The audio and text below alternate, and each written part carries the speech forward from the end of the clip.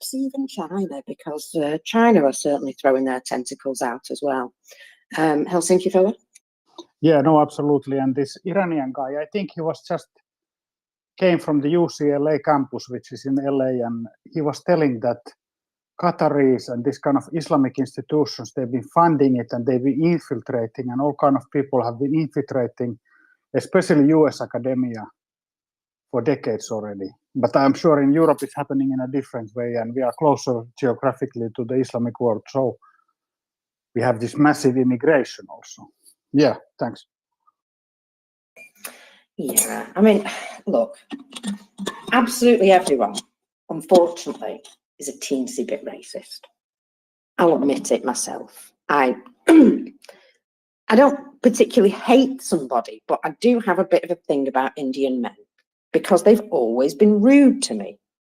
So I have a little bit of a bias against them, because whenever I've spoken to an Indian man, he's been exceedingly rude to me, unless he was a shopkeeper, in which case you'd expect him to be polite.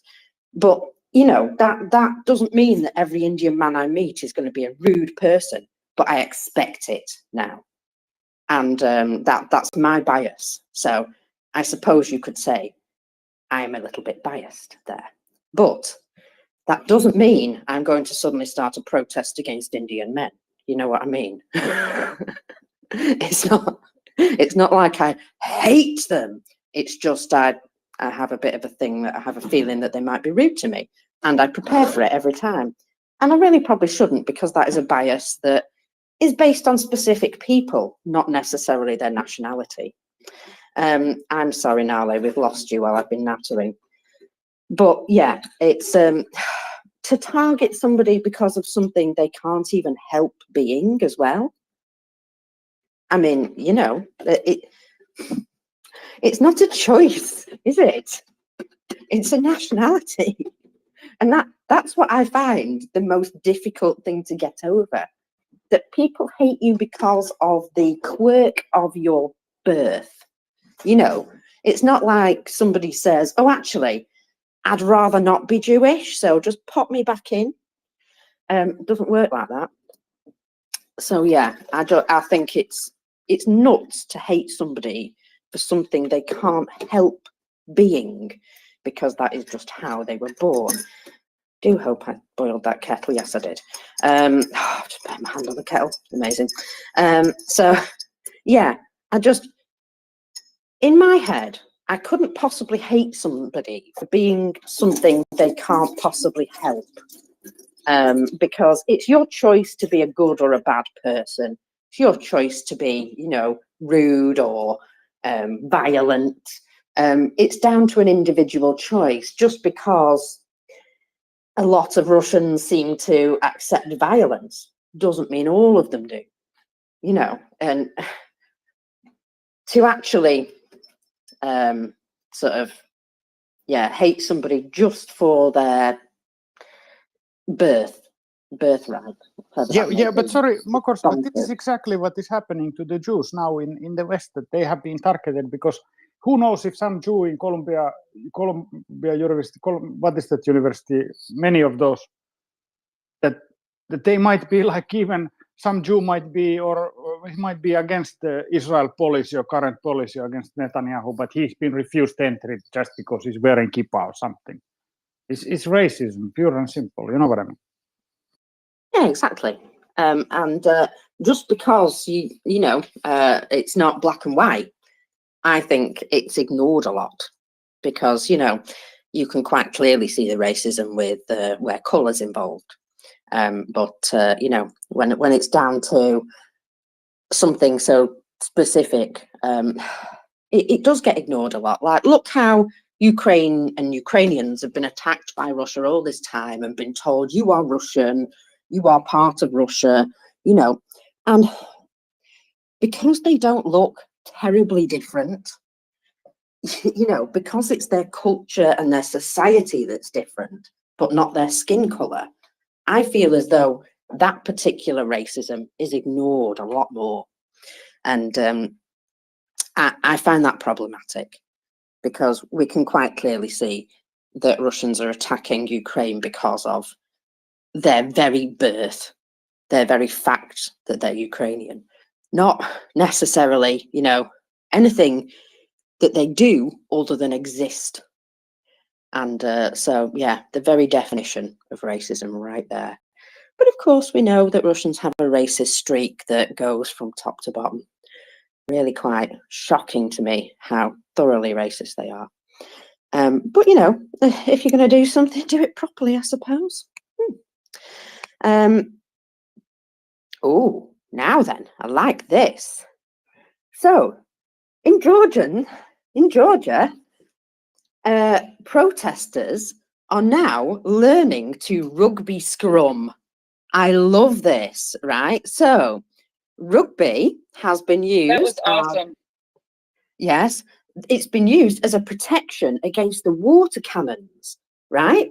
So the big rugger guys run to the front and start the scrum, and then everybody else piles behind them, so that it protects the rest of the crowd from the water cannon. And so if the police then try and fire the water cannon over them, it's a lot more dispersed and it doesn't work. And let me just repost that. He says, rugby is our game, Georgians say. A scrum is formed by protesters defending each other against water cannons. Love it. Love it. Sorry, I'm very excited when people come together to save themselves, you know, damsels in distress and all that. I'm not that kind of girl. But when people go ahead and save themselves, I just find it so inspirational. Oh, excuse me.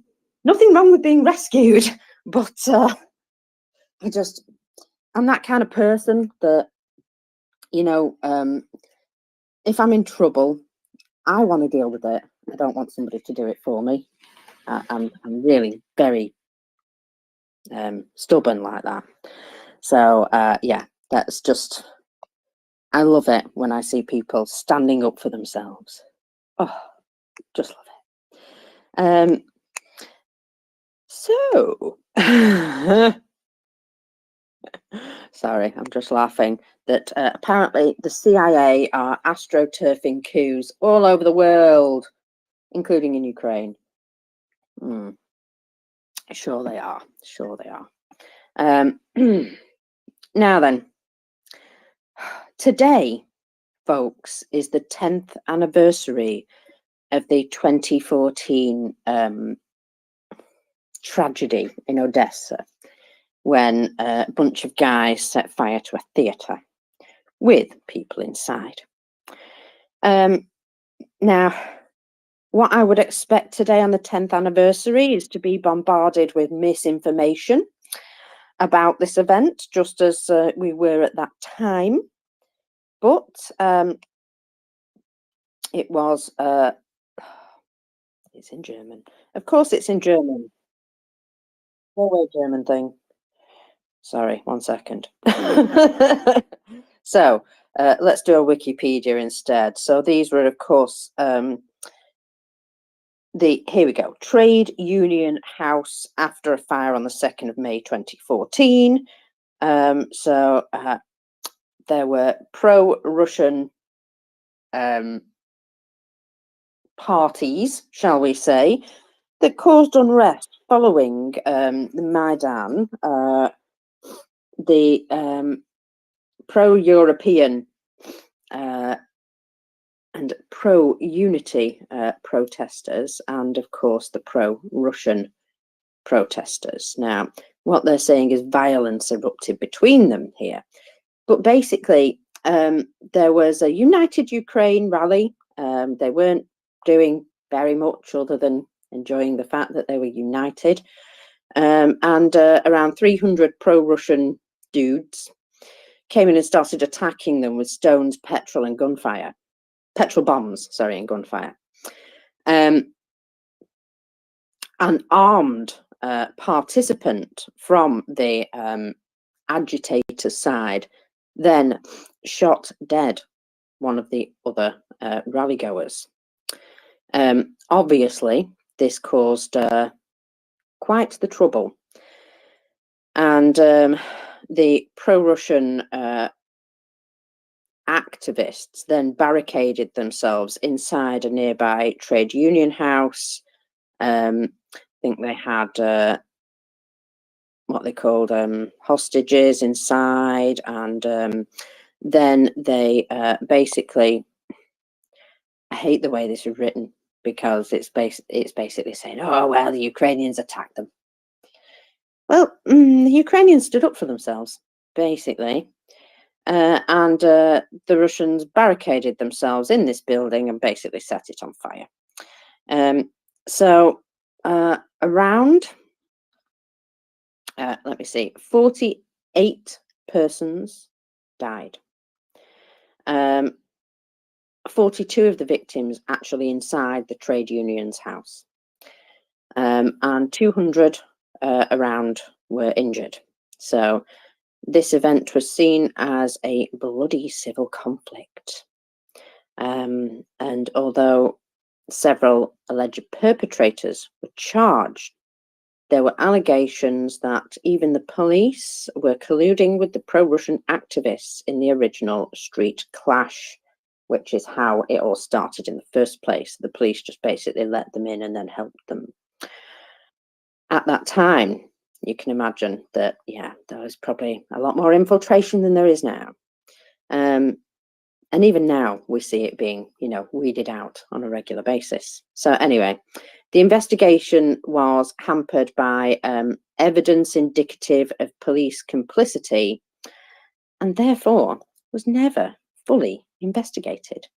And of course, the Russians threw out all this propaganda nonsense about how, well, it was, there were these people peacefully attacking the Ukrainian rally, and then they found some finding out. And well, long story short, they should stop that shit, and we should ignore the propaganda coming out about it. They turned up and basically caused a fight, and quite the disaster, really. And then, of course, when it's all Ukraine's fault, they rounded up a load of Russians and attacked them. And this is where the protection of Russian speakers balls comes from. Well, some of it. Now then, our friend Will has been checking out the oil refinery at Afipski, that one. Now, there are a number of juicy targets at this place. So he said there's a big storage and transfer facility, or there's the refinery process units. It's a medium-sized refinery, but either of those things would be really useful for Ukraine to hit. So obviously we know that there was a boom, and definitely there was a flash of an explosion, but we don't know what it actually hit. So we're just waiting for some more news. I think that, well, if it goes really, really quiet, that means they hit something proper. If the Russians come out and say, there was a fire and it was put out really quickly, then you know that there's a fire still raging, that sort of thing. So we'll see what happens. Right. Hello, update. Russia claims to have shot down 12 drones overnight. Officials alleged 3 UAVs were stopped in the Krasnodar area near the oil refinery. Now, they may have shot down 3 UAVs, but I wonder how many they didn't shoot down. There was also an attack in Smolensk. Sorry. The target was, now, Russia says it was civilian energy infrastructure in a town called Roslavl. However, there were no casualties, of course, never is, And this particular energy infrastructure, well, I'm going to say it's very likely that it's actually supporting more military facilities than civilian ones. Just, you know. Now, you know what I never did, Prince? Because you never did the numbers, and it's my fault. Yeah, I know. I yeeted myself out the space, and then I was like, sure, there was something I was supposed to do. And it's right here. So, well, milestone of a kind, I suppose. 470,000 on the top line now, with an additional 1,030 liquidated personnel. 20 tanks, Prince. No, 20. 20. That's 19 more than there were in the parade in Moscow last year. We're going to find Indeed out how many they're going to be in this parade in this year, and we know that one of them is going to be rainbow glitter firing confetti cannon or gun off of the beautiful tank that is in the nest. And mockers, please, can you say the top line number again for the number of good Russians? 1,030 or 470,000. Yeah, 70,000. So we need 30 more thousand, right? Well, I suppose we do, yeah. Yeah, so we need like 30 more thousand. So if there are 1,000 every day in the month of May, we could hit 500,000 in, well, I think that we will hit 500,000 in June. We'll either hit it around the end of May or sometime in June.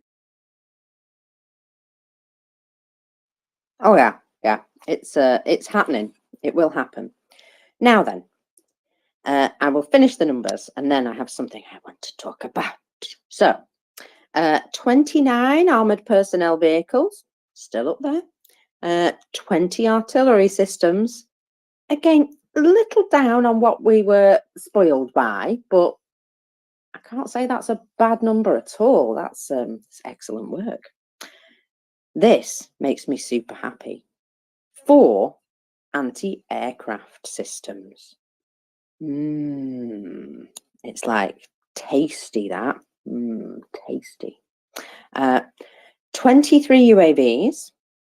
See, it seems they got some more in. Some more deliveries in of UAVs. 49 vehicles and fuel tanks. You know, I understand that they've been using some more civilian vehicles than armoured vehicles, but seriously, nearly 50 vehicles lost in a day. And I can't imagine any army being pleased with that situation. Now, I know they've got just oodles of scrap that they can pull out and refurb and what have you, but that stuff takes time. These kind of losses, especially if they're armoured vehicles, is just unsustainable. Absolutely unsustainable. And last but not least, extremely good, 8 special equipment. You know how I feel about that. And it comes to a total of 1988 with the addition of 8. And I just thought that was also quite fun. A fun number. So there you go. Sorry. Carry on. Oh, I swear no. What's that? I swear you wanted to come in at some point. I had a little... No. I'm thinking about the thinking about hitting the 500,000. Really, I'm thinking about hitting the 500,000, and you know that's going to happen. That's going to happen, I think, well before my birthday. And I'm just saying that. So yeah, I'm just going to say that because I was going to say it would be a great birthday present, but it's going to happen long before my birthday. Well, the thing is, when it happens, it will be a milestone. Not sure it'll make any difference to Russia. But here's something I was researching last night because I actually had time to do some research. I know, madness, isn't it? No idea where that came from. However, I did enjoy listening to this because there are problems. And this is information that comes from a pretty good source. It's the Inside Russia channel, Konstantin. And although he says some things which I think are maybe a little bit exaggerated, some of the stuff that he says is really sensible. And, well, you know, he's the kind of guy that tries his best not to deliver any nonsense either. And this is what he's been able to find out, that there have been 3 large flows of people leaving Russia. So the first came at the beginning of the mobilization, the original mobilization that they did, where all the fellas of mobilization age who really didn't want to die just skipped town, disappeared. Sometime after, all their families went to join them. And this has been sort of a constant trickle of families leaving to go and join their husbands overseas as they, you know, establish themselves with a job or what have you. And then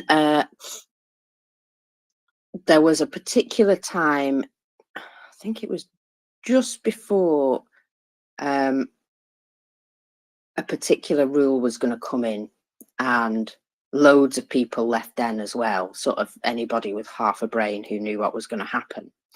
However, the engineers and the scientists and the, you know, sort of the people that, the knowledgeable people that could go and work anywhere in the world because of their knowledge and expertise, those people were still paid very, very well, and they were given incentives to stay.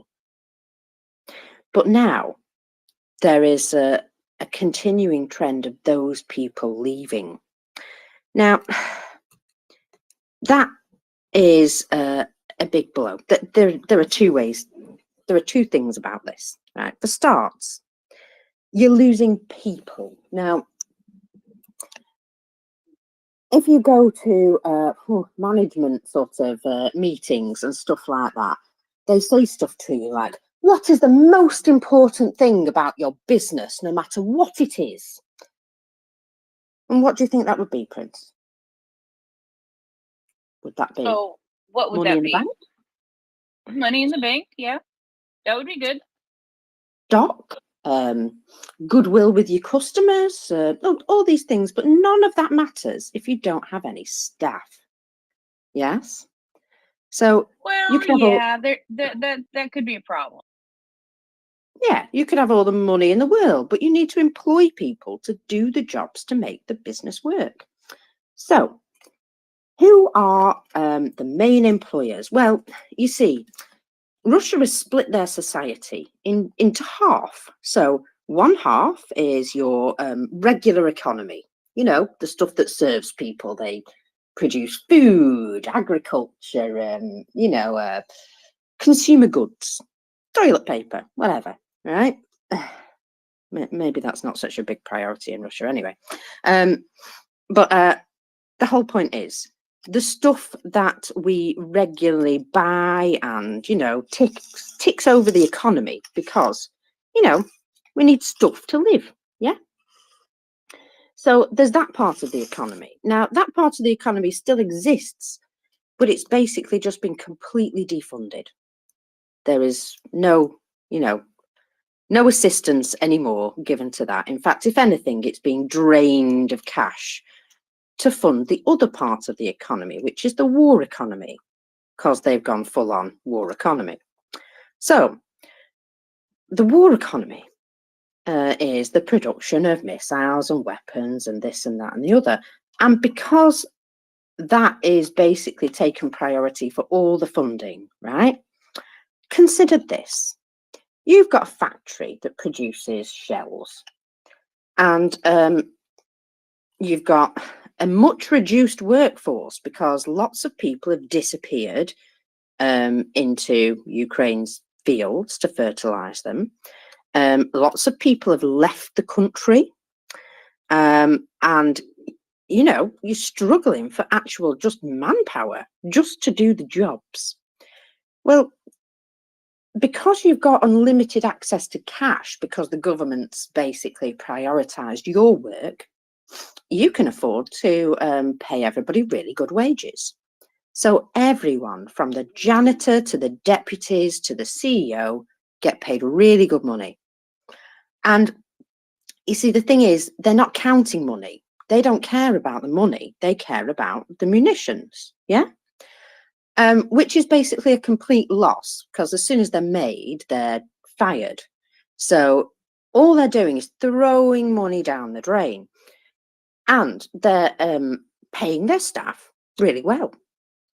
Now, that causes problems with the rest of society, because if only those jobs pay well, guess what happens to the workers who were producing the food and the basics and all that stuff? Well, they go to work for munitions factories because they can make much better money there.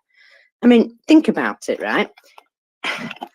$300 a month is what a regular citizen in Belgorod might live off. And they're being offered $2,000 per month. You'd take that job probably, wouldn't you? You'd be convinced. Yeah, I would take it. Exactly. So they're sort of flooding the population with all this easy cash as well. So everybody's got lots of money, but they can't necessarily buy the things that they want to buy because sanctions and stuff. Now, if everybody's got loads of cash, but the stuff that holds up the economy doesn't have any workers, what do they have to do? Well, they have to put their salaries up too, but they're not getting any support from the government to do it. So half of them are folding because they just don't have the money to pay the staff to do the work, because nobody wants to work for them because they can work for a munitions factory down the road for an extra $1,000 a month, So what we found as well is that women are now being offered very heavy labor jobs, which would normally only be reserved for men for obvious reasons, musculature, for example. So it does go to show that there's some real serious problems now with the workforce. And the problem is the economy, the general economy, is holding up the military economy, but the regular economy is not strong enough. So they're having to dip into their sovereign wealth fund every month. And, well, let's just say there is an end to that. There is a certain amount that they sort of have to keep the whole country going. And, well, they've been squeezing that for years now. And Konstantin feels that very soon this is going to be a real problem just because of the lack of human capital to keep their economy going. All these sort of, every month, basically, it will get more expensive because, of course, if you put everybody's wages up, guess what happens? The products that they make also go up. But on top of that, fuel is more expensive. So, of course, anything that's transported around also gets a premium added onto that. In the end, you're paying a tenner for a loaf of bread.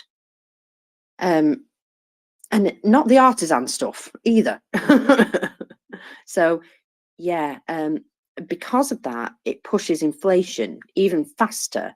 And hyperinflation is just unavoidable at that point. So you can imagine, can't you, that it's all going to go boobs up in a spectacular way, and well, there will be a point where they won't be able to hide it, and everything will just sort of come crashing down.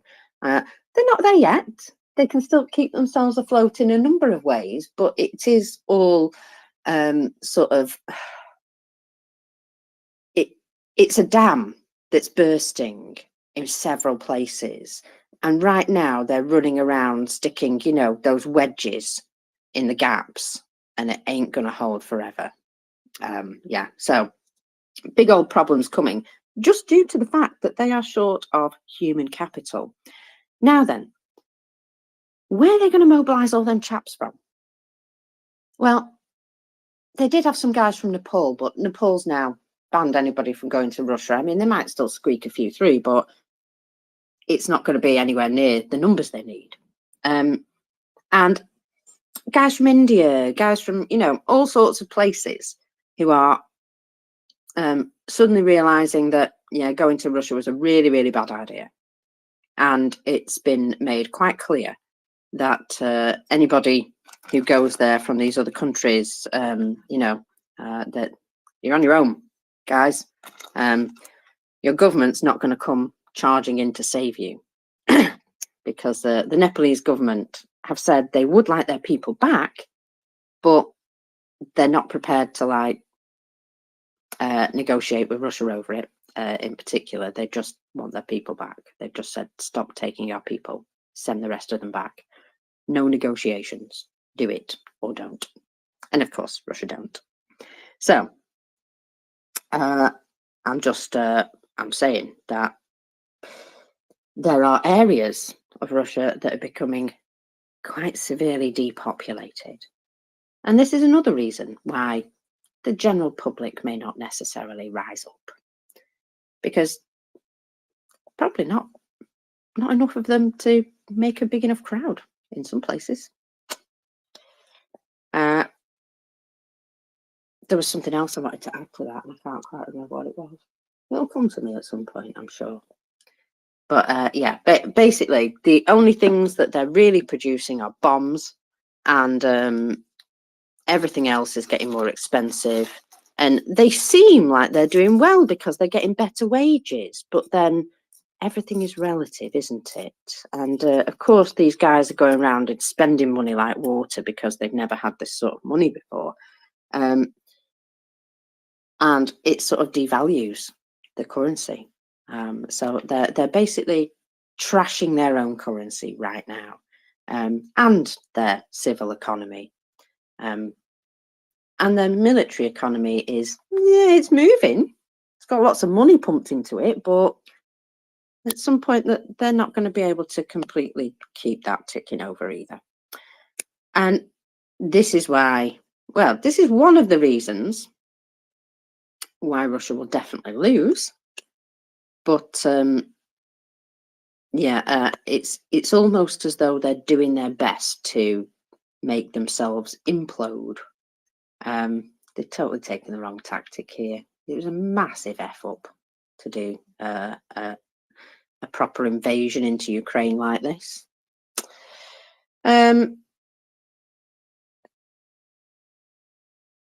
So I've still got Georgia on my mind, by the way, Prince.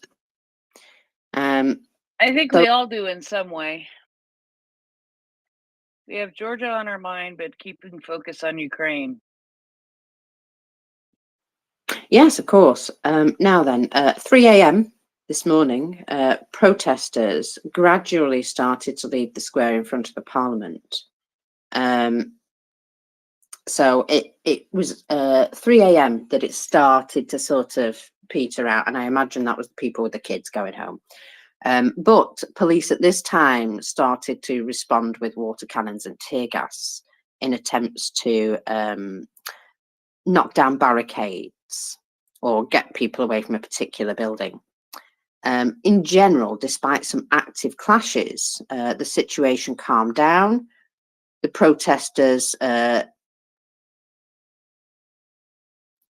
not making any plans to storm anywhere, and the police didn't plan to attack and disperse those who remained quietly. So I think they basically had a little bit of a go at them, and then kind of went, well, they're not really bothering us. And so obviously at that time of night, everyone just wanted to go home.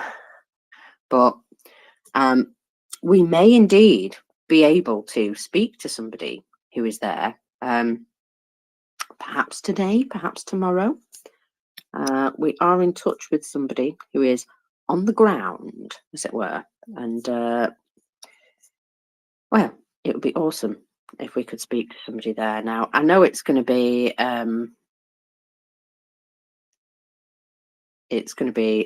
loud, probably, so we might have to find a way to I don't know, get him to hide in a building or something so he can speak to us, or sit in his car, or perhaps something, speak to us. I've got something you're going to love, Prince, in a minute. I'm going to put it in the nest so that you can enjoy it. Oh, it's not it's not related to an explosion, but it's still brilliant. So yeah, anyway, loving that, and we might be able to get to talk to him later. So kind of excited for that. Now then, oh, it's not arrived in the nest for me. Has it arrived in the nest for you? Yep. So, somewhere in the biggest economy in Europe, that's right, somewhere in Russia, in a flight Yakutsk to Srednikolmsk, or wherever it is. Anyway, they're coming back from Yakutsk, and all the passengers are bringing loads of eggs. So, apparently. Oh my God, that is freaking funny. Look at all those eggs. Well, The black apparently, market for there used to $5. be something called the sausage train in Soviet times, where basically people travelled, purchased sausages, and then, had to travel all the way back home over miles and miles, because that was basically the only way you could get the meat, was to travel and go and pick it up. So, sausage trains.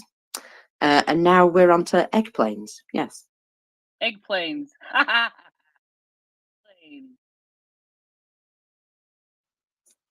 Well, maybe it's too cold to keep hens around where they live, but yeah, just you wouldn't think that you would probably have to, travel by flight just to go and get some eggs. Well, No wonder they bought quite a lot. The other thing I gotta say is, if that thing hits some good turbulence and those eggs go flying out of those those overhead bins, which have no doors on them, it's gonna make a big, huge freaking mess. That's what I want to see. Oh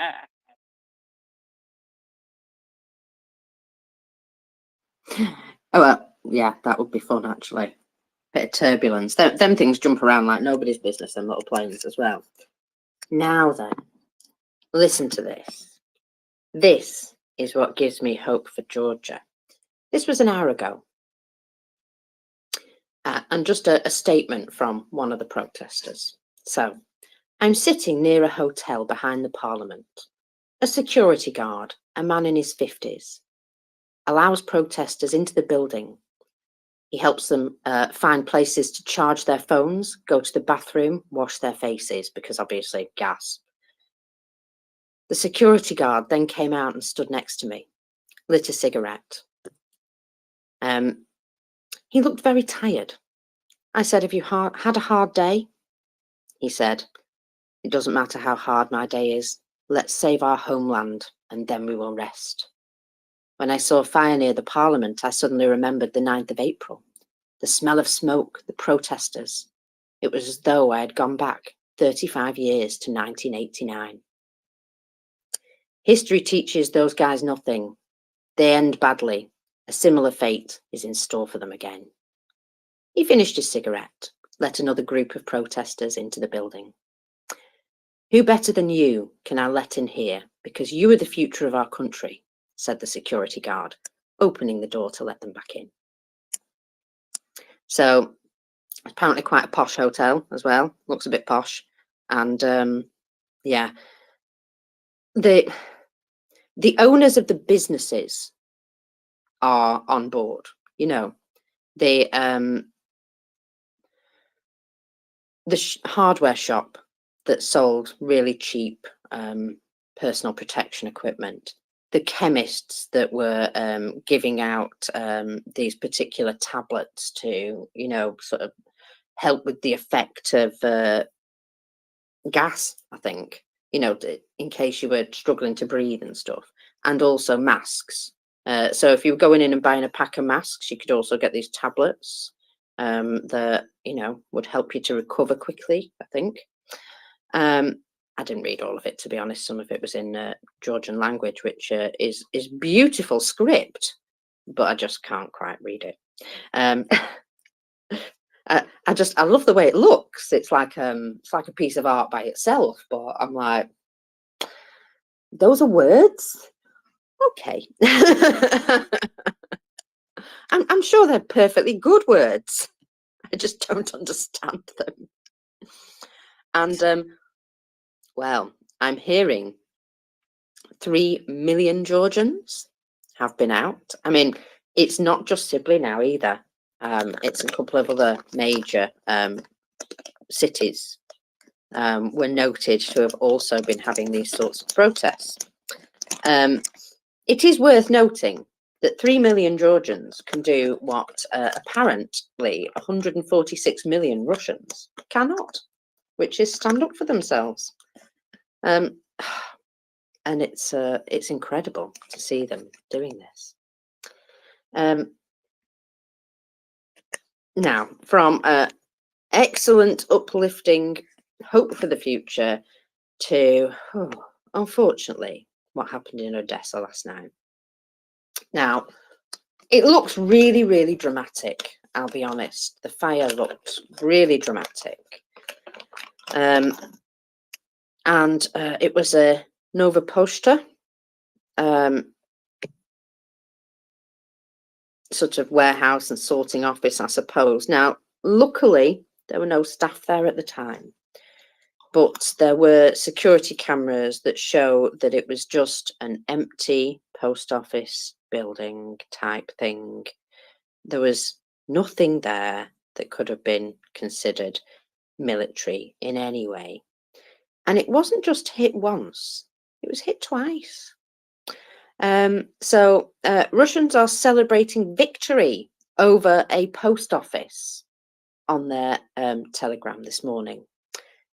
They say the reason is because this was a military warehouse with newly arrived weapons from Romania. Now, I know they believe that Ukrainians are now a superpower, but it's just worth noting that missiles from Romania are not usually delivered by Odessa port and kept hold of by the Nova Posta. So, yeah, they destroyed a post office, but apparently that post office were handling bombs from Romania. Didn't you know? That you know what? I've worked in a post office. If anybody had brought a bomb in, I reckon we'd have probably not accepted it for posting. This is true, but how would you have known? I just, you know. Oh, you've got to declare what's in a parcel over a certain weight, you know. Well, yeah, you have to declare it, but you don't have to open it and show them. They could tell you it's something else. That is true. We once had a guy who came in, right? And I'll tell you this just because it's funny, right? This guy was really smelly. Now, he obviously didn't know he was quite smelly, but he used to come in about once a week and he would send a little parcel to his auntie.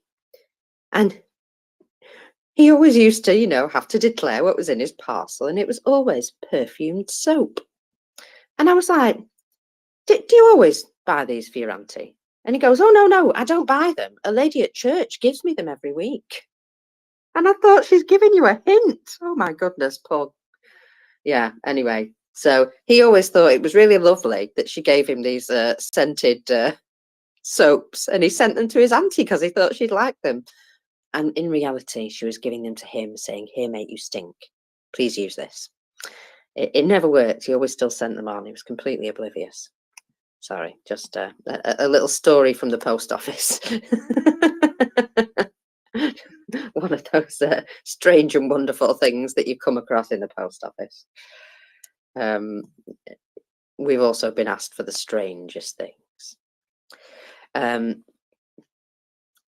Yeah, just so as you know, post offices don't usually sell bus tickets, but we used to get asked for them all the damn time. Yeah, I know. It's like Just sent you a video of Smolensk. Smolensk, that one. Smolensk. Smolensk. In answer to your question, yes, one of those. Yes, I've got an appointment this afternoon. Good fun. Oh, Smolensk region. Well, there's definitely something burning there, isn't there? And when we say energy infrastructure, ooh, that's some black smoke there. That's some black smoke. I'm popping that into the space just so you can have a look.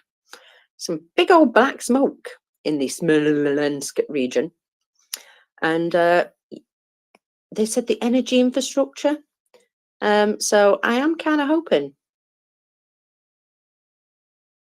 Oh, hello. Sorry, I'm being told about trains in the background. Yeah, I am kind of hoping that that was something really painful. You know me. Now then, you know how Russia have been using chemical weapons,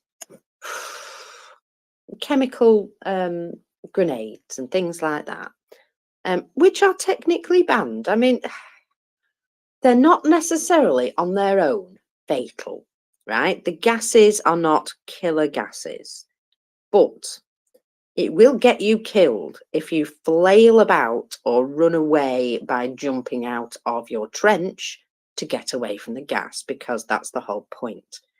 They're dropped in there to make you disperse and be unable to see what you're doing. And of course, you put yourselves in a place where then Russians can shoot you. And you don't even know they're there because you can't blimmin' see.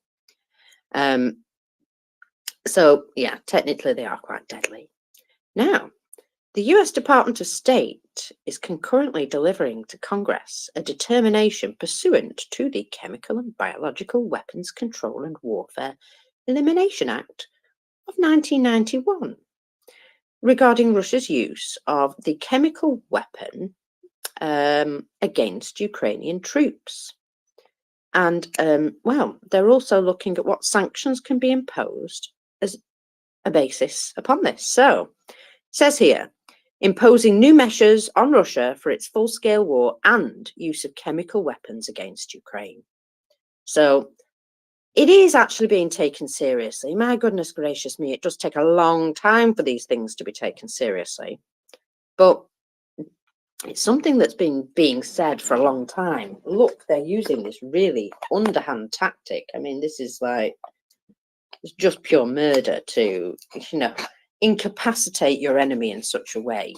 I hate to say it, but us British, we'd be like, it's just not cricket, that, you know, it's just not within the rules of warfare. I mean, how fucking shady is it to do stuff like that? And we wouldn't. That's the whole point. So we don't expect others to, because we've got some sort of tacit agreement that we're all going to behave like gentlemen in war. Well, no, you see, Russia never signed up to that, did they? So they just do what they want, and we have to make it. We have to make consequences for them as a result. Prince? So here's the thing, and this was brought up repeatedly, actually, during the 2020 protests, because you right now in the State Department is making a statement, the State Department of the U.S., about the use of these chemical weapons in Ukraine, right? Chemical weapons are things like, oh, I don't know, tear gas, right? Yeah, tear gas. That's what we're talking about here for the most part. Tear gas. Not allowed to use in war. Not supposed to use it in war, right? Go and look at the streets of Tbilisi. Go and look at the streets of Tbilisi. Nobody complains that people are using tear gas against the protesters.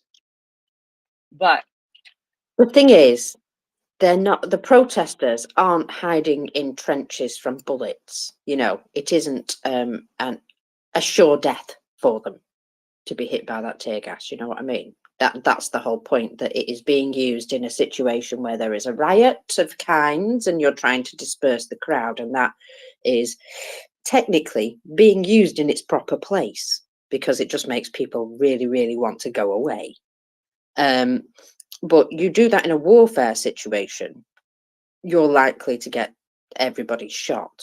yes, because, but how? you know, But how? How does it make sense that it is okay to use something like tear gas in a civilian situation, but it's not even allowed in a war? I mean, I understand what you're saying, but do you get what I'm saying too? A weapon that is banned from being used in a war is being used against civilians. oh, I get it, but the weapon on its own is not, you know, is not going to kill those people. It's just going to incapacitate them. But incapacitating, but you know, your enemy on the battlefield means that you've got an advantage over them. Yeah, isn't that the goal? You want to incapacitate the enemy. Will, go ahead.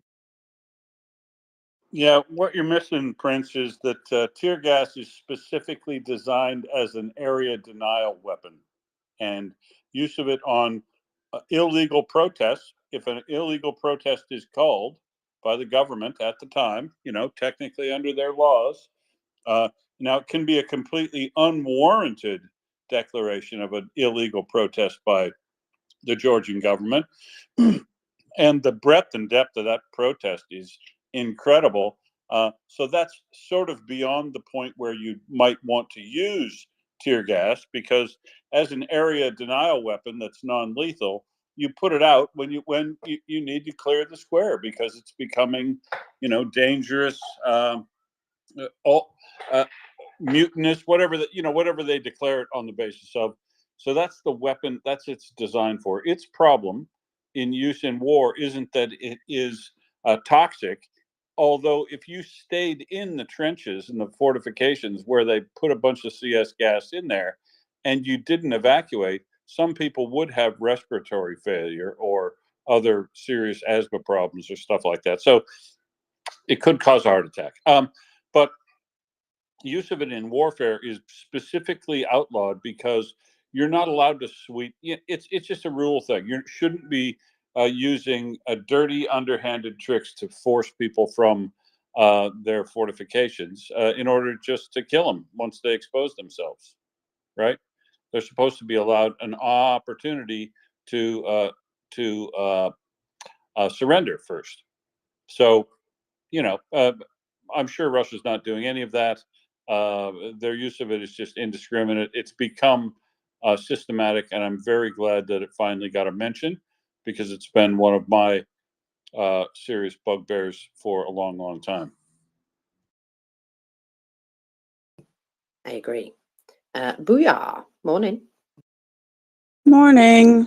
It's also an abortificant and wreaks havoc on the female reproductive system. So just FYI. I did not know that. I haven't got any of those, but that is very good information too. See, it's a massive stress inducer. Yes, big time. And it can affect the cycles of women who weren't even at a protest, for example, because it hangs out in the air for a while, because it's very sticky and sticks to clothing. For example, yeah, it's nasty stuff, even if you aren't in the designated area where it's shot, I guess is the best way to say it. So, and there are some studies, I think, that I forget where, but there are some studies on the long-term effects to the female reproductive system as well. Well, that sounds especially delightful, doesn't it? So yeah, again, it's I suppose in Georgia they're using it as a non-lethal alternative to disperse a crowd, but I mean that crowd's so big, you're not going to disperse that crowd with a small area denial like that. You might get them away from a single building, but there's also the thing that, you know, once that gas is in the air, unless you're wearing appropriate respirator or something, you're also gassing yourself, because that has happened on the battlefield where the Russians have tried to, you know, drop gas on gas grenades on the Ukrainian positions, but they didn't take into account the wind was blowing directly back at them, and they ended up, you know, gassing themselves as well, which I thought was kind of funny. So there's also that other element of using something like that, that you can't tell it who to bother and who not to bother, you know, and it's every likelihood in a field of battle that you might end up also gassing yourselves, which is why the police have to go through being gassed once in a while, just to remind themselves how very horrible it is, and how to deal with it properly. So yeah, there's that too. Morning, Ming. I see you have joined us on the up here. Morning, mockers. Sorry I'm a bit late, Prince Hannah. Yeah, just getting myself sorted here, and I'll be ready in about 2 minutes. All righty. No worries. I put something aircrafty into the nest there. If you haven't completely lost it. Oh, there we go. It's in the middle. It's right in the middle there for you, Ming. A little bit of a view inside one of the puddle jumper aircraft there, specifically being used as egg transport by the looks of things. So I thought you might have a little giggle at that. And while you're all getting yourselves sorted, let's give you a frontline report. Now, not all of this is super duper trooper great, but remember me saying I don't like blowing smoke or sunshine. I like to be positive, but let's not be telling ourselves lies, hey? So, Russian forces have managed to enter the southern territories of the settlements of Uruzheny and Arkhangelsk. Some progress has also been achieved by them south of Pervomaisk in the area of Chasiv Yar. On the Zaporizhia front, Russian forces launched a single attack to try and capture a part of the settlement of Robotny, something like that. So, as usual, they entered the settlement, came under very heavy fire, and failed to consolidate their positions. In the end, they were forced to fully retreat, and the situation has not changed.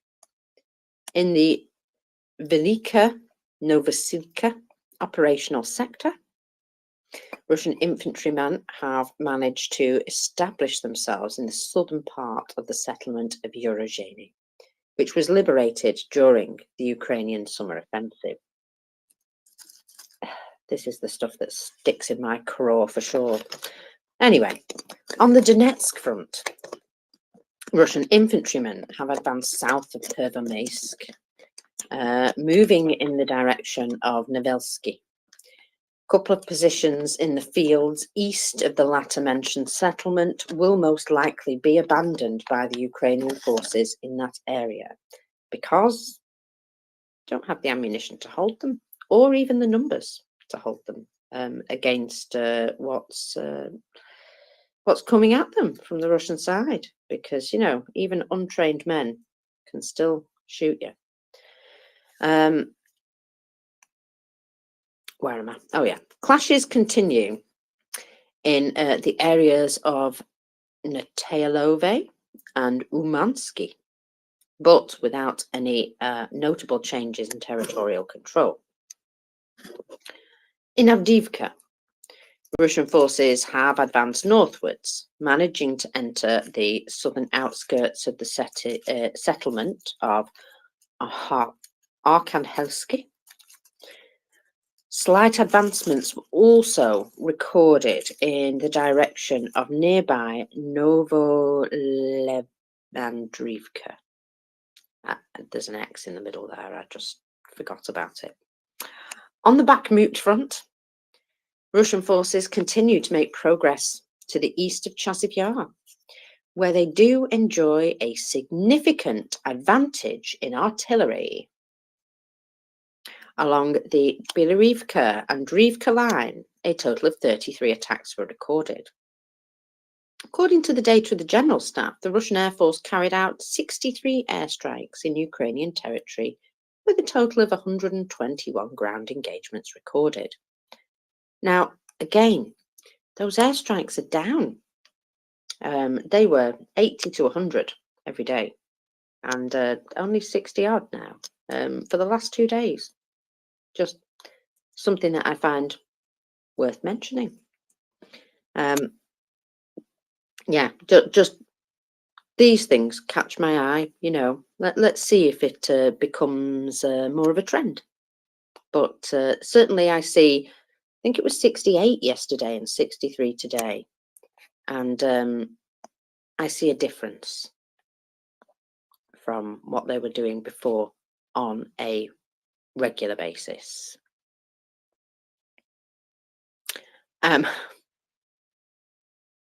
Okay, so I think we're going to enjoy the trending stuff today, which is obviously Make Ukraine Great Again is still trending. And oh, I've just lost the other one. Doesn't matter. I think the other one was Mugger. Yes, Mugger.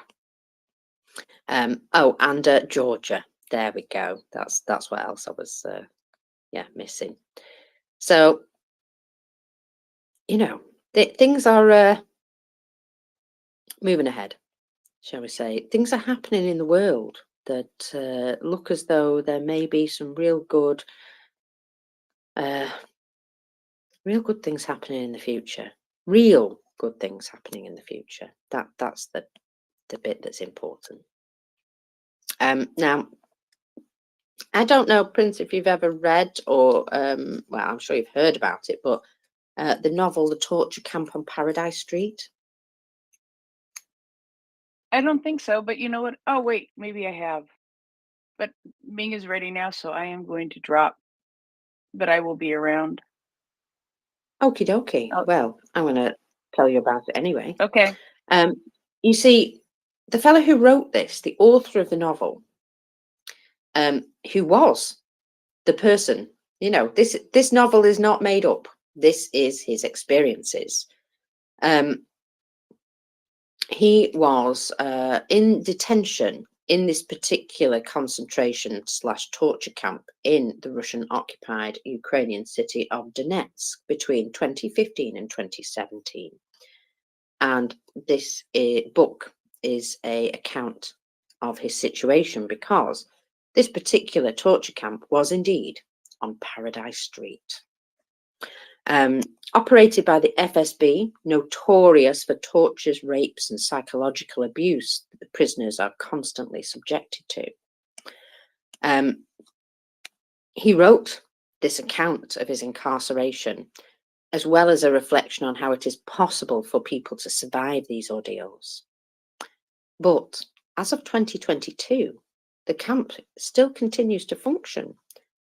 One of its former supervisors and main perpetrators of a lot of the tortures was, however, captured in Kyiv in November 2021, thanks to the efforts of the guy who wrote this book. Stanislav Asayev. Now, he continues, would you believe, to fight for Ukraine. I mean, he's in hospital at the moment with, I think, quite a severe concussion. Sounds like he's had his bell seriously wrong. But he was in an encirclement, and him and his team were expected to not make it out. And then he put up this message. According to all the laws of physics and probability, I should have died, but I am alive. The positions, however, have been lost. So, you know, it just goes to show that this guy is not fighting because he's fighting for, you know, an ideology in particular. He's fighting because he knows exactly what's coming. Exactly, because he's lived it. And he's written a book about it. And I would encourage people to read it. It's a hard read.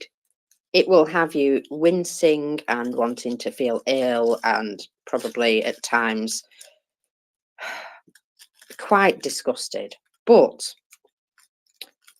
there's hope in it. And that, you know, it's one of those things that, you know me, I'm a right positive bugger, me. Always got my positive pants on. And even though everything's, you know, crap, we still have to be positive. And one of these people who truly believes that hope never dies. It just never does. Because if it did, Stanislav would have died in the torture camp. If it did, if hope was able to be crushed so thoroughly,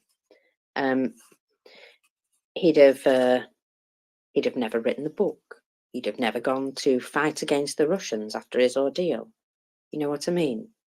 There is always hope for a better future. And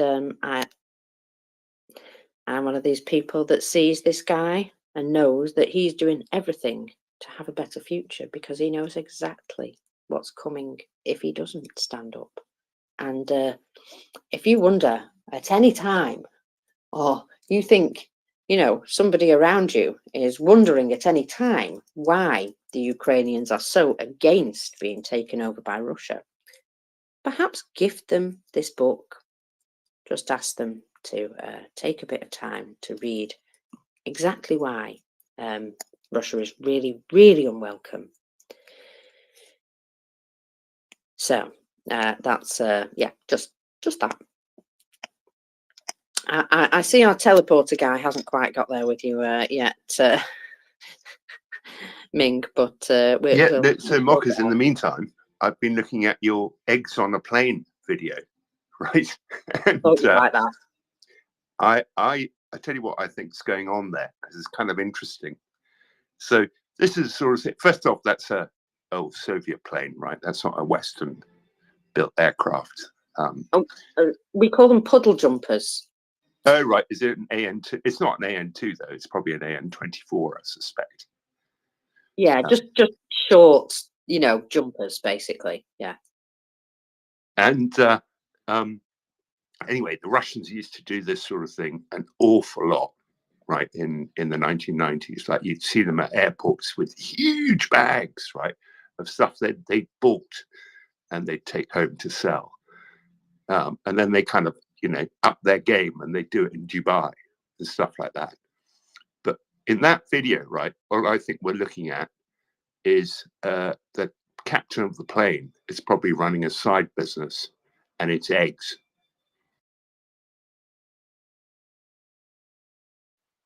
So apparently there used to be something called a sausage train. Is that right, Ming?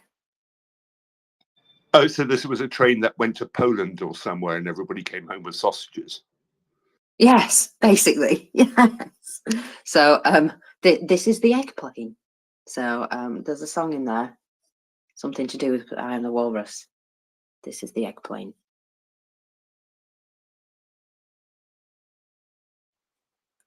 Now he's just popped up as co-host, and I don't have his audio, so maybe he's stuck. Yeah, no. So now separately, and I kind of, I'm a bit switched off generally here in Ireland from Irish politics, but I kind of, watch it a bit, and so particularly, in the context of Ukraine, where we've got the well-known Claire Daly and Mick Wallace, very loud in the European Parliament about. Honestly, Ming, that guy should get chucked out just for his hair. As far Well, as I'm yeah. So concerned. guess what shows up in my timeline today, right? I get an ad from Ming Flanagan, who's another Irish MEP in the same vein as Mick Wallace and Claire Daly, if not more so. If you take a look at him, mockers, he's got a beard and a ponytail and all that stuff. And his ad is because he's basically standing for re-election to the European Parliament, right, on the 7th of June, next month.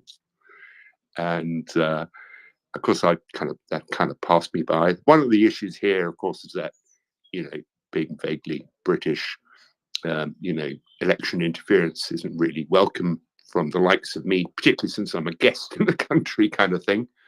But there's been all sorts of interesting things going on recently here in Ireland. And, we've had a couple of kerfuffles recently, mostly around immigration. So they use the hashtag Ireland is full, right? And, how full Ireland actually is open to question, since the population was about 8 million before the famine in the 1840s, 7 or 8 million thereabouts.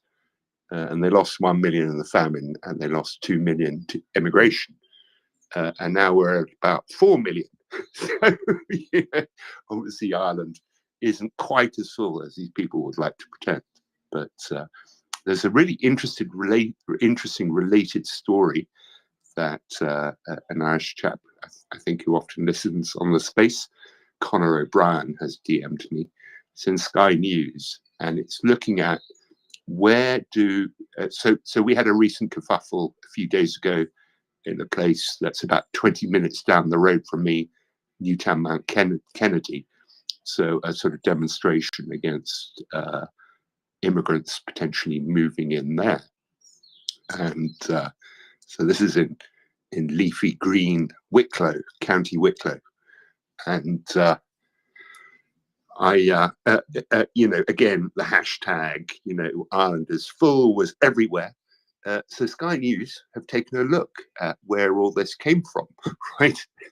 Who were the accounts using this hashtag? And lo and behold, not an awful lot of Irish people involved. So I was let's see, roughly a quarter of the sources of the tweet were this is the hashtag Ireland belongs to the Irish, right? About a quarter of the tweets come from Ireland. 56% come from the US. The UK is next with maybe about, I don't know, an eighth of the total. And then there's Canada a little bit and others. Now, of course, the others are probably malign foreign influences. So really intriguing.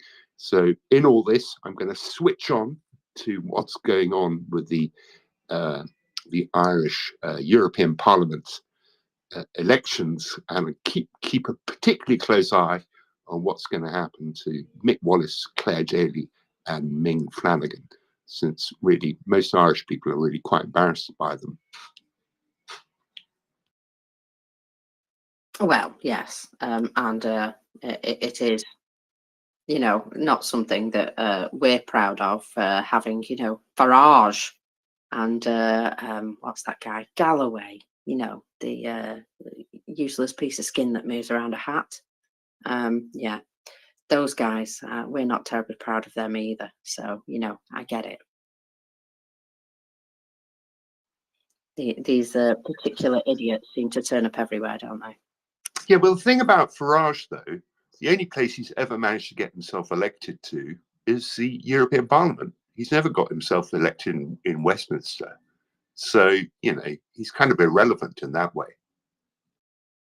That is true. He is very irrelevant. Daniel, welcome up. Hey, did you see the drawings of the Russian children? I did, yeah. They look a bit horrifying. Okay, I have some info for you to understand it better. So, the children in the photos are around 10 years old, right? And I can tell it from experience, and I have a huge experience in this. Never, I mean, never a child can go to that level of realism. So, are made it or by older people or just superimpose some photos, contours to color them. So Daniel, I might have an answer for you on that. they are Go on. they are not AI, not artificial intelligence. That is bullshit. So let me say something like this. When you are young, you are very naive. Your hand is not precise enough, and you cannot express realistic portraits, boots, hands. These are very, very, very difficult. You don't understand perspective. All that drawings are made by someone which is at least 16, 17 years old at high school of art. And Russians are very good at realistic art. So I tell you, that is made it just for propaganda. Children love the attention and don't watch them like little monsters. I know it's very natural to react like that, but in this morning I think about it because I remember my drawings at that age, and after that, when you start academics and learn to draw, you understand much, much, much better. And my daughter also made this art high school, and believe me, she's 17, second year, and is somewhere close to that level. Okay, so they are not 10 years old childs drawing that. And this tells you something. First, they have a need of propaganda. You know, everyone from the little one to old babushkas ready for war and kill and massacre Ukrainians, which I find it kind of forced. And they are extremely propagandistic. You know, the dead people painted in yellow and blue. Because remember, 1 year ago, you are arrested for wearing t-shirts and pants or umbrellas, yellow and blue. So take it with the huge grain of salt. And believe me what I say, a child will never draw like that. The child is very naive in artistic impression. And it's curious because I have a strong feeling something there is brewing inside. You know, long quakes for gas and diesel. This internal struggle of we'll go to the end, we'll never lose this war. And 2 days ago, I saw some Russian recording dead Russians in some sector of Eastern Front, and people commented something like, look how many dead Russian soldiers per square meter. And I didn't see that. I see that the dead soldiers had rubber boots. Rubber boots are the cheapest thing you can put in your feet, except maybe, I don't know, beach shoes. So they don't have military boots. They use rubber boots. And this is, in my opinion, catastrophic for logistics. If you cannot offer the soldiers boots, you cannot expect them to give them food or, plate carriers or, right type of infrastructure. And all these gainings of villages around the Divka, which is not funny, I think will be seen different 1 month from now. Probably they will try something big and they will fail, because the Ukrainian Air Force spokesman said at the end of this week, the starting of next week, the F-16 will fly. And that will be, closing a huge gap in Ukrainian defense. So, sorry to go from point to point, back to my domestic stuff.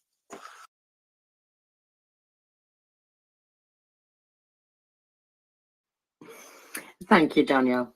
No, it's no problem going from point to point, but yeah, I see what you mean about the children and the pictures.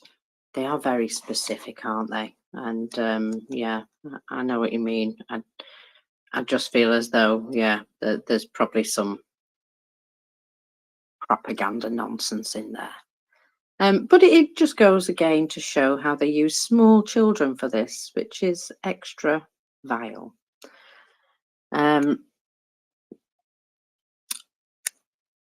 my crikey. Right, okay. Sorry, I was just having a quick look at my DMs, and let's just say I've got too many.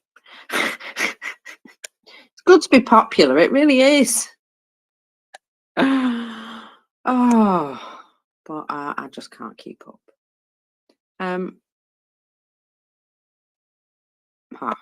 Very funny. It was Jeff. Okay. Sorry, I'm just looking at Novosibirsk. And, well, I'll just retweet. It's a blizzard. There seems to be, yeah, a massive amount of snow falling in Novosibirsk today. This is, well, I understand that they stretch across a large space of, land and stuff, but in one area they've got a massive snow melt going on, and in one area it's snowing, and the rest of it appears to be on fire. It's a strange situation. Oh, talking of fires, remember me saying some time ago, Ming, that they might be a little bit short of firefighters? Yeah, and Genesis Man brought that up too, didn't he? Oh yes, and they're a teensy bit short of firefighters. Judging by the information that I was getting from a couple of videos of Konstantin yesterday, because I decided that I would have a little deep dive on just how terrible everything is, and it's terrible. He made some predictions, because these landscape fires happen every year, and if the summer is a particularly hot summer, it's going to be extra bad. And they don't have the amount of firefighters that they used to have. They just don't, because a lot of them have either gone off to war because the money was better, or they've gone off to work in munitions factories because the money's better, or they've gone to work out of Russia because it's a lot safer. And so they're down to a bit of a skeleton crew of firefighters, and they've been recruiting quite a few younger people and stuff like that, and you can see how their actual firefighting techniques have deteriorated, shall we say. Sorry, I'm just trying to do 6 things at once. Oh, growing old, guys, don't do it. My knees are killing me. Yeah, so they're a little bit short on firefighters. And because of that, some of these, especially these landscape fires, they're not really able to tackle them like they were. I don't know if you noticed, but there was an area yesterday where there was a landscape fire and it got really out of hand because there were high winds and a town burnt down, basically. I think it was Buryatia, Ulenude, or Ulenud in Buryatia. And that's the sort of thing that's going to keep happening.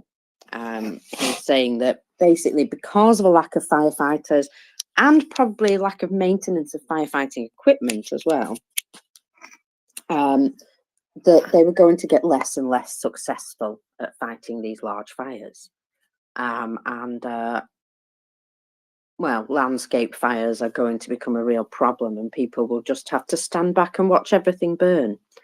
And he said, no, not only is there going to be, you know, like chaos in the society, but there's going to be just chaos because they're not going to be able to keep things ticking along like they were. You know, when an economy falls apart, the sort of the civil protections that we've put in place fall apart as well.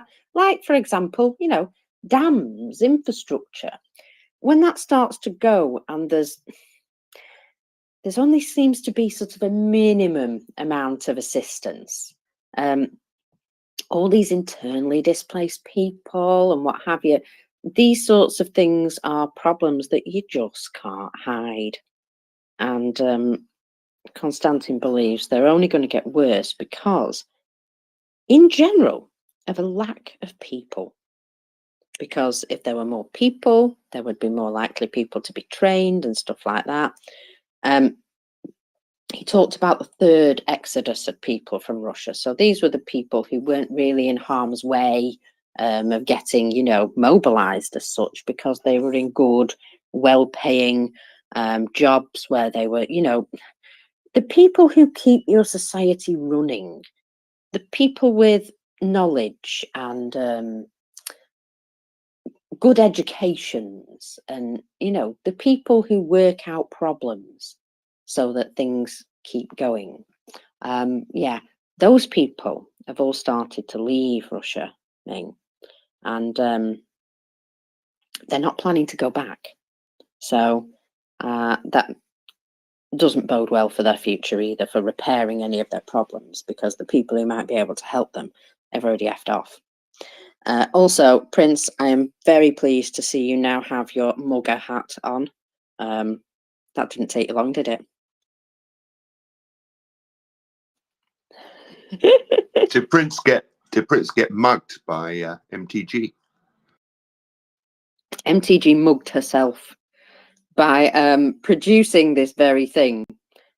She's made everybody go, yes, that's brilliant. We're having that. That's ours. So we've stolen her Make Ukraine Great Again. And, well, I think she's going to wish she never said it.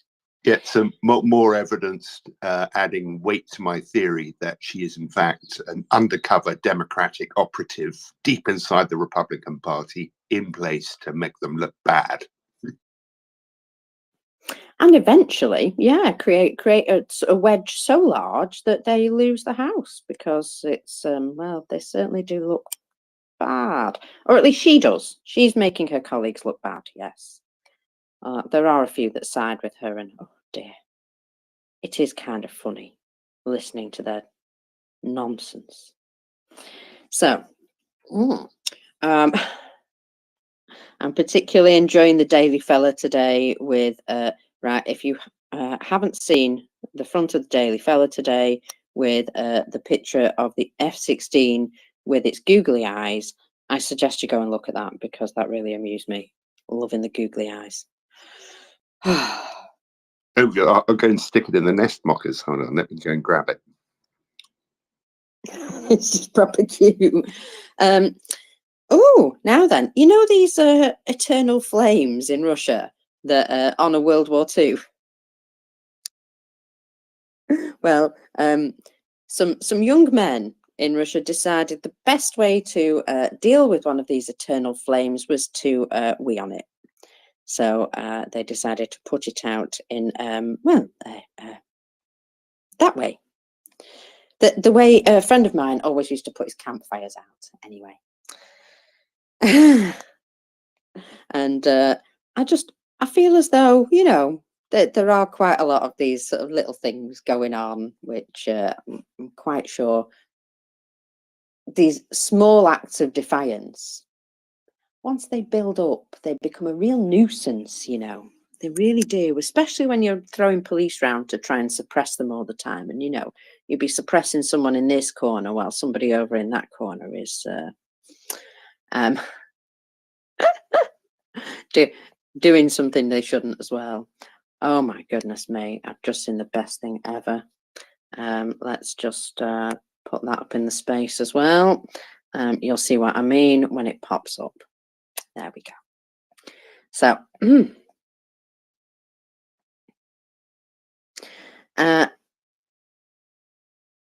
I've got a few bits. I'm just going to try and put them in some sort of order for you. So one of the things that we do know for sure is, and I'm only bringing this up because I love to say it, but also it is a bit of news. We remember an oil depot being attacked in the Smolensk region the other day, and it was noted that both the areas where the tanks were standing appeared to be on fire. And Russia gave a weak excuse that only one of the areas had burned and the other area was fine. It was saved. Shall we go to the video now? Let's go to the video. According to satellite images, both oil storage depot areas were 90% destroyed. So only 2 tanks remain out of the, let me see. It's about 10 in each area. So yeah, only 2 tanks remain. It's a shame, isn't it? Just like to say that that was what we would call in the darts game arrows, by the way. That is some accurate arrows. Just love it when you get like confirmation of something really accurate that the Ukrainians have done, and it's been really successful. Now, for all those talking about negotiations with Russia, well, Ukraine are not, you know, without a reasonable streak. And so, Kuleba, in fact, Dmitry Kuleba, one of these days I will get his name right first time, has been having a chat. And he said, well, we're not inviting Russia to this June peace summit in Switzerland because they've got no intention of actually negotiating in good faith. However, after the peace summit, we might be able to talk to them because we might have new things to say to them. So until after the peace summit, there is no point talking with Russia. Ukraine knows there are only 2 ways to bring the Russian Federation to a situation where it will act in good faith. The first is success on the battlefield, and the second is the creation of a coalition of countries that fully support Zelensky's peace formula, which includes the withdrawal of Russian troops to the borders of 1991. Now, obviously, we know for a fact that Russia could promise all the things in the world and yet wouldn't necessarily be negotiating in good faith. So basically, it's time to, at this peace summit, it's time to get enough countries together to give their full backing to provide plenty of additional pressure on Russia. That won't work. I can guarantee you that. They will need to be defeated one way or the other, decisively on the battlefield, as far as I'm concerned. But it's one step closer, I suppose. this peace formula, Ukraine have written out something which is reasonable and important, and I think hits all the right notes, and I don't see any reason to change any of their plans going forward. So many other countries have tried to come up with their own peace plans, and I just think, that's really weird. Imagine somebody asking you what you want to do and then telling you, well, actually, you should do it this way. We'd rather you did it this way. No, you asked me. Here's my answer. Marcus, Helsinki fella. can I Oh, interrupt go on. briefly? Yeah. Because we have Helsinki fella I with was his just hand going up, to him. and I have a feeling I know what he wants to talk about, because I've seen your conversation, Helsinki fella, and it's exciting stuff. Yes, Ming. So there is Miss MriyaReport, Marika. She wants to join our conversation. She's, I think, on the ground in Tbilisi with the pro-democracy people. So we should give her the mic and let her explain and have a good dialogue.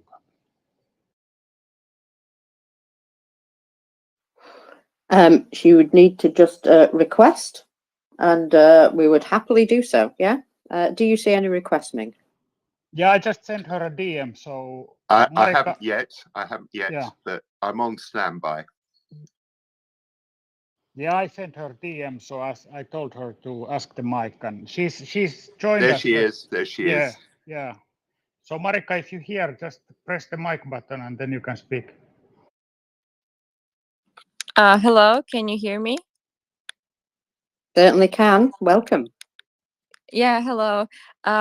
So thank you so much for your space just in general. MriyaReport is amazing, and thank you, Helsinki fella, for asking me to join and inviting. So just to be clear, you do hear me speak, right? We do, loud Yeah. and clear. Welcome. Thank you so much. And just to start, we have this Georgian Dream government in Georgia, which I'm joking that actually denazified and demilitarized Georgia since the day they came to power, because it's now evident for most Georgians that they are Russia's quite successful project. And they control basically the entire system of state. So we had the really bad mixed elections, semi-proportional, semi-majoritarian, that gave them disproportionate representation in the parliament. Plus, we don't have many oligarchs, unlike Ukraine. We only have one oligarch, Ivanishvili, and he's the guy behind this government. So there's actually no real money other than him in the country. And according to some reports, he has personal assets worth 1/3 of Georgia's GDP. Plus, if you add other people in his network to that, they have like insane amount of unlimited resources. And then also Georgia is a very, very centralized state. Like it's an abomination, really. So they have the disproportionate representation in the parliament. They have all the money, and they have the entire state resources. Like out of 73 mayors in country, only one is from opposition.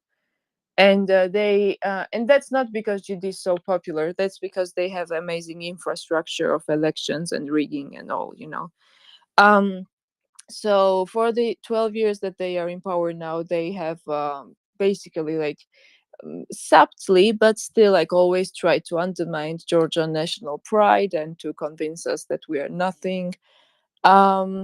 And when the 2002 full-scale invasion of Ukraine happened, Georgia's democratic society and people were instinctively, of course, supporting Ukraine. And from day one, we had quite big rallies in support of Ukraine. I'm sure you remember. But the government, they how to say they still managed to split the public support for Ukraine, because they began this rhetoric of we don't want to join war, we don't want to open second front, and the West and Ukraine are requesting from us to battle Russia also from Georgia. And Georgian people are quite traumatized in terms of war. That's understandable because like we're a very small nation of 3.7 million, and we've had several wars with Russia already in the last 30 years. And we're a very risk avoidant society. So in some people there was the sentiment that of course we support Ukraine, we hate Russia, but let's not like just let's just sit, like let's not do anything much. While for other parts of the society, not doing anything was like like treason, was a cowardice, and like for me as well, like I felt very.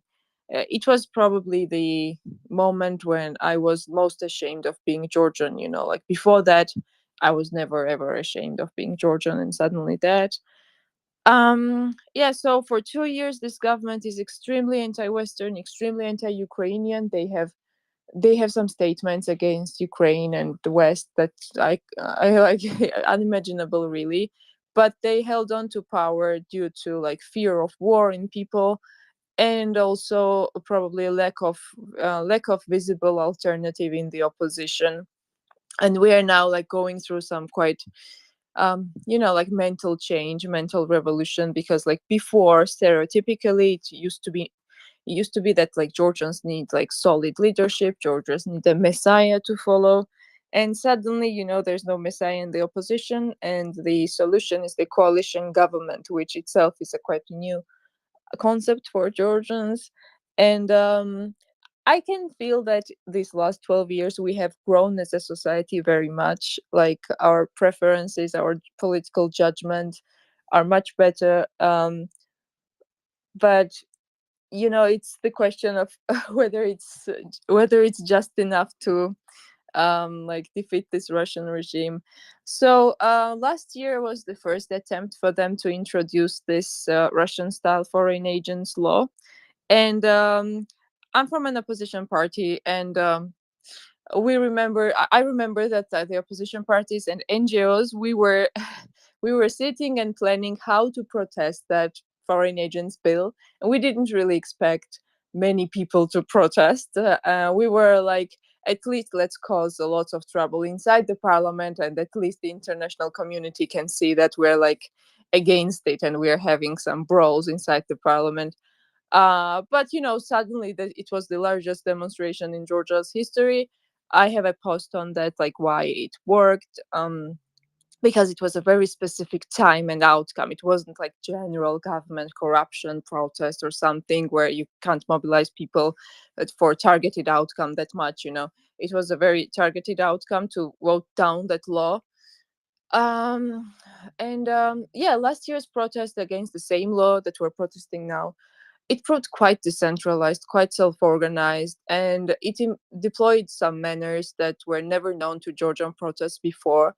Like, just for an example, a Molotov cocktail had never been thrown in Georgia before that. Like maybe during the civil war in 1991, 1992, but not during protests. And Georgians always used to be like very timid protesters and always afraid of the government labeling us disruptors and aggressive, and we would just like complexes we would have the complexes of escalating a protest, even like last year. So March 7 was when they adopted the law at the first hearing, and then they cracked down on us. So the second day, March 8, was the largest protest, but we didn't have any plan really, like we were like, what do we do now? Because the government would ignore even if there were 200,000 in the street, if we didn't really act. So one of the politicians, he suggested to just siege the parliament, exits, um, and eventually that turned out like victorious, because the police got pissed off about the siege of the parliament, and they cracked down on us again. And then that crackdown went so violent that the next morning the government had to back off with the law, because I'm sure they were afraid of in the couple of days that would become a revolution. It was a choice of like, either we withdraw the law now and make the protesters go home, or we need to like lose power altogether in a couple of days. So last year's protests really gave escalation, like non-violence of course, but like gave first protest legitimacy. So it was a watershed in terms of like we're not that timid protesters anymore. This year, so when the law was back, and we don't fully realize why the hell they brought the law back, because it's kind of a suicide. But my explanation is that the Kremlin is pushing for this law just directly. On the other hand, I can't really see why the Kremlin would push for the law, because it's in their interest to have the Georgian dream in government forever, because it's their very last government in Georgia, and they needed to control Georgia, also by extension the South Caucasus. So if they lose the GD, they lose the region at large. But I'm like kind of explaining it to myself that since Russians are so bad at perceiving emotions and attitudes, like they expected Ukraine to welcome them with flowers and to take Kiev in 3 days, it's probably also miscalculation on their part that we wouldn't resist enough, you know.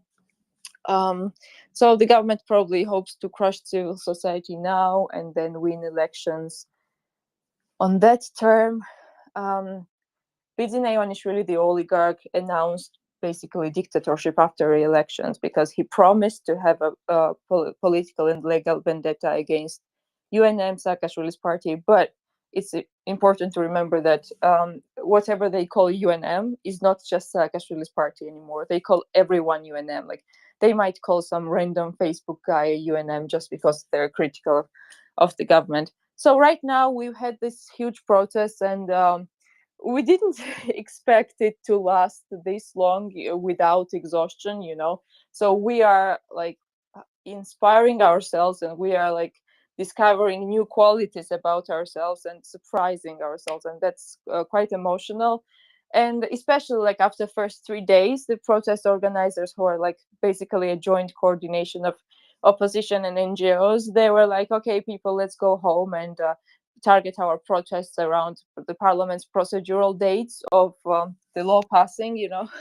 But suddenly next day, when there was no official protest, like, the young people were like, no, I want to protest, so I don't care. And the people began like blocking roads and main highways in Tbilisi, main transport arteries, like just spontaneously on their own. And everyone was shocked. Like, I was shocked. The entire public was shocked. The opposition parties were shocked. So that youth protest lasted like days, and then it was supported again by official protest. And the youngsters, they made a public vow in front of the Heroes Square that they blocked spontaneously to protect Georgia from the Georgian Dream Party and Russia. That was also very emotional. It feels like something you read in like 19th century books, you know, like National Awakening, The Spring of Nations, and things like this. So there were official protests again. And now we're at the point from this morning on when we're like, okay, so we have this amazing spirit and so on, but like, what do we do next? Because like it's obvious that protesting at the parliament alone, we can't depend fully on that, because like the GD is used to that, and the only way that succeeds is if they use excessive violence consistently and just like piss people off in entire Georgia. But we can't depend on that, and can't depend on like, you know, like can't be wishing for them to crack down on us violently. So we are like searching for alternatives now, to like road blockages, like paralyzing the economy or something, strikes. But this is all so new to Georgia. Like we are fully in uncharted waters, like absolutely. And also the protest doesn't really have leadership. It's very decentralized. It's in a way really good, because nobody thought that Georgians could protest without leadership. But at the same time, it does need good planning. So right now we are in search for like qualified leaders, in search for qualified plans. But one thing is clear, that this protest is like viral, you know, trendy. It's almost like you're an outcast in society if you don't support the resistance, and it feels different from everything before. Yeah. So that's it. If you have any questions, sorry for taking this long. Thank you. No, not at all. Look, Marika, we think what you're doing is absolutely fantastic, and we support you as much as we can. If what is there that we could potentially do that would help you more? Yesterday, I noticed a tweet from General George Feller asking us, in our NATO capacity, to support your president, who gets a lot of attacks from pro-Russian people in her tweets. So we did a bit of that. What else can we do? What else would help? Thank you so much for all your support in the first place. Like really, so I'm reading all the comments on Twitter about Georgia, and people are like calling us heroes and supporting us, and we're like, what are we doing that's special? Like, it probably feels like when you are in the epicenter and experiencing the adrenaline, you don't fully realize that you're doing something special, probably. But the encouragement from all of you, it really inspires us and really gives us energy to go on. And thank you so much. As for some specific steps, I guess, like,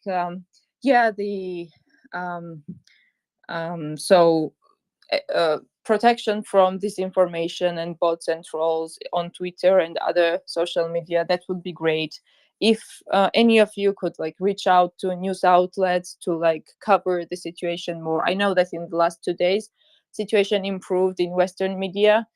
But still, like, if you could somehow affect the outcome that we are always in the news, that would be great. And also maybe to share some advices on successful protests, like from Maidan experiences, or something like that. We would appreciate anything, like from tactics and organization to like medical advices.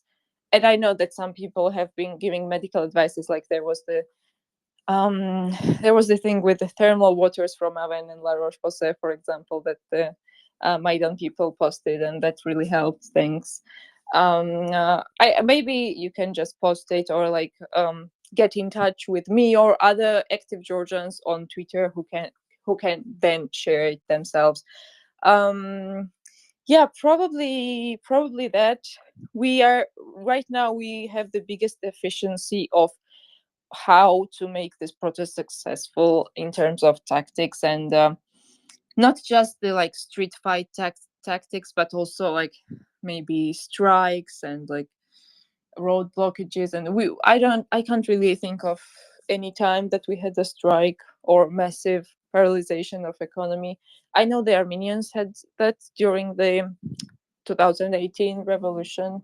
So yeah, like things like that, I suppose. I Thank you so have much experience, but and I did a little reply yesterday about it.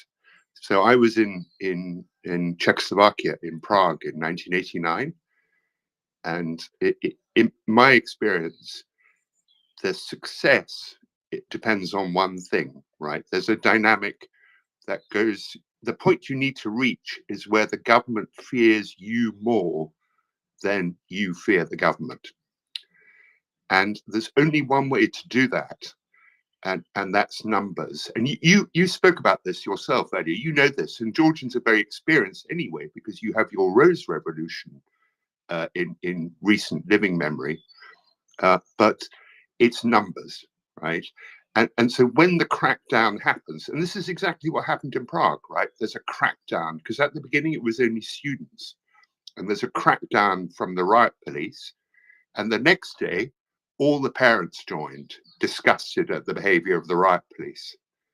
And it's amazing how we're seeing, just from what you were telling us, Marika, how we're seeing a similar development in Georgia. But there's only one thing, is to keep the numbers up and hopefully just increase them if you can. Yes, thank you very much. I'm sure that like at this point, we're at the point when even if like not every day there are hundreds of thousands, it does not mean that the spirit's gone. It's okay. Like it will be back again on the streets, the 100,000 and plus. Plus we have elections in October, and even if things go a bit slower in summer with holidays and football championship that we qualified for Euros and so on, it's not like this sentiment will just vanish and not culminate in elections one way or another. Elections are a different story. It's not going to be free or fair. But as for Rose Revolution, to be honest, like, yes, of course, we did have lots of protests back then, but we never dealt with a government who would do anything to stay in power. Everyone before had their red lines, you know. And in a way, Shevardnadze backed off, in my opinion, even more than he was pushed to back off, you know. So, yeah, now it's really the first time when we have to really go their fullest, because they would do anything. I'm absolutely sure that they are the only government in Georgia who would also use real bullets. But the only plus side here is that, like, they cannot really think that the real bullets will help, because, like, unlike Ukraine in 2014, the population is not that split on EU membership, and so they can't be hoping to crush us and, like, rely on the other hope, you know. It's 85 versus 15 in Georgia, so you can't really shoot and expect the 85% to, I don't know, like, let you survive, you know. So, but yeah, the Prague is, There's another yeah. question I have for you, and then we can go to our hands, because we have lots of people who want to ask you questions. But my impression is that this foreign agent law is, although obviously of itself important, it's symbolic of a much broader issue with the government. And I think we also saw this perhaps around Mahsa Amini. You know, although what happened to Mahsa Amini was a tragedy of itself, she became symbolic of a much, much bigger problem in Iranian society. And I don't know, is my impression correct? That's... Yes, that's absolutely correct. Like, last year, maybe it was more about the law per se, but in general, like, there are lots of grievances against the Georgian dream, and the law was a good articulation and formulation. But this year, it's definitely, when we say no to Russian law, we imply no to Russian government. However, last couple of days after the crackdown, day before yesterday, there are calls to say it more loudly, like, let's not say no to Russian law anymore, let's say no to Russian government from this point on. And we're now probably transiting to that. But on the level of sentiment, it definitely means the entire government, and it's not just about the law. It's, again, just a good articulation. And my politician friends, who are, like, much more well known than I am, like, visually, and people stopped them during the protest, like, hey, so what are you doing, what's next? And they're joking that if they mention elections, and the people, like, let's articulate our emotions for the elections, they were joking that they would get beaten up, you know, because, like, people do not, at the protest, they do not want to hear of 6 more months with Georgian dream, and they want action now. So it's definitely a very increasing sentiment that we really don't want to live under the Georgian dream, not any single day more. But yeah, it's good that we have election year. Although, again, I'm not relying on free or fair elections. Yeah, basically that's it. And we can move to questions if the co-hosts don't have any comments. Marcus, did you get the order? Who was first? I think Helsinki first, and then Ralph, and then another Alex Ferguson.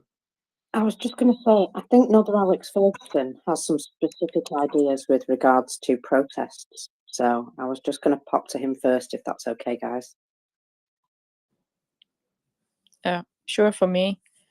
Morning, Marika from Kiev. In terms of specific experience, so I went back to Hong Kong for a little bit in 2019 to put on a black shirt and fight there. But one thing you'll see if you go onto YouTube is there are actually almost like instructional videos on things like how to deal with tear gas. So we had a video about how to use a combination of a traffic cone and a water bottle to essentially extinguish these things very, very quickly. But yeah, they're actually Hong Kongers are quite ticky and organized and weird in that way. So there are actually YouTube videos on how to deal with specific riot police tactics, which may be worth sharing. It's very visual. So I haven't seen anyone in Georgia use the traffic cone water bottle technique. But also got a question: who do you want us to harass? I would suggest Dom Nichols, because he's a cartoon dog and he's a journalist at the Telegraph. Marika, I'm sorry, I don't actually run NAFO. So I did message him about this and didn't get a reply. But maybe if lots and lots of cartoon dogs harass this journalist cartoon dog, maybe that's one. I've also noticed that if I message Kate Chabot from the Times on LinkedIn, she actually replies. But Marika, if you got an idea of which journalist you want to just fill up the DMs with, who would they be? Which ones are we going for first? Thank you so much for your contribution.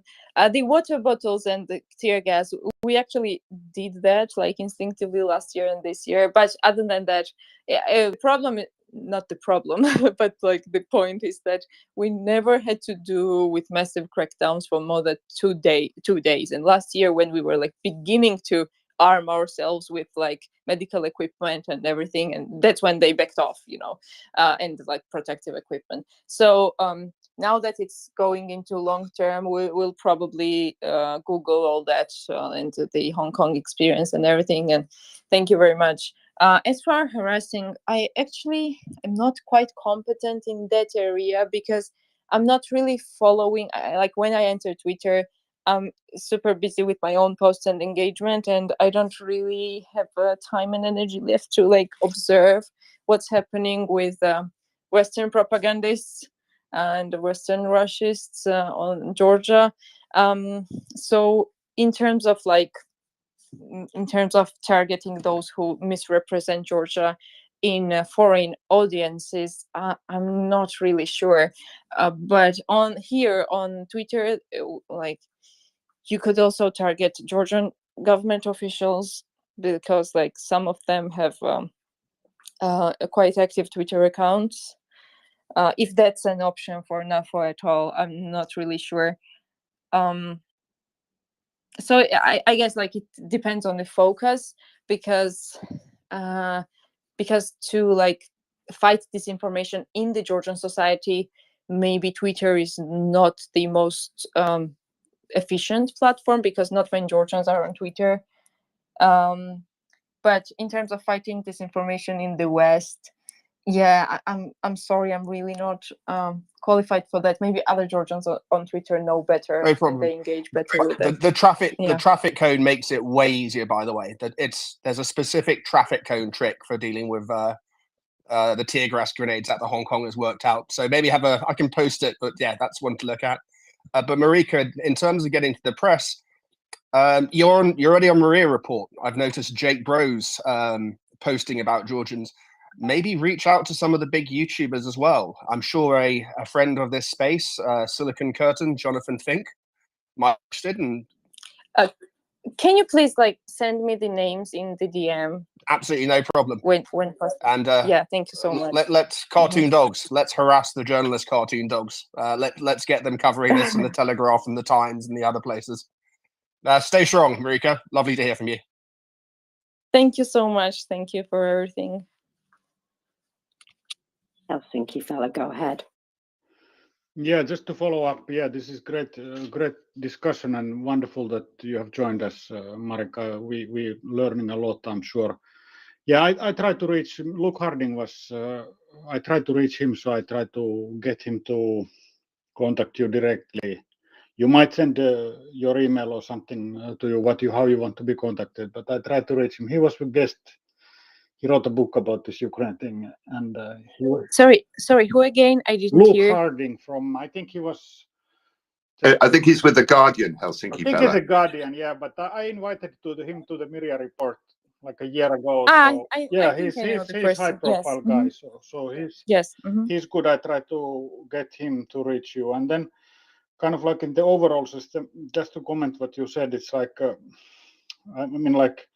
I think most of us, we didn't know Ukraine situation so deeply before Russia really attacked in 2022. And now, for this Georgia thing, we should have woken up in the collective West in 2008 already, 8th of August, when Russians started this war against Georgia and then to Crimea. So my kind of question is like, it seems to me, and I would be kind of like thankful for your thoughts on this, that now Russia is weak, Russia is engaged in Ukraine, now would be a good time to get rid of this dream party, you said, and I'm just asking, maybe it's kind of like simplistic to think, I'm sorry for my ignorance of Georgia, I was there when I was 10-year-old in the Soviet time, so it's a long time ago, it's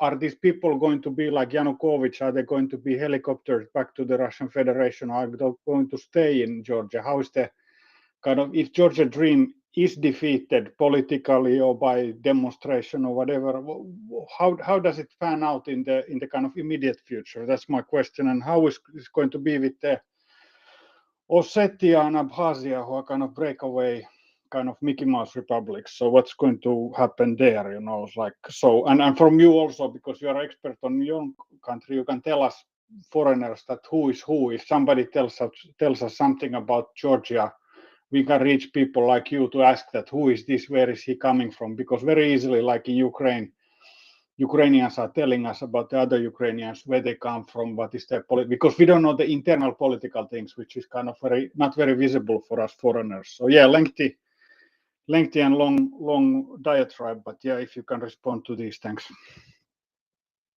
Yes, thank you so much. Those are very valid points and good questions.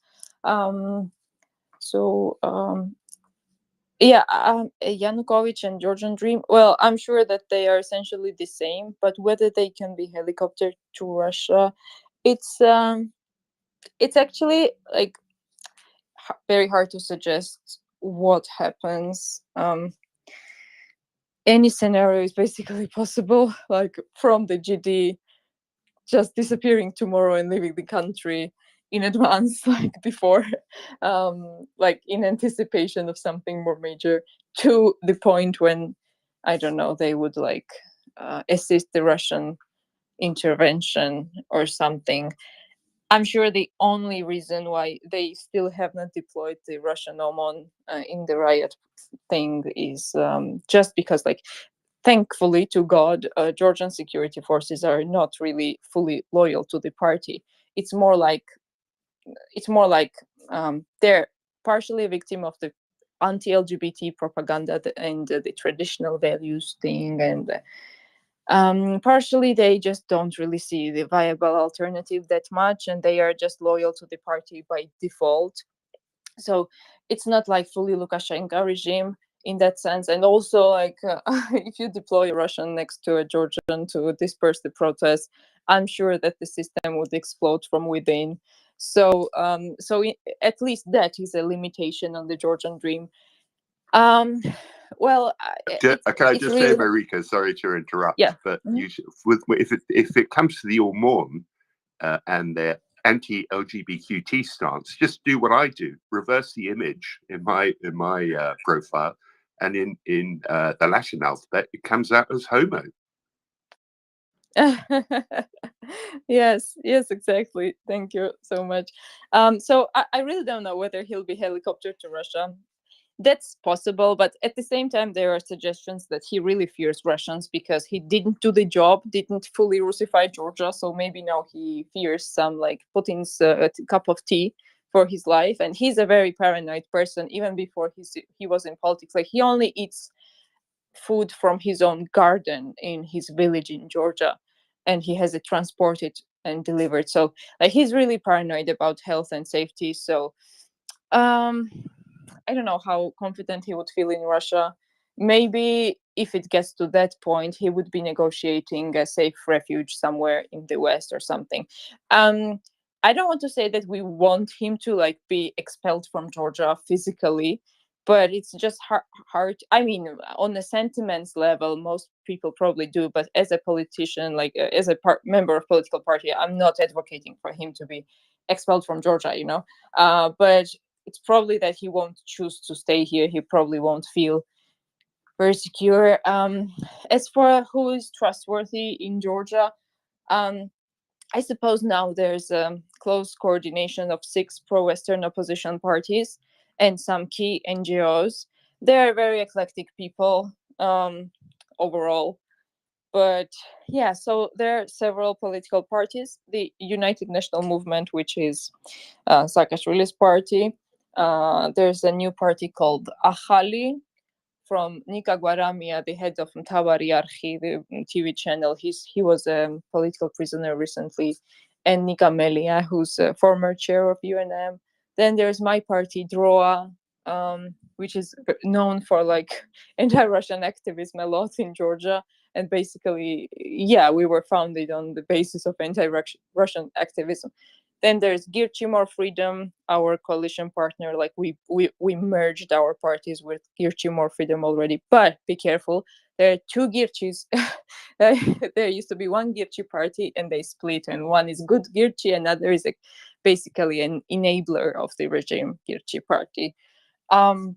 And wait, I listed 4 parties, and then there's also Strategy Builder, and there's also Lelo. I'm sure like it's hard to remember all the parties now, so if I can write it down somewhere.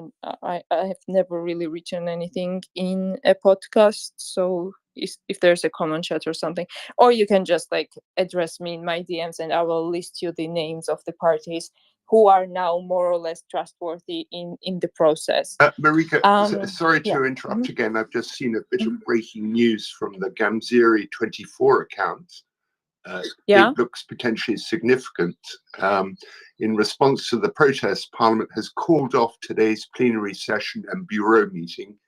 Georgia's Foreign Minister, Ilya Darch, who was slated to address Parliament today during the ministerial hour, will not speak as scheduled. So that might be potentially significant. That's definitely good. Thank you for the update. It's a weird experience and a kind of positive weird experience to be getting updates while talking about Georgia to people interested in Georgia, you know. Thank you so much. Yeah, that's definitely good in the sense of that at least we can affect the procedural side. I don't know whether they are like whether they cancel today's stuff like because of like being scared and moral considerations, or simply because there really have to be serious cleaning works done around the parliament, because yesterday there were barricades and like all the big garbage cans and everything, so it's probably a disaster happening around the parliament now. So maybe that, but in any case, so we can at least get in their way through throwing garbage at them, you know. So yeah, that's good. And yes, so like you can DM me and I will write you names of the parties that are more or less trustworthy in terms of like coordinating together now. And there are so many NGOs. It's if you are interested in like in specific people, probably it's just better if you just ask by names when the situation arises, because it's impossible to list all the actors now. Yeah, thank you. To advise, I don't think your DMs are open to anyone that you don't follow directly. So you may need to just follow a few people for them to DM you. Also, I have contacted Jonathan Fink and told him that you would be very happy to speak to him. He's from the Silicon Curtain, and I believe he will get in touch with you. He's given me a thumbs up on it, so there.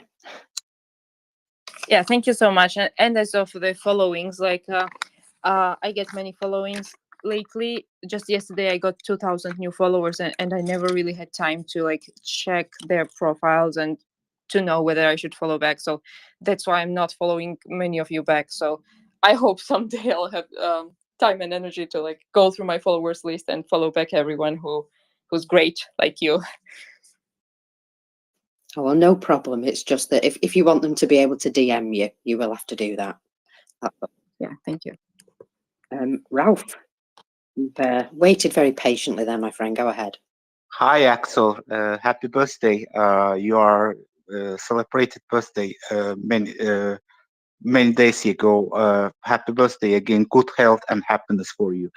I'm very glad to see my friend Marika. We have friends for 5 or 6 years. I know Marika very well. We are speaking a lot of time, discussion of internal politics of Georgia. She's a very beautiful lady and also a very funny of sense of humor and a very high level intellectual and a knowledgeable, well educated person. And she's a very young politician and one of the you know one of the energetic, positive, and active of the Georgian civil society too. I'm happy to see you. I think that is a Ivanishvili have a shadow ruler of Georgia. He's living of very far away from Tbilisi and Batumi. He's living in one of the villages of small cities in high mountain, and he's a totally control of Georgian is a Georgian government. He can be appointment of prime minister, your cabinet minister, your have a dissolve it, and current Georgian government he's a puppet, and Ivanishvili puppet of Putin. He's of 3 mission now in the Georgia. Is the first mission is Putin is from Ivanishvili is trying to return Georgia again of Russia's sphere of interest. Second of all, of trying to undermine Georgian democracy and the civil society. And the third, he's trying to kill President Saakashvili, because President Saakashvili have, and with him, is a transform Georgia from corruption criminal state. He's now Georgia foreign direct investment country and the transparency country. And the Georgia, one of the country of one of the pro-Western society in the region. Georgian universities and the Georgian youth speaking English language very well. If you are, for example, traveling in the Tbilisi and Batumi, you cannot hearing that. For example, you asking something of Georgian is a Russian language, answer you in Georgian language, your English language. And the young generation doesn't very well speak, or didn't know speak in the Russian language, is a English language speaker. And the main Georgian youth is living in the Western countries, in European countries, and in the United States. And according to opinion poll, 18% and the 19%, and it's a main is a consensus by Georgian society that is the people want to join European Union and NATO. It's not time Saakashvili your this time as a before Shevardnadze ruling time too. I mean, Georgian always considered himself also geographically. Georgia is a European country, and always Georgian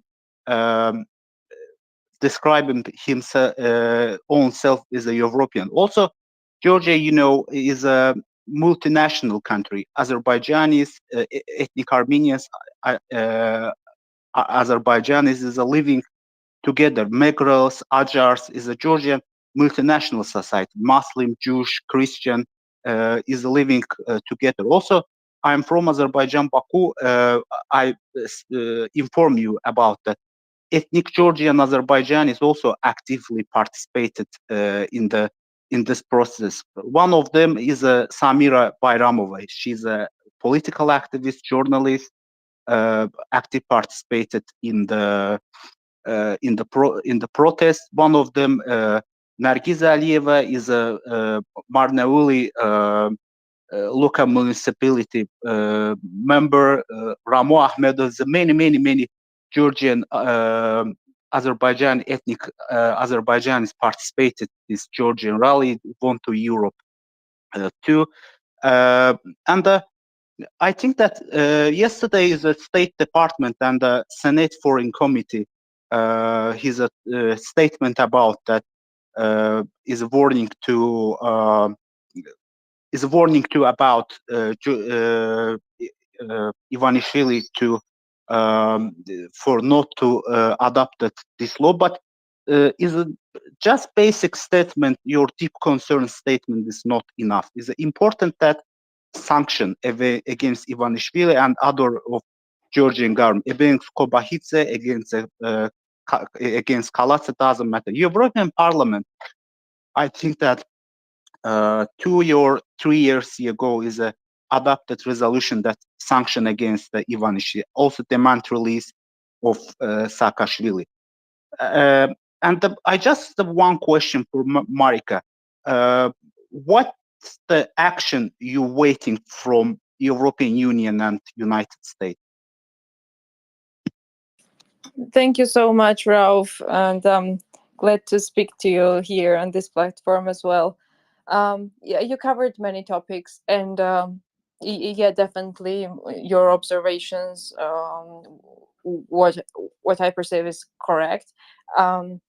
Just about Bidzina Ivanishvili, he doesn't live in a remote village anymore. He's very much in Tbilisi and back in party stuff.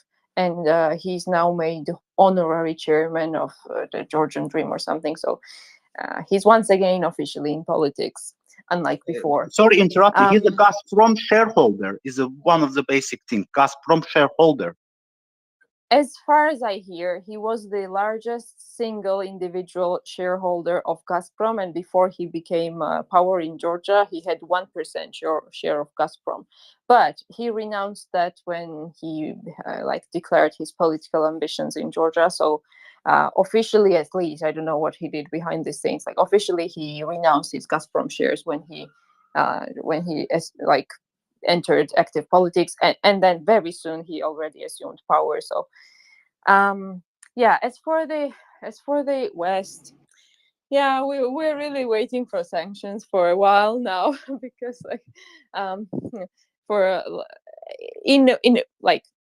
to be short, in Georgia for the last 5 years, there's constant political crisis.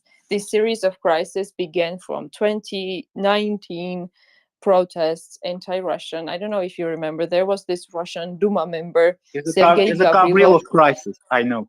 Yeah, Gavrilov, he said, there was this Interparliamentary Assembly of Orthodoxy or something like that, like political Orthodox organization having an Gavrilov is speaking as a chair of the parliament, parliament chair.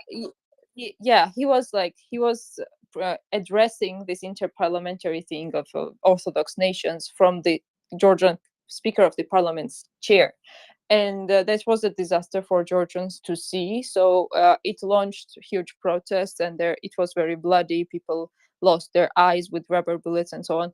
So ever since then, we have constant crisis because one protest caused something, and then the whole series and sequence of events. And so at least the last 3 years, 2 years, we're waiting for sanctions because, we also had the 2020 elections, and the part of the opposition boycotted the parliament.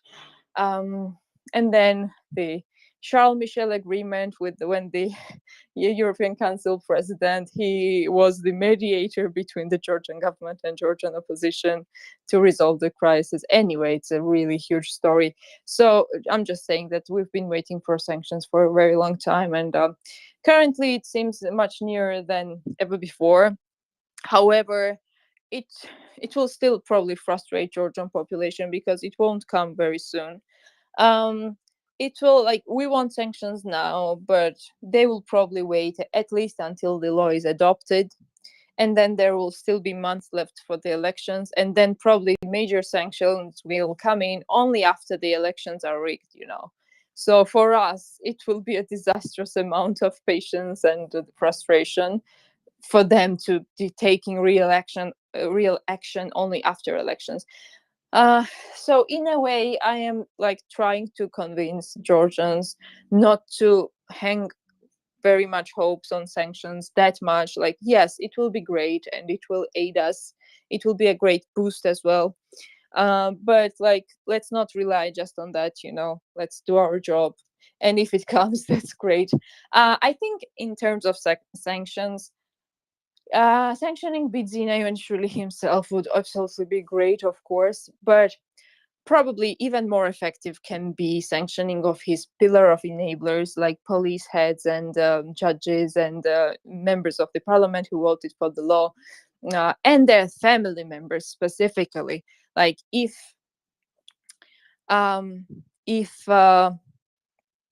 many authoritarian enablers, they actually experience something as like travel bans to the United States and their family members as well, that will probably hit his support base inside the system very much, because many in the like state infrastructure, they keep supporting the Georgian dream because they don't actually see any disadvantages to support them. So even just travel bans would be great, and family members are especially painful topic, because like, they, of course, everyone wants their children to go to Western universities, and only for us they want Russia, as always, as Russian officials. So yeah, that's it.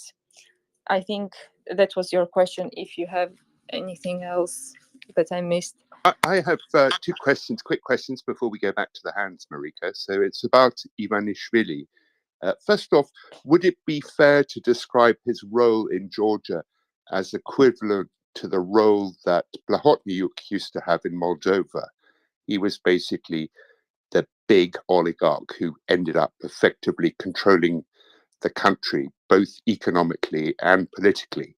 And the second question I have regarding Ivanishvili is, obviously, looking at his name, the Vili bit strikes me as quite Georgian. But Ivan, is that a Georgian name originally? Ivane is a Georgian version for Ivan or John, so that's a very Georgian thing. Yeah, his surname is just a regular Georgian surname.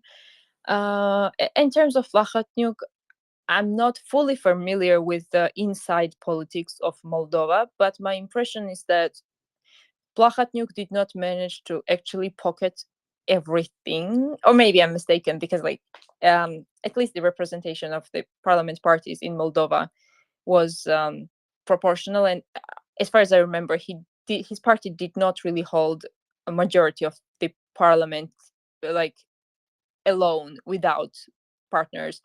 Well, essentially now Georgian Dream also has partners. They don't really have like decisive majority, kind of, but they're all proxies. They're all split offs from the GD. But even more important than this like procedural stuff inside parliament and stuff, is that it's my impression that Russia itself was okay with letting Plahotniuk go. The Plahotniuk's departure from Moldova was a joint effort of encouragement of the United States and Russia tried to portray it as a constructive involvement in Moldova, in the region. And I think the reason for that was that Plahotniuk was massively hated, probably even more hated than Ivanishvili is in Georgia, because Ivanishvili still has some supporters who hate Saakashvili more than anything else. But in Moldova's case, Plahotniuk didn't seem to me to have any real support base. And also, one very, very important factor is that I'm sure Russia thought that they still had more resources to have their people ruling Moldova. So they thought that, okay, let's let Plahotniuk go because he's so hated, and let's play a constructive role in Moldova. And then, like, we will always have our people in Moldova. It's not like we're losing the country. So the difference here is that Russia knows that the Georgian Dream is the absolute last government they have in Georgia, because now we have a proportional representation. There's no way one party again gets the full power in Georgia.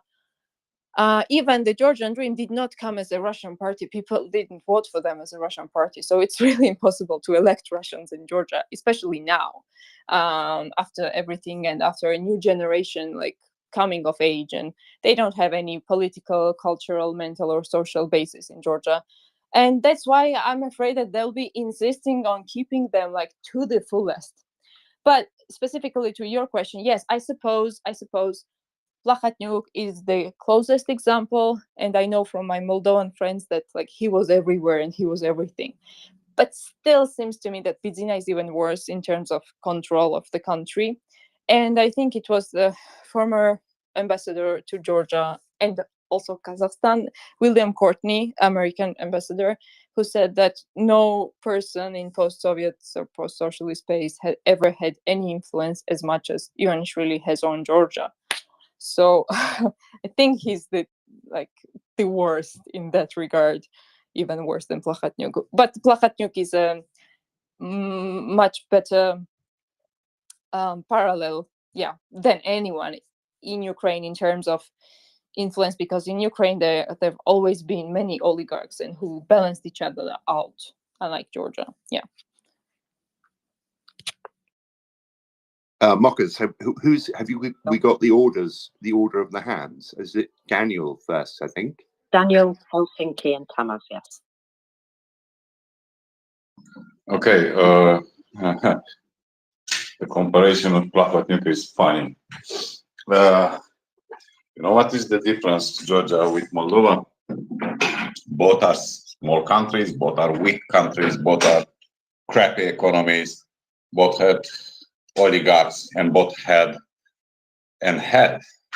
Russian occupation forces. There are two main takeaways. First, coalition. Georgians didn't make a political coalition. This is essential. Choose your leader, put your difference behind, and I mean all the difference. You don't like the other party, bury that for at least 5 years from now.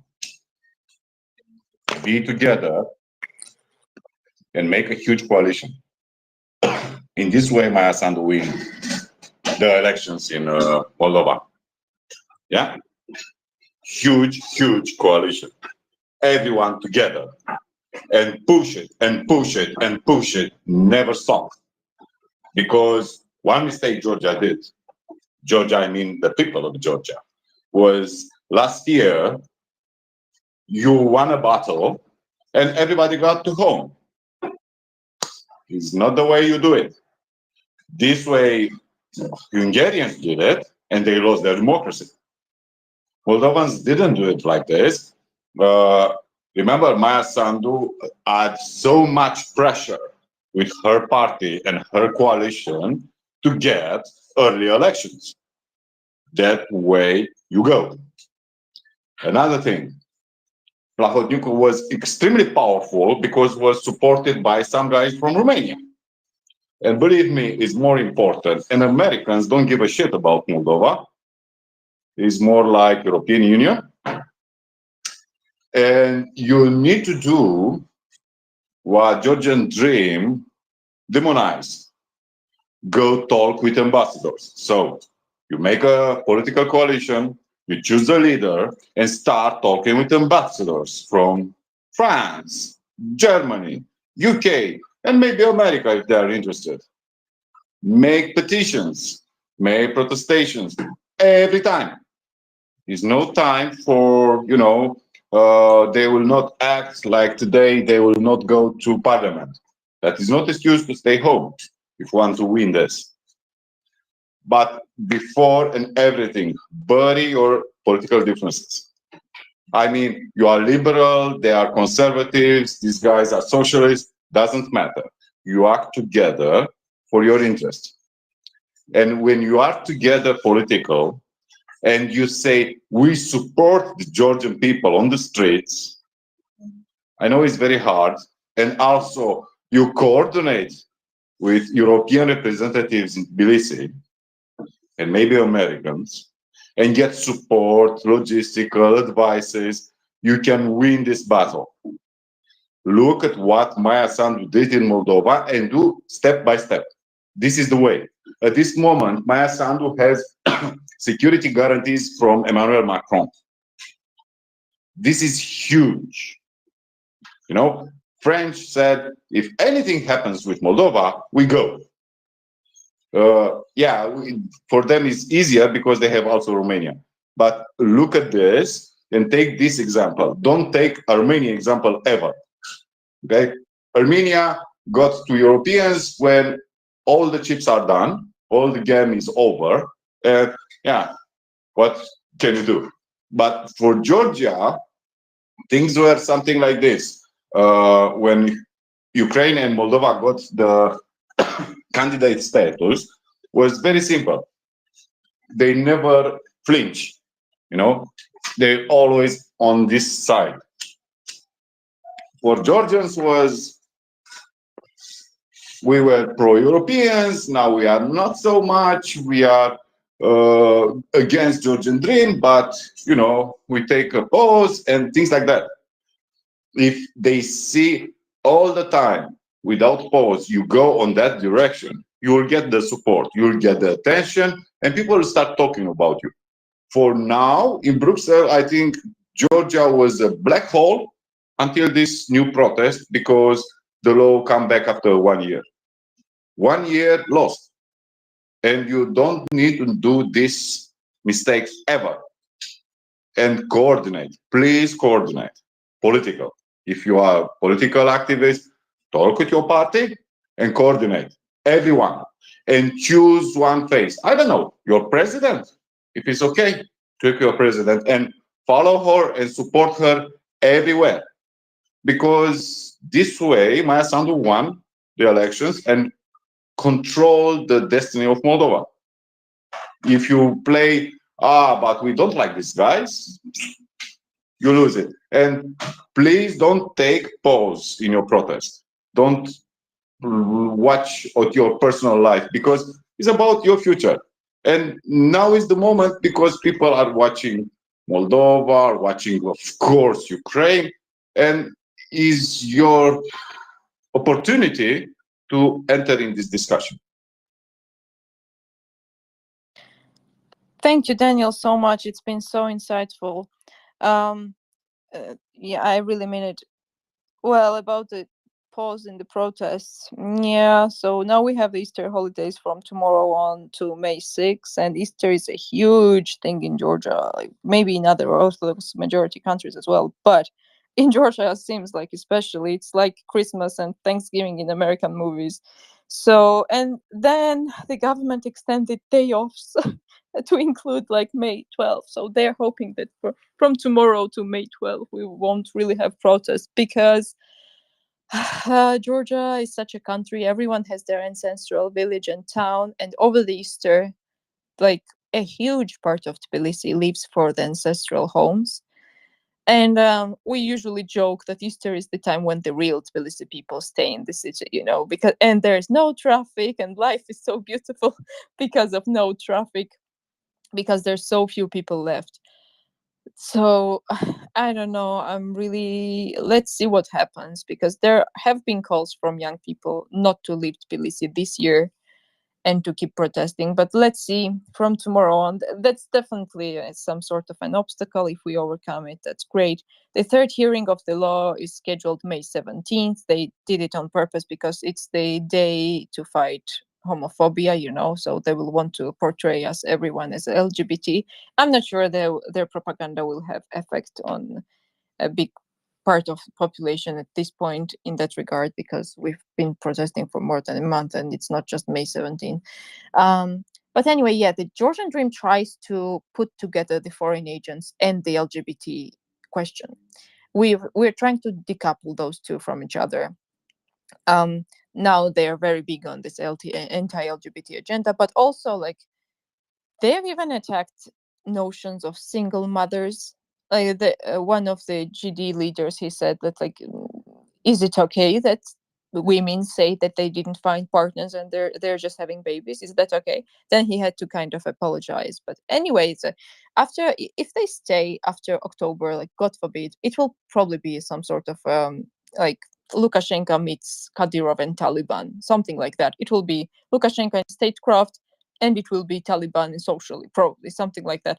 In terms of coordination and opposition, Yeah, I fully agree. Like my party draw, we are like we've always had the most uncompromising position with the regime. Like DROA itself is new, but Khoshtaria, the leader, and the people who are in DROA, they've always been the ones advocating for like no cooperation with GD, and like just to they've been in a resistance mode for years already. Things that people are discovering just now these days, you know. Unfortunately, in my opinion, many other parties, I'm not naming names, but many other parties in Georgia, they always underestimated the danger that the Georgian dream posed for Georgia, because we were encouraged by the fact that the Georgian population is so pro-European that we didn't really see the danger coming, you know, because like not many could expect. That was probably a failure of judgment, but anyway, that's how it was, that many, even in opposition parties, didn't expect Georgian Dream to disrespect the population that much. They thought that the public opinion would be the checks and balances on them, and that the Georgian Dream would never be able to really undermine European integration and so on. So there was a gross miscalculation of dangers that the GD posed because of the very pro-European sense of the population. Gave us like false illusion of safety, you know. So but also like even in terms of personalities, not everyone is a like resistance mode person. Some are very much like cooperation people. And then there was the thing that, for example, the boycott of the parliament, that was a huge debate, like because like instinctively I myself thought that we must boycott the parliament, because like that will like create obstacles for the legitimacy of the Georgian dream, who I believe rigged the elections back then in 2020. But then there's the whole other side of the opposition who said that, you know, like for the foreigners it's unacceptable to boycott the parliament, and like let's, I don't know, okay, it's not a good image, and we need some representation and so on. So there were like, I would say that there was a miscalculation of GD's danger, and there were some tactical steps deriving from that miscalculation that enabled the GD to get to this point where they are today. Right now, we are definitely coordinated and cooperating, and in terms of vision and strategy, we are increasingly the same, the opposition parties. And that's good. And I know that even like Americans now, they even before this law, came back in early April, opposition was in a better shape than before. We were doing some alignment, some coalitions, like Polish model, you know, like several coalitions inside the opposition to then outvote the major party within the parliament. And like, you know, like the PiS got the more votes, but they had less votes than the rest of the opposition, and the opposition had like 3 or 4 polls inside. So that was basically our vision. And we managed to do some positive agenda. Like before, opposition used to be very reactive and not proactive, but in a weeks and months before this Russian law was back, we managed to do some our agenda, our positive agenda. So UNM was about prices, Droa Girchi, my parties were about like immigrant voting. Yeah, it's a big thing, and we are always referring to Moldova in that sense, that Moldovan immigrants really enabled the regime change. And it's a huge topic, but like Georgian immigrants, basically, they do not actually have the opportunity to vote because there's a very big lack of polling stations. And we are pressing for the government to allow that. But of course, they do not want that because they know that they're losing immigration big time. Anyway, so yeah, opposition was in better shape than before, even before this law. And now, especially, we are getting much better, especially after, when was it? April 29, so like 2 or 3 days ago, Ivanishvili basically declared dictatorship in the microphone. He announced repressions after 2024 October elections, like in a few months. We'll be all done, you know? So that also like put the opposition on fire in a good way. And I'm sure that now everyone realizes that it's an existential struggle, and no one will be like, I won't stand with you. because I know the insides to a degree, and I know that everyone understands they cannot afford differences. The only differences that they might not agree on is some tactics, like protest tactics and so on.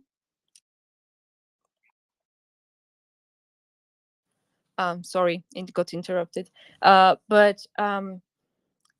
Yeah, I think now the differences will more be about tactics and like strikes and stuff, rather than alignment in terms of ideology and strategy. And we will do anything to unseat the GD. I don't like, for example, Gacharia, one of the politicians, is always used to be the red line for Drua. But if it comes to that, like, we won't be like blocking the country because of our dislike of Gacharia, you know. So I want to assure you that the opposition is definitely understanding of all of your concerns, and we're getting there. Definitely would have been better if we got to this point before. And as Daniel said, like last year after March, when we achieved the withdrawal of the law, we did not finish the job. But again, that was because of that was because of lack of vision and coordination inside the opposition, because once the people got the immediate results, like, it was hard to lead them into something more abstract and major. But I would like to say that last year anti-GD sentiments in the society probably were not that high, because like bringing the law back is what really shocked the society, in terms of like, are you seriously bringing it back? Like, okay, like we forgive you the one time you transgressed and try to push it, but like after we pushed back, you're again seriously bringing it back. So people really feel insulted, and it's about the law itself, it's about the government itself, but it's about the insult itself. Like, you know, like, how the hell did you have the audacity to bring this law back? And especially after the football victory, because the Euro qualifiers was a huge thing for Georgians, and it was a national pride celebration and really huge deal. People were still celebrating that and still in victory mode and happy and united when the government brought the Russian law back, and people were very insulted. It's like, just, could you at least have given us a few more days to feel happy? Do you really need to like sow division in this country? So I think, yeah, I'm like talking too much at this point, and I hope I addressed some of your concerns, Daniel and others. Thanks. Thank you. I'm going to go through the hands. Helsinki fella, are you taking your hand down, or are you going? No, I have some thoughts on this. Thank you again, Marika. It's very informative, and it's kind of like a drinking from a water hose. It's a lot of information to digest, but just to kind of give some commentary and just some specific questions also, if you still have time. I think this kind of like seems to me that this is like a make or break moment for breaking the Russian influence, that if Georgia can make a clean break, you know, like getting rid of all kind of Russian influence like Ukraine has done, and Ukraine has been kind of, the situation has been so that everybody is so anti-Russian now. So I think hopefully the same will happen in Georgia, if not already has happened. But seems that this Dream Party is very kind of like a puppet party for Moscow.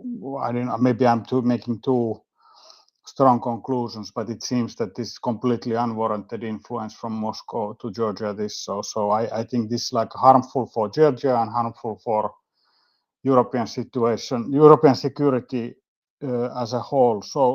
But just on the practicalities, I reached Luke Harding, so I hope he will contact you and check your DMs also. On the sanctions thing, yeah, it's the story. I think it's important that this, if Americans and us Europeans, we hand to glove, we work together. So you basically, the European sanctions is like, yeah, the cronies of the ruling party and the family members. This has always been like preaching to the sanctions people, this thing that we have to also sanction the daughters and sons who are going to Western universities, this kind of thing, that we have to sanction the kind of like the surrounding people of the cronies of this ruling elite. So I'm sure there is a lot for Europeans and Americans to do in the sanctions thing if when the things go forward. And then the question side is like I wanted to ask about the kind of like power balance. If this voting is in the May 17, what is the kind of voting balance for this law, foreign agent law for the Dream Party and the opposition? And then also kind of like, is this kind of the Dream Party, Georgia Dream Party, is it completely like a foregone conclusion that it's a Russian puppet party, or can it be somehow rehabilitated or just like marginalized? Because sounds very familiar. If you have proportional voting system, we have the coalition governments also in my country, so Finland. So how is the situation? Sorry for long commentary and long questions, but it's very interesting. Thank you very much. No, thank you very much, and I'm sorry for speaking too much. I know it's interesting for you, but probably it could have been a little shorter. So you asked like whether the Georgian Dream is like perceived as fully Russian. I think increasingly so. That was the problem with the opposition's coalition and getting together before, that not everyone perceived them as fully Russians. People were like, even the opposition, they were like, yeah, they're like something like, you know, like liberal, and they're like playing both cards, the West and Russia, and like negotiating and trading with the West, but they will never fully, you know. So that was the misconception. Yeah, last couple of years especially, they're widely called Russians, but now more so than before. I would say that their political future as a party would largely depend on how the protests go now and what they do with the protesters. Like if they go full Berkut and Yanukovych, then I don't see a political future for them. But if they have enough brains and like go a little softer and like maybe negotiate and do a more like soft core, then their political future can be more. But even in that case, like Georgian Dream is not really a party that has any ideology other than power and money. Like they exist because they have power. It's very hard to imagine the Georgian Dream out of power in the opposition, just like advocating and like doing like opposition work, you know. I mean, good for them if they manage that. It would in a way be a very interesting political development for Georgia's political culture. But the widespread sentiment is that the Georgian Dream only exists because it has power, and as a and as an opposition to the UNM. But I think that point is decreasing a little bit.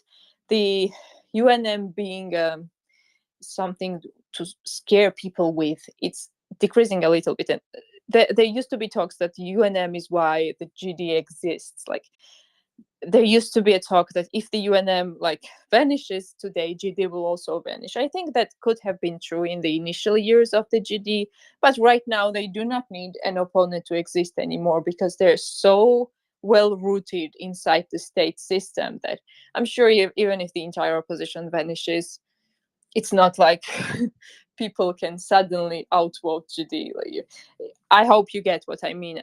I'm not sure if I've been fully clear, but I hope you get what I mean. So the GD's political future will largely depend how they handle the protest now. And again, I'm not excluding anything at all. Like nothing would surprise me in Georgia at this point. I wouldn't be surprised at a full Yanukovych scenario. I wouldn't even be surprised if like GD people just hopped on the planes and left in anticipation for the worst. But there should be a distinction made between the GD that has nothing to lose and the GD who can still be pressured by some like economic means, like sanctions and so on. That's why I said that probably sanctioning the lower side of enablers could even be more effective. Like, of course, sanctioning Ivanishvili would be a like really huge moral boost for the society. So I'm also definitely advocating for sanctioning Ivanishvili. But I'm also underlining the importance of sanctioning not just Ivanishvili, but to bring personal discomfort in the families of the enablers, you know. So there is a GD that has nothing to lose. Ivanishvili certainly has nothing to lose, and there are probably some like prime minister, maybe Kobakhidze and Galadze, the city like Tbilisi mayor. So like what happens to them after they lose power, it's really hard to tell. And again, it would depend on how things go. And just to underline, probably, especially because like government propaganda media might be like subtly listening to what I'm saying now. We're not advocating for any physical harm to GD officials. Yeah. I hope I answered everything, because maybe I forgot some point. Yeah, no, the question is that if this goes to the vote on 17 May, what is the kind of, how many members of parliament totally, and how many in opposition, how many in the government side, or even Ivanishvili Georgia Dream side? That was the kind of unclear to me. Yeah, so Georgian Dream has officially 74 members inside the parliament. They need 76 for majority, but like they have solid 80 something, because their majority partner, the People's Power, it's basically GD's proxy project. They're like, they are playing democracy, whatever, that they are in a parliamentary majority partner. And the People's Power is even more radical and even more anti-Western. And it was basically created for the GD to lash out at the West with the worst possible words, without it being ascribed to the GD per se. So they basically told some MPs to, oh, you know, like you should better pretend to be a different party who is vehemently anti-Western and just be GD essentially. So that's the thing. So we are not even counting them, you know, like we say that 83 GD MPs voted for the law, which is technically not correct, but essentially it's like that.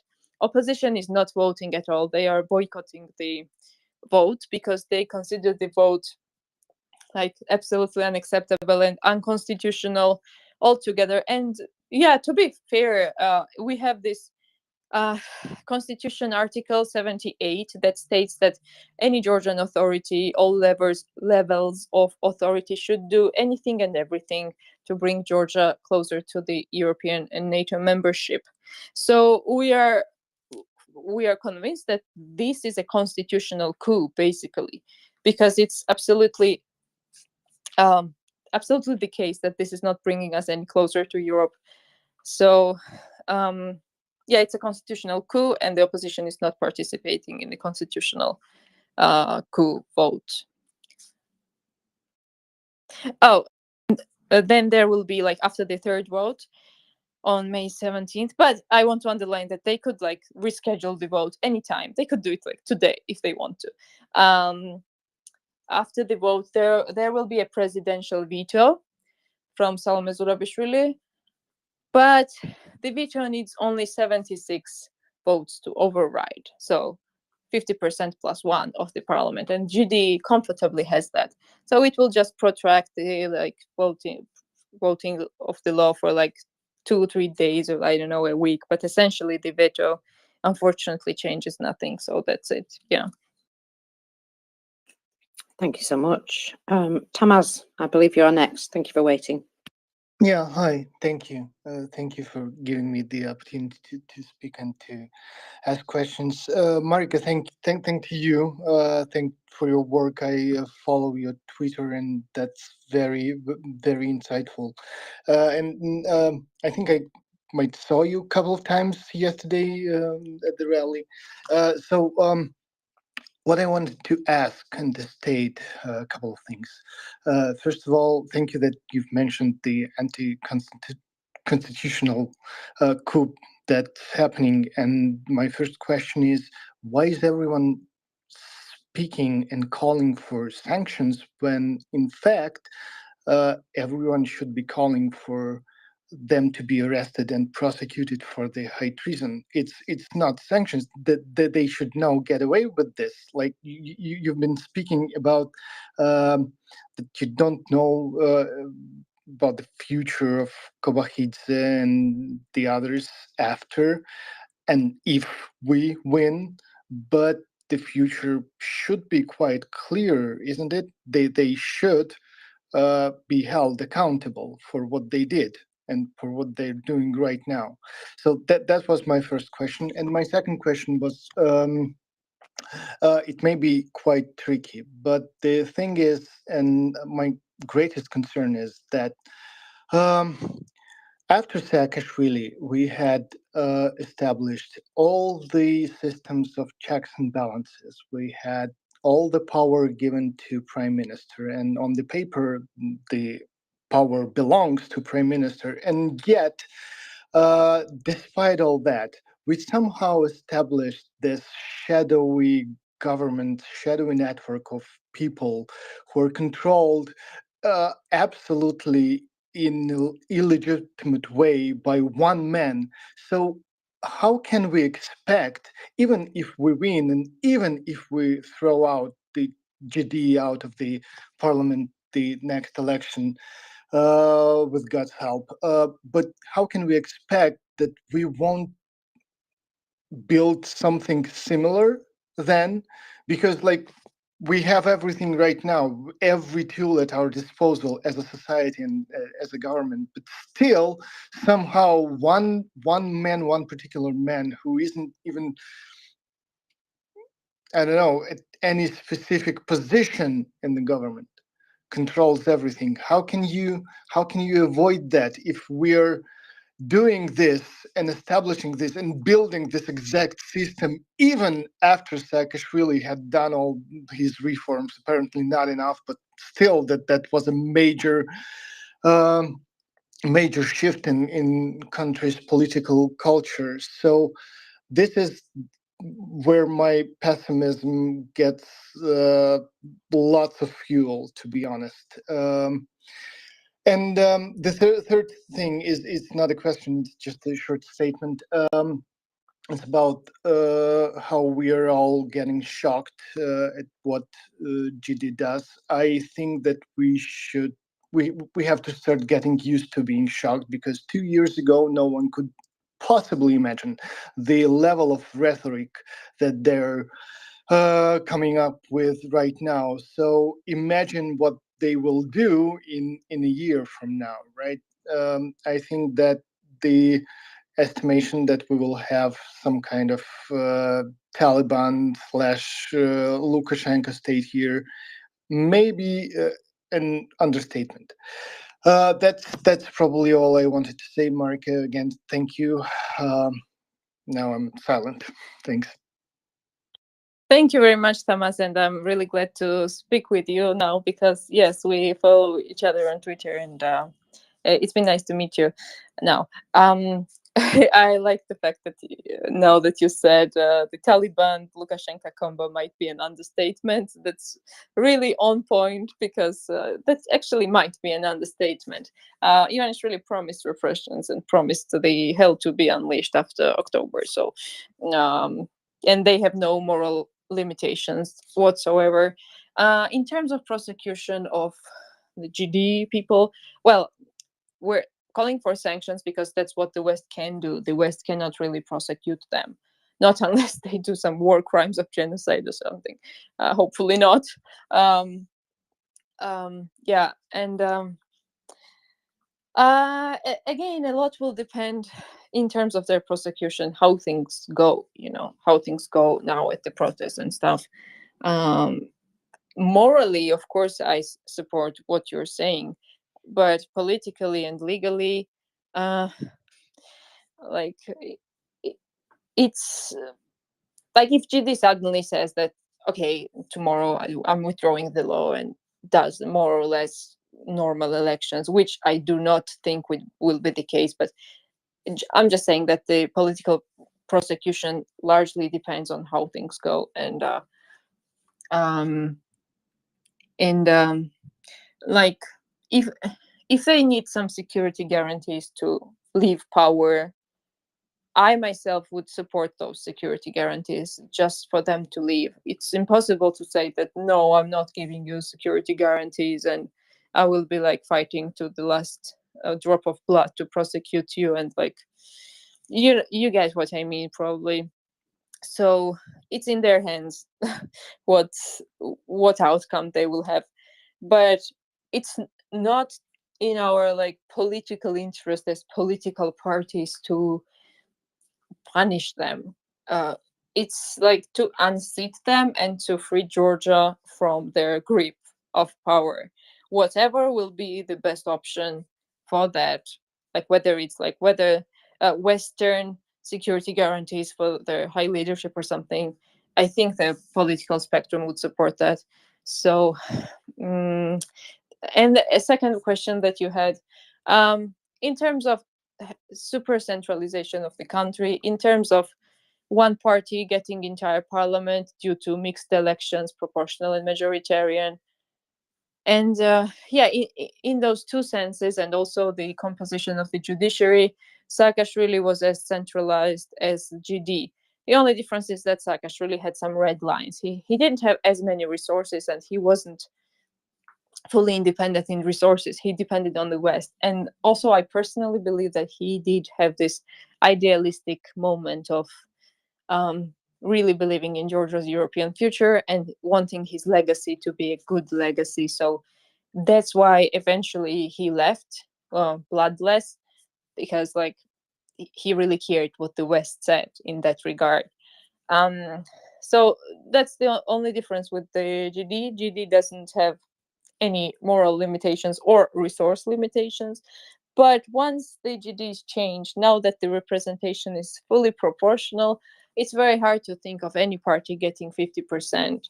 And that will, by default, decentralize the state to a level. It won't be that one party affects the entire state administration from every single village to Tbilisi, which is the case now.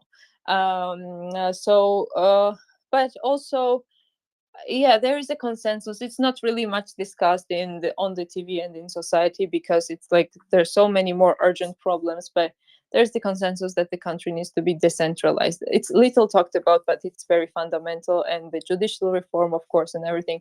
But also, now the idea is getting popularity that there should be around 1 year technical government, that like now we'll have elections at 2024, and there will be only a technical government that fulfills some key reforms to prepare the country for real elections to elect like normal government after a year or so. So the technical government would only deliver on some key reforms of the EU, which by itself, it does imply like releasing the judiciary from the grip, does imply decentralization to a degree.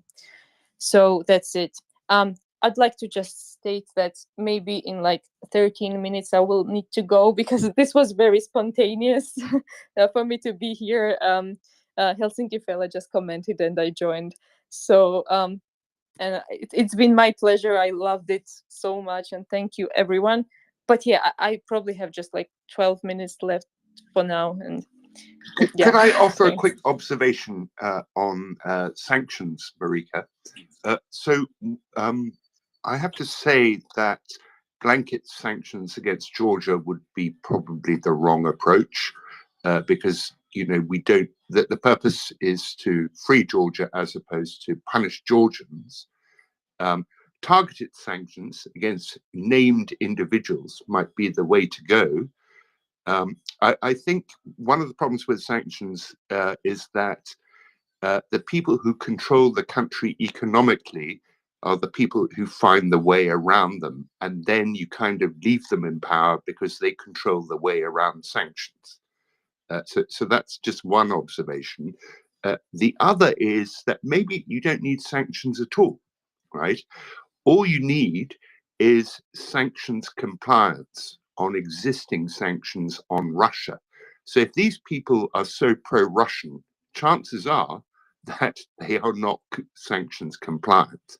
So I think that might be a more interesting approach to follow. Thank you very much. It's a great observation, and I never advocate for like sanctions for the country. And me and the political spectrum, we always advocate for targeted sanctions against individuals. As of people being able to evade sanctions, that's exactly why I'm saying that maybe in terms of effectiveness, maybe it's even more effective to target those people within the GD enabling pillar who are not really economically wealthy or influential, and they're just like support pillars and they're not that major economically, so that's why it might hit them, even if not economic sanctions, travel bans, because it's a huge deal. Actually, I have not mentioned it, but now we adopted some tax code amendments which enables offshore money to be transported to Georgia without any taxes and duties. So we're kind of fearing that Ivanishvili will make Georgia a tax heaven, not tax heaven, but like just safe haven for Russian money and Russian oligarchs. So that's a problem. But in terms of like whether we need sanctions at all, I think we do, because like even by default, it's been on Georgian minds' agenda for such a long time that now it's seen as a like just a boost, you know, like just like the proof that the West is with us. So that's necessary. And a year ago, the United States imposed travel bans on 4 judges in Georgia, 2 of them who are like extremely influential. And the day that happened, it was, I'm not exaggerating, the New Year celebration on the Georgian Facebook. You cannot imagine the effect, positive effect it had on the people, that, oh my God, like so great, the Americans are with us, you know. Georgians pay a lot of attention to foreigners and partners and friends supporting us. And that's exactly why everyone, you like all of your support is very, very important and encouraging for me personally, as well as other Georgians. So that's it. Yeah, thanks. I just want to quickly let Leo speak because everybody else has had chance to talk to you. So please go ahead, Leo. Last question. Thank you so much, Markers. Thank you, Marika, for everything that you're doing. It's very admirable. I just wanted to say 2 quick things. One had to do with Easter, because you know we know how amazingly influential it is to have mass gatherings, mass protests, and we also know that every year at Easter there's a massive gathering at St. Peter's Square to hear Easter served by the Pope.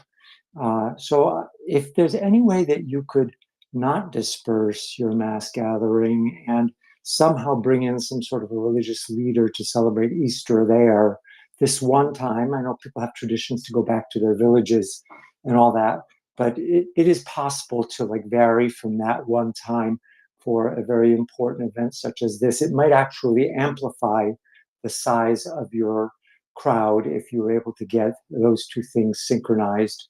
The other thing I just wanted to tell you is I have only been on Twitter for about a year, and I joined specifically to join MriyaReport. And I don't really spend a lot of time vetting people who want to follow me. I tried to DM you with some advice, as you had asked, because I do know Katerina Yushchenko, former First Lady of Ukraine. She and I have friends, and Uliana Suprun, the former Health Minister for Ukraine and a hero of the Maidan. She's also a friend of mine. And I wanted to DM you, but I couldn't. And I think it's because you don't follow back. I may be incorrect, but some people have like 100,000 followers. And I don't think there's much of a downside to it. But if I'm wrong about that, maybe one of the hosts can correct me. But I think probably that's a good way for people to be able to reach you with a personal message, personal advice, or connect you with somebody rather than having to post things publicly all the time. Anyway, Slava Ukraini, thank you so much. Thank you so much. And I followed you back even before you mentioned the, just to justify myself a little, even before you mentioned the following situation. Yeah, so as I said again, like I before the protests, like 2 weeks or 17 days ago, I had like 1,000 followers, and now I'm almost up to 8,000. So I never really had the chance to like screen my followers, and that's why I don't follow many of you back right now. I've quickly followed many of you, most of you who spoke. I think all of you who spoke now. And yeah, please, if there's any situation, just mention my name in the comments, because like I always respond to when I'm mentioned in the comments. So but I'll figure out what the situation is, because I thought that even people who I do not follow back can DM me. I'm not familiar with Twitter situation, but I'll try to make it like that. So and about the Easter and mass gathering, well, we don't really have this Vatican Square, which is, you know, like the central positioning and the big square or anything. And also, it's problematic to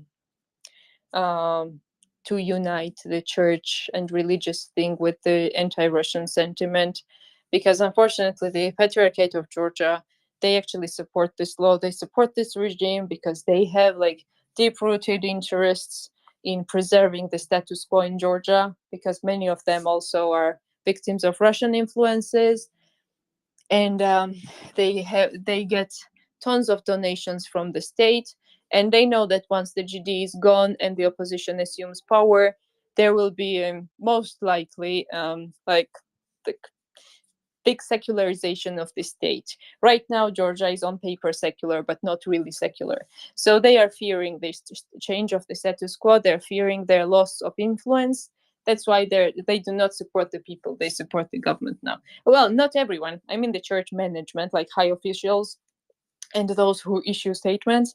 There are some bishops like Zenon Yarajuli, like Bishop Zenon. He 2 days ago, when the protest was being brutally dispersed, he went there and he personally took part, and he asked the special forces to stop, and I think he even led the Lord's prayer there, like collectively. But other than that, yeah, it's going to be very problematic to unite the church and the protest. Unfortunately, I wish it wasn't the case, but it is. So I have like maybe 5 minutes max, like 4 minutes. So if anyone wants something quick to add. Marika, before you go, teach us some Georgian. What's the Georgian equivalent of Slava Ukraini? So if you mean literally glory to Ukraine, then it would be Tideba Ukrainas. No, but the Georgian equivalent. Well, what's your slogan in Georgia? I guess it's like just cheers to Georgia, Sakartvelos Kaumarjos. Like, you probably know the word Kaumarjos, maybe you know, because it's kind of like renowned the Georgian cheer word, Kaumarjos, Sakartvelos Kaumarjos. But I think we mostly just chant Georgia, Georgia. We don't have a specific chant like Ukrainians, a specific slogan like Ukrainians have. And I've also been thinking about that we need something like some slogan. Yeah. Maybe I'm forgetting something though. Maybe yeah, that's it. But it's a real nice question. And now actually one of the we usually say we will be valiantly victorious, because it's what Maro Makashvili said during the Russian invasion of Georgia in 1921. She was the volunteer medic who was aiding the soldiers defending Georgia back then, and she wrote down in her diary that she was absolutely sure in victory, and she said like, we will be valiantly victorious, which will be like and it's usually what people say now. Usually what people say. And actually some are like negative about it, because they say that Maro Makashvili actually lost and Georgia was occupied. So let's not repeat the defeating formula. But nevertheless, like, the others are those who are saying, let's just like improve the image of these words. Okay, so that's it. Well, thank you very much for joining us and giving us so much time. And hopefully out of this, you've got some information and perhaps some contacts as well. So thank you so much. And enjoy your day, whatever it may bring. Thank you so much. And everyone who has questions and wasn't able to ask me here, that you can DM me. Yeah, you can DM me and I will get back to you as soon as I can.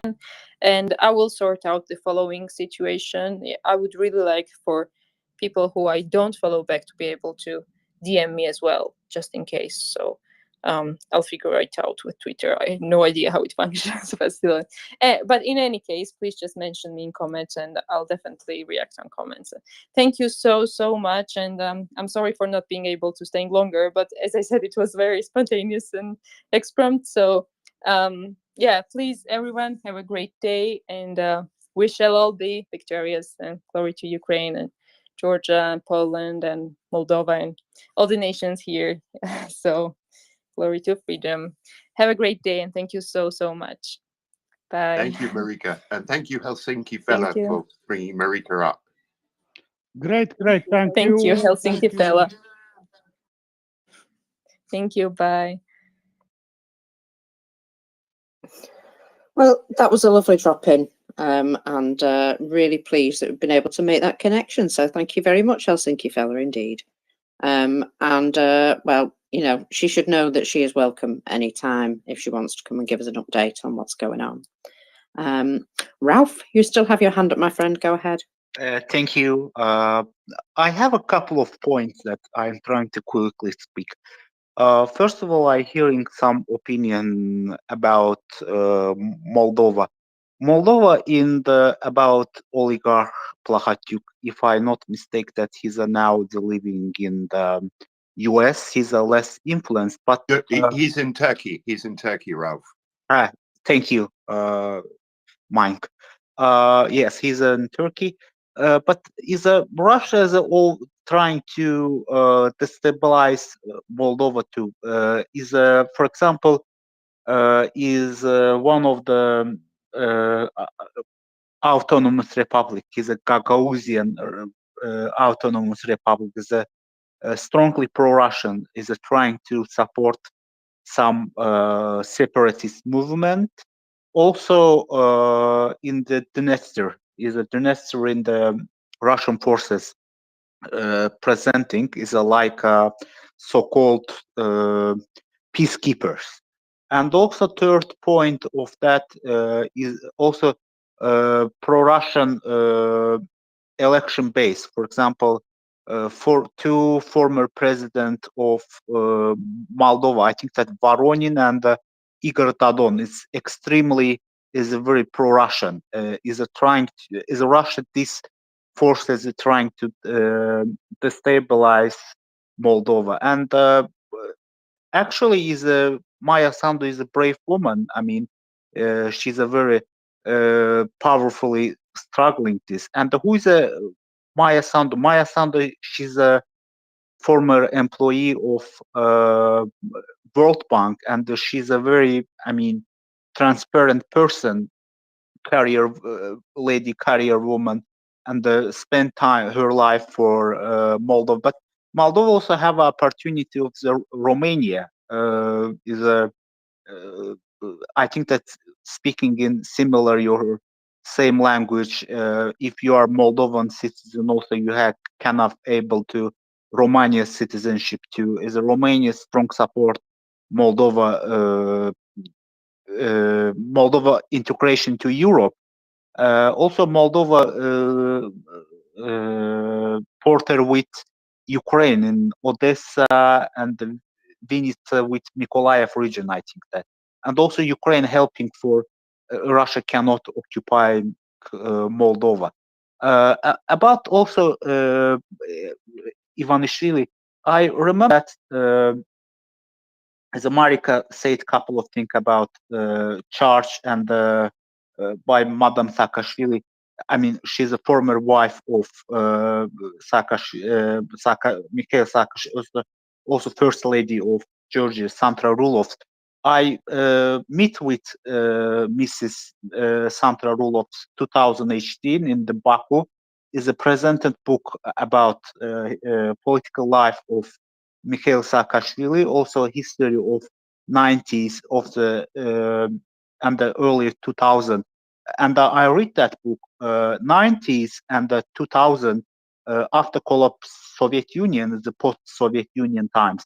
Is that Georgia is a lack of infrastructure, lack of electricity, lack of water, lack of gas. Is a general lack of infrastructure. For example, in the night, in the Georgian doesn't have a electricity is working. For example, Siemens is living in the Georgia because there's no any perspective. And is a time of Saakashvili working in the coming to return New York to Georgia is allies with Zurab Zhivani, former prime minister of Georgia. Also is a working of interior justice of minister of in the Georgia. And Georgia extremely corrupt. For example, of the Ajaristan region in the Aslan Abashidze time, he's a Aslan Abashidze political allies of Shevardnadze is out of control, is not by connecting with central government. After that is a Rose Revolution becoming Saakashvili with him transforming in the Georgia. Now in the Batumi is one of the touristic destination of the in the world. I mean, everyone is traveling, and the Georgia is less corruption, is a transparent country. But Ivanishvili is a different. Ivanishvili is I mean, you know, is a very dangerous person. Why? Because Shevardnadze and the Saakashvili were, you know, is a responsible politician. I mean, for example, after Rose Revolution, Shevardnadze lose in the election leave. Saakashvili lose election in the leave. But in the Ivanishvili, very cynic, dangerous person. His love of money, also of power. He's a very dangerous person. And also, last thing is talking about church. Is a Georgian population basic of is a Orthodox Christianity, and the Georgian Orthodox Church is connecting with controlling by Moscow. But I think that is a Ukraine example of good. Why?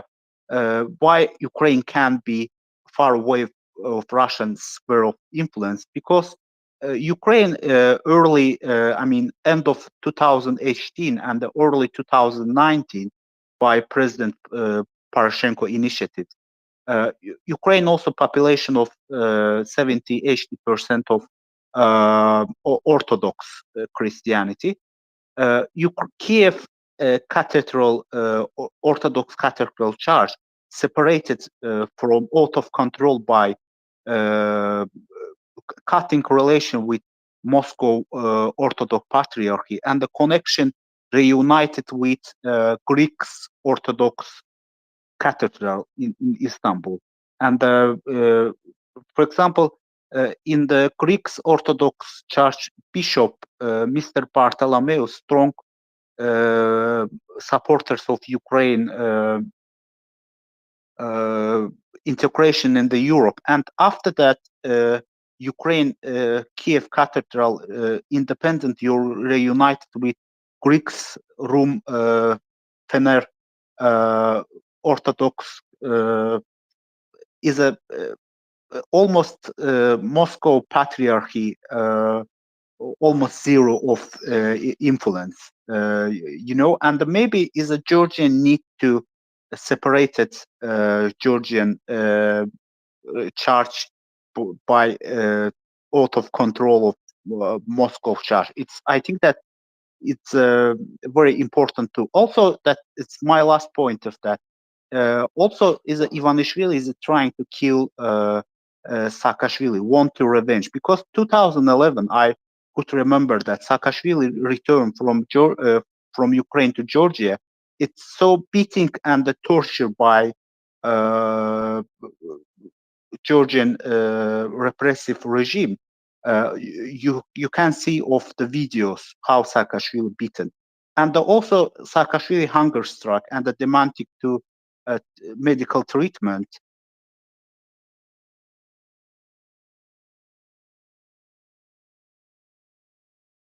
Is a civilian civic medical treatment sent to Saakashvili prison hospital treatment, and the prison hospital treatment, so many criminal gang leaders, is a mafia leaders, is a medical treatment this, and is a trying to psychological influence to Saakashvili, trying to destroy of mental health. Is that this Georgian GD is a Georgian dream. It's very controversial and not hate and not like the West. Is a completely is a Russian puppet. Is a Russian marionette. And look at what's happening in the President Zurabishvili and the former Prime Minister Kaharia. He's a Ivanishvili allies, but it's these people also understand that how the Ivanishvili is a dangerous, and just statement and the deep concern is not enough. I mean, is a 19% Georgian population actually is a pro-Western, and the West important pressure for Ivanishvili of sanction travel ban. Ivanishvili recently lost $200 million in the loose appealing in the court in Credit Suisse. Important pressure for Ivanishvili. Also, I remember that oligarch Medvedchuk is a pro-Russian oligarch. Very strong support of the Ivanishvili. Also, that is my last point. Sorry, I'm allowed to speak as a long time speak. That is a Ivanishvili. He's a shadow ruler and the pro-Russian rulers of the Georgia. His Georgia is considering Georgia his own assets is like Robert. Right? How Putin consider his property of the Russia. And for example, Ukraine oligarchs so different than Ivanishvili. For example, Akhmedov, Pinchuk. It's despite this, the Russian speakers strong connect with Russia is finally choose of Ukraine, defend Ukraine, but Ivanishvili not defend Georgia. That's my point. Thank you.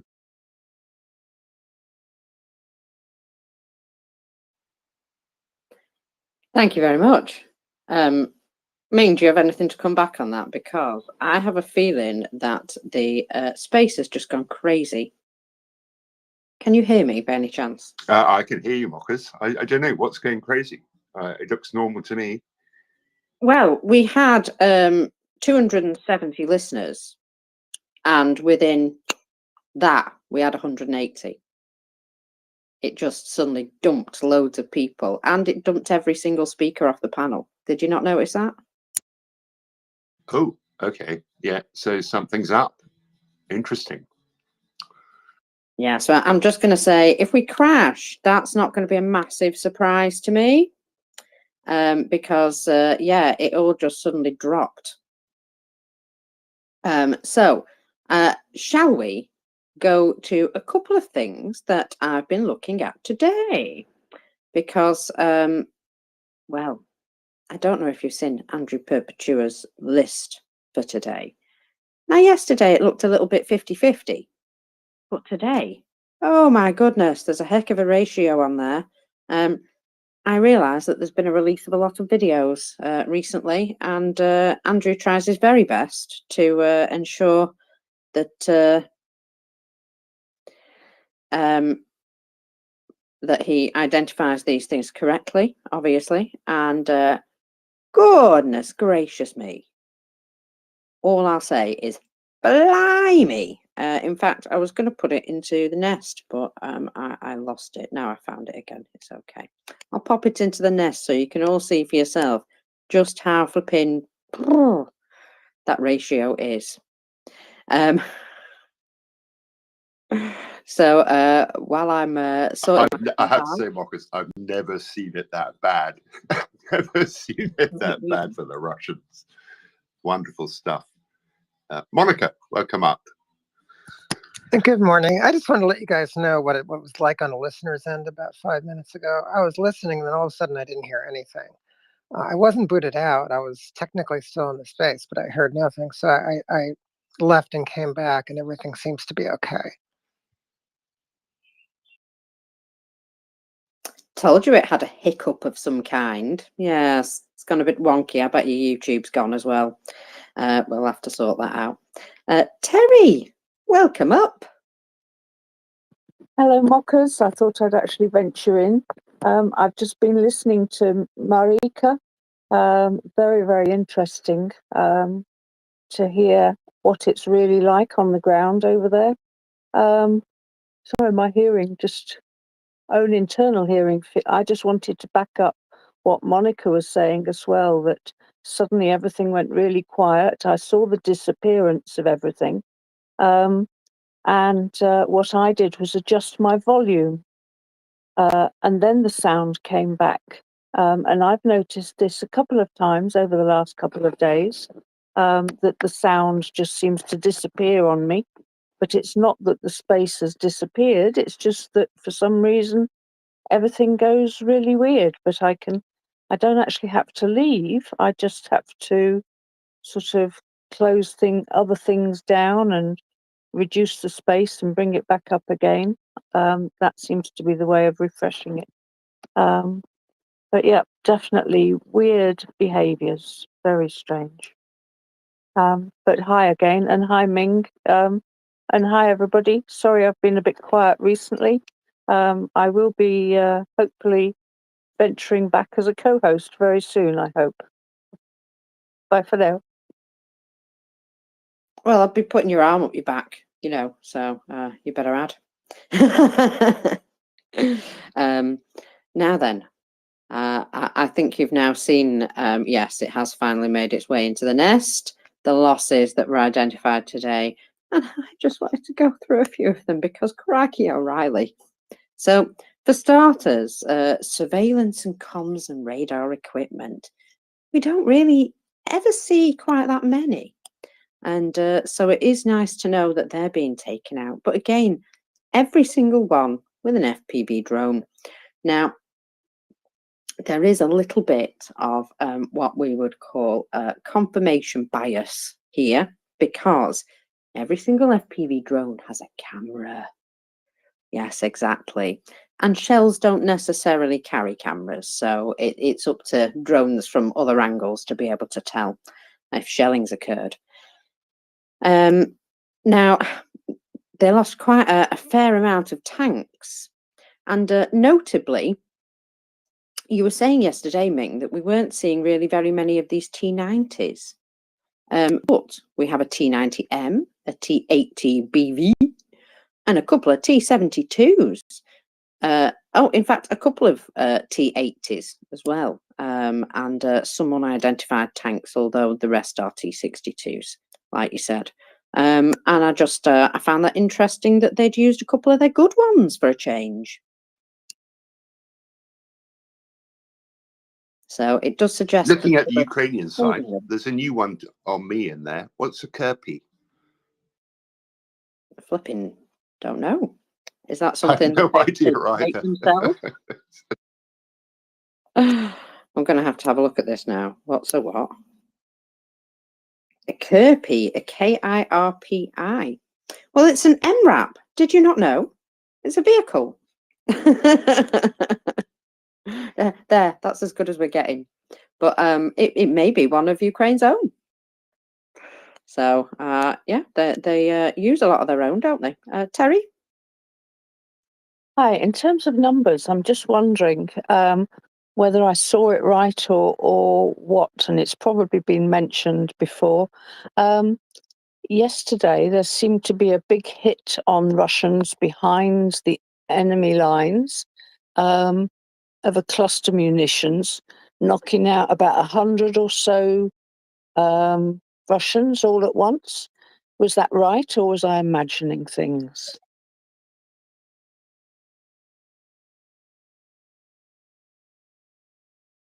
No, that is I had to right. say, I don't know, Terry. I'm not a great follower of the gory end of war, to be honest. I am, though. And yes, there was a rather educational video of how cluster munitions deal with lots of guys. Effectively, is what we would say. Yes. So there were 4 bombs dropped on this particular location. It was noted one of them was a dud, but the other 3 weren't. Ooh. And yes, caused quite some serious devastation at this training place, which was, I believe, in occupied Luhansk area. Yeah, they had a very emotional event indeed. Terry? Yeah, I was just thinking that was very good. What's it called? Payback time for what they did in Odessa the other day. So I was quite delighted to see that. But as I say, I was half thinking, am I imagining this? So thank you for confirming. Yes, it seems longer range cluster munitions are now going to be part of Ukraine's regular arsenal. And it's all Russia's fault because they kept bombing the other things. What are they called?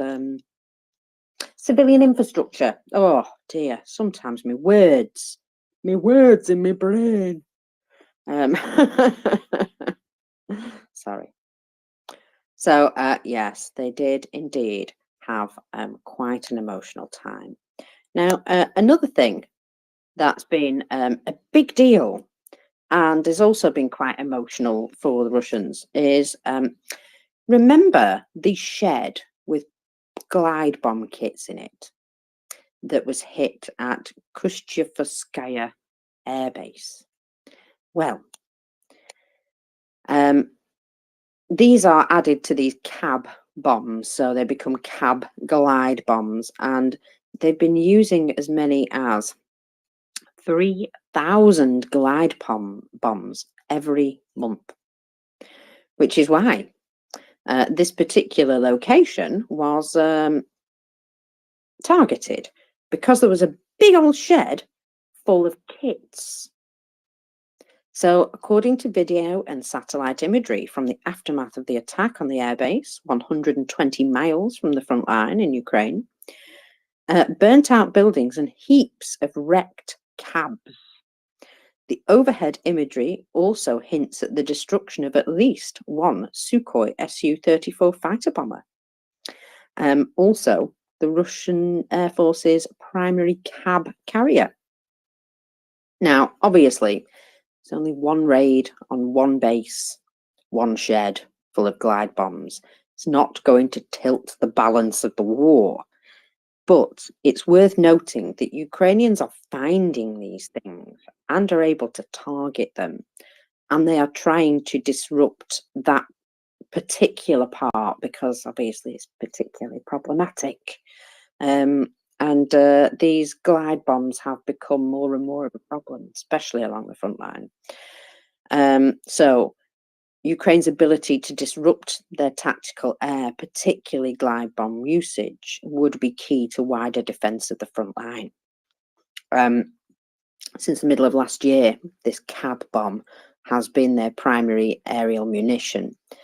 They are a very rough analogue of the JDAM extended range or the French-made Hammer, both of which the Ukrainian Armed Forces' own fighter bombers are starting to use. And they do keep Russian jets outside of the range of the Ukrainian air defences. Now, each cab packs hundreds of pounds of explosives, enough to dig a crater dozens of feet deep. All buildings and structures simply turn into a hole in the ground after the arrival of just one cab, wrote a trooper with the Ukrainian 3rd Assault Brigade. The cab is what the Russians refer to as their miracle weapon. because we have practically no countermeasures against it, except perhaps to blow up the sheds where the Russians store the bombs before they load them 4 apiece onto their Su-34s. It's unclear exactly which drones took out this particular building at the airfield. There are a number of options that could have been used, even to the point of using the pilotless sport planes. So whichever drone struck, they did so in large numbers. The weekend attack was one of the biggest of this particular 27-month wider war on Ukraine. The Kremlin says its troops shot down 66 drones, illustrating that it was on a much larger scale than previous. Now, the Russians, of course, didn't shoot down every drone. They never do. So this shed full of cabs has destroyed potentially scores of glide bombs, and Ukrainian drone operators may have given their comrades on the front line at least a day or two from this particular glide bomb campaign. But it's going to take many more raids on many more bases of this type to significantly constrain the bombings over a long term. CAB infrastructure is very likely to be added to the list of repeat targets for Ukrainian drone strikes, those that are already targeting oil refineries and weapons factories. So, just how many long-range drones can Ukraine produce? Mikhailo Fedorov, overseeing the high-tech war industry, recently told Reuters there are 10 companies producing thousands of long-range drones annually, potentially enough for weekly raids, the same scale of this attack. But drone production can expand. In fact, we fight to increase the financing further. So there you go. Just a little tale of what's to come, I think. A lot of drones. A lot more drone attacks. Now then, I see that we have a David here. We have a David. Hello, David. I'm going to swap out with you if that's okay, because I've done no work at all this morning. Absolutely none. Oh dear, you and me both. Great to be up. So excellent stuff. So I'm going to dive out, but love you guys, and I'll be sending you stuff in the background because I'm like that. I can't possibly stay away. And thank you, folks, for listening to us this morning. And you know what? I really enjoyed. I've forgotten her name, Marinka. I really enjoyed that chat with her. That was really quite a lot of insight, and what a great speaker. And how come all Georgian people speak really good English? So puts me to shame. I'm disgusted with myself for never learning it properly another language now. Just feel bad about it. Anyway, there's always an app, isn't there? Thank you very much, everybody. I'm getting out of the way. I'm going to start waffling because I really need to do work. Thanks, Marcus. It's been wonderful. It was great to have Marinka up. I thought that was a wonderful moment.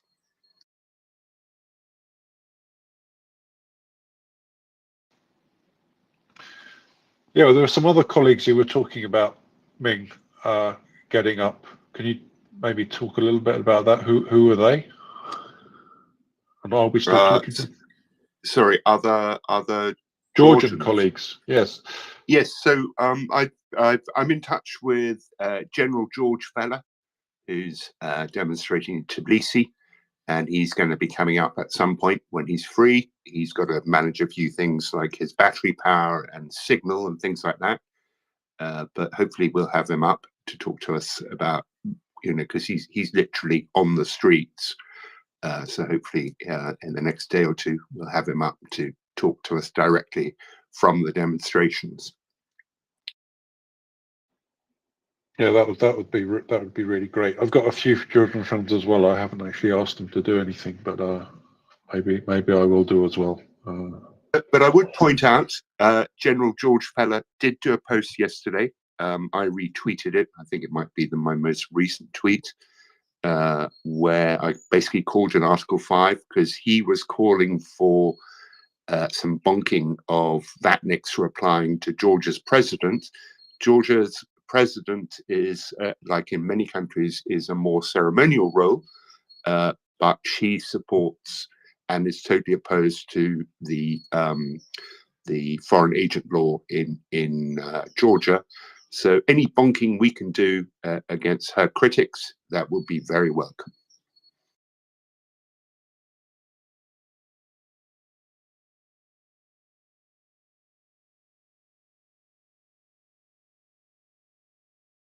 Have you made? You're showing us CH now, co-host David. Yeah, I'm up. So I was looking at a few things today. The Polish presidency of the European Union is coming up, and it says Andrzej Duda's going to be focusing on integrating Ukraine in the European Union. So full speed ahead, I guess, is the message there. I haven't read the article in detail yet, but we'll be looking at that, I guess, as we move forward. New sanctions against Russian and Chinese entities announced yesterday on the OFAC list. So Janet Yellen came out. So there's some interesting things going on there. Also, in general terms,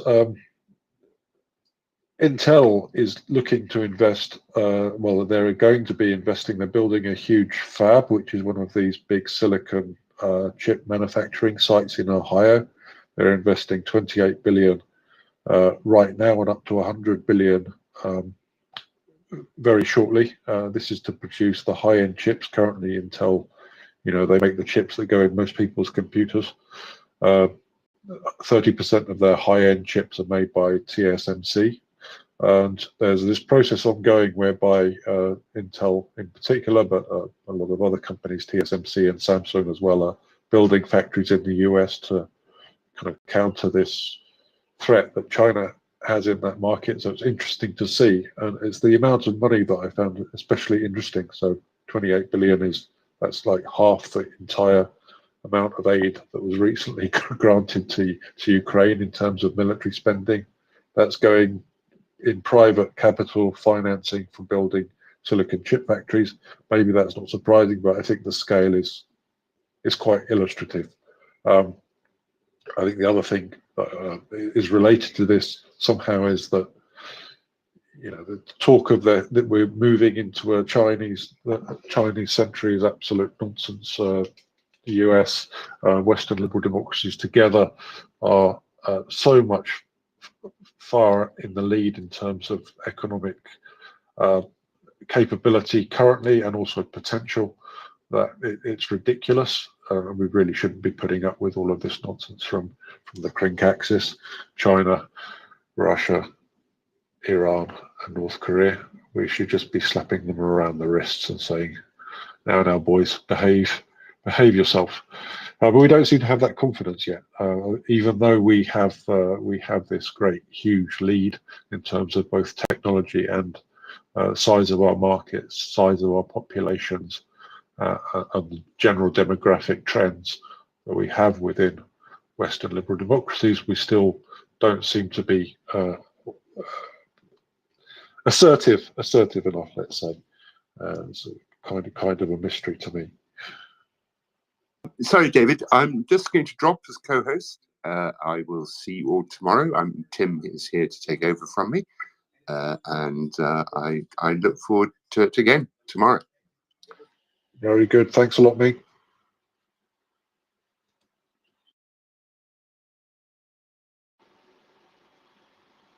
Yeah, so carrying along on that slung, the Intel fab factory planned in Ohio, they're going to be investing 28 billion into that factory.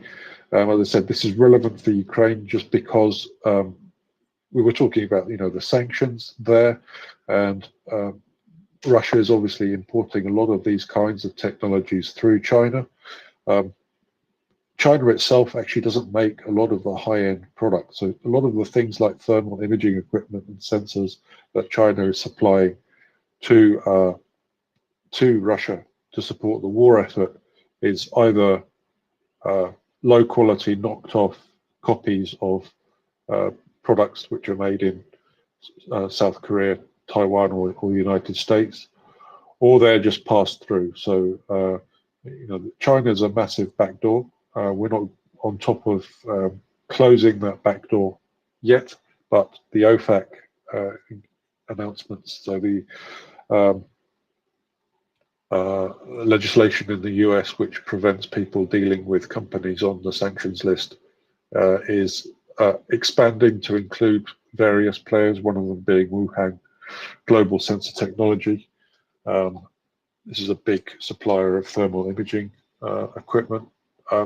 Unclear to me exactly how much of that is actually manufactured, the underlying core technology, how much of that is manufactured in China, or whether it's just kind of assembled into subsystems in China. I suspect the latter, but if anyone knows more about that, I'd be very interested in talking to them. So please come up and raise your hand, have a chat with us. These high-end factories are dependent on ultraviolet lithography. So basically, you have a laser and an arrangement of mirrors that focuses a beam of ultraviolet light onto silicon wafers in order to etch tracks on and place components on the silicon. And the leading supplier for that is in the Netherlands. It's a company called ASML. Basically, the highest end manufacturing machines have just been bought by Intel for this site in Ohio, and there's one other purchaser. I assume that's TSMC in Taiwan, probably also buying it for a site which they're opening in the US, I suspect. Very interesting to see what's going on there. Notably, ASML is preventing sales currently to China, and this is another thing where we really have the world by its balls, if you like, in terms of this technology. Companies can't make these high-end chips which are required for things like machine learning at the edge without these products, and they're all designed and built in Western Europe or the United States. Tim, welcome up. Hi there, David. Yeah, I mean, witness this is something that the West curiously actually seems to have an industrial strategy about as well, right? Because you witness the recent attempted takeover of the UK's largest manufacturer of silicon chips, Newport Wafer Fab, by a Chinese company, and the Department of Business Innovation and Skills ended up blocking the takeover because they simply didn't want that capability in Chinese hands. So perhaps a glimmer of hope in the West's changing view of China, which I think was very, very welcome, and I look forward to more of it.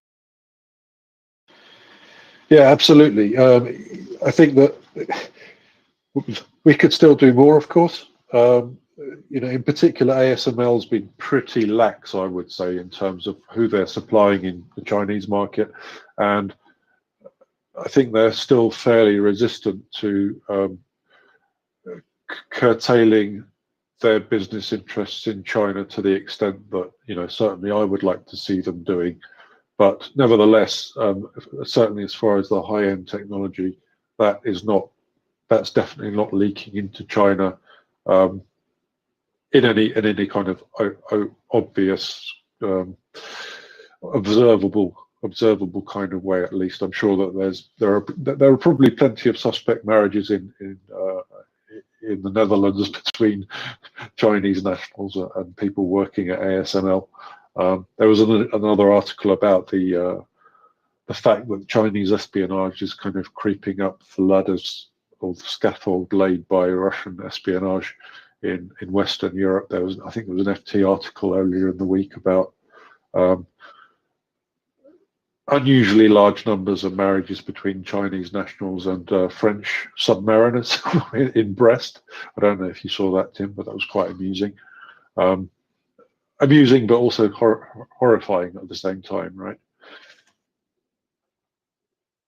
I didn't see that. No. Though I was one of the things that one of the things we have to bear in mind as well is that this is a kind of two-way street, right? Not only do we need to be excluding Chinese companies from takeovers of sensitive industries, and I would argue any industry, right? So any industry where they can use the corporate chain of command to dick us around. So quite why, for example, I don't know if it was successful or not, but the Chinese at least attempted to buy the port of Hamburg, and you can just imagine a scenario where China, well, Peking and Brussels fall out, or Peking and Berlin fall out, and the Chinese decide to start just messing with the ability of Europe to process imports. Right? It wouldn't take very much. I mean, these ports of that size are very kind of delicately balanced, and so are the supply chains they support. So it would take a few calculated machinery failures where they can just shrug and say, "Yeah, sorry, not my fault. The crane's not working. Oh yeah, this piece of software is corrupted. Sorry, sorry." And so they could do some real damage to the European economy by controlling what is, at least on the face of it, a fairly basic piece of infrastructure, right? So it I mean, doesn't.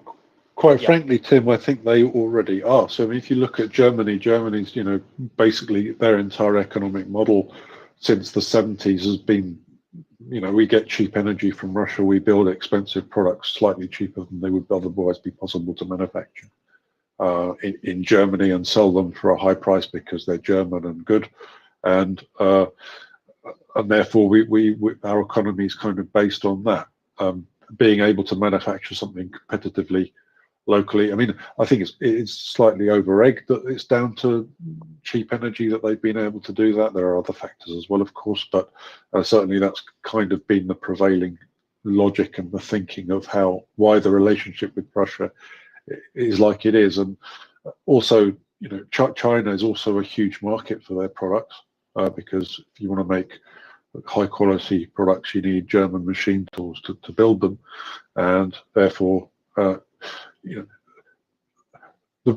Russian sales figures for most German companies left a massive hole, and German companies have been busy trying to fill that hole with increased sales in China. And if you take away China and Russia from their sales figures, then they're really in quite significant difficulty. And if you look at companies like Siemens, like Bosch, like Daimler, now, basically they're in big trouble. So we've been led down this path economically in Germany to our detriment for a long time. So even without kind of any skullduggery, we've made ourselves reliant on those markets, and that's causing damage. It's causing real damage now. Sure, absolutely, and it is happening. I mean, we are seeing encouraging signs. So I don't think there are any European countries left in Belt and Road except Hungary. And so Italy was in it, but Italy withdrew. I can't remember off the top of my head who else. So there've been some encouraging signs, but I think there does need to be a stronger and more holistic approach to this. Not only, as I've said, the takeover of sensitive technologies by Chinese companies, but also the takeover of just fairly basic but crucial infrastructure type companies by the Chinese. But I also think it needs to go the other way as well. Right? So there needs to be some kind of incentive or some kind of disincentive for Western companies entering into joint ventures in the Chinese market. Right? Not only is it iniquitous from a trade perspective, right? You don't get to do business in China unless you do a 50-50 JV with a local company, and that local company will pinch all of your IP, right? That's just part of the deal, is you have to sign it all over to them. Then that enables the knockoff market in China. So there's the basic iniquity of it. from a trade perspective, they require this of our companies. We don't require it of their companies. So immediate iniquity in trade. But also, as I say, there's the risk. There's the risk to IP. There's the risk to there's the risk to IP, and there's the broader strategic risk of important Western companies like Siemens, as you say, becoming overly dependent on the Chinese market for their core business. And this is, I would imagine, this is true of quite a lot of major European industrials, right? If they disengage from China for whatever reason, then their futures look very uncertain. And this is something that needs to be unwound, and it is something that needs to. It is something where we need to be very, very guarded about Western companies going down that road. There's also the personnel issue, right? So there was an interview a few years ago with Sir James Dyson of Dyson Hoover's fame, and he said quite candidly that his companies in the United Kingdom will no longer hire Chinese graduates, so they won't hire Chinese citizens, which was an interesting thing to say because discrimination on the basis of nationality is actually illegal in the United Kingdom. But he felt he could be candid about it. And the reason he no longer hires Chinese graduates is because they go to second or third rate British university. They get their engineering degree. They get a job with a British company that designs things. They steal as much IP as possible, and then they go straight back to China, start their own thing, and start making knockoffs, right? And he's seen this again and again and again with his products. And so there's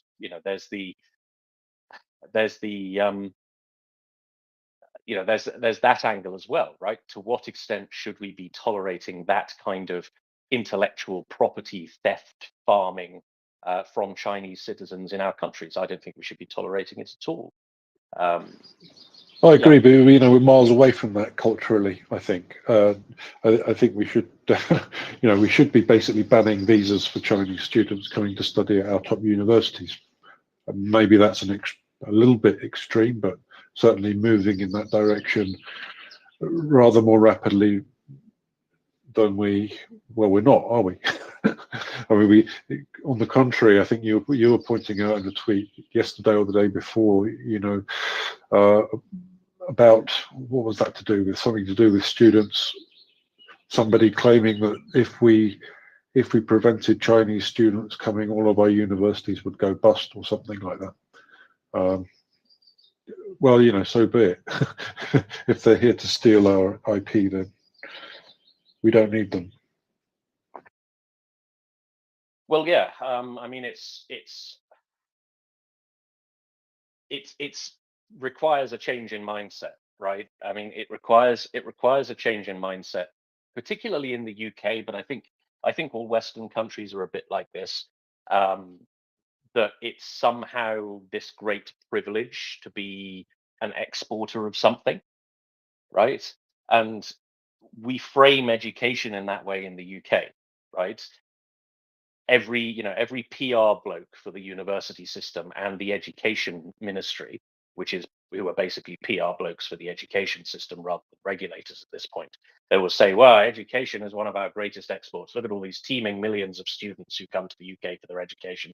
Well, I've seen a lot of anecdotes from university lecturers about people from the scions of rich families in various parts of the world, particularly but not limited to China, coming to British universities, paying extremely high fees, which is what are charged. They're very high fees are charged to foreign students, and I think students outside the European Union or something like that. And they go through the motions of getting the degree, but they spend 3 years basically unable to speak English, right? Like they somehow get these degrees despite not really being able to communicate in the language of study. And so there's something a little bit funny going on there with the universities. There's this kind of cash cow thing, and if you're I don't know. I don't think that's something we can really take any pride in, right? not only is it unsustainable, right? So it will eventually cheapen the brand so much that on a global level, the education will mean very, very little. But it's kind of a dastardly form of mis-selling, really, where they say, oh, they say, well, look at what a British education could get you. Look at all these people who come to get one. But I think quite a large number of them are not really getting the education that's advertised, simply because the whole thing's a bit of a racket. Absolutely, absolutely. I mean, we talk quite fondly of Thatcher and Reagan and so forth, but a lot of the educational reform that went on under Thatcher, quite frankly, was disastrous, because basically it created kind of a market for higher education where universities get paid for who wants to go towards them. And from my perspective, this just meant that if you had lots of media studies courses, then you made loads of money. To be kind of blunt and probably terribly inaccurate and biased about it, that's the way it seemed to me. We kind of got rid of our more vocationally focused higher level of education with abolishing the polytechnics and making them all universities. But anyway, this is UK internal politics stuff, so maybe not so relevant. But I think that we missed reforming in the right way there somehow.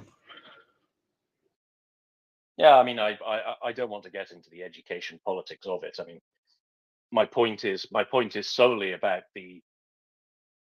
number one, training young people from hostile civilizations with the very best of our knowledge. So that's one problem. So we're sharing our corporate knowledge as a culture with another culture that really, really, really doesn't like us. So there's that, which to my mind is a case for restricting access to students from certain countries to the high-end education that actually happens. And the other one is the lower level racket, where people from these countries, they get student visas, they come here, they do a 3-year degree. They don't get a degree in any meaningful sense of the word. They just get a piece of paper, and that's like, I don't know, that's just dishonest, and it just doesn't sit right with me. Yeah, so it's kind of a twofold thing, right? It's sharing the actual quality knowledge, which I don't think we should be doing, and there's running what is basically an export racket of defective product. So yeah, without meaning to get into the politics of it too deeply, these things don't sit right with me at all, David. No, and I think there's an important point here about let's say our lack of understanding of the nature of the governments which we're dealing with here. So I think generally, we just you've said it before on the space, and I said it as well with regard to Russia. There's just a degree to which we don't expect a government of any kind to be behaving in the kind of way that Chinese government does or the Russian government does. And to the extent that, I mean, we just can't imagine, I think, on the whole, that students would come over to the UK or the US, study, be working there, and then suddenly be approached by the local Chinese Secret Service agent who has an office in downtown, wherever, New York, and then be requested to supply information to the Chinese government after being in the country for 15 years. And this is something that's completely normal and actually, proven. There's many examples of this kind of thing, both on the Russian side and on the Chinese side, of these people, knowingly or unknowingly being planted in organizations to supply industrial information to a foreign government. And we don't react because I think people just can't get their head around the fact that that's how it works. Sure, and I think it's more holistic than that, right? I don't think it's necessarily just about foreign governments. It's about, I don't know, it's about this Western folly, this idea we have that altruism is reciprocated, right? So we are very open and tolerant and liberal societies in the West, and one of the one of the shibboleths that we preach is, well, I may not like the Chinese government, but I have no issue with the average Chinese person, right? And we consider that a reasonable position because it is one, right? Like that's one of our civilizational bases is we approach people man by man. We don't write people off. We don't write whole peoples off because of some characteristic that they share, right? I mean, it's kind of liberalism 101, right? And it seems very reasonable to us because it is very reasonable. Nevertheless, we assume that it is reciprocated, and this is where I think we make a mistake, right? We assume that our tolerant attitude towards people in the abstract is something that other civilizations will show back to us. And in the case of, well, particularly in the case of Russia, in the case of China, in the case of Iran, in the case of our civilizational enemies, that simply isn't true, right? They have a deep-seated contempt and dislike for us. And this is something, Gunny, this is something that Gunny put very well. We were having a discussion about what China wants. This was about 6 months ago now, and we had a listener up who was somewhat and unduly sympathetic towards China. I don't know if he was a Sinophile or just extremely naive.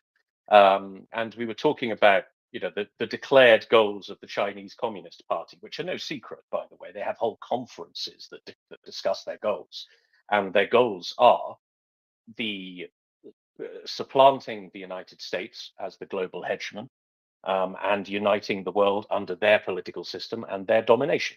Right, like that's the goal of the Chinese state. They discuss this openly, albeit in Chinese. And if that happens, we can expect to be treated very, very miserably indeed. And this listener, the Sinophile listener, said, well, why would they want to do that?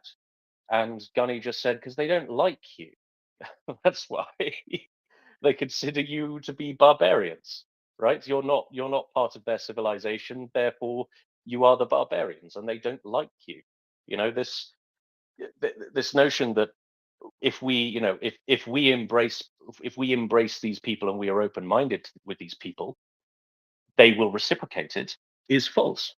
I'm not saying we shouldn't, right? I shouldn't be open-minded, but I think we should be just guarded, right? I think we should abandon this assumption that our openness and our tolerance is in any way reciprocal, because it isn't.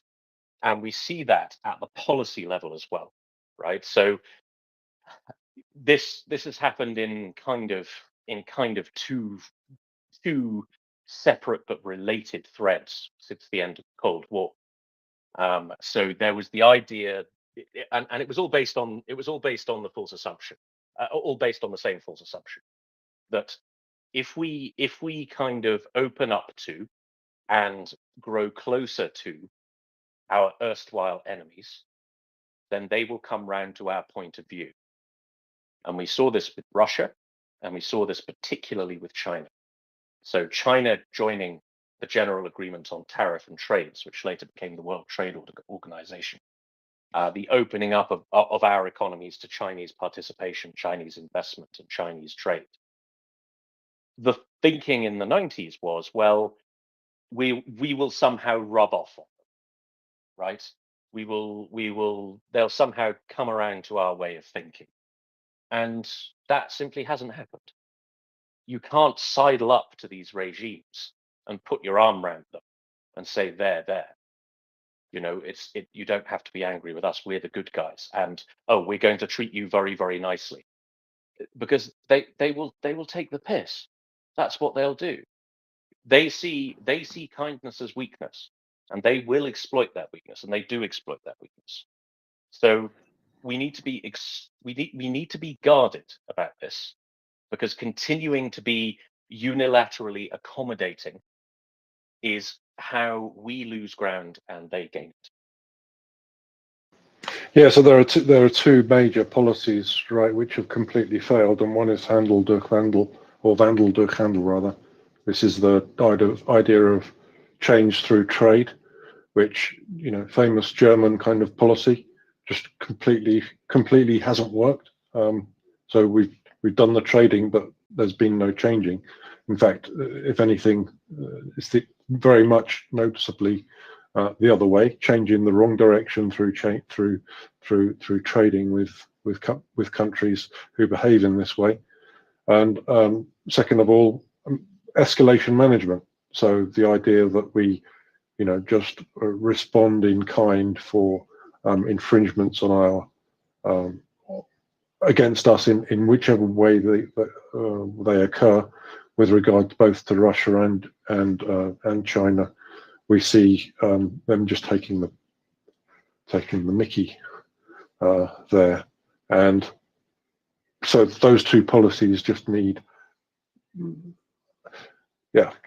cancelling, overhauling, completely rejecting, because they're things that have failed. And you know, if you think back to the the rise of Nazi Germany, I don't know. We were talking about this a little bit yesterday or the day before in the space about, you know, Rolls-Royce doing business with Germany during the rise of Nazism. I'm not sure about all of that, and I'm not sure also about what trade was going on between, let's say, pre-revolutionary Russia, for example. I don't really know the background to that historically, but I really wonder, you know, given a policy of genocide which is you know, open and pretty blatant in China, how we think it's okay to still be doing business with them in that context is somehow a mystery to me. Yeah, absolutely. And I think it's, well, we see the symptoms of this failed idea all the time, right? I mean, you talked about what's it called? Democracy through trade, you know, normalization through trade. Peace through trade is equally fallacious. The example I like to give is who was the United Kingdom's biggest non-imperial trade partner in 1914? That was, of course, Germany. And who was the Austro-Hungarian Empire's biggest trade partner in 1914? That was, of course, Russia. Like, you know, and there was, and you know, this was not insignificant, right? This was a time when the world was a lot less globalized, but this was quite big business, and it did precisely nothing to prevent war.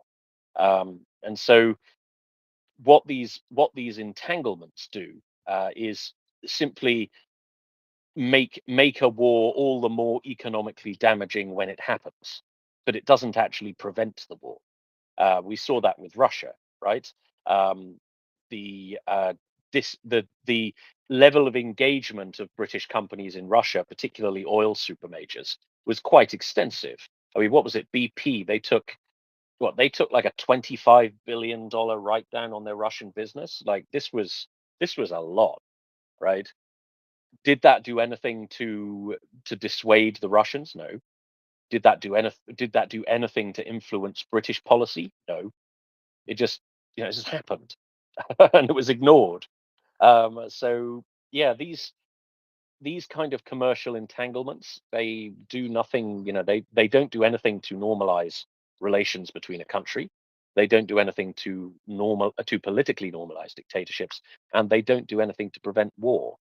And that's not an argument against globalization, but it is an argument against including the types of regimes that commit genocidal invasions against their neighbors in globalization, in my opinion. Did you want to come back, David, or should we go to Danny? Just to say 100%, we need the, you know, the risk of praising someone from the Blair tyranny.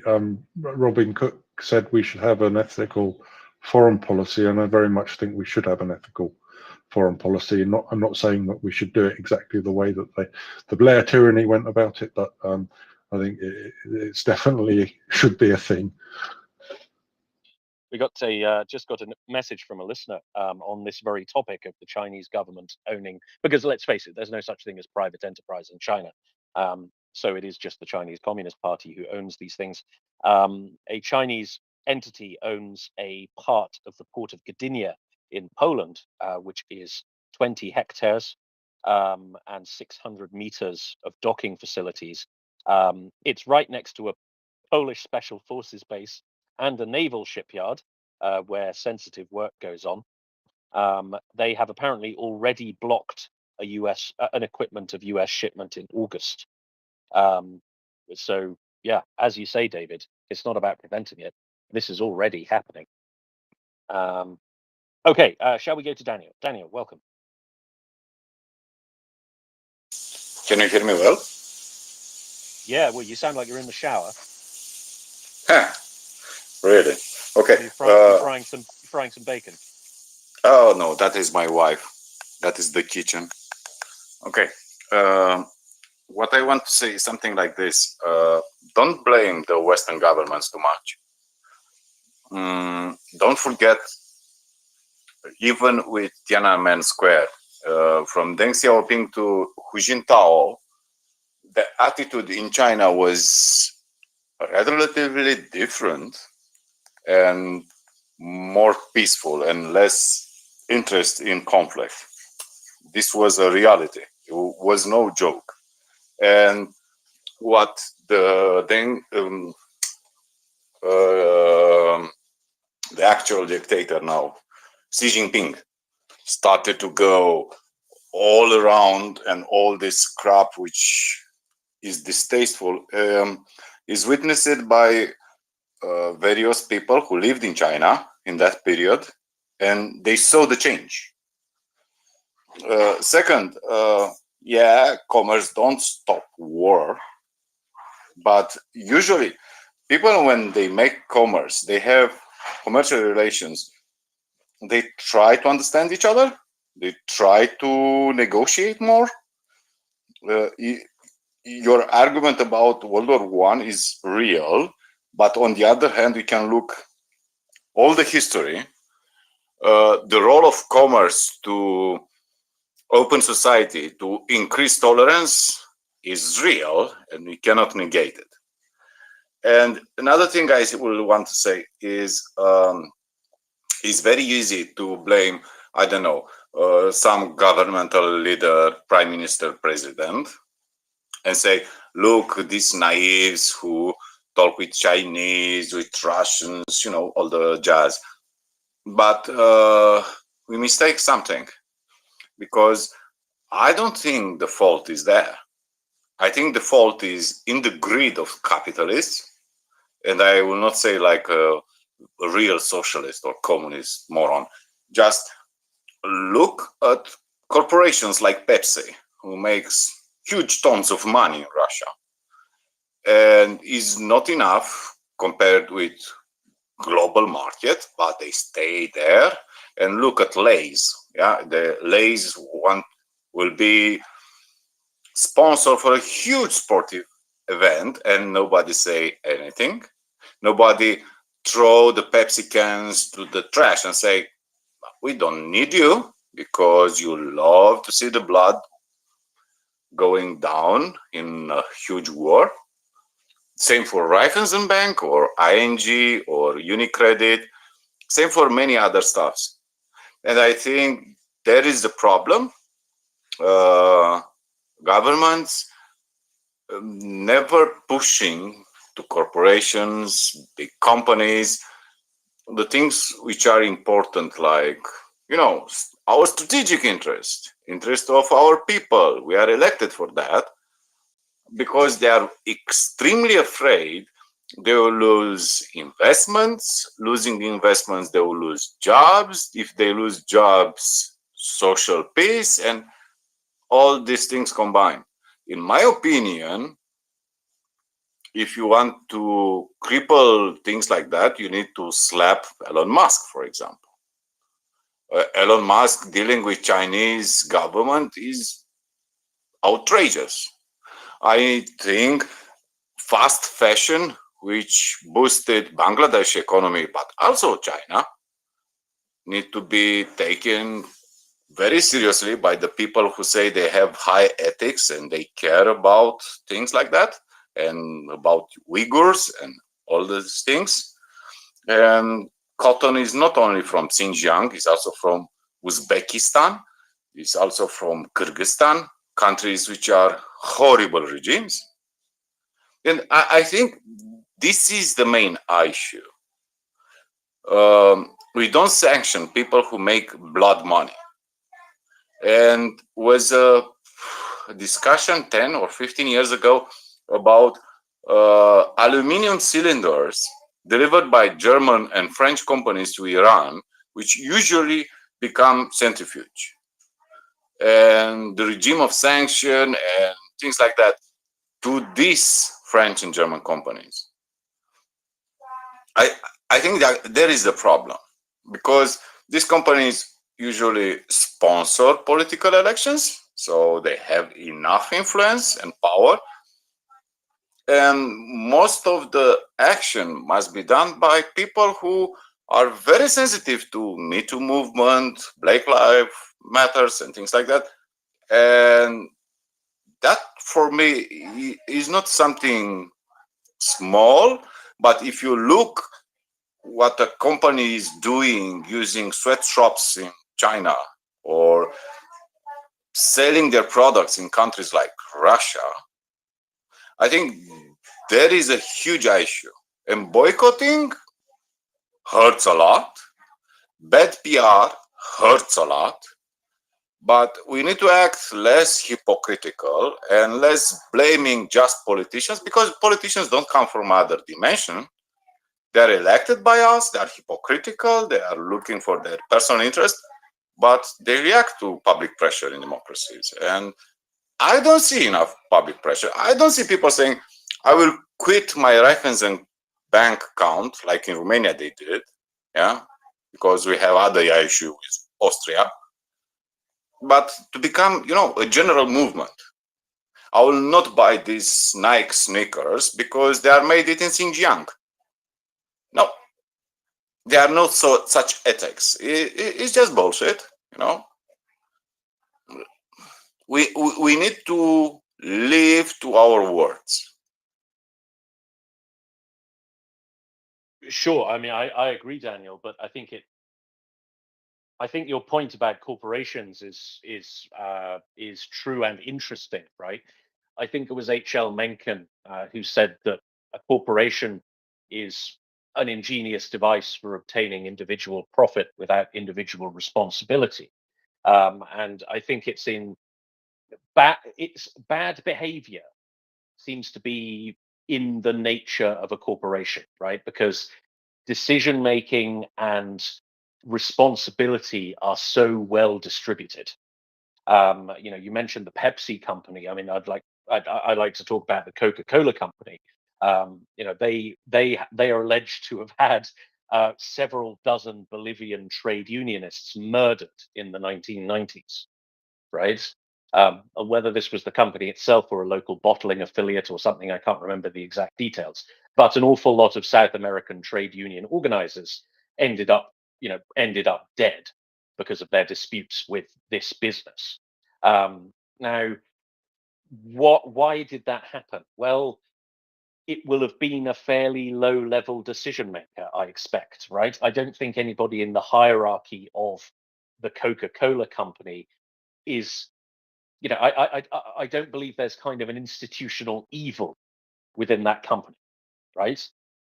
It's not like it's not the SS, right? It doesn't have this kind of ideology attached to it where murdering trade unionists is sort of generally seen as an acceptable thing to do, as something you just shrug and carry on with your day. But nevertheless, these things do happen at the sharp end. And every corporate scandal, you get an organization where, every corporate scandal we encounter, what we see is we have an organization that is somehow holistically evil, despite the fundamental goodness of basically all of its participants. right? So there's something inherent about that way of doing things. Of course, it comes with, I'm not one of these anti-capitalist, Occupy Wall Street types by any stretch of the imagination. But we do see a pattern of outcome when it comes to this particular way of organizing ourselves. That means that these companies are at least morally neutral, right? They are kind of amoral, if they are very rarely immoral. And I'm entirely unsure what we do about this. I mean, as you say, boycotts are powerful, but as you say as well, boycotts are not always practical. I mean, try boycotting Unilever, see how far you get, right? You probably won't be able to clean your lavatory. I don't know. I like quite clean porcelain to kiss every morning. Thank you very much.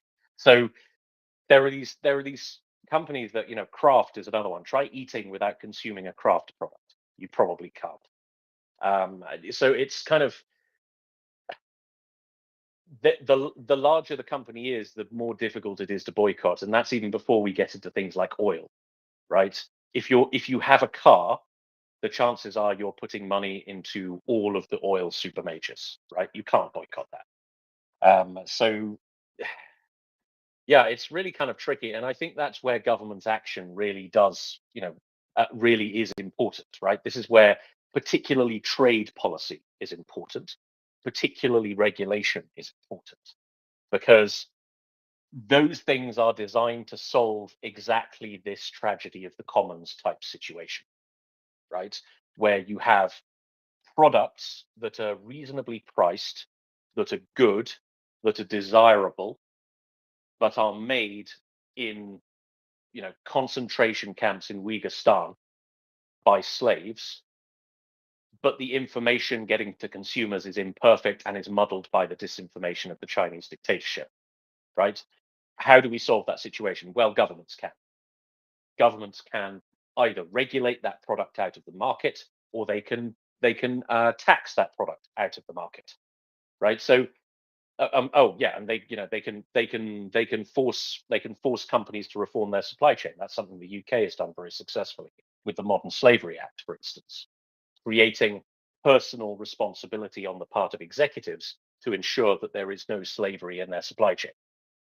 So these are things that consumers on their own can't really solve because there's an information gap, or there may be enough people who will just shrug for that particular product that has an evil long tail to survive in the market.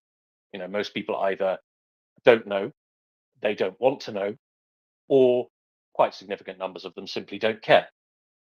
So I think this is where government action comes into play, particularly trade policy, and particularly regulation, particularly taxation. It is within the power of our political masters to remedy this, not just vis-a-vis China, but vis-a-vis Russia as well. So I don't know, Daniel, I'm blaming the politicians on this one. I'll go back to you. I will never say politicians are blameless. I will never say that. In my opinion, all the politicians are some kind evil, hypocritical, and less empathic. Just that's why they pursue power. But saying about regulations, look, European Union so criticized is just about regulations. And I feel like European more protected because there are so many rules. In United States, they always say Europe is behind because they have so many rules and discourage the free initiative. I don't think so. I think America has so less regulations and so much freedom for, doing anything bad stuff. And this is a fair criticism, and more Americans think similar. And about oil, for example, again, I will go to Americans. Buy smaller cars, please. Smaller cars. They are better, the Japanese and European one, always than American. They are smaller, efficient, they go fast, you don't have problems with repairs. You don't need the tuning. Yeah, you want to boycott oil? Yeah, this is the way. Yeah, it is a problem because America probably is the biggest exporter now. But the idea you cannot do something, I don't think is real. And I will say something like this. Consumers in Europe, in North America, Australia, Japan, South Korea, they are extremely important for any corporation in the world. If you want to compensate European Union, for example, with the rest of the planet, you will have difficulties. And any big company knows that. And if we approach responsibly, I think we can manage something. We can manage, because look how fast they react if their brand is going to shit. Every time. There are morons like Musk who doesn't care because he doesn't have any moral compass and he's a small dictator in his business. But I want to stress it.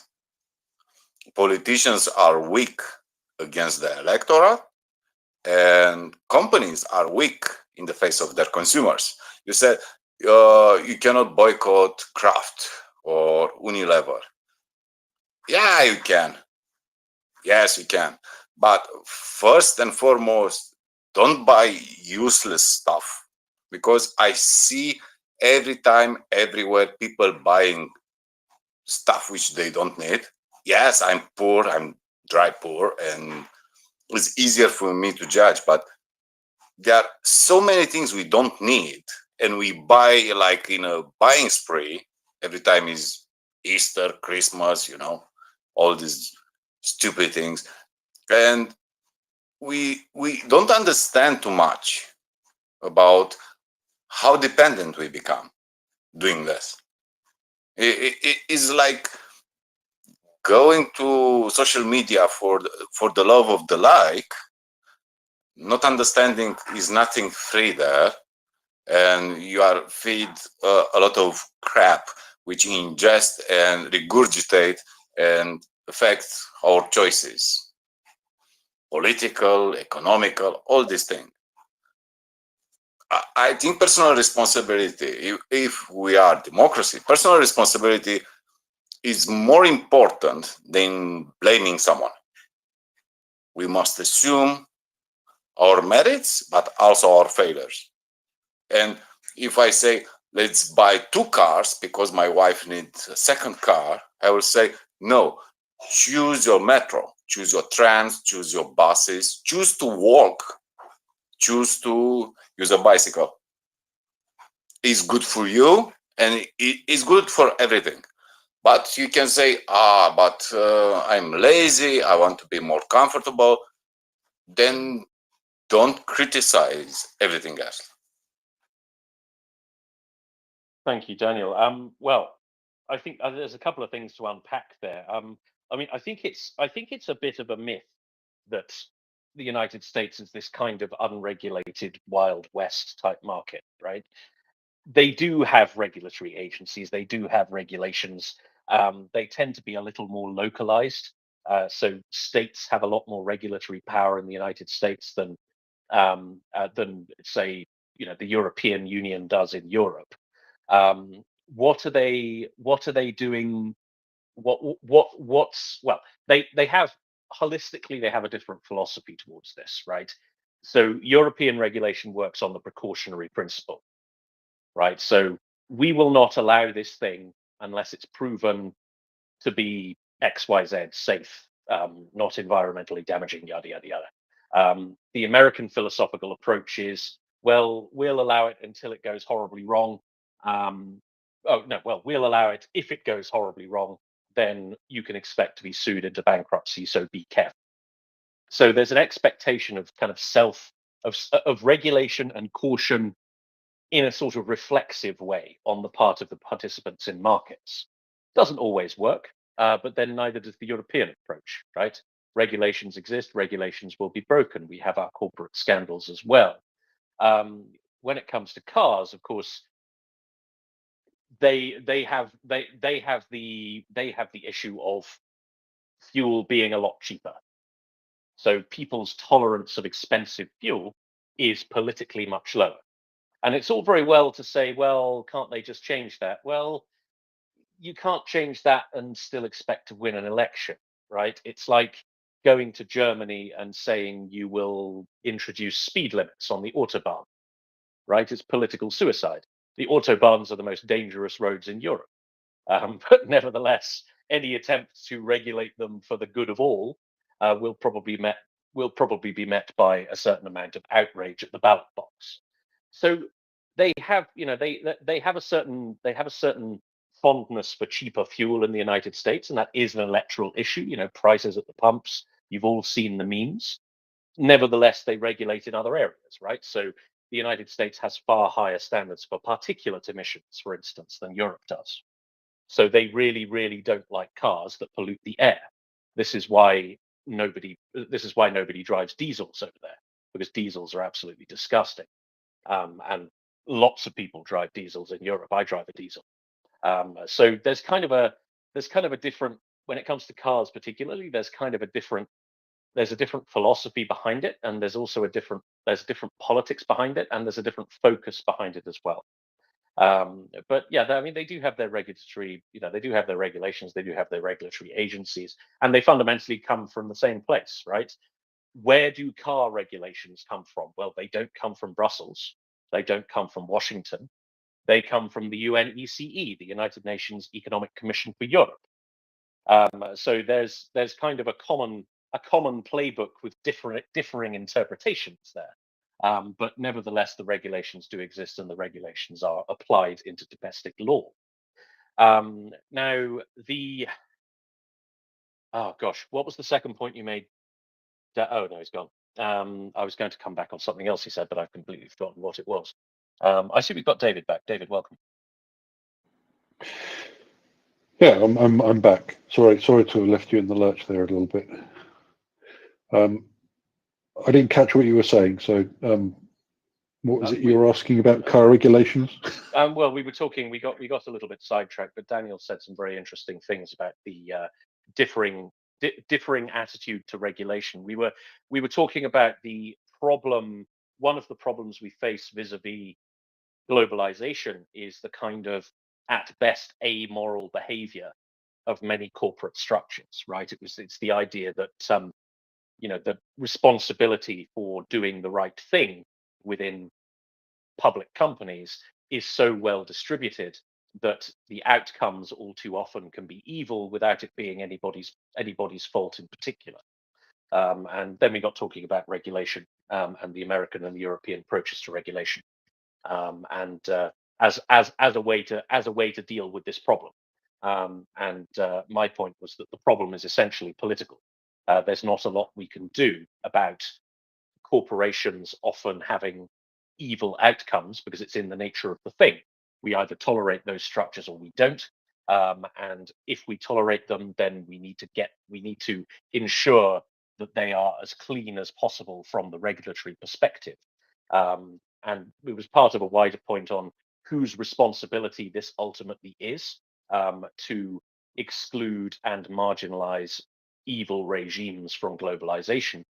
Daniel believed it was mainly the responsibility of consumers, as well as businesses themselves. My point was that actually the only way to solve this is through government action, because this is what governments are really, really good at, is seeing a wider moral priority that doesn't necessarily have a positive price tag on it. So identifying the externality of our economies and acting to mitigate them if they are negative.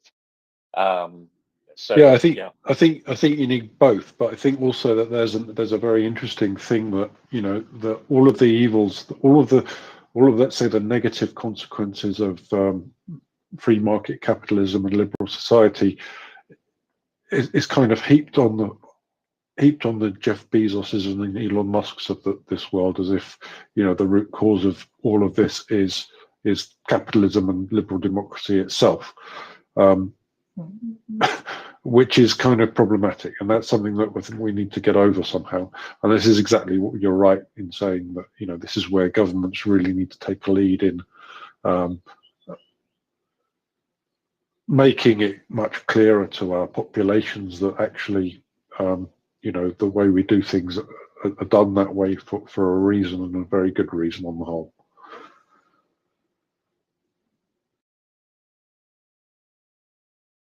Absolutely, I couldn't agree more, David. I've sent you a co-host invite, by the way. I don't know if you can see it. Oh no, I haven't. Okay, there we go. No, I sent you a co-host invitation. How about that? Okay. So that was a very interesting discussion. Thank you very much, Daniel, for your contributions. Sounds like something we should probably discuss further over a Romanian beer. Such things indeed exist. So this is the news that China has been sanctioned by the United States for supplying critical inputs into China's military industrial base for use in the war on Ukraine. American officials have announced a sweeping package targeting 300 entities in Russia, China, and other countries. US Treasury Secretary Mrs. Janet Yellen said that today's actions will further disrupt and degrade Russia's war effort by going after its military industrial base and the evasion networks that help supply it. Now, these target, as I said, 300 different actors in China predominantly, but also in Russia, Azerbaijan, Belgium. Yes, they always prop up, don't they? Slovakia, Turkey, and the United Arab Emirates. Targeting entities in the United Arab Emirates is particularly interesting because we once, I can't remember who it was, but we once had a speaker up who was in the widget trading business, in electronic components trading.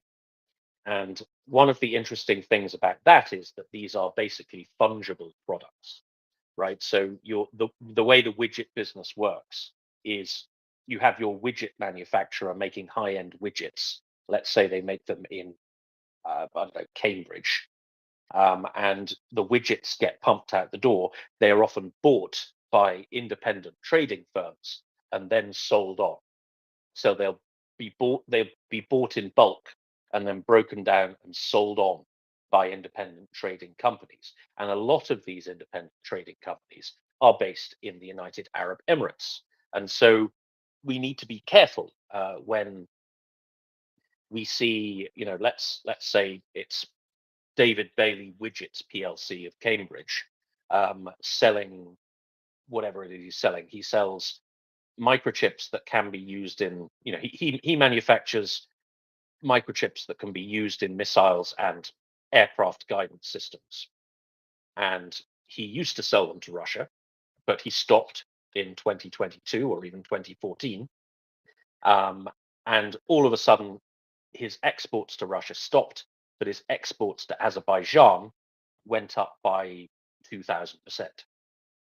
Now, we must be careful criticizing David Bailey Widgets Limited, because the chances are there is an intermediary involved in that trade. And all David Bailey Widgets Limited sees is he is still selling the same amount of widgets, right? He may not know exactly where they end up. So that's what interested me about the targeting of UAE entities, because a lot of the companies that do this, and therefore the companies that are actually evading sanctions, are based in that country. David, you're probably a lot more familiar with this sort of thing than I am, so why don't you jump in? I was going to say that you know a frightening lot about my business, but no, that's exactly how it works, and there are lots of these places in places like Singapore, Hong Kong. I would say is a major centre for this kind of business as well. And you're right. The United Arab Emirates is a big one. And you're also right to say it's quite difficult to see how you get to the bottom of this. And the only way I thought about this quite a lot because it's a business that I'm in. I think that there's a degree to which this could be dealt with very easily.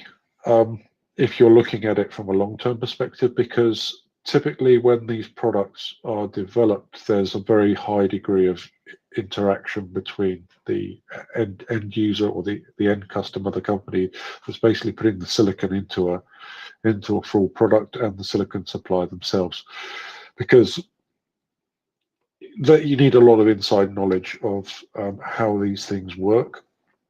And invariably, there are mistakes that are made. So typically, if you think of something like an engine controller, the software that's developed to run the engine will be taking into account vagaries of the silicon that have occurred during manufacturing or the development of the silicon itself. So there's invariably some kind of bug in the silicon somewhere, which has to be taken account of in terms of software. And for that, during the development phase and during the early phases of product rollout, there's a very, very high degree of intimacy between the silicon manufacturer and the end user.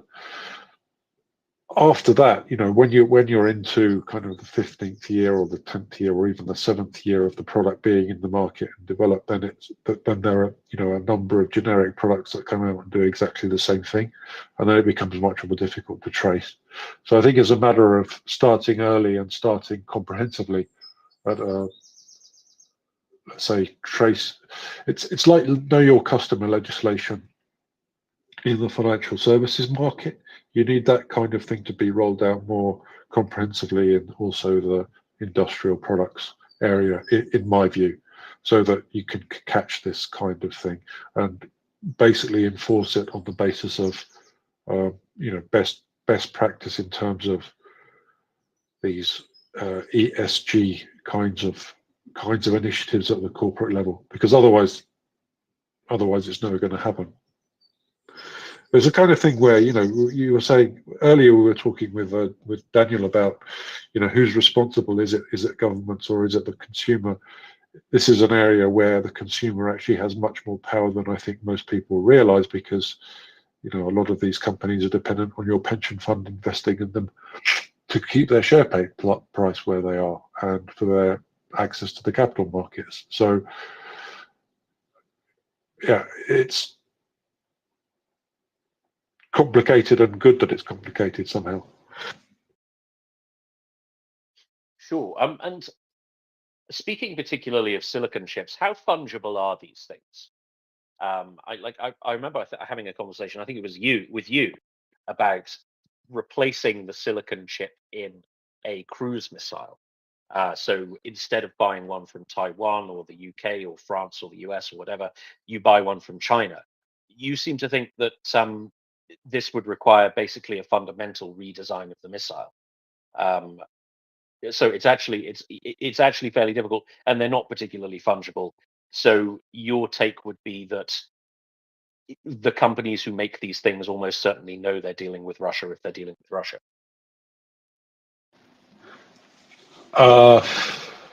Yeah. Basically, I'd say yes. So yeah, it depends really what they're doing with the control system, as to how easy it is to replace something. I mean, I would say it's pretty difficult to just switch out one chip for another chip, unless it's something really basic. So depends on the kind of application really. But as I say, in a missile control system, I would expect it to be not a non-trivial task to change the silicon. But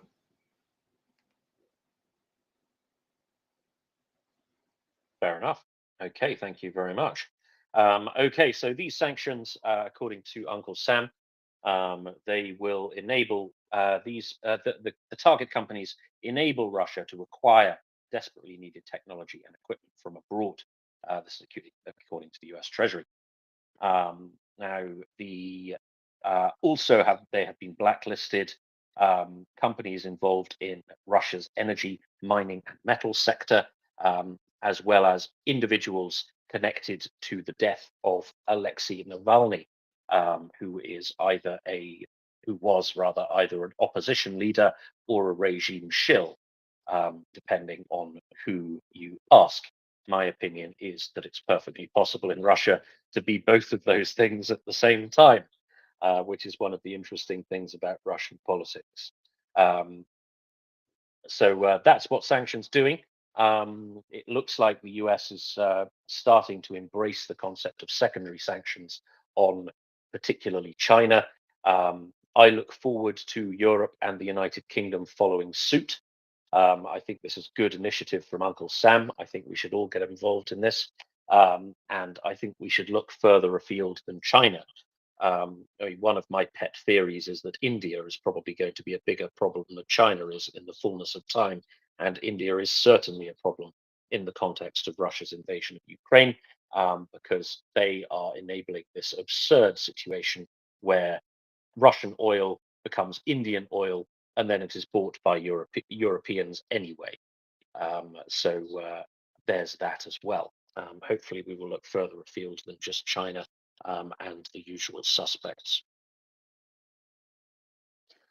Well, that's quite an interesting one. So I think that yes, we should definitely be putting more pressure on India. There's no doubt about that. But on the other hand, if India is where the value is being added in the overall value chain, then I think there's a degree to which we would have to say so be it.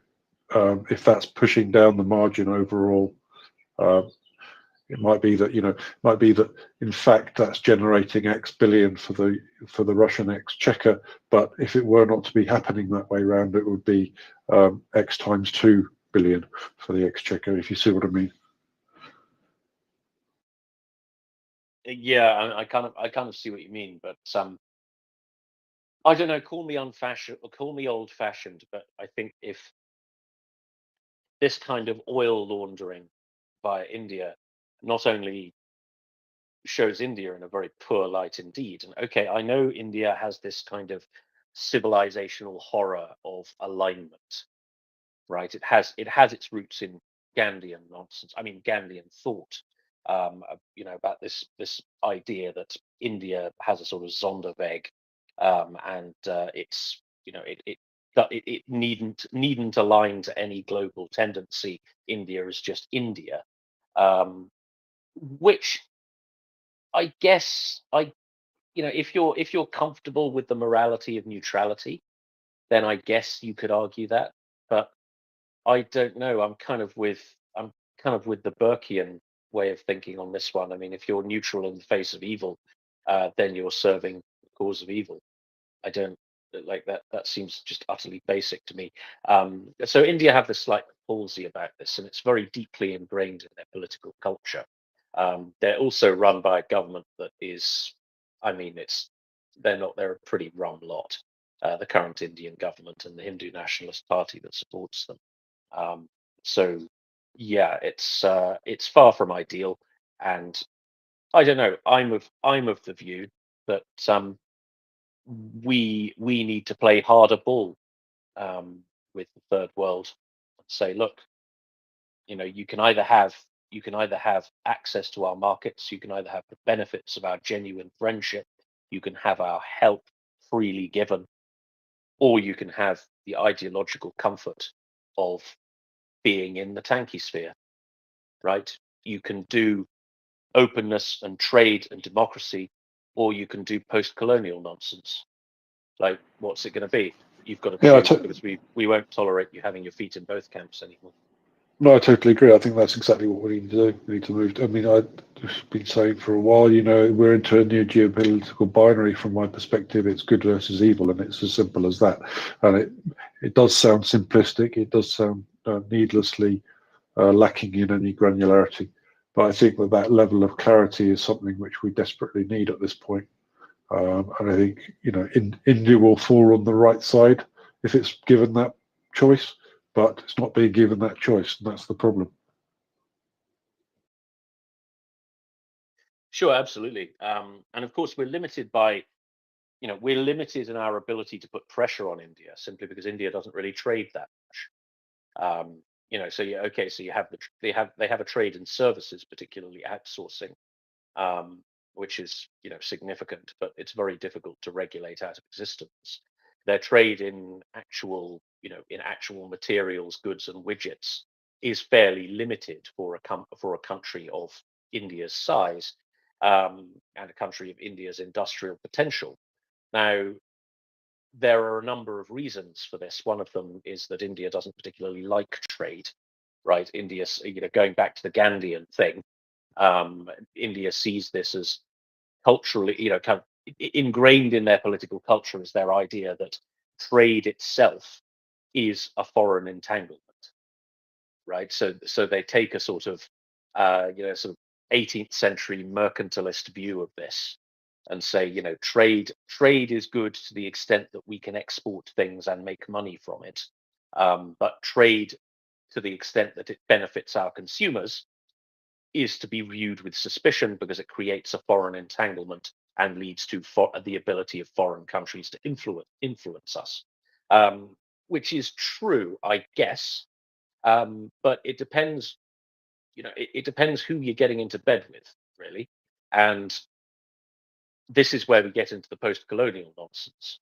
It's the idea that the West have fundamentally malignant intentions towards the third world, right? This is of course a narrative that's very, very heavily amplified by our enemies. The idea that any offer of Western friendship, any Western hand outstretched, there'll be a revolver in the other hand, and there'll be, scarlet-coated, pith-helmeted bastards just over the horizon waiting to swoop in again. This is, of course, complete nonsense, right? The way we compete for influence over the third world, of course, but what we offer is very, very genuine, right? The assistance, the assistance, the ideologies that we offer, the access to markets that we offer, the development we offer. These are, the aid we offer, for instance. These are very, very genuine things, right? They're not some kind of neo-imperialist project. They are the realization that it's actually better for everybody if everybody is richer. Therefore, we would quite like the third world to be richer. Thank you very much. And I see we've got one of my favorite fellas coming up, Ola, who is our man in Ghana. So he will be able to talk about this at much more interesting length than I can. Ola, welcome up. It's lovely to see you. Hey Tim, thank you. It's been a minute. How you doing, brother? Not too bad, not too bad. Keeping things ticking over, keeping Ukraine in as much bread and butter as we possibly can. How are you doing? How's student politics? Uh not bad, not bad. Tough. I'm on a vacation now and I'm on a 3-week break. So yeah, so far so good. It's good to be back here again. I heard you speaking, so I was like, let me pop up and say hi. Fantastic. I mean, do you have anything to add to my thesis from your perspective, as the man at the coalface? Oh, as usual, I think we all share the same thoughts. I've shared this several times. The countries down here in Africa, especially, you look at what the West has to offer us, and you look at what the commies and the the dictators in Russia have to offer. It's very, very, telling, as I say. It's very telling. You have democracy on one hand, and I saw a post by one of my tweets. It was about communism in Africa after colonialism, and the tweet was like, communism actually caused a lot of harm in Africa than colonialism. I know it's very debatable, but I agree.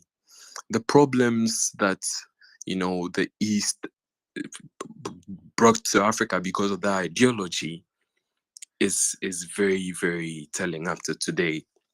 So you have some African countries that are just victims of the bullcrap. They repeat the bullcrap because they hold on to that ideology so much. They believe in, communism so much. I just don't know why. And it hasn't worked anywhere. But you look at what the you look at what the West has to offer us, and like, this is, where could you ever get a better deal? You look at China and the aid they offer to African countries, and it's basically giving out your sovereignty for aid. You give out your sovereignty for a port to be built for you. You give out your sovereignty for a railway to be built for you. Whereas the West has no interest in that, where they genuinely want to help. You look at the programs, Ghana, for instance, is currently on an IMF program, and they are looking at how to restructure our debt. They don't just want to give us all the money, but they are actually down here helping, trying to, reason with our economists, people down here. But guess what? If we were supposed to go to Russia for that kind of help, or China for that kind of help, we would have lost some part of our country, if you get what I'm saying. So it's just, I agree with you so much, Tim. I've said this 1,000 times, and I really hope, African countries wake up, especially those that keep running to Russia and China. You look at West Africa and you look at,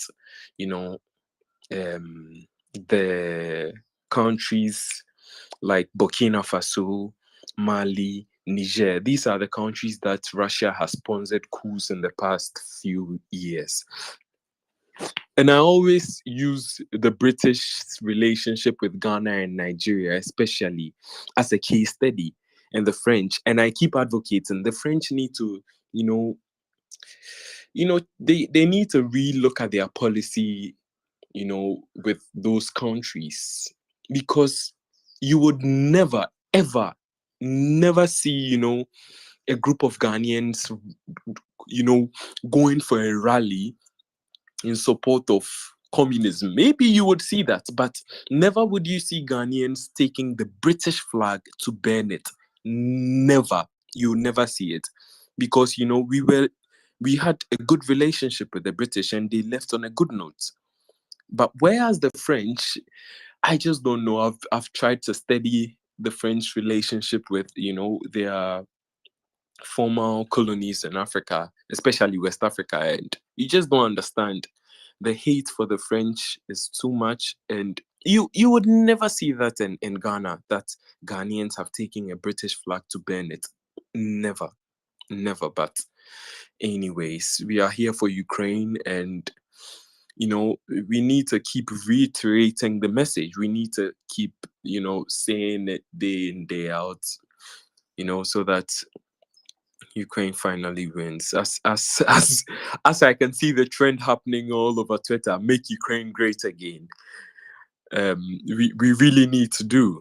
And this amazing community on Twitter that has been going for how many years, how many hours, people showing their dedication, putting in hours of, co-hosting, trying to keep Ukraine up in the news, even to the extent that, mainstream media can't catch up with a community like this, because it's day in, day out, trying to keep Ukraine afloat. And it's extremely commendable. I say this every day. I just can't wait to see Ukraine win, because a win for Ukraine is a win for free Africa, like Africa that wants democracy, because Russia's influence in Africa would be challenged. So I just can't wait. I can't wait. Thank you very much, Ola. I had a quick question on what you just said. Why do you think that France doesn't have quite as good a relationship with her former empire in Africa than the UK does? Is it because France tries to be a little too hands-on? Or could you speak a bit more about that? That's very interesting. Yeah, yeah. I took a course this semester on African liberation movements. So that was pretty much from the late 1800s all the way till the pretty much up till current day Africa. When you look at the kind of relationship that the British had, especially in West Africa, because I was studying from the West African perspective, especially in Nigeria and Ghana, we had a great relationship with the British. You know, there were even some movements in Ghana, for example, that didn't want the British to leave. They were, if you understand what I'm talking about. So, in as much as that happened, the British finally left and they gave us independence. You know, they gave us a chance for what? Self-rule, self-determination, to make our decisions and try, you know, figure out our future. Whereas the French left, but in some instances, in places where the French were leaving, guess what they did? So the developments that the British did in Ghana, for instance, the railway systems, the road systems, you know, the hospitals they built, all the things they did, they left. The British left them intact into the hands of the Ghanaians. Whereas the French, they broke all those things up. They dismantled everything. The railways that were dismantled, the hospitals were blown up, if you get me. So when they did that, they were still hands-on, if you get what I'm saying. They still wanted to have, you know, a say in their former colonies, where, as you know, economic policies and what have you. But the British truly and really left us. They gave us a chance to make, you know, do what you want to do, you know. But the French didn't. The French didn't. So I always advocate that the French should really look at their policy in Africa. They should recall their, you know, just they should relook at the policy material and look at how they can better it. It's never too late. They should look at how, you know, the two countries, Nigeria and Ghana. Trust me, you can go onto the internet and search wherever you want. Colonialism was a bad thing. It was a horrible thing. I'm not condoning it, but you would never see a picture on the internet, or you would never hear that Ghanaians gathered somewhere to burn the British flag. But guess what? In Mali, you would see that. In Burkina Faso, you would see that the locals in Burkina Faso would take the French flag and burn it, because they hate them so much, because the French still, you know, are hands-on. They are making some movements here and there, and you know, it pisses the people off, if you understand what I'm saying. So I think the French should relook at their policy in Africa. They should. They should look at it and try and copy from the British model, because it is a thing to behold that for how many years? Almost 60 years that the British left. We have never been in that kind of banter where, even though we've experienced coups, like then you see Ghanaians gathering around to burn the British flag. Like it's an eyesore. It would never happen. But in the former French colonies, it does happen all the time. All the time. I just don't understand. So for me, I think the French should relook at their policy in Africa. They should. They should even follow the American model. You have the Americans having this kind of model of hearts and minds. They didn't have any colonies in Africa, but they have interests in Africa. And they follow that hearts and minds policy, where you find Americans sometimes going into the villages and local schools, you know, USAID all around, those kind of things.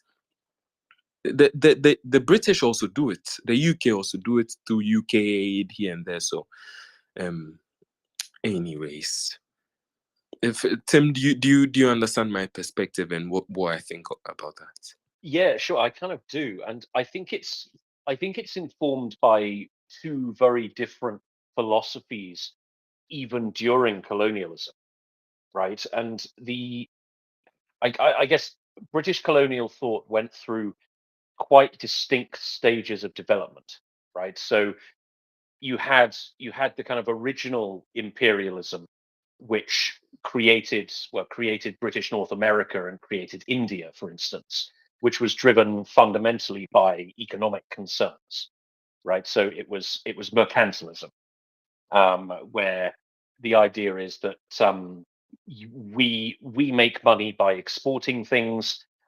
We want to privilege our merchants over those of foreign powers. How do you do that reliably, and how do you guarantee that investments are secure? Well, you have to take a degree of control over the market that you're targeting, and therefore you get essentially vassalage collapses quite quickly. And then what do you replace it with? Well, you have to replace it with formal control, and that went on until I guess I don't know. I guess the Indian Mutiny was probably when that way of thinking started to collapse, and that coincided with the development of the philosophy of free trade, right? The idea that if you exclude foreign things, then you are acting against the advantage of your consumers. Therefore, you're acting against the advantage of most people to whom you owe some duty as a statesman. And the late 19th century, we had the new imperialism, we had the scramble for Africa, but that was seen as the new imperialism was seen as kind of more of a moral imperative than an economic one, right? And I'll use an example, right? You look at the Congo Free State, right? The Congo Free State lasted from 1885 to 1908, I think, and it was horrible, right? So it was not governed by the Belgian government. It was the personal possession of King Leopold II of Belgium, and its governance and exploitation was outsourced to predominantly French and British private interests. So companies would bid for concessions to produce things in parts of the Congo, and they would have the exclusive right to do that. And the Leopold II's company, I think it was called the Congo Company, they would provide the force publique, so the native police force, who would back you up with extreme violence if anything went wrong. Now, this was seen as a moral case for implementing direct rule elsewhere, right? Because what happened in the Congo was the absence of colonialism, right? Not the presence of it. And there was this, and it sounds really patronizing. It sounds really kind of, it jars to modern ears, right? But the prevailing thought then was, if we don't introduce proper governance to this continent, then private interests will move in, and private interests will do horrible, horrible stuff. Look at the Congo, right? So there was this kind of paternalistic attitude towards it, which is very unfashionable now and seems kind of racist now, but it made a lot of moral sense to the people at the time. And if we can move that forward into a modern analog, what we have is, well, what happens when African countries are not effectively, strongly, and democratically governed? You get Wagner Group, right? You get private interests popping up and causing chaos and doing horrible, horrible things. David? Yeah, I think this is the fundamental problem that we have, really. I think we still haven't got over this issue that basically, there's a good way of running government and there's a bad way of running government. And again, I'm being very simplistic just for the sake of wanting to make it very, very clear what I'm talking about. there are good ways of running governments and there are bad ways of running governments, and there's enough of human history to know what's good and what's bad. And it's not to say that we want to impose our will on everyone else, but there are certain best practices which should be encouraged, in my view, and encouraged in a much more consistent and proactive way than we're really able to be, in light of things like Afghanistan. So, Afghanistan and Iraq failed, in my view, and this is, again, probably controversial and terribly unfashionable way of viewing things, but those things failed because of a lack of almost imperial intent, in my opinion. The fact that we didn't build up the institutions for those countries to the extent that they were required meant that they ended up the way they are now. I'm not saying that we should have made them full-blown colonies, but I think if you look at what we've done equally in Kosovo, that's kind of worked okay. And Bosnia-Herzegovina might not be a paragon of virtue in all respects, but that kind of worked. Sierra Leone as well. Yeah, exactly. So there are good examples and bad examples about how to do things, and we're not learning from the good examples somehow, and that's tied up with all of this anti-colonial stuff that you're talking about, Timothy. I think that's something that we really need to get to grips with on a long-term intellectual landscape. The way we discuss about things, kind of, I don't know, I'm not being very eloquent about this, but I think hopefully everyone knows what I'm getting at. You can't really say, we should have that degree of intimate and thoroughgoing influence on a foreign power, as we did in the case of after the war in Japan, as we did in the case of post-war Germany. But if you don't have that latitude, and we had it in the case of Iraq and Afghanistan, and we did a lot of the work and left it half done, and we're going to be in the same position in Russia. We didn't have this latitude in North Korea, and look where we are. And the North Korea isn't going away until somebody takes it away. So I'm saying there's a dilemma here, which I don't think we're going to overcome. I think we're basically going to be in a position where we need to have cast iron containment against Russia and expect Russia to be like a North Korea for the next 50 to 100 years. But all I'm saying is that that's not necessarily the best outcome we could hope for. Not advocating for regime change, but I think, otherwise, if there isn't a chance to interfere more deeply in the way Russia works, then it's going to end up just being a problem. I think that's the same for any other state which is going in that direction or working in that way. Like China's the same. So China either has to reform and be encouraged to reform by policies which we have in the West, or it will always be a problem. So we'll always be at war with these places in one way or another. Absolutely. And I think what particularly the situation in Ukraine exposes is an inability on the part of the tanky sphere, on the part of the Russians, the Chinese, and all their little friends, an inability to understand Western desires and the Western mindset. So going back to development in British imperial thought, right? So the new imperialism, predominantly a moral imperative, right? A moral project. It didn't make money. Now, even Leopold II's adventures in the Congo didn't make money, right? It was never profitable to do that. And the well, particularly, well, as far as I'm aware, the British colonies in Africa, they were money holes, right? They were money pits. They didn't have a positive trade impact, particularly. They certainly didn't have a positive fiscal impact. So the home charges, which, for example, in the context of the Indian Empire, the way the Indian Empire financed itself was a system known as home charges, where a certain portion of the Indian Empire's budget was sequestered to Westminster to pay for imperial defense.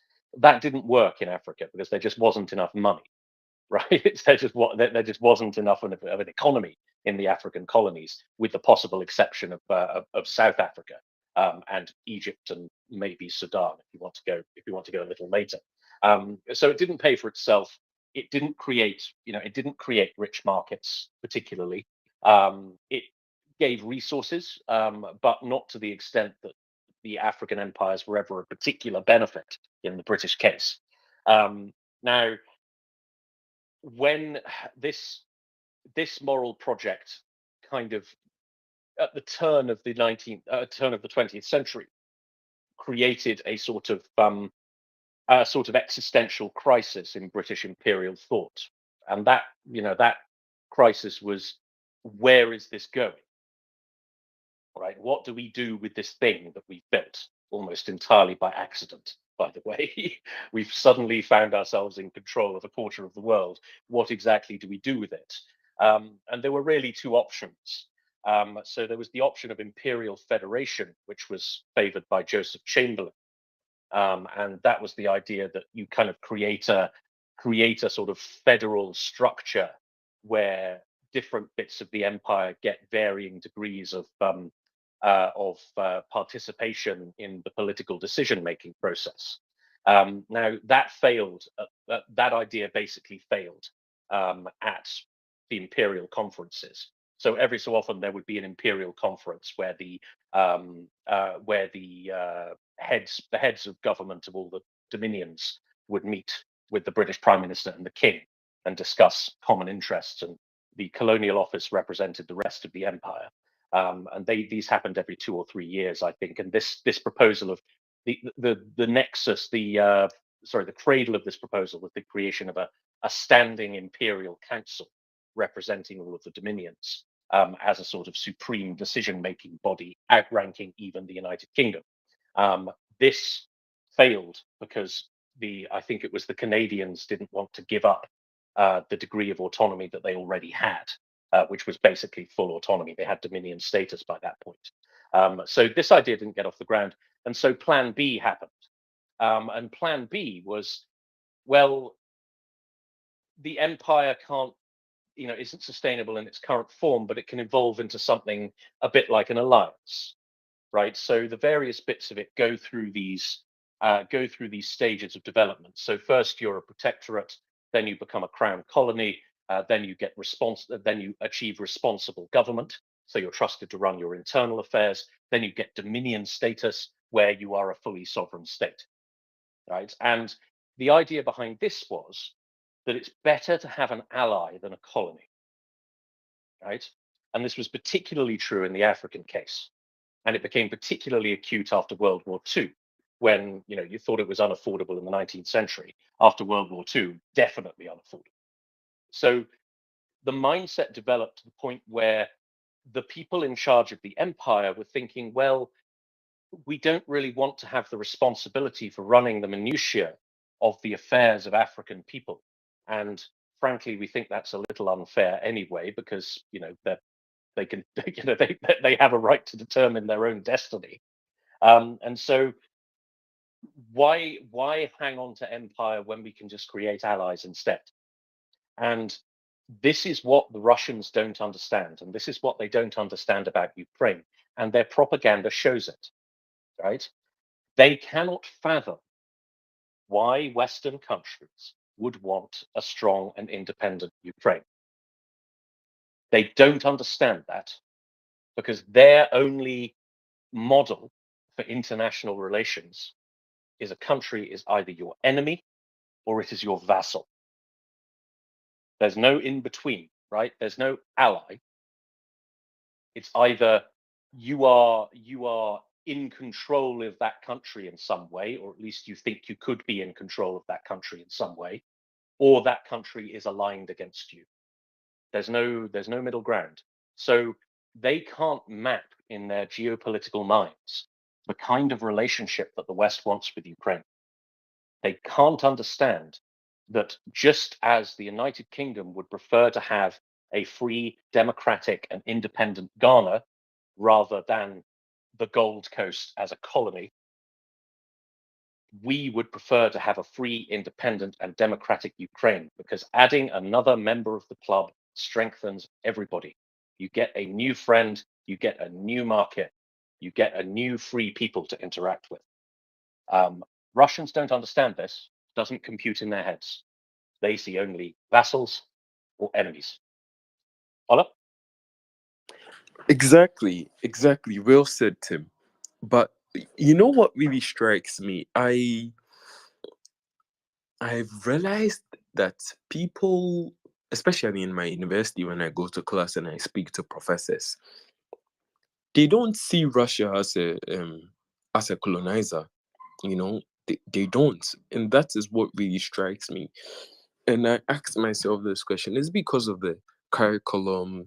Is it because of how history is written, or what? But you know, historically, everything shows. Even what Russia is doing in Ukraine, where Ukraine right now, if it was up to Ukraine and their decisions, they wanted to be friends with the West. You know, they want to be independent. They want Crimea to be theirs. None of those, Russian stuff. But the question that really strikes me is, why is it that we've not been able to tell people that Russia is also a colonizer? Because they patrol around the world with the narrative that, especially in Africa, oh, look at us, we are Russia, we never colonized anyone. Whereas they literally did. They did. You look at the Soviet Union. If do you get what I'm saying, Tim? Sure, yeah. Well, I mean, you don't even have to just look at the Soviet Union. Russia tried to establish a colony in Ethiopia, and they failed because they were bad at it, right? You think some countries were just bad at empire, or at least overseas empire. Scotland was bad at overseas empire when it was an independent country.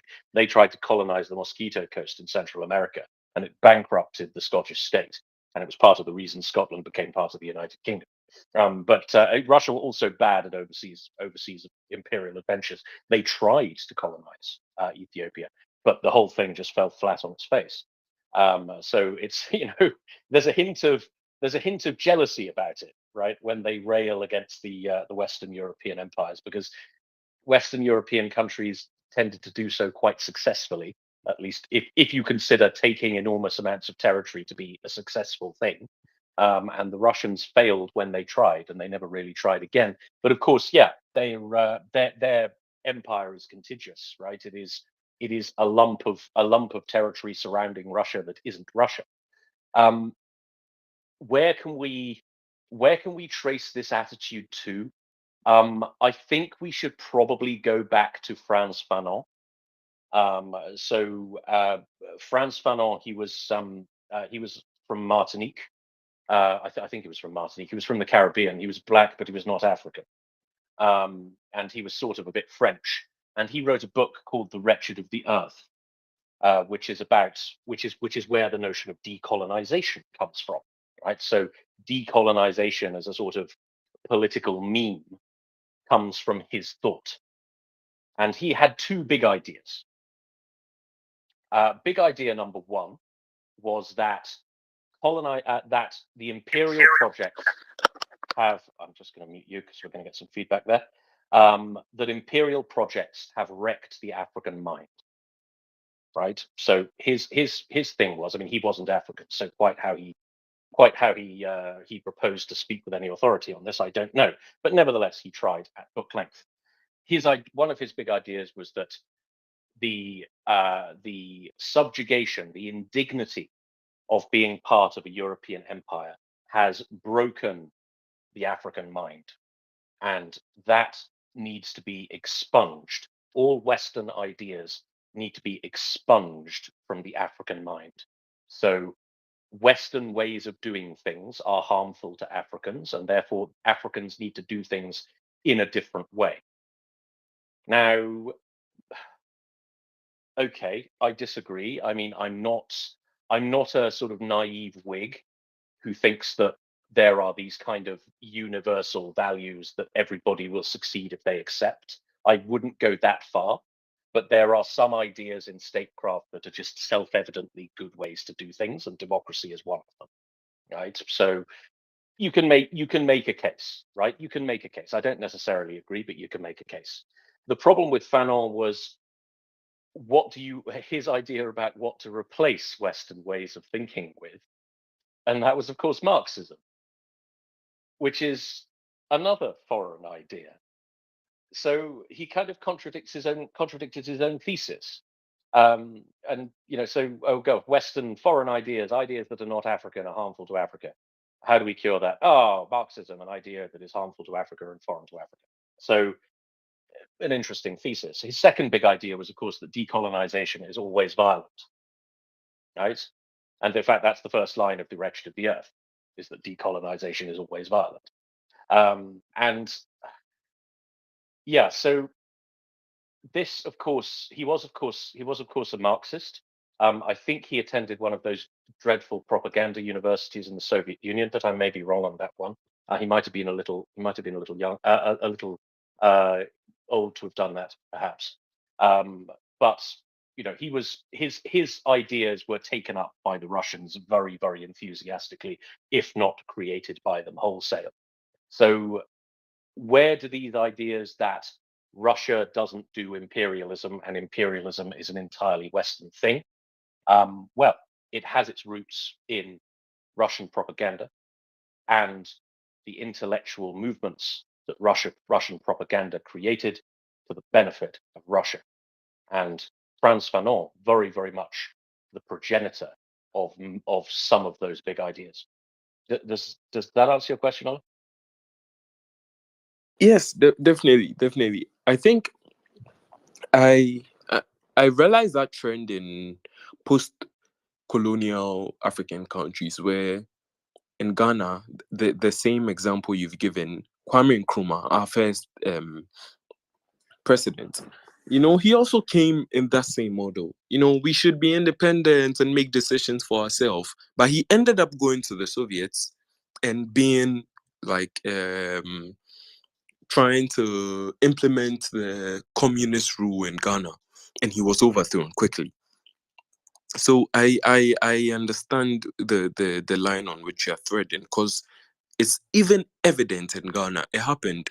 Something similar to that happened in Ghana, where our first president said we should be independent, blah blah blah blah blah blah, and he ended up implementing the communist rule, a one-party state, all those kind of things. He was a hardcore Marxist, very, very hardcore Marxist. So I mean, that is why it is extremely important that Russia needs to be defeated. They need to be defeated to make a point to African countries that being a dictator and going on these useless oh great, the light is back. There was a blackout ever since I I hopped onto the space, but it's back. That's good. So as I was saying, a win for Ukraine, I say it all the time, a win for Ukraine is a win for democratic and free Africa. We have a point to prove to these military regimes that were sponsored by Russia. You are being backed by a weak country You know, Russia, I have this amazing professor in my school. I love him so much. He attended school in Switzerland. His name is Dr. Afari. And I go to his office and we talk about what's happening in the world, current affairs. And he's so up to date on what Russia does. And he's like, you know, Russia pretends to be powerful, whereas they are extremely weak. And they rally war on their TVs and they say they blow all that kind of bullcrap, saying they're going to go to war and they're going to blow up the British island and they're going to do this and they're going to take over Europe and they're going to do this. And my professor says, it's the Soviet model. Pretend to be strong where you know you're weak. You know, they rally all these kind of modern tanks when they are having that stupid Moscow Day parade. And how has that been evident in their stupid imperialistic war? You know, how has that been evident? So we who live in democratic countries in West Africa, like Ghana, for instance, we are also having to prove a point to countries like Burkina Faso, Mali, and Niger that, see, the people who you claim are your partners right now or your allies literally want to colonize you, because there's evidence that Wagner troops in Africa, where they are not called Wagner, you know, they are not called Wagner again right now. What do they call them? African Corps. They are supervising operations in gold mines. What is that? That is colonialism, basically. I don't know what you want to call that, but you know, Russia needs to be defeated as soon as possible, very, very quickly. Ukraine needs to do it very fast because, you know, it's even a threat to people who live in democratic countries. You know, they could also sponsor another coup in other countries that are democracies. I know it wouldn't happen, but that is why Russia needs to be defeated.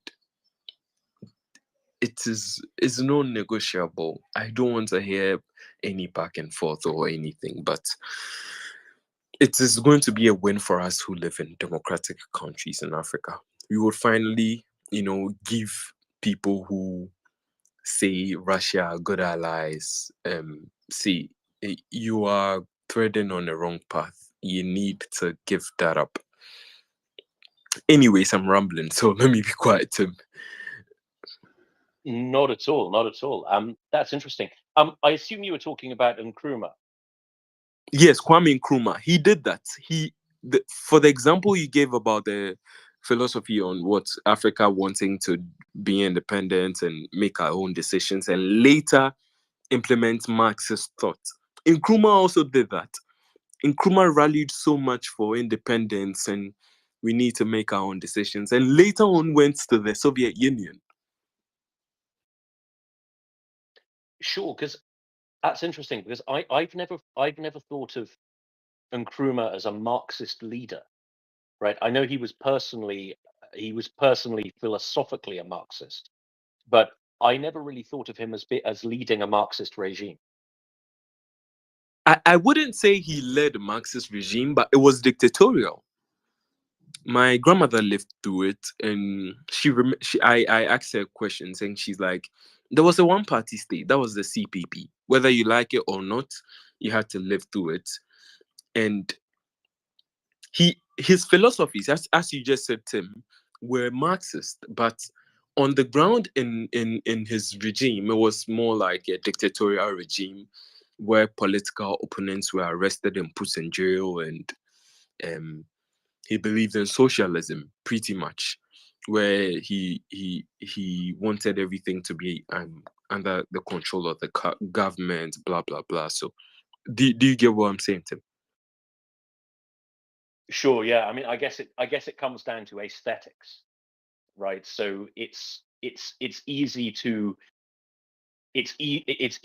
think that gosh, what am I trying to say here? It's easy to get confused by a lack of a Marxist aesthetic, right? So the outcome may be exactly the same. So as you say, you know, a kind of economically directorial dictatorship with state terror as the key as the key tool of both economic and political discipline. If there aren't red stars and hammers and sickles everywhere, then maybe you think, well, that's not Marxism. But I guess that's just aesthetics, right? Uh-huh. Uh-huh. That's true. That's very, very true. Where, you know, you have that model of red stars everywhere and flags, people wearing the red berets. I see them. I see them. There's a socialist movement in Ghana. We had a program where you see those commies. I guess they are everywhere with their red berets. Oh, anyways. Like, don't they cringe? Like whenever I see stuff like that, you know, the red berets calling each other comrade, all of that like really dated stuff, do they not just cringe and go, yeah, this is just really embarrassing? Uh-huh. For me, I remember I saw a gentleman on campus, and he was wearing a red beret, and he was wearing a t-shirt of a certain political party in Ghana. And I was like, what's up with the red beret? And it was like, he's a comrade, blah blah blah. And his friend came to pass, and we were like, comrade comrade Dan, comrade Tim. Sorry, Tim. But I just feel for them, because the question I really ask is, you wouldn't survive in a real Marxist communist state. You wouldn't.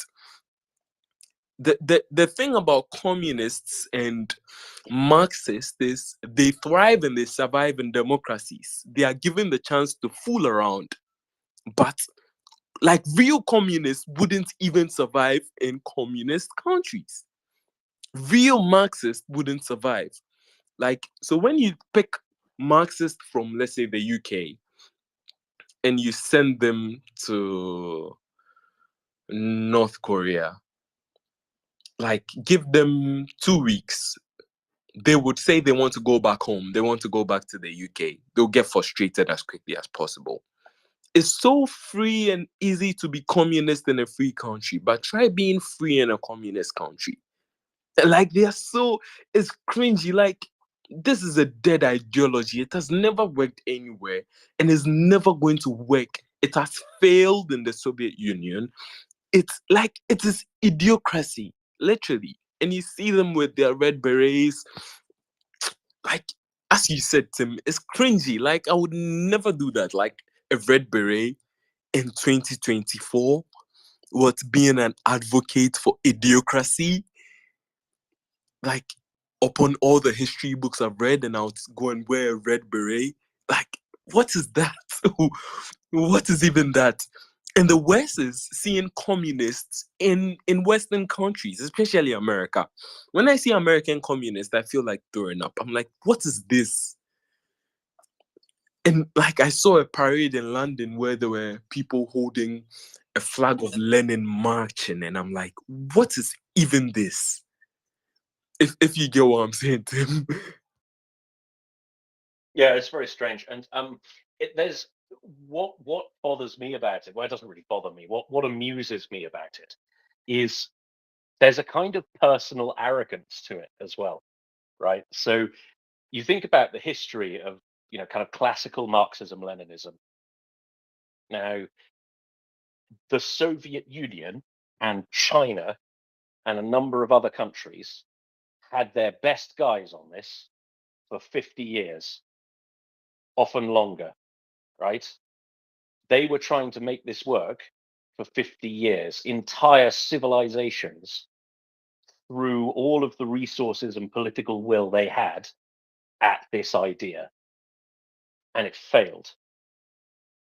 So what makes you think that you can do better, Mr. Red Beret guy?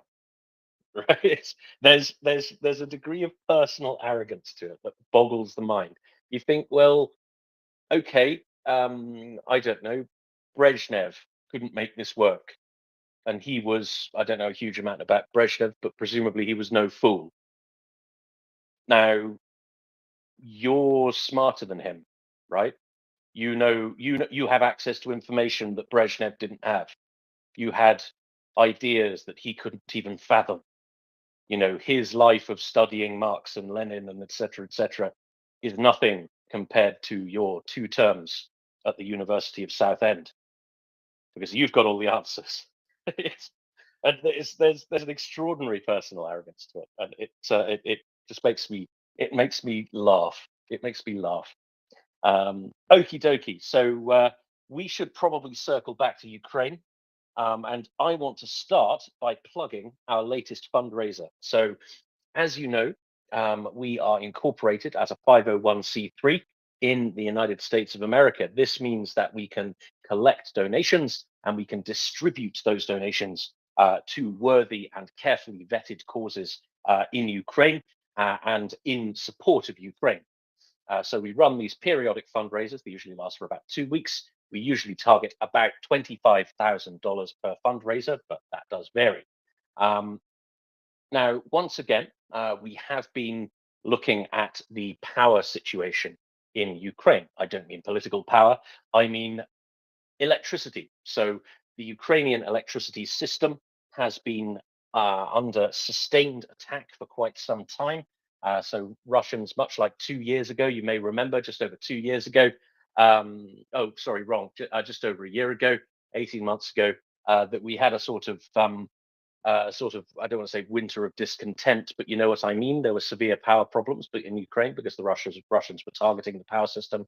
They've been doing that again and more aggressively and more successfully for the last month and a half or so. Over 80% of Ukraine's energy infrastructure has been damaged, so it's been targeted successfully. Much of it has been repaired. The Ukrainians are pretty good at doing that, but nevertheless, there is the intensity of the attacks continue, and until the aid from Uncle Sam starts to kick in, there's not a huge amount the Ukrainians can do about this, except to be more resilient and to repair whatever has been damaged. So this is where you can help. A couple of cycles of fundraising ago, we raised money to put solar power units, solar power generation units, systems in a military hospital in Kherson.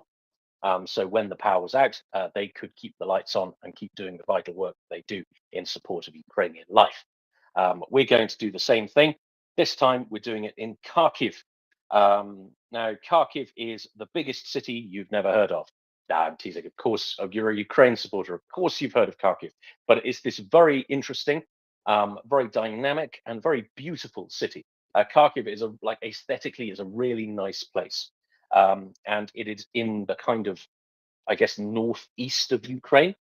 So it's about 50 miles away from the Russian border. And it's quite big. So it's 1.3 million people. So how big is that? I suppose that's about the size of Birmingham, isn't it? So city the size of Birmingham. It's something of a center of learning. So it has over 20 universities and a great many international students as well. So it's a fairly kind of vibrant and multicultural sort of place, and it has a real kind of buzz to it. I really like Kharkiv. It has this sort of energy. Now, because it's so close to the Russian border, it's faced with a sort of triple whammy of threats.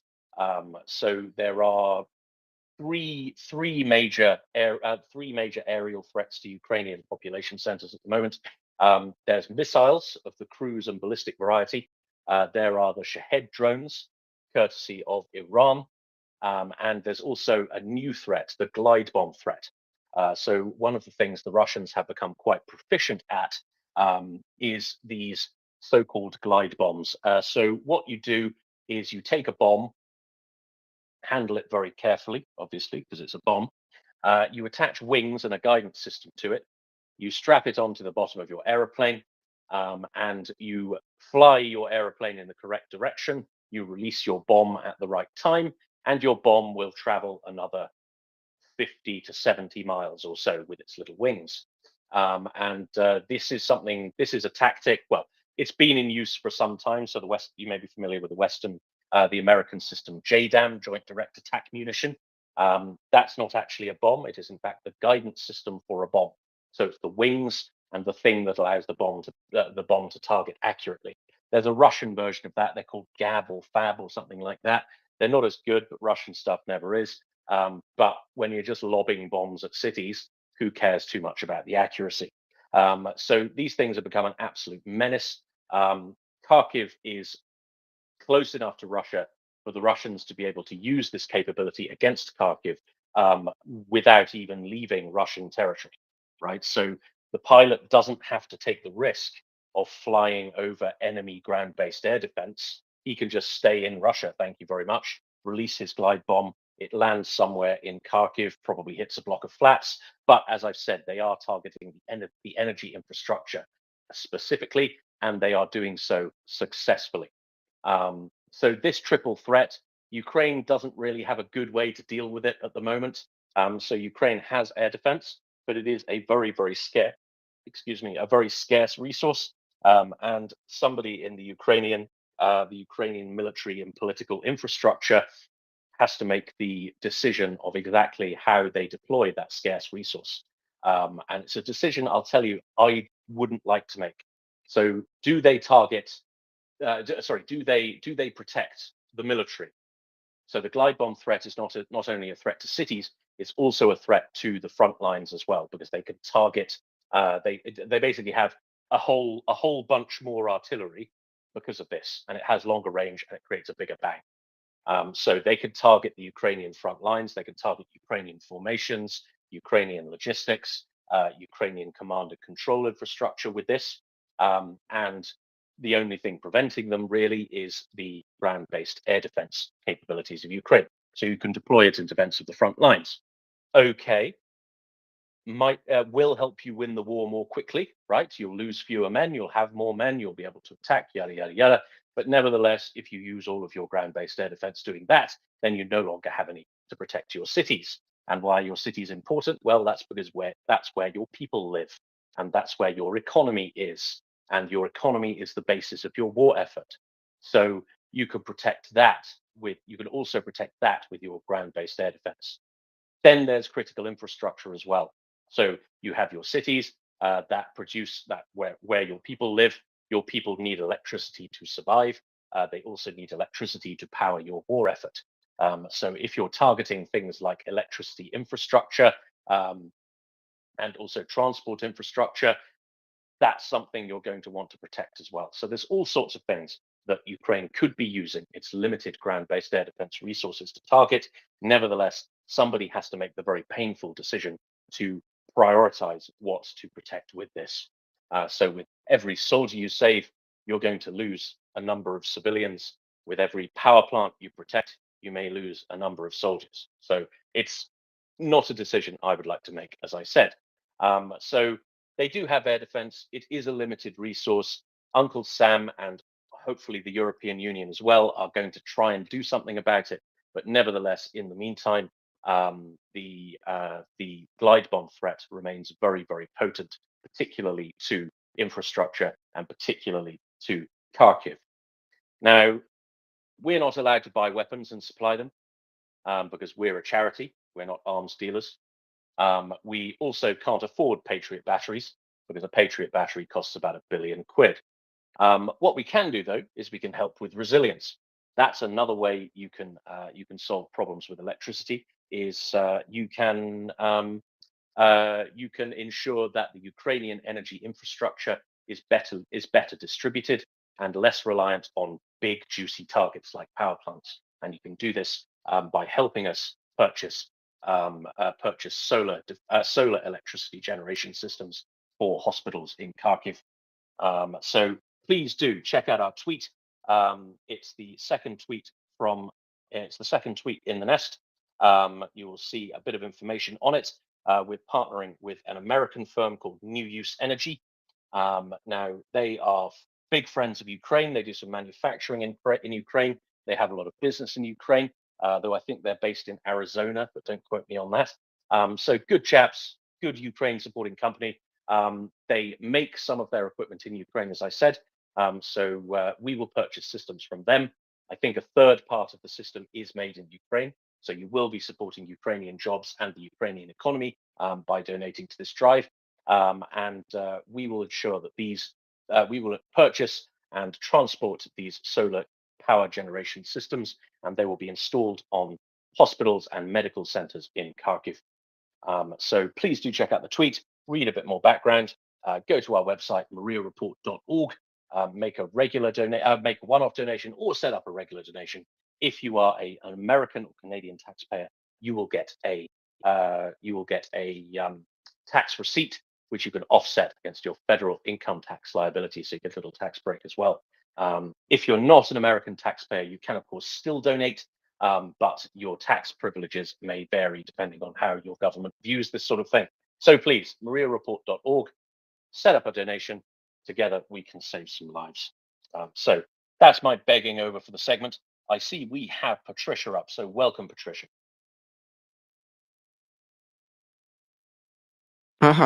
Thank you. Good morning.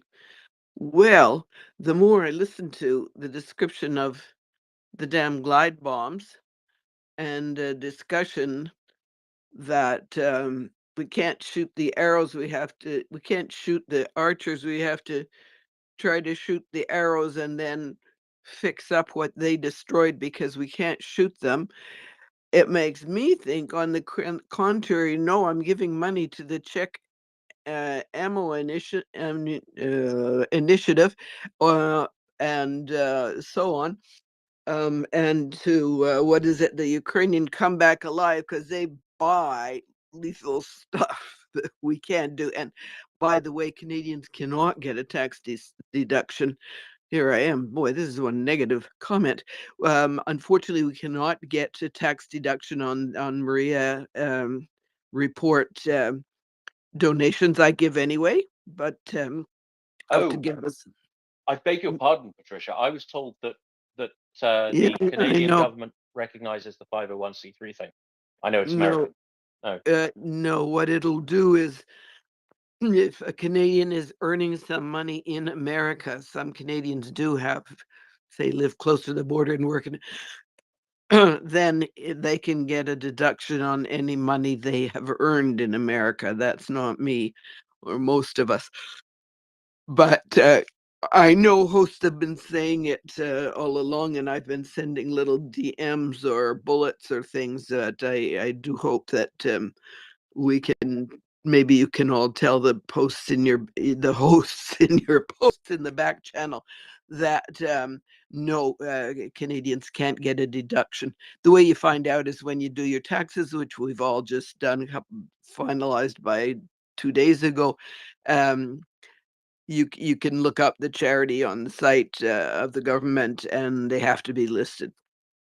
But so worst case scenario here, we've been defrauding Canadians. You've been deluding Canadians, leading them down the garden path. But that's all right. They were sending money to good causes. We do have some charities, but they just kind of, like the United Canadian Congress, is for you can get tax deductible donations to that, but mainly what they do is help Ukrainians once they arrive in Canada. But anyway, so this is so these damn things, J bombs, cannot be glide bombs. Apparently, there's no hope, as it were.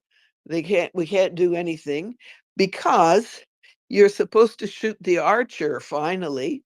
So we get these planes, and Uncle Sam has little rubber bands on them all. And they get to the border and wacko, back they come.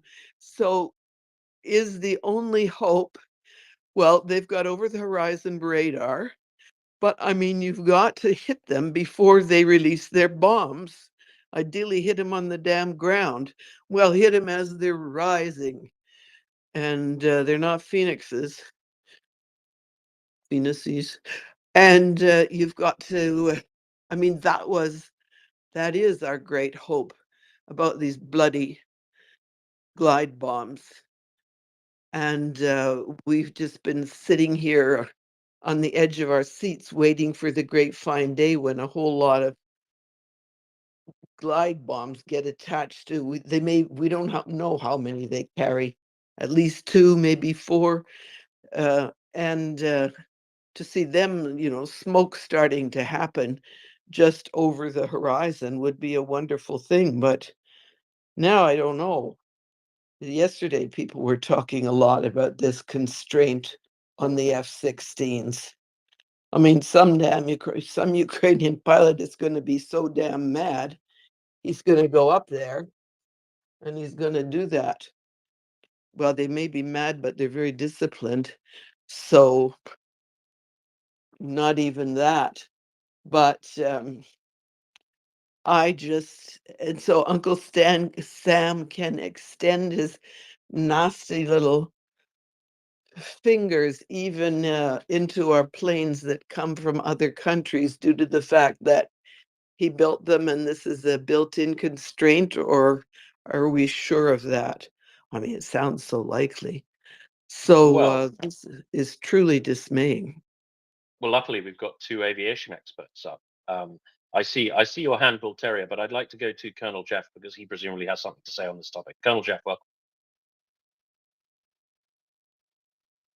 Hey, yeah, actually, I was just listening in. I was intrigued. I didn't know that there were actual limits put on the F-16s yet. I guess I missed that. Is there any more information on that?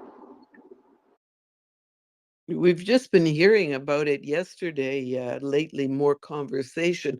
I'm sure we heard more earlier. Of course, I have no expertise, but I've got big ears and a memory. But yeah, maybe someone else knows. Is it like when you're learning to drive and they put a thing on your car so you can't go above 50?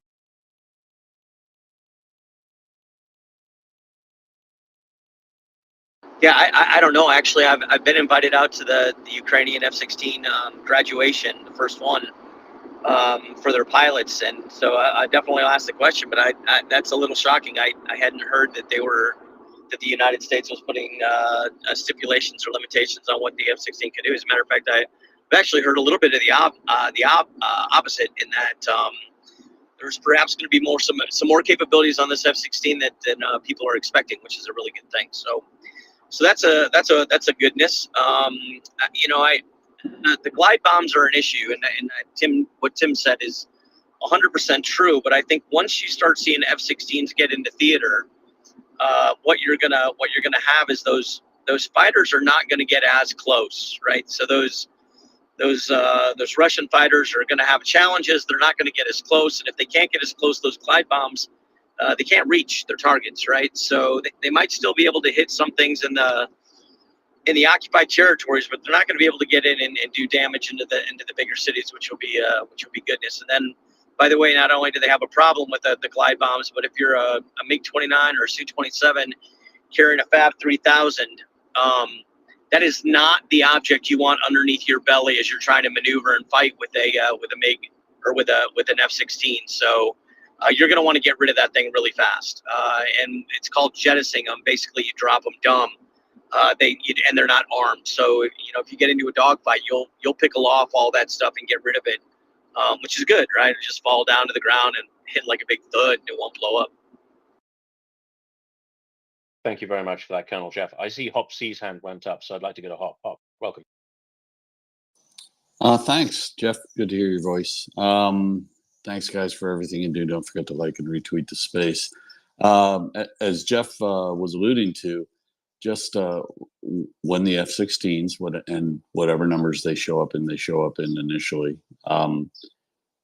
present themselves for the first time on the battlefield, basically turn on their radars, the Russian threat receivers on their individual jets, possibly whatever airborne early warning capability they have left that they're able to deploy.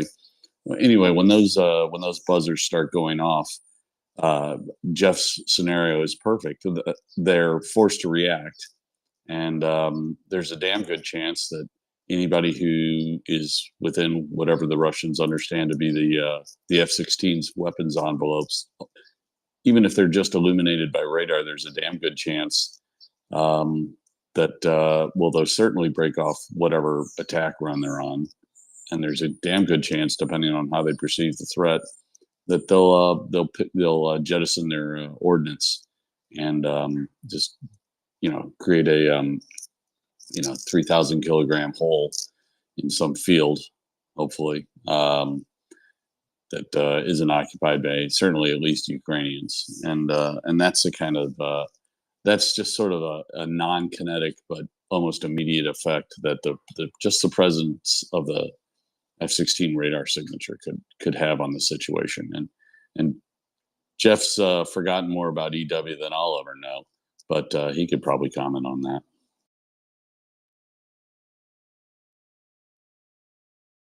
I guess I missed the EW question. What was it? I was just talking about how just the presence of an active F-16 radar system is going to provoke a defensive response in the Russian aircraft, which they'll probably, if they're on an attack profile, they'll probably break it off, and there's almost as good a chance that they'll end up jettisoning their ordnance if they think they're being targeted. Yeah, 100%. Yeah, and speaking of EW, there's I don't know if anyone read my my post this morning, but I think that I'm sure everyone's aware by now. There's a massive GPS jammer in Kaliningrad, and I'm shocked, right? I'm not shocked that Russia's trying to do everything they can to win this war. I think that putting this GPS jammer in Kaliningrad is probably the dumbest freaking thing that Russia has done. First of all, it really does very little to support the war effort in Ukraine, right? It's jamming things out in Estonia and Finland and the Baltics, and if you follow international law, using electronic warfare in what's called electronic attack, and basically offensive electronic warfare, where you're denying part of the spectrum to another nation, that is a hostile act. That is an act of war.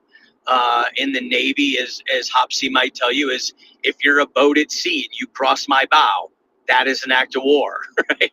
Maybe you might not. I mean, we might sit there and go, okay, yeah, he crossed my bow. He's probably just an idiot boater. But that's an act of war, right? Especially on a warship. Where I find this crazy is, you have a situation here where a NATO nation like Estonia or Latvia, Lithuania, or Finland can raise the question of an Article 5 violation at the NAC. Now, look, I'm not stupid. I know that an Article 5 nomination at the NAC for electronic warfare probably is not going to garner consensus where everyone's like, yep, that's 100% act of war, we're in. Specifically because Slovakia and Hungary, which are a little bit more sympathetic to Russia, would never support it, right? So you're not going to get consensus. But what it does from a political perspective, and this is the important thing, right? From a political perspective, it gives the SecGen and SACEUR the chance to go out and basically, argue that Russia has escalated this war. They've threatened and attacked a NATO member, and NATO members need to be aware. And look, if you don't think that Russia is actually considering going after the rest of NATO, then why are they jamming with GPS all their, preemptively? This is not a response. This is a preemptive attack against their neighbors. And now you've set up the conditions where, let's say another NATO nation wants to find a way to help Ukraine beyond what they're already doing. Perhaps you have a situation where Poland is willing to bed down F-16s instead of putting them in Ukraine. So the Ukrainian F-16s would come in, they'd be safe at Polish bases. And and Poland would say, we're doing this because you've escalated and you've threatened us. Now, I realize people are fear of the escalation ladder and stuff like this, but this is yet again another one of those examples where Putin has done something, and if the West chooses not to do anything, they're continuing allowing him to escalate. So something has to be done. The F-16 is just an example, by the way. There's many other things that could happen. A couple others that I lamented on were What if NATO executed a naval blockade on Kaliningrad? I think that would be awesome, right? What if the Baltics actually went in and struck the jammer with a AGM-88 or with some other precision-guided munition? I think these are all viable options, and will let Russia know that they've achieved the point where you are going to have responses to your escalatory maneuvers. Thank you very much for that, Jeff. I mean, I guess I'm not aware of any of the Baltic states having the capability to do that sort of thing. I guess that's the challenge. I mean, Estonia doesn't operate fast air at all. I don't think we have ballistic missiles either. We do have HIMARS, but I don't think we've got ATACMS. I don't know what the state of Lithuania and Latvia is. Finland has F-18s, and the F-18s are configurable with AGM-88s. Okay, problem solved. I'll go back to Hop, and then we'll go Fella Who Bonks, then Cornelius. Thanks. Sorry, fat fingered the mic as always. A question and a comment, and Jeff, my question to you is, for those of us who follow it, we know that the footprint on the Kaliningrad jammer is, to me, appears to be quite large and fairly consistent in that it doesn't appear to move around a lot in Kaliningrad. In your experience, what size would a jammer of this power level, because it seems to be fairly powerful, have to be? I mean, is this something that they could, they're putting in the proverbial white panel van and they've got a portable antenna array, or is it a fairly fixed set of gear? I'm just curious as to what that is, and then I have a follow-up comment. Sure, yeah. So when you start thinking about this in size, there's to say that it would be one antenna would be impossible, because the power going through that one antenna would fry out the couplers and everything else, right? So you probably got multiple antennas, and GPS is a signal somewhere between 1,000 to 2,000 megahertz. So we're not talking really big antennas, right? For those who are listeners, if you look at a commercial airplane that has a VHF radar, VHS is somewhere between 100 to 150 megahertz. Usually it's a blade antenna, and that blade antenna is somewhere in the range of it being about a foot long, right? So not a big antenna. Now we're talking about a higher frequency, which means smaller antenna. So we're in the neighborhood of something that maybe is 1 to 2 to 3 inches tall, right? So not crazy. Putting a bunch of those around with a bunch of different cables that put it into like an elephant cage style, it's a big circle, and then putting in the middle, you're going to need a monster transmitter, right? So we're now talking about multiple small antennas with a little bit of power each, and then getting fed from a monster generator somewhere in the middle, and then all of them are basically just jamming and are just transmitting dirty noise. The way GPS works is every 6 minutes or every 5 minutes or something, right? You have a signal that comes out and tells everyone what the time is, because it's a timing-based system, and then it says where all the satellites are, and from there, over the next set of 5 to 6 minutes, your radio just receives the signal from those satellites, knowing where it is, and it figures out its location on top of the sphere of the Earth. And then on the 6th minute, again, you get it. If you never get that signal on the 6th minute for where everything is, your GPS can be completely off, right? And especially if you've moved it while you were off and then you turned it back on in some other location.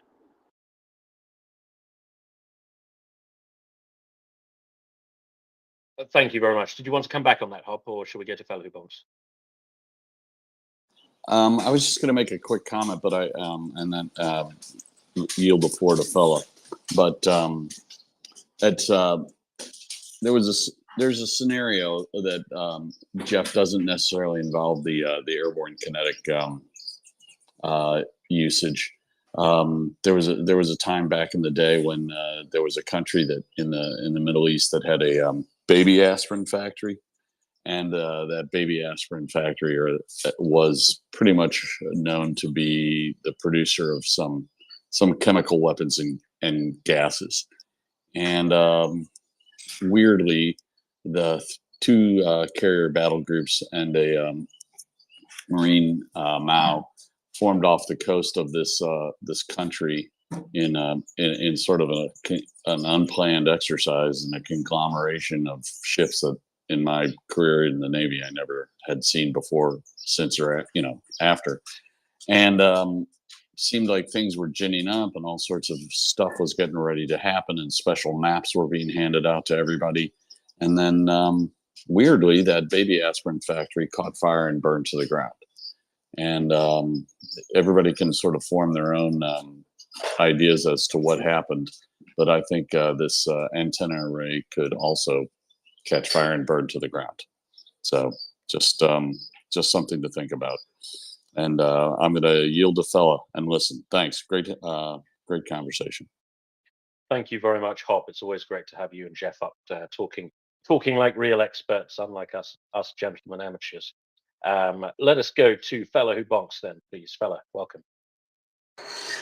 Yeah. Yeah, I just wanted to go back to the F-16s and what Ukraine is or isn't actually allowed to use them for. And I've seen some of the, what I'm just going to call the layperson banner that's been going on, and conjecture about what the U.S. will and won't allow F-16s to be used for. With regards to that, like Colonel Jeff indicated, I haven't seen anything official from the U.S. in terms of limitations as to what they're going to be able to use F-16s for. I think it's probably pretty likely that, look, any glide bombing on Kharkiv, they're going to have to get within 5-10 kilometers of the border itself to even get themselves in range to do that. And that's going to put them well within range of various, air-to-air capabilities on an F-16. And I really can't imagine that the U.S. would not allow Ukraine to engage at that point. In terms of using F-16s to drop JDAMs somewhere inside Russia, I don't know about that one. But, I have not seen any actual official comment as to what they're going to be allowed or not allowed to do. It's just mostly lay people conjecturing because no official statements have been made. And I think Colonel Jeff seemed to back that one up, and he probably pays a little bit better attention than I do.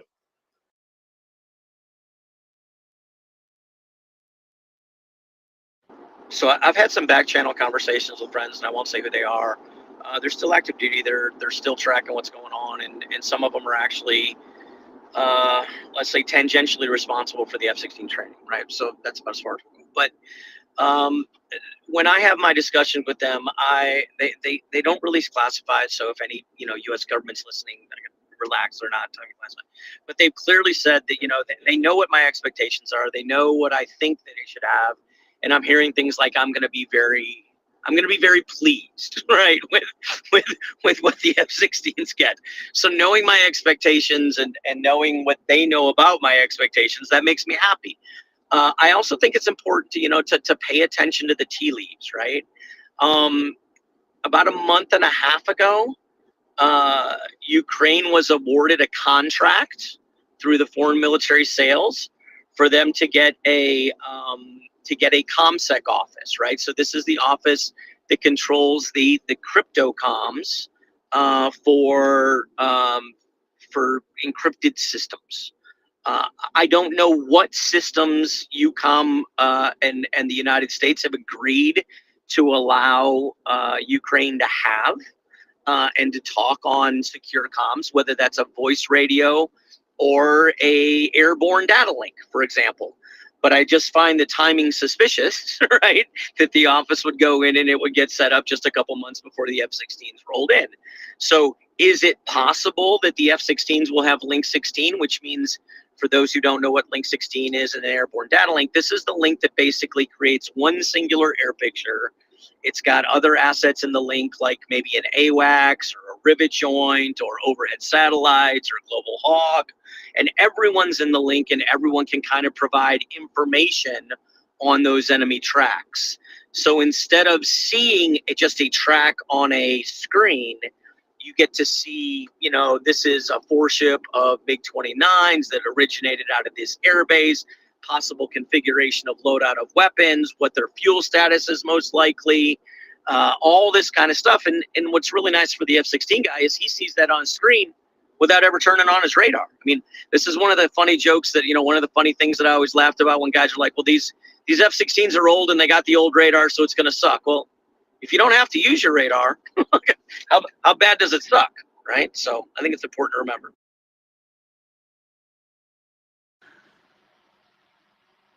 That's great information, Jeff. Thanks very much. One question, being as you were in the OSCE, why is there so much reluctance to actually stand up to Russia on the Baltic Jammer? We talk about this thing, and it's not, you know, maybe not something that's going to cause an instant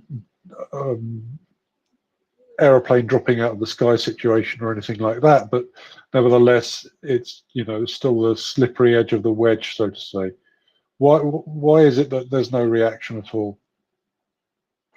Yeah, so there's a couple reasons for that, right? The first one is that this isn't the first incident where Russia, or let's say another rogue state, has disrupted GPS signals in and around their nation with a jammer that has spilled over into other nations, and nothing was done, right? There might have been some diplomatic notes back and forth to say, hey, you're interfering with our signal in our nation, and we really don't like it. Could you please stop? And, you know, as a guy who's an electronic warfare officer, it drove me crazy, drove me up and down. I'm like, well, if they would have lobbed a bomb at you, you would have done a little bit more than just a little diplomatic note. That you know, if you're not willing to consider the electromagnetic spectrum part of your sovereign domain, part of your air, land, sea, space domain, fine. You don't have to as a nation, but then don't expect, you know, at some point in the future to go, okay, now I do. Well, you didn't before, so now you're setting a new precedence. And I think that this is an example where Putin's testing the water. The difference on this one, and this is where I see the difference, right? Finnair has basically said they're canceling flights. So not only do you have a massive threat to the general public who would be using GPS on a regular basis, you've now impacted and disrupted profit revenues for nation states.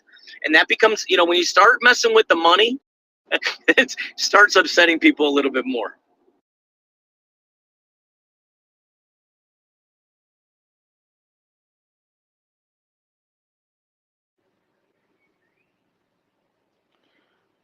Yes, I still don't understand why we don't make any reaction at all. It seems strange. Anyway, let's move on. Hopsy, you put your hand went up, so I'm going to go Hopsy, Cornelius, Jenny, if that's okay. Hopsy. Just sort of putting on my civilian operator hat for a minute and taking off my helmet. The Jeff's right. The persistence of jamming has, you know, been a part of, you know, in our manuals for close to a decade, and as the modern airliner fleet gets more and more modern, updated, I should say, GPS becomes a more and more important thing in how we go about our daily business, and the interruptions. But GPS jamming is and spoofing, which is even a bigger issue for at least for the civilians, wasn't a thing that we really had to worry about, because jamming was really only taking place and affecting sort of your en route movement, which we have systems to compensate for that, which is kind of why we got in this situation, because as Jeff has so eloquently pointed out, nobody did anything. We just accepted it and did some mealy-mouthed things, and the schoolyard bully was emboldened. And now that they've started doing spoofing and some other stuff, you're seeing air service being denied to airports that over the years have shifted from having ground-based navigational systems for landing in bad weather to purely GPS-based systems, and those systems are disabled. And if there's if there's much weather or darkness or some other things, then these aircraft are basically reduced back to a technology level of the, well, heck, man, maybe the 50s or early 60s, because they don't have the instrumentation they need to be able to fly into an airport that would be just not a big deal at all and happens thousands of times a day throughout the world. So this spillover from the military uses into the civilian sphere, because is, because the electromagnetic spectrum is what it is, and it is a semi-sovereign, well, not semi, it is a sovereign thing. And the weirdest thing about it, and Jeff alluded to this earlier, is I don't see the point of the colony. I don't see what they're trying to achieve other than irritate and push the line back. Step up nose to nose with the West and wait for the West to not react and therefore take a step back. And it's a process that it's been going on since the Soviet Union days, this incrementalism, and this is just another version of it. And I'm going to sit back and listen, and a very interesting conversation. Thanks so much. I mean, the trouble I have with all of this is that, the situation is that, is what it is in Ukraine, but there's also, Narva. If we don't react in the case of this, then it's completely within the Kremlin's MO that, we'll just slip across the river to Narva, occupy Narva, and what are you going to do about it? And we're getting quite close to that now, getting quite close to that possibility. So I'd like to see some kind of deterrence, and we're not seeing it.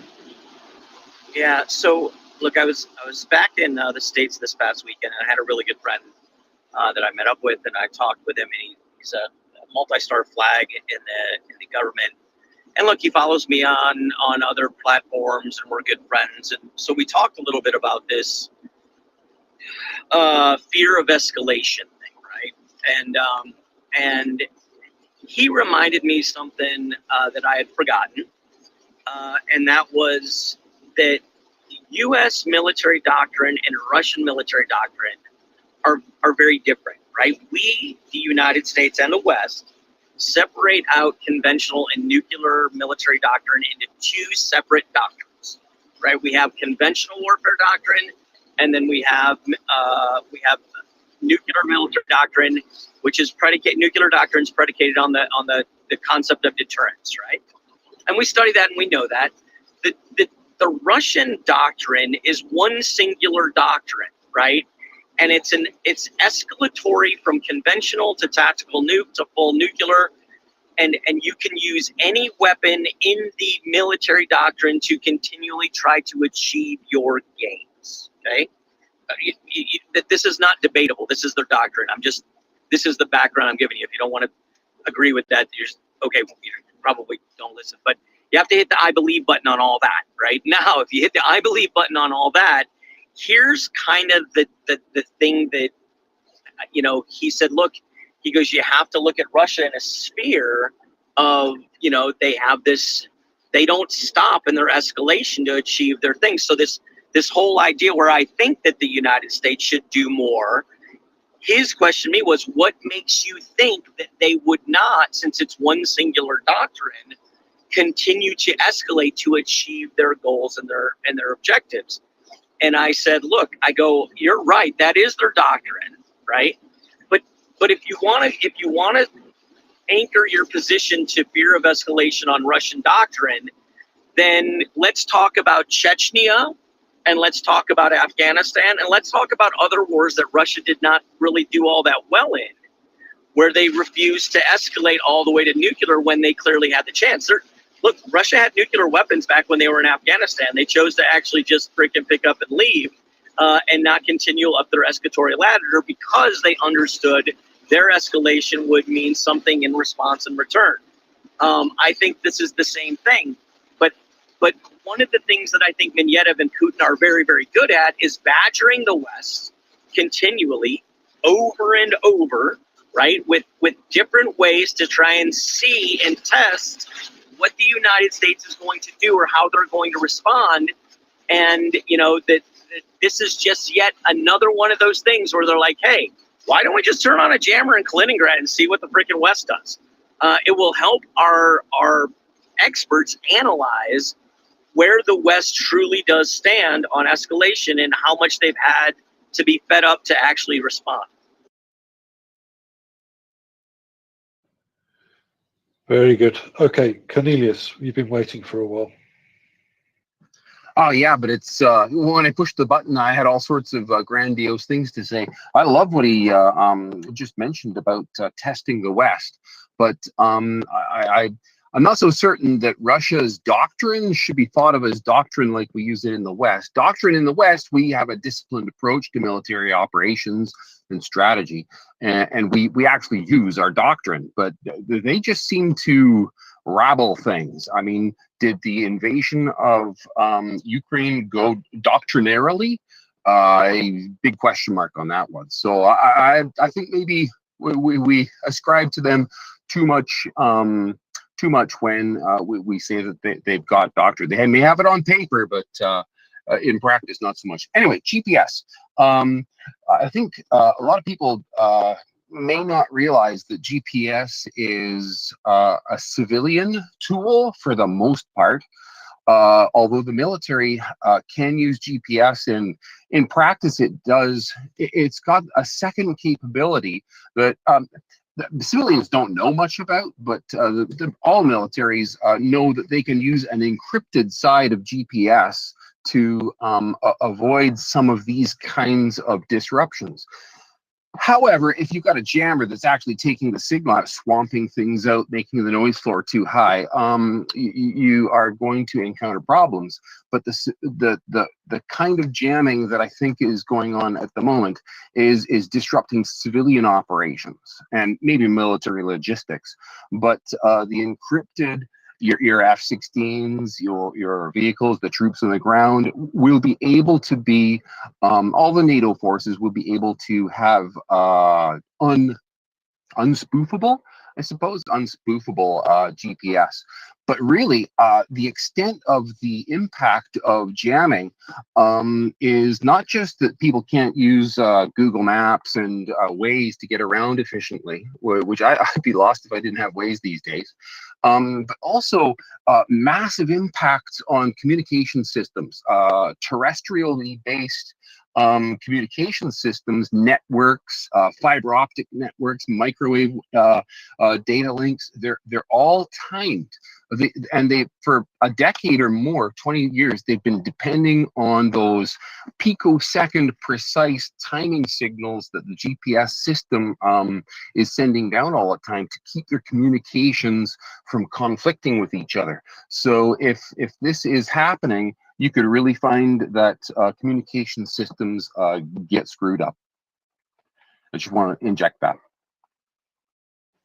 That's very helpful. Thanks very much. Oh, just actually one other thing I do remember now.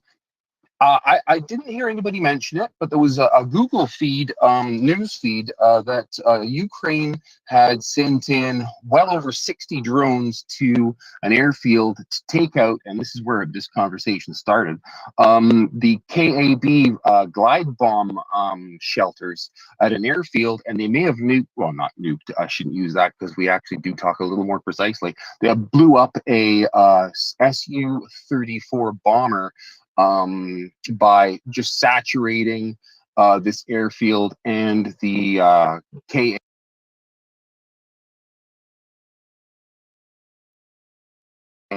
in I remember the name of it.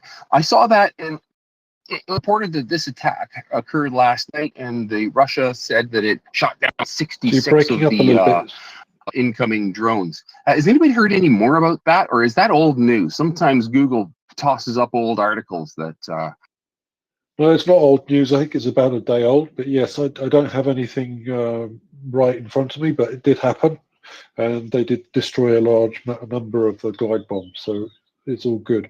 I can't remember off the top of my head where it was. I think it was in Voronezh, if I'm not mistaken. But I could be mistaken.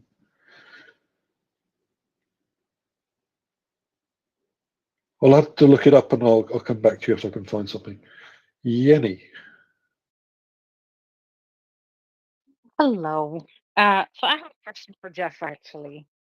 At what point do you think that Article 5 will be triggered? Because Sweden, and I can only imagine that Norway, Denmark, the Baltics, and Finland are subjected to a lot of the DDoS attacks where they just overload the pages.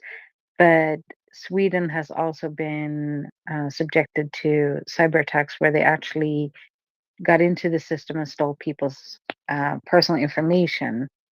And then you have again, all of the Nordics and the Baltics suffer from this, where Russia decides it's totally fine to violate both waters and airspace. How long are we going to put up with that, do you think? Yeah. So I think it's a little bit of a two-part answer, right? So when you say when is Article 5 going to be ticked, I presume you're asking when is a NATO nation going to raise an Article 5 argument? Is that what you're getting at? Yeah, when is actually all of the nations going to be like, enough is enough?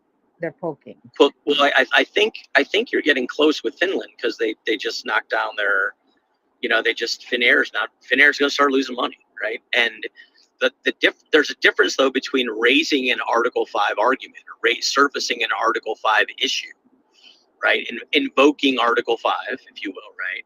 And actually getting it passed by the NAC. So it'll be raised, it'll be discussed at the NAC.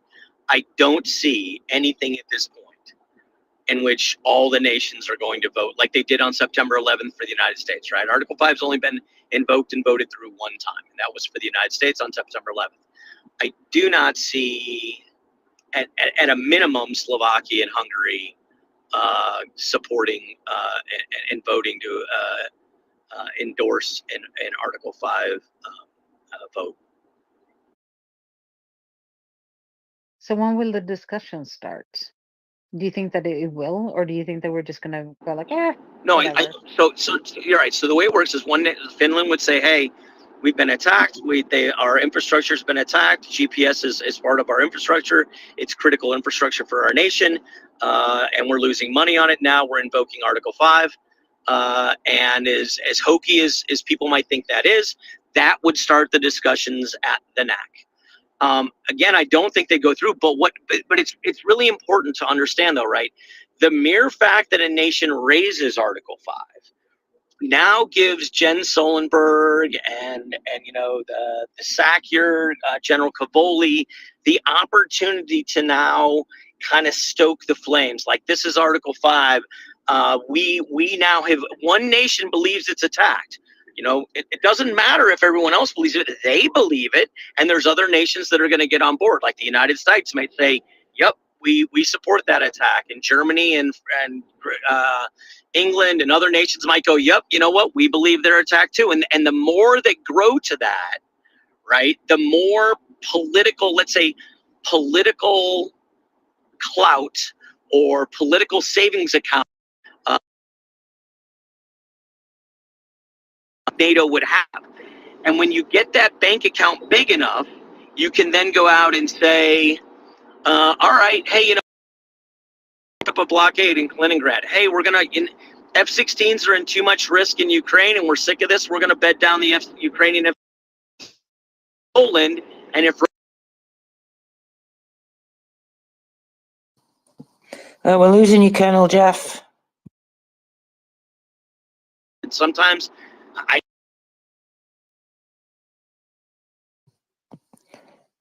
Okay, I think we've lost you, unfortunately. I think you're just going through a bit of a patch with internet, so hopefully you can come back to us.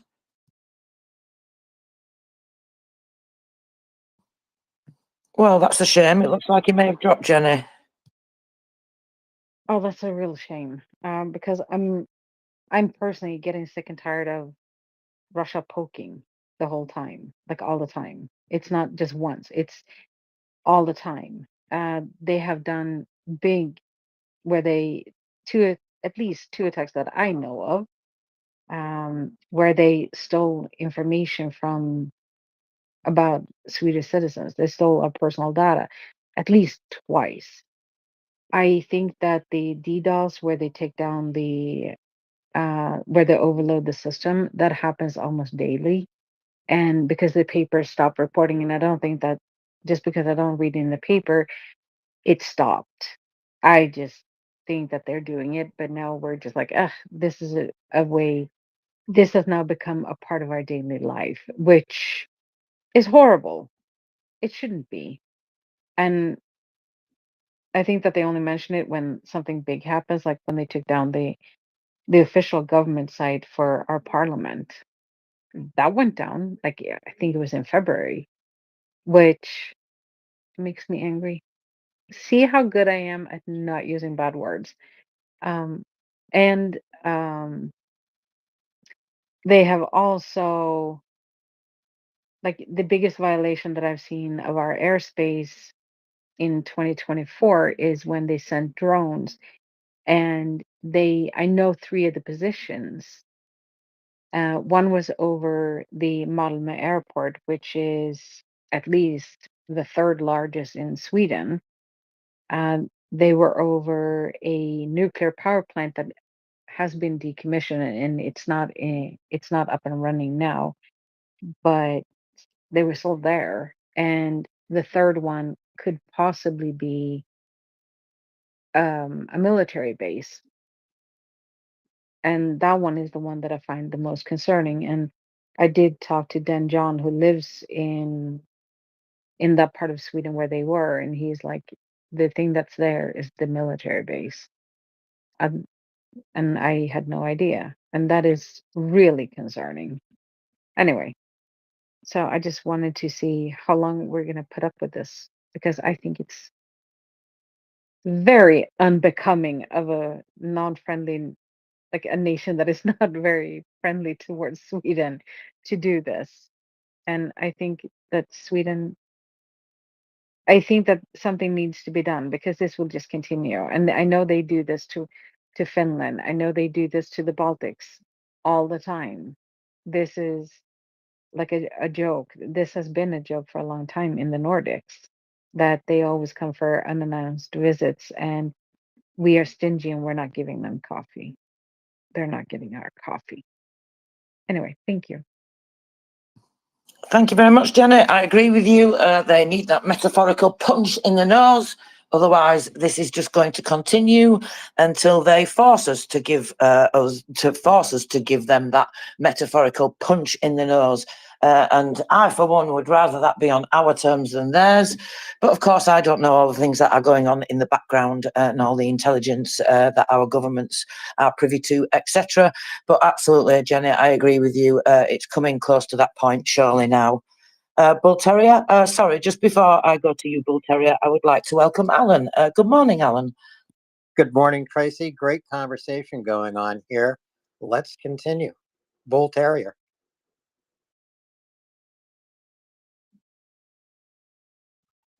Yeah, hi, Alan and Tracy. Again, thanks for all your hard work. Everybody, please retweet the space and support the fundraiser, which is so important. So, yeah, thanks to Colonel Jeff. Unfortunately, he's dropped down, but he was giving a very good explanation of Article 5 there. And in response to Jenny, I would say that, Article 5, as Jeff was explaining, Article 5 has to be triggered by the country under attack. So it's not a NATO thing that it happens. It has to be invoked by the country under attack. So only the USA, as Colonel Jeff was explaining, has invoked Article 5 in the history of NATO. That was the September 11th, 2001 attacks. I think it's going to take more than a GPS jammer for a NATO country to invoke Article 5. I think we're in a new Cold War. I mean, if you think back to the very first example of this, it was the Berlin airlift, right? Where Stalin cut off all land routes to West Berlin. And, so the question has always been in the Cold War, how can NATO respond without escalating the situation into war?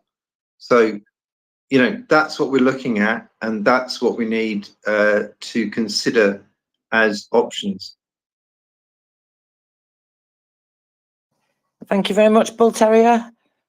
That's it. It does get invoked by them, doesn't it? But well, I know it's not quite this simple. But if it was up to me, I would take out them bloody jammers. That's for sure. And I get that that's essentially an act of war in some ways. However, I would say that actually it's an act of defence because they are already committing hybrid warfare against us. Let's go on to the next hand. Simply Southern, please go ahead. Good morning. How are y'all today? Very good, thank you. I hope you are too. I'm having a wonderful day. Let me tell you, I've been in several rooms over the last couple of days. And I found one where children aren't yelling and screaming and adults are speaking and using facts. I'm so excited to be here.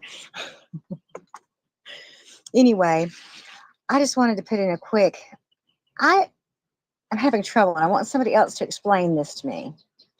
Why so many people, and I would say basically maybe between the age of, I'm going to be nice and go down as low as 20 and up to maybe 35, seem to be so, I don't want to say misinformed, but have swallowed all the Kool-Aid of basically every fake meme and every false narrative there is. And they go into rooms and they literally scream you down. And when you try to be reasonable, they F this and F that, and you're an old stupid Southern woman, blah, blah, blah. And I'm like, I'm so sorry that you're having a bad day, darling. You know, I try to be nice. And then it gets to the point where I'm just like, and hosts can shut them down. And they still come back. And I'm like, what is wrong with these people? Please, y'all explain to me. From your point of view, what's happening? I guess I would just say simply Southern, and Tracy, I'd love to hear your view on this too. Welcome to Twitter Spaces. You're just encountering the sewer that Twitter can be.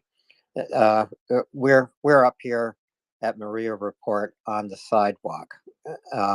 So stay up on the sidewalk with us, get out of the sewer. But I hear what you're saying. Yeah, you know, I've been on here a while on and off. I don't get on a lot. You know, I've got a little mother I take care of, and my daughter moved in, and I have an 8-month-old grandson who's so much fun. I love to come on here all the time, but he's more fun than, you know, here. But anyway, I've been in all kinds of different rooms, and I'll sit and listen in rooms that have nothing to do with me, just out of interest, you know. And I've never had that reaction before. And I'm just like, I don't get it. And then the funny thing to me is I'll be in a room where people are just yelling at me and having a fit and saying I'm stupid. And the next thing I know, 10 or 15 people from that room have followed me. Not the ones who are yelling at me, but others. And I'm like, if they all think like I do, why are they letting those crazy people take over the whole forum and act like, for lack of a better word, idiots, you know, to be nice? I just don't get it. I mean, there are rules and you have little tools. I know I've had a room.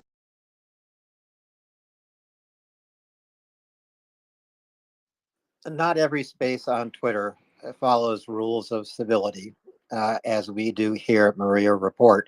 We do try to keep things orderly and based on facts. So glad you found your. I'm just leaving because this is like tilting at windmills and I'm wasting my time. Hope y'all have a great day. All right, somebody else's turn. Thanks, Simply. Tracy, I think it is Jenny and then John. Jenny. I lived in Houston for 4 years, so just look at them and go like, "Oh, bless your little heart." That is the only thing you can do with those people. It is a they problem. It's not a you problem. I don't know if their panties are on too tight and it's squeezing things that shouldn't be squeezed, or if it's, you know, one thing that a Swedish singer said one time when um when the IQ goes down, the fist starts coming, I guess, because they lose the argument. And this is, if they know that they're losing the argument, they will start attacking you because they know that they don't have anything to come back at you with, except for telling you, like, and your shoes don't match. Like that. My favorite thing was they were trying to tell me history that I know they haven't lived. They were regurgitating all these different historical things about why we went into wars. And I couldn't get them to hush long enough to say, honey, I understand what you're saying. I was there. I've lived through it. And they were trying to say how the U.S. did this and the U.S. did that. And, you know, we push our agenda. And I kept trying to get the point across, listen, When you live as long as I have, you understand compromise is necessary. Nothing's 100%. America's not perfect, just like anybody else. But generally, except for a very few times in history, have we gone into a war strictly for our own gain.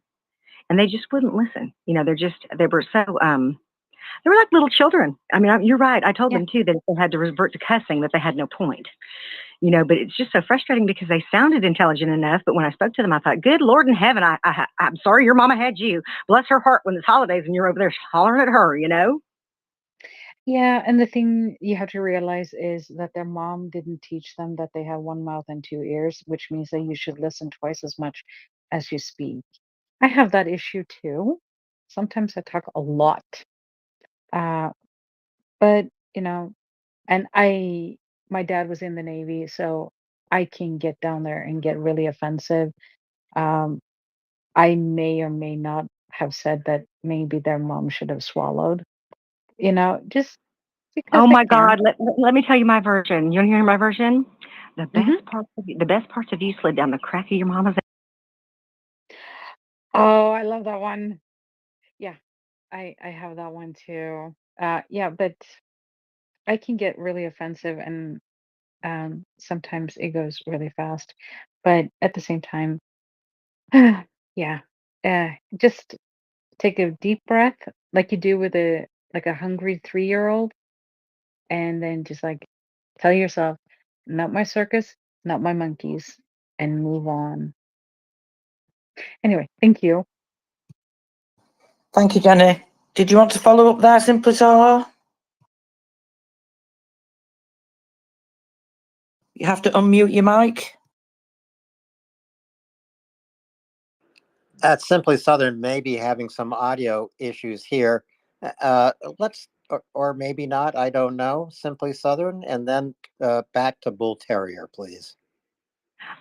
I just wanted to say thank you for her reply. I appreciate it. And 100% I agree. And I try to speak from a place of calm and cool it all the time, just because riling me up doesn't do anything but make me feel bad. And I can't let people take my peace of mind and my joy. But sometimes my children are in that age range, 25 to 27, and they never speak as disrespectfully and belligerently as some of the people that I've met in the rooms. And mostly it's been young men. So I kind of understand where it comes from. But on the other hand, my brother could cuss and drink and whatever with the best of him, but he never disrespected anybody acting like that. He'd get his point across and he'd use a couple of F-bombs, but he didn't yell and scream at people, and neither did my dad. My mom taught me to be a lady. I didn't grow up in the South. I grew up in Southern California, about 27 years there, now about 31 here. So I'm kind of like a mix, I guess. California taught me to love everybody and think everybody's the same and not be prejudiced against anything. And I come back here and had a little trouble in the beginning with some of the prejudice I saw, but I did my best to work against it on my own, in my own way, in my own part, how I treated people. But I just don't understand that whole attitude, they were giving me facts, but sometimes they just had them skewed, or they were trying to say this is the reason why, and I kept saying, but you don't understand. There's always a compromise. You never get what you want 100%. Life's not like that. If whoever told you life was fair, darling, lied like a damn dog to you, because it's not. We always make compromise. We do what we have to do to get where we have to go. That's life. Thank you very much. Now, I think we lost then, John, didn't we? But I can understand your frustration. I kind of felt the same before I found MriyaReport. And really, I stayed away from MriyaReport space because of the experience of other spaces. And I thought they were all the same. And I, like you, did not want to be in a room where people cannot have a civil, organised conversation and listen to each other and are shouting over each other, etc. You don't even get anywhere like that anyway, do you? So the information doesn't get taken on. It's like an argument. Nobody really listens to each other when you're having an argument. You just sort of shout your point across and don't really, maybe you're listening to the other person or not hearing them, or maybe it's the other way around. So I completely understand But I think in my experience, I would say as well, I've seen as much misinformation and propaganda amongst older people as well. So I don't think it's a particular age range. I think that just, it depends on anecdotally where we all go in our lives and what we do. I'm quite proud of the fact that my children are in that age range. They do not use TikTok, and they are, well, I would like to say, a bit different to that. But I think that's down to how you bring them up. But unfortunately, not all children get good parenting, do they? So I think this is why it's really important that we as a community take that time to inform each other, like you are doing. And I know it's really difficult and frustrating sometimes, but I think you're doing everything right. You're doing all the things that we do here. And I think you're doing a fantastic job of it. It's got to be, I think, well, credit to you going into those rooms and even trying, because I don't think I would have the patience to deal with that chaos. So I like it here in this room where we are all organised and we raise our hands and listen to each other. So thank you so much, Simply Southern, for coming and sharing your experience. I think what you're saying is exactly why it's so important that we all stick together as a community and share that information and counter that propaganda. That was actually why I got involved with MriyaReport first, through a volunteer on the Facebook group. We have a Facebook group which is a closed Facebook group, so you have to apply to be a member. And we have post approval on, so you have to have your posts approved and checked and verified for accurate information before they're released. And that applies to all posts, including posts that any of our team make. We all check each other's work as well, as you would expect. So I think that was why I chose that avenue, because I saw, I don't know, my daughter says to me, she's in that age range, she said, "Mum, people don't use, only old people use Facebook." This is what she said to me. So I'm like, well, maybe this is why I see all this propaganda on people in my age range then on Facebook. So you are right, and I think that just does show us all the work that we have to have still to do. And you're right, all this shouting each other down and all this nonsense that they shout at you, it doesn't work. You have to look at the facts and you have to look at the evidence. And I think, somebody mentioned yesterday, somebody, I forget who it was, but they were saying, and the way that you speak to some people sometimes, it's just sometimes I think you have to let them, that nonsense, run its course. And when they get to the point in the conversation, well, I'm saying this is this because, but then they've got nothing to back it up.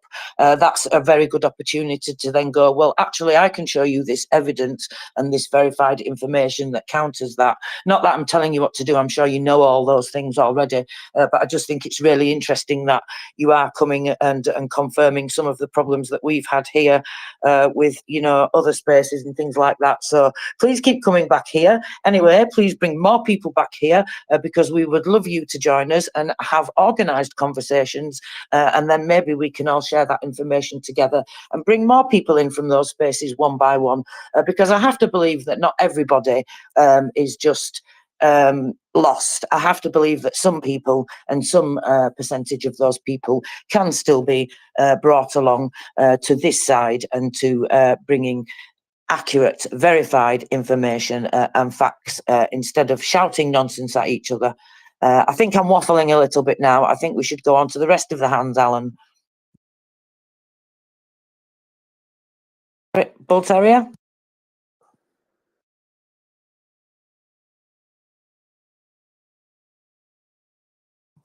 Bull Terrier?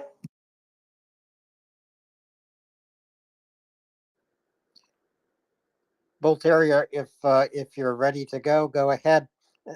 We lost Dan John again, but I'm Just real I'm quick, certain Tracy, that I'm sorry, excuse me. I wanted to tell you how much I agree. And sometimes I think, honestly, that my Southern accent leads people to believe that I'm stupid. There's a big stigma in the United States that Southern people are just idiots. And even when I say I grew up in Southern California and I have a degree, that my background is tax software and government compliance, they still sit there and try to say da-da-da-da. I'm like, look, if you don't understand what I'm saying, that makes you the ignorant one. And I don't have time to explain to you if you're not going to be quiet and let me answer questions. Okay, thank you, Simply Southern. And Bull Terrier, if you can hear us, please go ahead. And until Bull Terrier sorts out his audio issues here, Tracy, and I think he's had to drop in order to try to do that. I was away for a full day, catching up on news this morning, but I see that there is a lot of news. Everything from Russia's confirmed use of poison gas on the battlefield, a World War I variant of poison gas, to Ukraine successfully returning more children from Russian captivity. So I'm hoping we get to cover all that news and more, including new sanctions imposed by the United States on Russian individuals and companies. Right after Bull Terrier, we'll get to some of that news. Bull Terrier, you're back. Go ahead. Yeah, hi. Sorry. Yeah, my Twitter suddenly stopped working for me. But I just wanted to come back on Simply's comments about other spaces. I mean, and just talk about my own personal journey with NAFO and MriyaReport. So I originally engaged with NAFO through bonking and engaging with the Twitter trolls, But I have to say that now, unless I see a direct attack on a NAFO fella, I just forget it. It's a waste of time. There's too many, and it's just not productive to get into these conversations and arguments, to be honest. So what as I said, if I see a direct attack on a NAFO fellow, I'll respond to that. But I've moved from bonking, which seems to have less effect on Twitter now that Elon Musk has sort of changed the rules.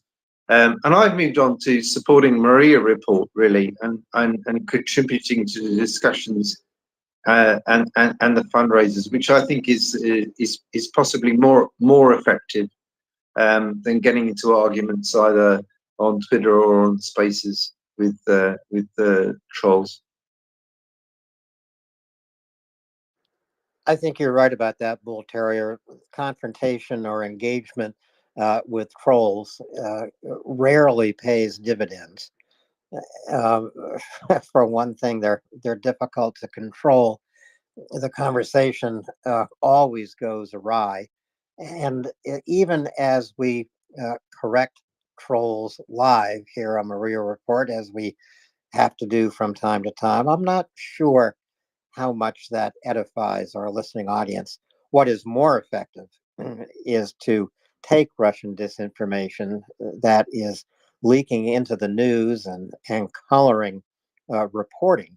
It's far better to take that kind of Russian disinformation, trace its source, and debunk it, to demonstrate that there are facts out there that completely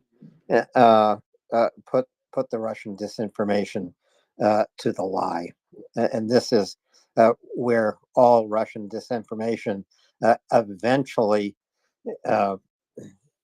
melts away to. It simply melts away to little lies and big lies, constant lies, and lying lies. How else can I put it, Bull Terrier? Yeah, absolutely agree with you. And also, I just wanted to refer to a post in the Kyiv Independent talking about our fundraiser. And there was a post, excuse me, I'm just finding it today, where President Zelensky talked about the fact that Russia had dropped over 3,200 guided aerial bombs on Ukraine in April this year. So, yeah, I mean, just to support the fundraiser, I mean, this is why we need to be being very active in that respect. Yes, Russia has finally found a weapon, the glide bomb, massive bombs, some as as heavily loaded as 1,500 kilograms of explosives. They've found this weapon with which to terrorize Ukrainian civilians in their cities and to attack Ukrainian soldiers on the zero line. It is effective. It's difficult to force Russia back. In other words, these glide bombs are launched by Russian fighter jets and fighter bombers without some kind of air parity, without some increased air force. It's very difficult for Ukraine to make these Russian fighter jets stand farther away from the zero line, which would make their use of glide bombs a little bit more difficult. Glide bombs cannot be intercepted. You cannot shoot down a glide bomb in the same way you can shoot down a Shahed drone. So keep that in mind. Not even F-16 squadrons flying combat air patrol and using look-down radar could intercept a glide bomb. What F-16s can do with their long-range radar is detect the Russian jet fighters and fighter bombers far enough away that they can engage them and force them to stand off even farther unless the Russian pilots want to come into harm's way. So glide bombs are an absolutely terribly effective weapon that the Russians have latched onto here. Tracy. Thank you, Alan. Yeah, I was just looking at that information actually as well. President Zelensky mentioned, like you said, 3,200 KABs of various different sizes, more than 300 missiles of various different types, and almost 300 Shaheds in the month of April alone. It's just despicable. And of course, we're in particular focusing on trying to help Kharkiv because of that, because of Russia trying to, well, that scorched earth policy that we talk about, isn't it? Trying to drive people out. And, you know, I really like the name of our fundraiser, Alan, Defiance and Resilience, for a few different reasons, really. For, you know, the defiance and the resilience that Ukrainians show, you know, and just the resilience of the solar generators that we're collecting for, all sorts of different things really feed into that, I think. And I think it's a really great name. It really just does, you know, that's what we're trying to do, of course, isn't it? Help Ukrainians be defiant and be resilient and not have to leave. And that's why we're trying to raise funds for the solar generators, which I believe this wonderful community has already done here for one generator, Alan. So just quickly before we go on, because I see Latin has his hand up, just to say that Kharkiv is under attack right now, of course. That I'm just seeing reports coming out. There was a hit with this critical infrastructure not too long ago. 4 people are injured, children, unfortunately. So I will keep you up to date on that because information is still coming out. So thank you for waiting. Go ahead, Latin. Welcome. Hey, Tracy and Alan, just let me know if the signal breaks up. I'm in the backyard doing something, so it might break up. But I was following, and by the way, really nice to hear Colonel Jeff on the space. It's been a while. Jeff, if you're listening, it's great to hear you, and looking forward to hearing from you again. And Bull Terrier's comment, yeah, those are striking numbers. We can expect those to continue to go up as the Russians really lean into this weapon system as a weapon of terror, essentially, is what they're using it as. I was listening to a space maybe about an hour ago, half an hour ago, where the person they were speaking to was in Kharkiv, and was just as they were wrapping up the space, he was saying, yeah, and there's more glide bombs, or calves apparently, as they call them in Ukraine, on the way. So yeah, it's clear that that this is something that's going to continue in a very very sustained, actually escalating way. Alan, you mentioned the 1,500 kilo, and there's no visual evidence yet of a 3,000, but they've bragged about using those. So that is a distinct possibility that they'll try that at some point, if nothing else, as a propaganda exercise. But just quickly on that subject, because there were two comments made, I guess, over about the last 24, 48 hours that continue to put together this jigsaw puzzle of cryptic messages that we get from NATO and Ukraine about this new capability they're going to have, the F-16s. And it was a comment from the Ukrainian Air Force spokesperson, Yevlash. I forgot his first name. Apologies, but on that nightly show in Ukraine, and the commander of the Danish Air Force made a comment as well. So apologies if that's has that been discussed in depth? Because I don't want to go over a subject that's already been touched on. So are you talking about yesterday, Latin, when he said that the F-16s would arrive after Easter, but then some people seem to be putting a specific date on that. But I saw it translated and he just said after Easter, which of course still could mean June. Is that what you mean? Well, that, and there was another comment from the Danish Air Force commander, somebody who would be very, well, he knows a lot about what's going on in terms of equipment and training. But look, I can get to that one in a second if it hasn't been discussed. But as far as the comment from the spokesperson of the Ukrainian Air Force, yeah, I looked that up right away. I didn't know that Ukrainians celebrate apparently on May 5th. That's their Easter. And I think it's fair to say that by June, these aircraft are going to be the initial batch of aircraft will be operational. I'm pretty confident in that now. We had so much uncertainty for so long, but if you start to, again, piece together all those comments, and after May 5th, I mean, okay, if that's to be taken literally, then maybe there'll be some aircraft in Ukraine next week. I mean, who knows? But certainly I think an initial operational capability of F-16s probably by June. And it's certainly in their interest to expedite this, because there's no question that there was a sense of urgency from the beginning, from the moment in 2023 when this looked like it was going to be on. But recently, and especially, the glide bombs are part of this, but as part of that bigger potential for what the Russians are going to do on the ground in that May, June, maybe July timeframe, that adds an even greater sense of urgency to getting F-16s there because of what they will be able to help with. And it's incredible.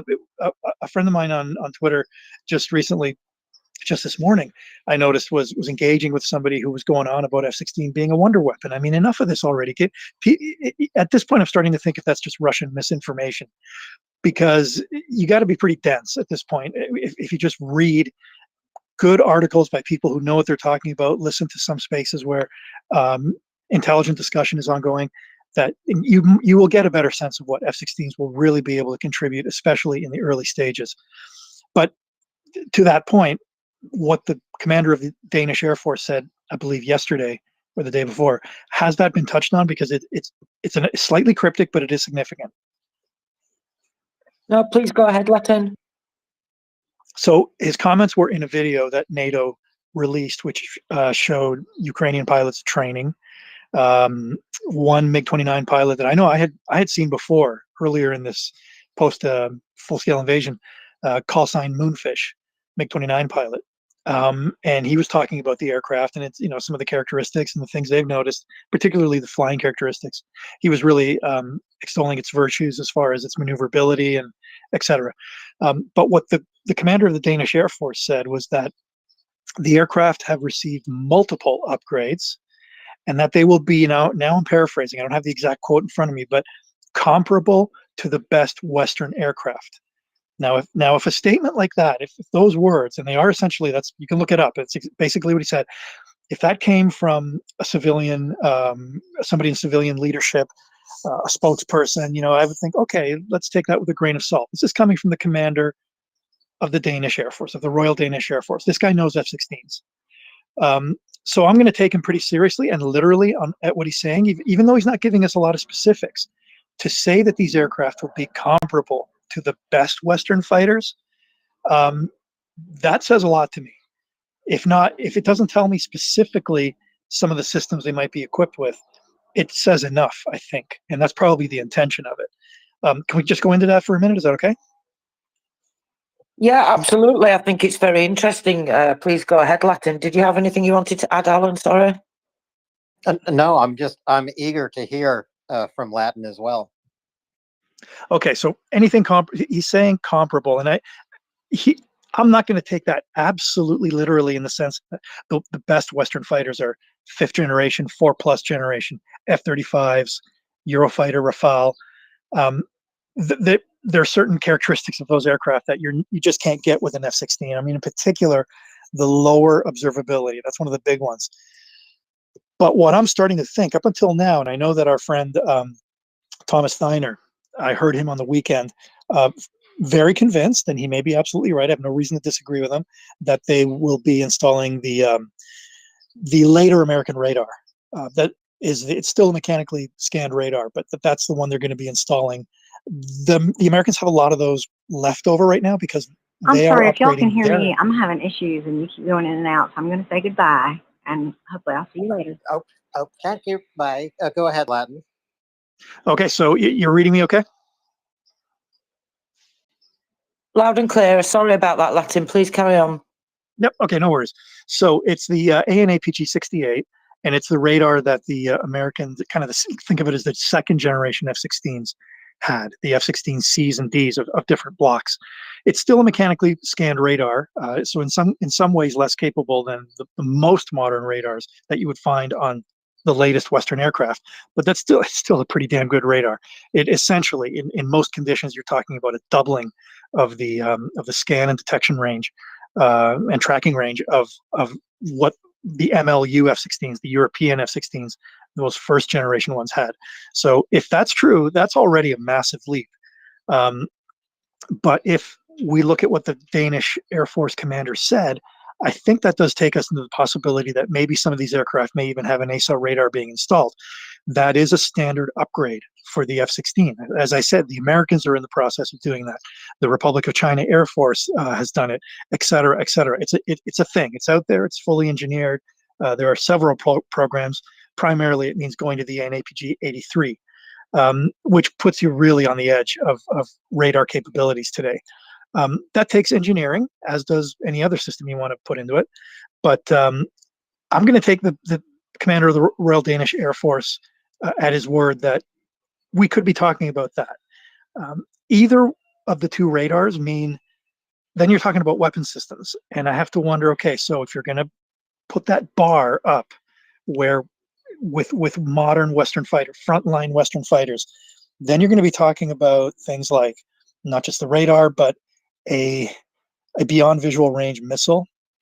Again, this is where the key to taking out the aircraft that are launching the glide bombs is that beyond visual range missile. You need that reach in addition to the radar. And if you're going to put that bar that high up, well, then you're talking something like an AMRAAM-D and potentially Meteor, which could be integrated into an F-16. There are no F-16s operational anywhere in the world with that weapon. Typically, they carry AMRAAM as a long range, beyond visual range. But there's no reason why it couldn't be integrated. Maybe for political reasons, the Europeans decide, okay, we can integrate that weapon. The Americans, I don't know that they've been willing to, I've seen no confirmation that they've been willing to supply the AMRAAM-D, although some of the later C blocks are still pretty good and have pretty good range. But this is further confirmation that these aircraft, when they do arrive, it's almost certain now that they will be upgraded. So for the longest time, we talked about timing and then upgrades, and now we're starting to really see kind of it's like a foggy image starting to come into focus, and we're starting to see, yes, they will be coming relatively soon. Within the next, it's weeks now, I think, fair to say weeks for the initial aircraft. And upgrades, it's no longer an if, it's a yes. It's more of what. We may not get all those details. I wouldn't expect. I'd be really surprised if they gave out that kind of information. But if they are, here's the thing that really the fundamental thing. The Ukrainians always argued that one of the reasons they liked the F-16 was it, and call sign Juice was saying this right up until his time of his passing, that it was the upgrade potential of the F-16. Any cursory Google search about that aircraft, you will find that around the world, check f16.net. Anybody, it's really in the weeds, it's pretty wonky, but it's a damn good reference for the F-16, and it is a bewildering number of upgrades around the world. Some indigenous, some done with outside partners, but these are ongoing things. They've been going on for a long time. The Ukrainians saw that, and because they had seen the aircraft up close, they had spoken to American F-16 pilots, and it didn't take them long to figure out that this would be a great aircraft for us because of that. So if you take the latest, forget the latest generation, because they're like a 4+ generation aircraft. But even if you take the Republic of China is a good example. They have aircraft that were delivered in the I believe it was about the early to mid 90s.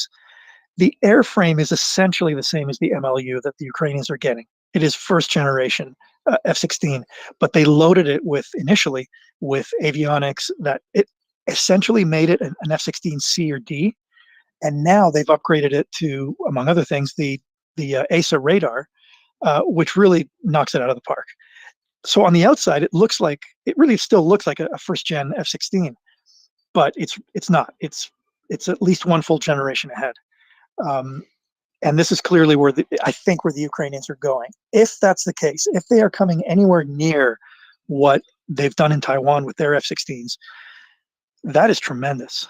That is really tremendous. And if the numbers now, the latest news is with Belgium saying that they're going to be able to provide some aircraft sooner than they thought, we could be getting close to 100 confirmed aircraft committed. That's not all going to arrive in 2024, but the initial, I'm pretty confident that if they could probably get 2 squadrons, maybe even a brigade swapped out this year, maybe some of the older MiG-29s. That's going to be a huge boost for them. And what it'll do on the front line against this, sorry, I'm talking about an airplane's flying by. But what they're going to be able to do with even a limited force to take on that glide bomb threat, which I absolutely believe is the priority for all the talk of all the capabilities of the F-16. That is job one. That is where they're going to be looking at, and that could be happening within weeks. I'm talking about 2, maybe 4 ship formations flying basic combat air patrols. I think they're going to disperse they're going to disperse, and they're going to probably operate in flights, not entire squadrons. That's my guess. Spread them out as much as possible, make them harder to hit, and also to try and have the best effect that they can in the air defense role along this massive front. But it does seem as though the north is where the real threat is right now, or at least the biggest threat. One thing is for sure, I can guarantee you this. Can't guarantee anything, sorry, correction. I strongly suggest that when the initial aircraft are operational, we're going to see an uptick again in losses of Russian aircraft. That's when we'll know they're there. If the Ukrainians don't show them to us, it'll be when we start seeing reports of Su-34s going down again. And that could be within weeks. That is news I cannot wait to hear. In Latin, we're going to go to fellow who bonks right after. One more question for you, Latin. The F-16s arriving in a matter of weeks in Ukraine. It's only about a dozen of them, or 16 initial arrivals. Is that about the number? That's the number that would make sense. That's the number that I've always tossed around. Others have, because that's a Ukrainian squadron, 12 plus a few spares. That would make sense. I mean, maybe there's enough of a sense of urgency that some pilots are saying, these conversations are happening in Denmark and other places with Kyiv, and I'm sure there may be some people saying, let's get a few aircraft in there first. I mean, regardless of swapping out an entire squadron, or there may be that sense of urgency about it. The pilots who are training know very well what capabilities they have now and how that will affect this specific threat that they're facing back home of the glide bombs. So yeah, that's their decision, but it would make sense to me if they initially did a squadron and then they build up from there. Eventually you're going to want to probably swap out. We had been told by the Ukrainian Air Force commander that the F-16s, the current lot of F-16s, is going to replace the MiG-29s and the Su-27s. That's in the fighter role. I strongly suspect that some of those MiG-29s and Su-27s for quite a few years might linger on as in the suppression of enemy air defense role, because you've got pilots there that have been using the American HARM missile for 2 years now, almost 2 years. And they've gained quite a bit of experience with that missile and that platform. I'm not so sure they'd be so eager to. In other words, in addition to the fact that the F-16, like I said, despite all of its capabilities, air to ground, air to air, air to sea, anti-shipping, it's got a lot of things going for it. I still think the air to air is the primary thing. It's just crucial. Even right now, at this moment, it's crucial because of what you see them doing, the Russians doing to Ukrainian civilians with glide bombs every day. Add to that the way that weapon might be used to support a ground offensive very soon, and it makes it a critical situation. Thanks, Latin. On to fellow who bonks and knows things, then to Genesis Man. Hey, Laden, I have a question for you, and this is something Colonel Jeff had brought up. What do you think in terms of the impact that Link 16 access, should it be present? And I think the right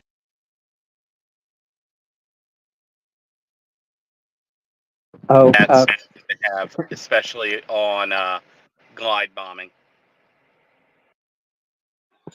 Oh, okay, you cut out a little bit there, but if I caught most of your question, I think you were asking about how Link 16 could play a role, in particular against this glide bomb threat. Yeah, correct. Because that, at least in theory, would give them access to some over-the-horizon data that we may have on incoming threats. Exactly. That's exactly it. Because Ukraine's integrated air defense system is a very mixed bag of equipment right now, Western and Soviet. And there's been some integration. That's always a key part of IATS, the integration part. They've definitely done some integration work with their ground-based air defense. I'm not sure what they've been able to do with fixed wing.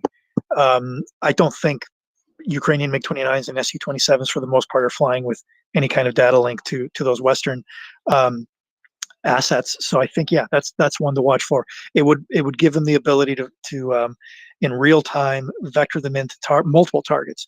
It would help them, and here's the key word: help them to move towards what we saw around Israel a few weeks ago.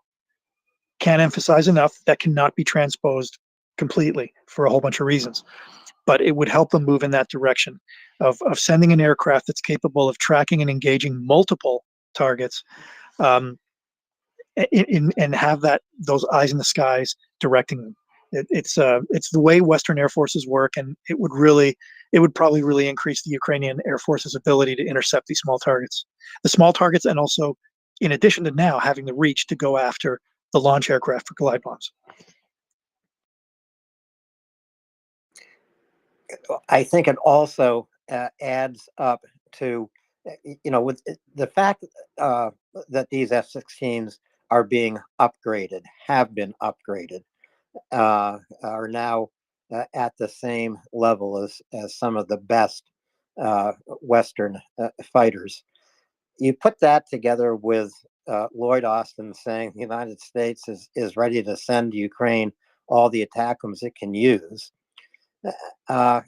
I think that there is a new sense of seriousness, especially here in the United States, but among all of Ukraine's allies, that never again should they slow roll military supplies to Ukraine. Because if that happens again, Ukraine is going to be put in a terribly untenable position on the front line. So I think there's a new sense of seriousness here, and it's welcome. It's come too late, but it's welcome. Genesis Man. No, absolutely well said, Alan. Brilliant. So, Latin, thank you so much for your updates. They're more than interesting. They're brilliant. I have a question in terms of visibility of these F-16s to Russians. Now, I'm not aware, and it may be for one or two reasons. Either Ukrainians are not saying if they lose a plane, but I'm not hearing that they're being shot down regularly. Now and again, yes, but could you give us a sort of your feeling about how they're gonna fare in terms of visibility to the Russians? Thank you. Well, yeah, I mean, as you know, the F-16 is not, it wasn't designed to be a low observable um, or certainly not very low observable aircraft. But that said, it is a light fighter in the overall scheme of things, relatively small, and it does tend to be a harder target to see than some of the larger types. And I know there was, I mentioned this before, this is probably the closest thing we have to a scenario that we could compare to what's going to happen over Ukraine. And it was from a few years ago in it was a series of exercises between, I believe it was the Indonesian Air Force and the PLAAF. And the PLAAF report afterwards indicated that the F-16s, oh, correction, I'm off on that. That was Gripen with the Royal Thai Air Force. I'm confusing my exercises here. And the Gripen is a little bit smaller than the F-16. But generally, and Air Marshal Greg Bagwell mentioned this on the weekend, the fact that the F-16 generally is because of its relative small size, is a harder target to see. That doesn't mean it's stealth. But then you have to include in that things like, I think one of the biggest factors is jamming. The Ukrainians went into this post invasion conflict without any airborne ECM, and we don't know if that's changed. The F-16 has the potential to carry electronic countermeasures, electronic warfare internally as well as in pods. And the pods are really add a lot of flexibility to it because they can get those from any number of sources, maybe from the US. The European countries that were flying those aircraft had those pods. Those would definitely be something that ideally would be provided, but there's a lot of complications in that. That's another factor. But the other, probably the most fundamental one, is that regardless of the fact that they're going to be flying these much more advanced aircraft, they're probably still going to be flying at very low level. I don't think that's going to change near the front line. The Russian ground-based air defense is just too dense for them to be able to risk medium to high level operations, which is really where a modern fighter is much more comfortable. But the Ukrainian pilots have been flying low level since 2014. They're very good at it, and I have no doubt that that's what they've been training on. They've been doing a lot of low level work in transitioning to F-16 because they know that's where they're going to have to be. So it's a question of mitigating the continuing, and that's, by the way, that's been a largely successful tactic for the Ukrainians in terms of preserving their current fighter fleet. And yeah, beyond that, we have to just wait and see. There will be losses. These are high priority targets for the Russians, if nothing else, then certainly for propaganda. You can imagine the scenes that we're looking at now with them displaying the ground equipment. Well, you imagine what that would look like showing off a wrecked F-16. And they'd be going completely, they'd be losing their minds. So they're going to try to shoot them down. They're going to try to hit them on the ground, and they probably will take out a few of them. But I'm confident that the Ukrainians have the tactic of dispersal and of moving aircraft around. They have that down. It's a little more complicated with F-16. Is a little more maintenance intensive, maybe more than a little, but they're going to get past that, I think. And as far as the capabilities of it and what it'll look like, I may not even. I may be away when this happens off the internet, but when it does, when they are in theater and begin to engage Russian targets, well, you can tell me in July or August if I was wrong, but I'm very confident of how capable whatever combination they're going to come up with of systems and weaponry. I think they're going to be very effective against the Russians. That doesn't mean game changer. Can't say that enough. They're going to be very effective. It's going to cost the Russians a lot to be facing that instead of MiG-29s and Su-27s. Each F-16 can carry 6 AMRAAMs. Typically, you're going to fire 2 at a target. You do the math, right? And depending on how quickly they can get their aircraft down, refuel, rearm, back up, we know they're fast learners. The potential for really taking another big bite out of the Russian tactical aviation fleet is there. We saw that when they primarily went after them with Patriots a while back, and that was an unsustainable loss rate for the Russians. Anything like that again, they're only producing maybe 6, maximum 8 Su-34s a year.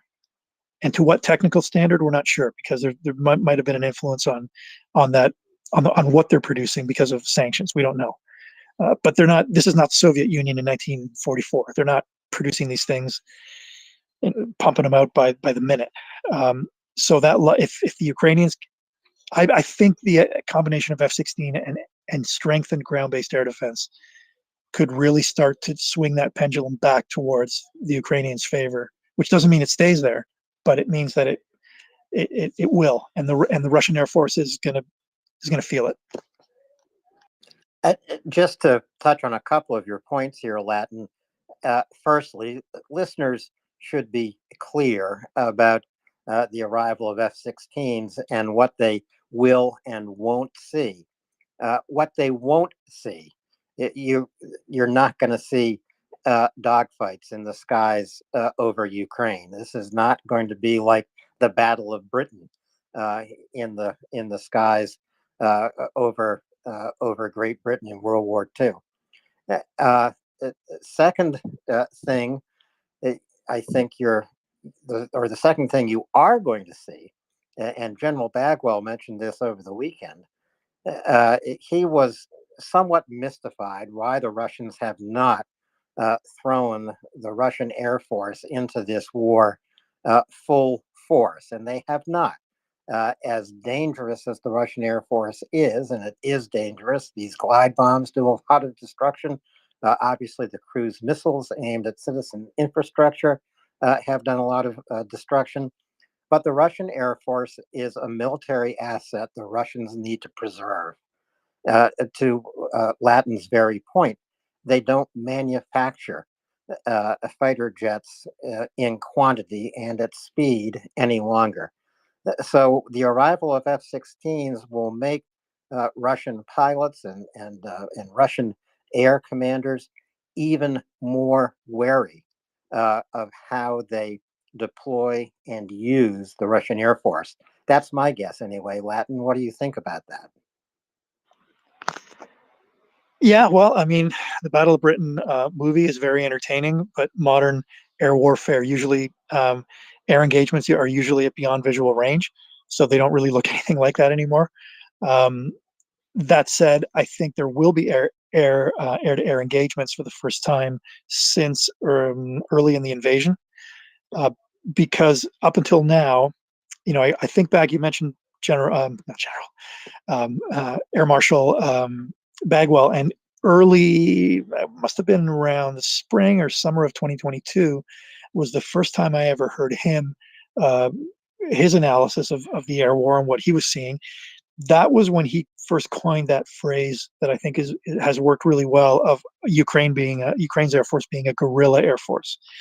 And what that meant was that being the smaller force, being very much outnumbered, they kind of pulled back and engaged at a time of their choosing, and then pull right back. They've continued to operate that way. If you look at what they've done, the majority of the work they've been doing, I'm talking about the fighter force, has been taking out the smaller aerial targets. And we just saw evidence of that the other day, of an air-to-air missile being fired at a cruise missile. That's the kind of work they've been involved in. Since they didn't have the range to go after the Russians, now they will. At least some of their aircraft will. So, but I still think they're going to be doing it very cautiously. This is not going to be a case of throwing everything into the battle and getting into a big melee in the air. I don't think it's going to work that way. They're going to have to be very careful with what they commit and the conditions and the conditions of the engagement. They may just disengage if they feel it's an unfavorable situation. It starts getting really into the weeds about what individual pilots are going to be deciding, and what decisions are being made higher up. But it will be a cautious approach. It will be mostly beyond visual range, and it's going to be probably the first air-to-air engagements that we've seen since the early stages of the invasion. Thanks, Latin. I think this is a great analysis. Thanks, Genesis Man, for your brilliant question. How visible will these F-16s be to the Russians? Hey, Alan. Yeah. Okay, so I got to get going. I'm working on a fence, but um, I think you and I had this conversation once before of will we have a chance to talk about F-16s before I'm off comms? I'm starting to think yes. The way this thing is going, I think June is very possible, maybe even May, for the first. I don't know what that confirmation will look like. Will it be? I can tell you that I've said this before. The F-16 has a very distinctive shape. It's hard to mistake it for a Sukhoi or a MiG-29. Whether it's some blurry, distant cell phone image or something official from the Ukrainian government, I don't know, but I think it's coming really soon. I think probably the forces here making these decisions, Latin, they must have been aware of your summer schedule. Therefore, they wanted to get these F-16s in Ukrainian skies ASAP. I know I do, and I want them to arrive before your summer travels begin because we need you here. I don't know what we're going to do without you. Well, the initial images that we see, if like I said, I think they're probably there's no reason to suspect that they're going to tell us a lot about what those capabilities are. I think they'll let them speak for themselves. If you're if you're essentially doubling the range of the radar on your fighter, that's going to have some.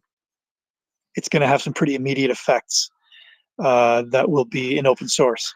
So, but that said, it's always interesting that if an image, and we've done a lot of this over the last 2 years of images that give us clues as to aircraft's capability. You might think back to about a year ago, I think it was, when we saw our first image of a Ukrainian MiG-29 with a really weird weapons pylon. I remember myself and others obsessing over it for days. And one of the speculations at the time was, oh, it must be for carrying a JDAM. Sure enough, that's what it was for. That became apparent a little while later. I don't think there's going to be as much, like it's going to look a little different with the F-16 because you're not talking about integrating completely foreign systems onto it, with the possible exception of Meteor. Possible exception. That's just my complete speculation, by the way. There's nothing official. There's nothing out there to indicate that that's a possibility. I've just heard analysts say, well, what if they were to combine that new radar with Meteor in case the Americans are more reluctant to give more advanced versions of AMRAAM? These are all possibilities, but depending on the images that we see in the next couple of weeks, months, we can maybe start coming to some conclusions on what's out there. Thanks very much, Latin. This has really been a useful discussion here this morning. Very helpful to me. Raises my spirits, raises my optimism, and again, those folks who regard the F-16 as some kind of wonder weapon, as Latin clearly said, it's not. There is no such weapon that can be delivered to Ukraine. Not ATACMS, not Taurus, not anything. But what can be delivered to Ukraine are all the weapons that Ukraine needs. That's the miracle that can happen. All the weapons, and then Ukraine has the freedom of choice, the freedom of operation, because they are then operating as a fully armed, fully competent NATO army. Latin. Okay, I really got to go, but just last thought. I'm with you, Alan. Something about the comment from the commander of the Royal Danish Air Force really kind of triggered me and made me kind of put me over the top on this, made me think, yeah, we're really there. This is going to be something really interesting to watch, and it's going to begin the transformation of the Ukrainian Air Force. So I'm excited. I think that we're going to be seeing some interesting things happening, always with the caveat that this is still going to be a hard war for quite a while. As long as the Russians are determined to use these at times rudimentary but effective aerial weapons, this is not going to be over right away. Everybody has to understand that what the introduction of F-16s will do is make it much harder, make it more painful for the Russians to do this. Initially, a bit, and over time, more. But that's the direction we're going in. So on that positive note, actually that one wasn't very positive, but no, positive in the sense that the trajectory is a good one. And like you said, it is towards the Ukrainians being able to develop a Western Air Force capable of really defending their airspace in a way they have not been able to up until now. So anyways, gotta go. Viva Ukraina. Herom Slava, and thank you for your time this morning, Latin. Get back to building that fence and your summertime chores here, although it's not quite summertime, at least where I am. The transformation of the Ukrainian Air Force that Latin is speaking about is a transformation that will take place over the coming 20 years. Now, this war is not going to last for 20 years. The transformation will occur right now as Ukraine continues to fight off Russian forces. But even after Ukraine wins this war, the transformation of the Ukrainian Air Force will continue. We hope as a fully fledged member of NATO and a fully fledged member state of the European Union. Both of these things are in the offing. I think membership in the European Union can occur much more quickly, actually, than membership in NATO. The 75th NATO conference or summit is going to take place in Washington, D.C. this coming July. But while there are lots of NATO members urging Ukraine's membership in NATO, there is a standing rule that would have to be waived. No new NATO member can be confirmed if it is engaged in an ongoing war. That is the big obstacle to Ukraine's membership in NATO. Now, Antony Blinken, the Secretary of Defense Lloyd Austin here in the United States have both said they see Ukraine's future membership in NATO assuredly. It's a guarantee, so to speak, that Ukraine will become a member of NATO. But as far as that happening at the 75th anniversary summit in July, it's quite unlikely.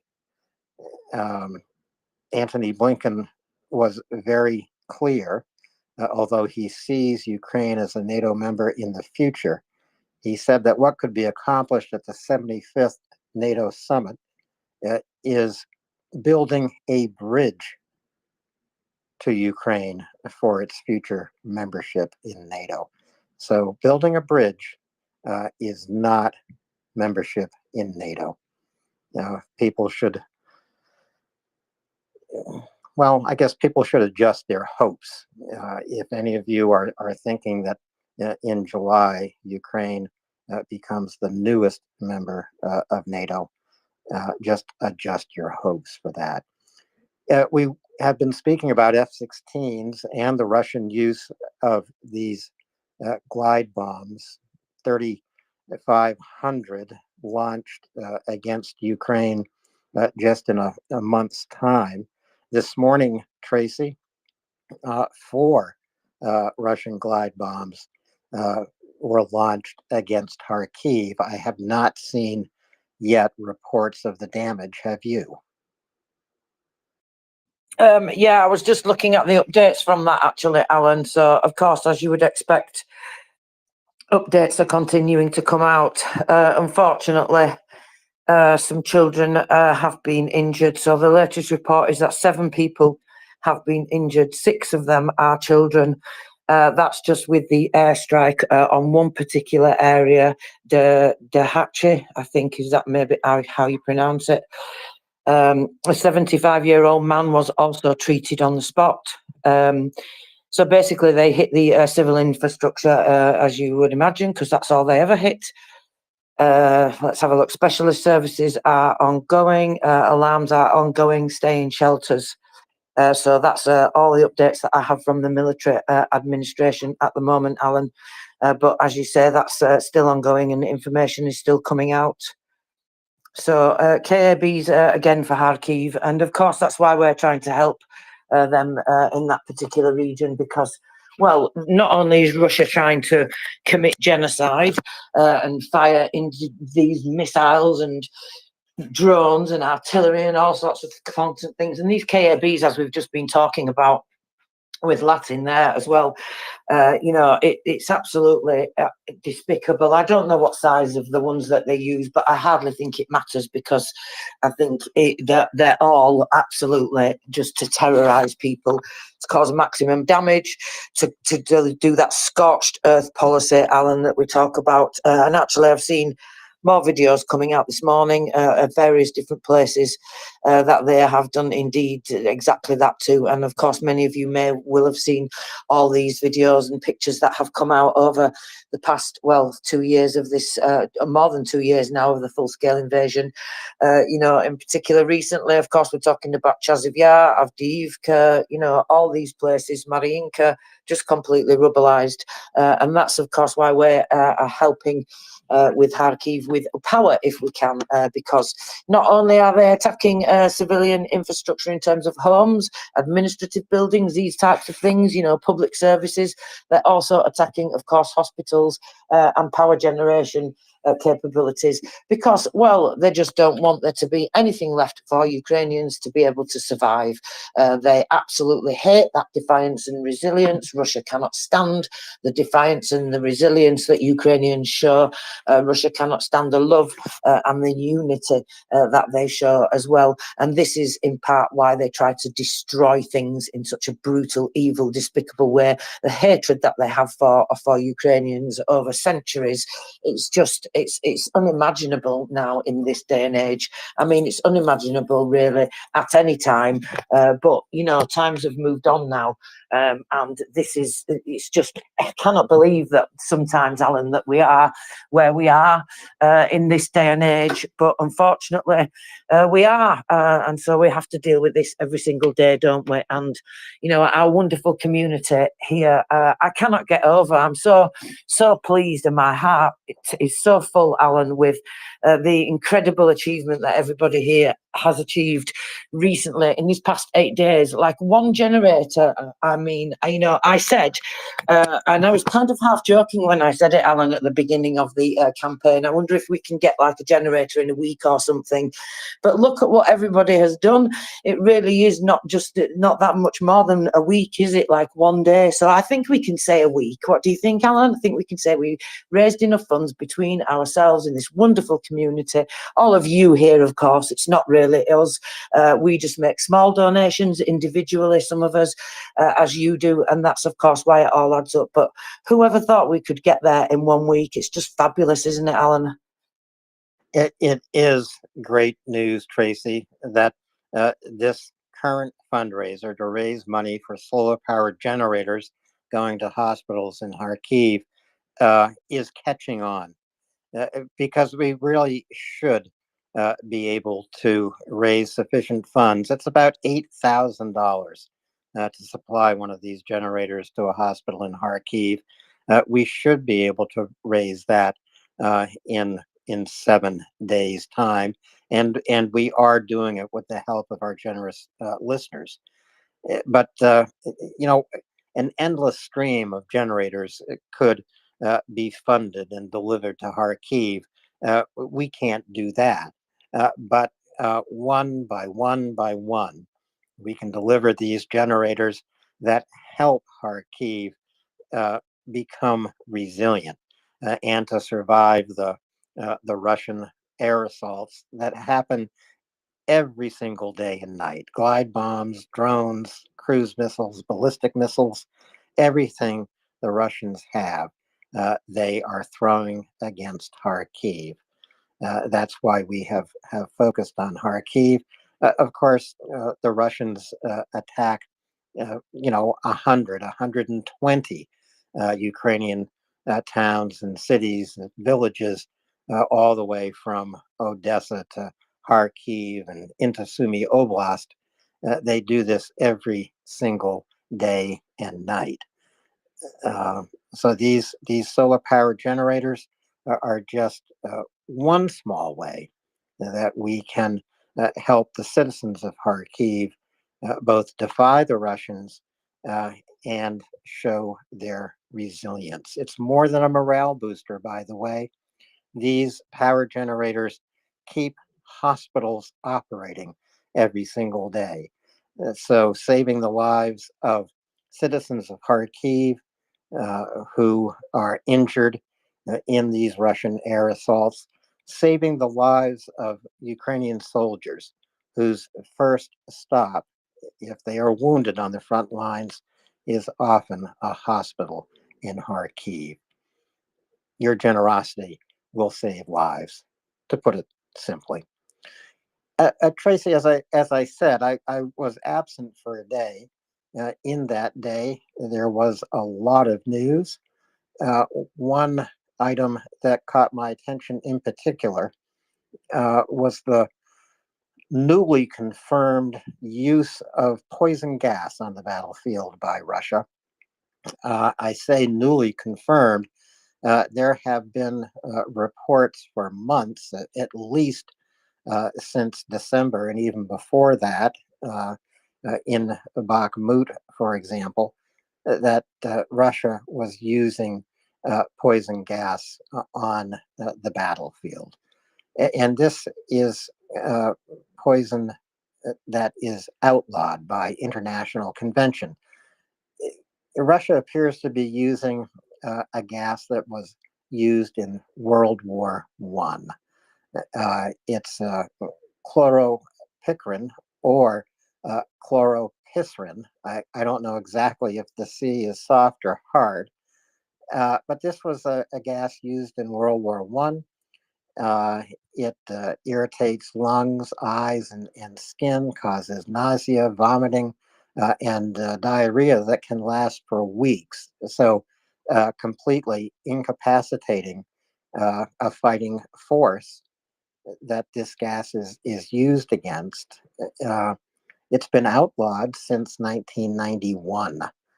Now, the United States has formally accused Russia of using poison gas on the battlefield, and they have taken steps to, well, to chide Russia about it. Will the United States be able to stop Russia from using poison gas on the battlefield? No. But they have imposed sanctions on Russian government bureaucracy, on institutions involved in chemical and biological weapons development in Russia. And the United States imposed sanctions on 4 Russian companies engaged in chemical and biological research and development. It's a step, it's a small step. It's not going to stop Russia from using poison gas on the battlefield. But this is, I think, a very concerning story, given Russia's preparation for a pretty wide-scale assault coming later in May or early in June. What more news do we have about this, Tracy? Yeah, it's just, like you say, Alan, it's not new, is it? They've been using various different gases over the periods of time. I've seen various different notifications from various commanders in different areas about uses of these various poison gases. And I mean, it's like, it just goes in with all the other things, Alan. When do we do something? When do we do something more? When do we take a stand? When do we go to that? Because Russia is just going to keep doing this, as with all the other things that we've talked about They're not going to stop. And the more we don't take any action, or the more we don't give Ukraine the right tools to be able to take the action that they need to take, the more this is going to go on, and the more these provocations are going to go on. I've seen some of those videos, Alan, coming from people that are being taken out of that area after they've been exposed to these things, and it's awful. It's absolutely, I mean, I don't think I even want to describe the videos because they're quite graphic, and so if you've not seen them, you know, the people's eyes, what it does to people's eyes, and it's absolutely, it's awful, really is brutal. I think, is it a hard C? I think somebody is giving me a message in the background telling me that it's a hard C on the, so pickering, so chloropickering, is it basically just chlorine? And it hails from the era of World War One. I think this is not the only gas that Russia has used. It used riot control gases. As I say, last December, I think even last October, Chuck Farrer spoke about Russia's use of poison gas on the battlefield. It just happens to be more prominently used right now. And again, I see this as Russia's way of preparing the ground for its coming offensive operations this spring and summer. And we do know they're coming. The Ukrainians know they're coming. Russia is massing forces around Oshertina, west of Avdiivka, again around Kremenna and Kupiansk, and again around Vuhledar. I'm sure that Ukraine will be able to absorb these attacks. I'm sure that Ukraine will increase Russian casualties as the Russian forces attempt to move forward. They have done that brilliantly thus far throughout the war.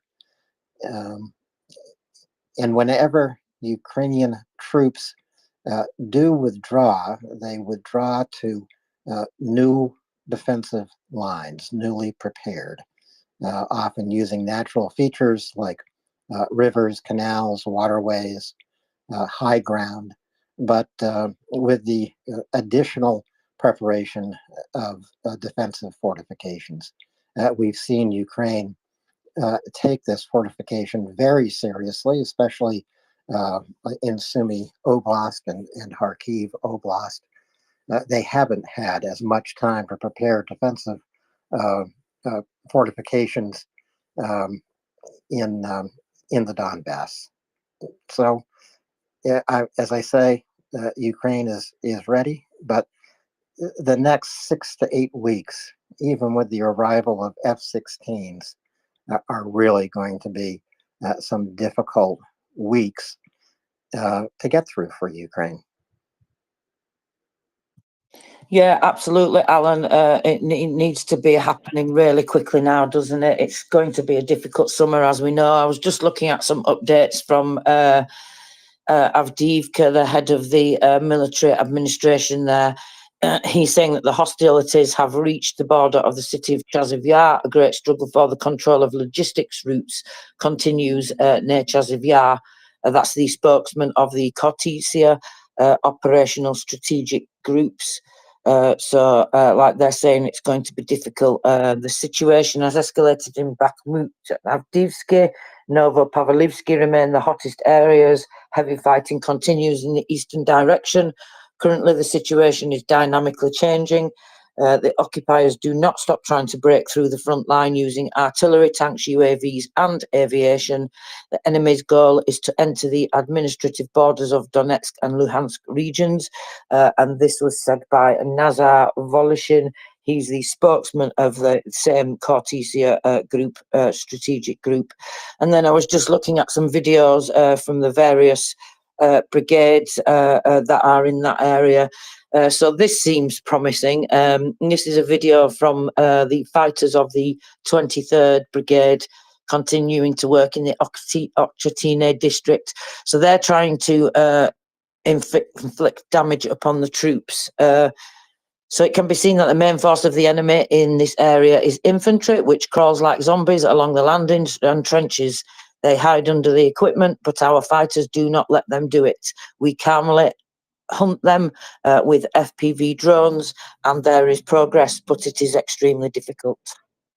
So just a couple of updates coming there, just really confirming what we know, Alan, that you know, they need to get more weapons there, and they need to get the F-16s there, and we need to keep campaigning and advocating for everything that we do here. Because yeah, it's going to be a tough summer, but we've got to sort of, I think what you said, Alan, earlier about managing our expectations is a really important thing. Yes, managing expectations is something each of us need to take on individually for ourselves. I mean, I don't want to dampen anyone's spirits or dampen anyone's enthusiasm in their support of Ukraine. I'm simply suggesting that all of us need to be prepared for some very hard news coming over the next 6 to 8 weeks. I saw one commentator suggesting that it was not 799 days ago that Ukraine survived its darkest hour with the first day of Russia's full-scale invasion. Rather, it is now, and the darkest hour has not arrived over Ukraine in this war, but it is coming. So those are some very sobering words indeed from a person in Ukraine who has gone through 799 days of this war. That's why we need to measure our expectations wisely and advisedly. But it should never, ever decrease our support for Ukraine. It should never, ever stop us from contacting our members of Congress and asking them if they have done everything they can possibly do to arm Ukraine with the weapons it needs to defend itself. And there are many more weapons under discussion that are coming up in congressional hearings for public debate and discussion about why some of these weapons, for example, to arm F-16s, why haven't they been sent? Will they be sent? These are some of the most advanced long-range air-to-air and air-to-ground weapons that an F-16 can carry. We don't know what weapons the F-16s will fly in Ukrainian skies with, but we do know that it's partly up to the United States to arm F-16s as lethally as possible with the most advanced weapons available. That's what's going to make even these dozen to 16 F-16s that will be flying very soon in the coming weeks in the skies of Ukraine. That's what will make them effective. That's what will enable Ukraine to confront Russia's use of glide bombs. Four, as Trace and I were just reporting, were launched against Kharkiv just today. I don't know if it was glide bombs or cruise missiles that were used on Odessa last night, but this was a devastating attack again on civilian infrastructure on a Nova Poshta shipping center, destroyed tons and tons of supplies that in some cases, I mean, you're only talking about individual parcels going to families in Ukraine, and we don't know what would be in those parcels, but they're never going to reach their destination. So they're never going to reach the Ukrainians that they were intended to help. This attack on Odessa last night, Tracy, injured at least 13 people. Not sure if there were any deaths as a result of that attack. Yeah, Alan, it's disgusting, isn't it? Iskanders, I think, is what were reported as being used on that there. And like you say, Nova Poshta. Nova Poshta has actually released some pictures this morning, and there's a few videos of the damage. It's just absolutely, completely destroyed. The rocket not only destroyed the depot and the branch, but 15.5 tons of customer orders, which is just despicable. And of course, Russia lied, and as they inevitably do, and said that it was, I don't know, whatever they said it was, some kind of missile warehouse or something ridiculous, which is, of course, what they always say. If it makes anybody feel any better, in return, there's also an auto parts warehouse on fire in Russia, in Novosibirsk. The area of the fire is 4,000 square meters. And well, it's crackling away, and lots of secondary explosions going on there, Alan. So I get the impression it's not just an ordinary warehouse for some reason. But anyway, sorry, coming back to the information from Ukraine. So in the south of Ukraine, they've taken down some missiles this afternoon as well, X-59 and X-69, and 2 Shaheds and 2 Orlans were destroyed. So that was reported by the Southern Defence Forces. And then, yeah, it's coming back to Odessa. So let me see what the latest, I think, report was from last night from the military administration. So 14 people were injured there. That was the latest report. But I'm just going to check emergency services, Alan, because as you probably well know, we very often get updates throughout the day about things that have happened regarding different areas there. So I'm just checking. Yeah, the latest was 11 o'clock this morning. So that's just talking about what President Zelensky had mentioned of them sheer amount. It's absolutely despicable, isn't it? So there's videos of the fires going on as well, all sorts of different fires going on everywhere due to the shelling.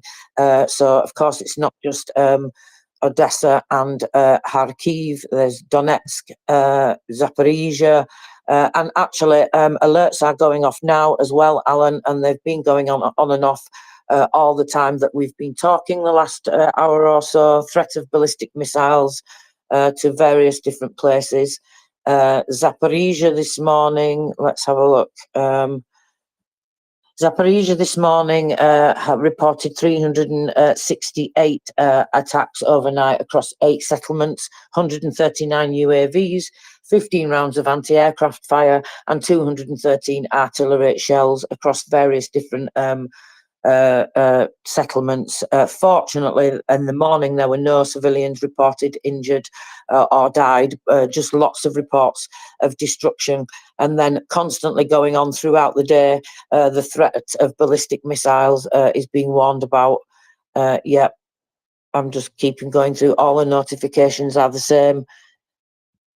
Yeah, so that's even still continuing now, Alan. It seems to me, looking at these alerts, that, I mean, it's just constantly all day long. There's not very much of a break in between. And although we don't read them out every time to everybody, because if we did, we would just like be an alert station, wouldn't we? And we would spend all our time reading out these alerts because they are just constant and it never stops. And that's the thing that I don't think many people, many wider members of the public really understand, Alan, because they're not able to, for whatever reason, engage with the news fully like we do. I think that's the thing that I'm trying to get across to people when I'm communicating with people, is the sheer scale of what's happening and the fact that it's happening constantly, all day, every day, and never stops. Well, this is also why, Tracy, you're reporting in detail, the number of shells, the number of attacks. This lets people know, as you say, the constant threat that millions of Ukrainian citizens live with every single day and night. Here in the United States, from time to time, We're driving in our cars. Maybe some of us still listen to the radio, and there's a test of the emergency broadcast system. At the end of these tests, an announcer says, this has been a test. Had the emergency been real, you would have received instructions of what to do, where to go, etc. Well, these instructions are real in Ukraine every day and night. And just for example, the number of shells aimed at Zaporizhia, Tracy. Listeners, there's no way to imagine being under this rain of shells if you're a citizen in a Ukrainian city, or if you are a soldier on the front lines. There is no way to begin to imagine the noise and the violence and the concussive force of explosions. You know, I guess the closest maybe you could get to it is imagine yourself in the most powerful thunderstorm you've ever been caught in, maybe out on the trail or out on a lake or out on a golf course or something like that, or think about the most violent hailstorm you've ever run for shelter from. That's not even close to what it's like being under fire in Ukraine, but it's something that each and every one of us may have experienced. So just think about the noise of big hailstones raining down from the sky. That is approximately what people are going through in Ukraine, except what's raining down from the sky are bombs and artillery shells with the capability of killing you and killing everyone you love, destroying everything you have in life, your home, your business, your friends, your family, everything that you love, everything that you have, everything that you hold sacred. This is what Russia is out to destroy in Ukraine. Yeah, absolutely, Alan. You know, I was thinking then, like you said, just trying to imagine that and that noise. And the only thing that I can, I think, the loudest noise I can, that might shock somebody that I can equate it to in my life is being a witness to an accident, a car accident right outside my house here, sitting here, actually where I am right now. And the car wasn't going very fast. It came around the corner. It was going very slow. It slipped the wet road and clipped the curb, and that caused the car to flip. And it rolled across to the other side of the road and crashed into a van that was parked. And that was the sound that I heard, it crashing into that van. And that was so loud, and not just the decibels, not just how loud it is, Alan, but you actually feel that as well. You feel that pressure wave. And I think that's something that we cannot maybe imagine as well. This is not just the sound, but the impact of that pressure wave. You actually feel that within your body. I guess the nearest people may have come is going to a loud concert and being near a speaker and feeling the bass coming through your body, the vibrations. I guess that's the nearest you can probably most people put it to, unless you have experienced something like that in an accident. Because I was actually shocked by by how loud the sound was, and the thud as well. It's not just a crash, it's a thud. It's really difficult to explain unless you've experienced that, and I think that's a really good point, Alan, so thank you. It's one way that we can all maybe try and get a little bit of perspective. The other way is, and I think it's still there on our website, there was a button called Sounds of War that you can go onto the website and you can click that and listen to it for a moment, and it gives you the air raid sirens. And as I've said before, and all the examples we've used, like the app that gives you the air raid siren, don't just listen to that. Imagine that you've got to then react. Imagine, especially if it's the middle of the night, you've got to get your children out of bed, you've got to get dressed, all these different things that you may have to consider. Families have different people with different needs needs in them. Some people may have more needs than others and not be able to do anything but just sit there and hope that the missiles do not come to your house. I mean, imagine that. That would be even worse than not being able to get up and actually physically go to a shelter or something like that. Imagine being in a position where you have to just sit there, Alan. Maybe you're not as mobile as other people, for example, and you live alone. You know, all those things that you have to consider. I mean, you know, in Donetsk alone as well. So it's not just, obviously, we talk about the main areas that get hit, but of course all across the front line, and Donetsk is one of those areas. 4 people died, as reported this morning by the military administration, and 8 people were injured. And you know, although these figures may seem small, not that I'm trying to minimize anybody's death or injury or tragedy, of course that's not what I mean at all, but Russia tries to do this, I think, on this scale individually, in the hope that people don't put the pieces together and look at the bigger picture, and look at the scale of what they're doing. I think they try to, I don't know, maybe suck people's attention away from the whole picture and just be like, oh, just look at this one tiny little area and it's just on that small scale. It's that incremental thing that they do again, isn't it, Alan? How they do it with everything, with the propaganda, with the provocations, with absolutely everything. But we can be as resilient and defiant as Ukrainians as we are here, and that is one thing why this community is so important and so powerful, because you know we do that to help Ukrainians, and we do that in so many different ways. And you know, it's not just us here at MriyaReport that think of these ideas, and don't think that that's me, by the way. That's these very wonderful people that work in the background, that have these connections, that make these things possible. So it's a privilege for me to be involved in those things as well. But that is what we use the power of this community for. And in fact, actually, that reminds me, Alan, we have a guest coming up very soon. I am so looking forward to this. I'm really excited. So actually very soon, we are going to be having the founder and trustee of Hopeful UK. So what they do is it's really heartwarming and beautiful, I think, what they do. Their mission is not just to deliver food, but to deliver hope. I mean, to war-torn and disaster-struck and disadvantaged communities. But, of course, they have the focus now in Ukraine, and they obviously have a Ukraine campaign going on as well. So we're going to get to find out more about how that started and what they do. It's really, really wonderful story. They have teams of volunteers that go give hot pizzas, and they have a mobile fleet of pizza cooking trucks.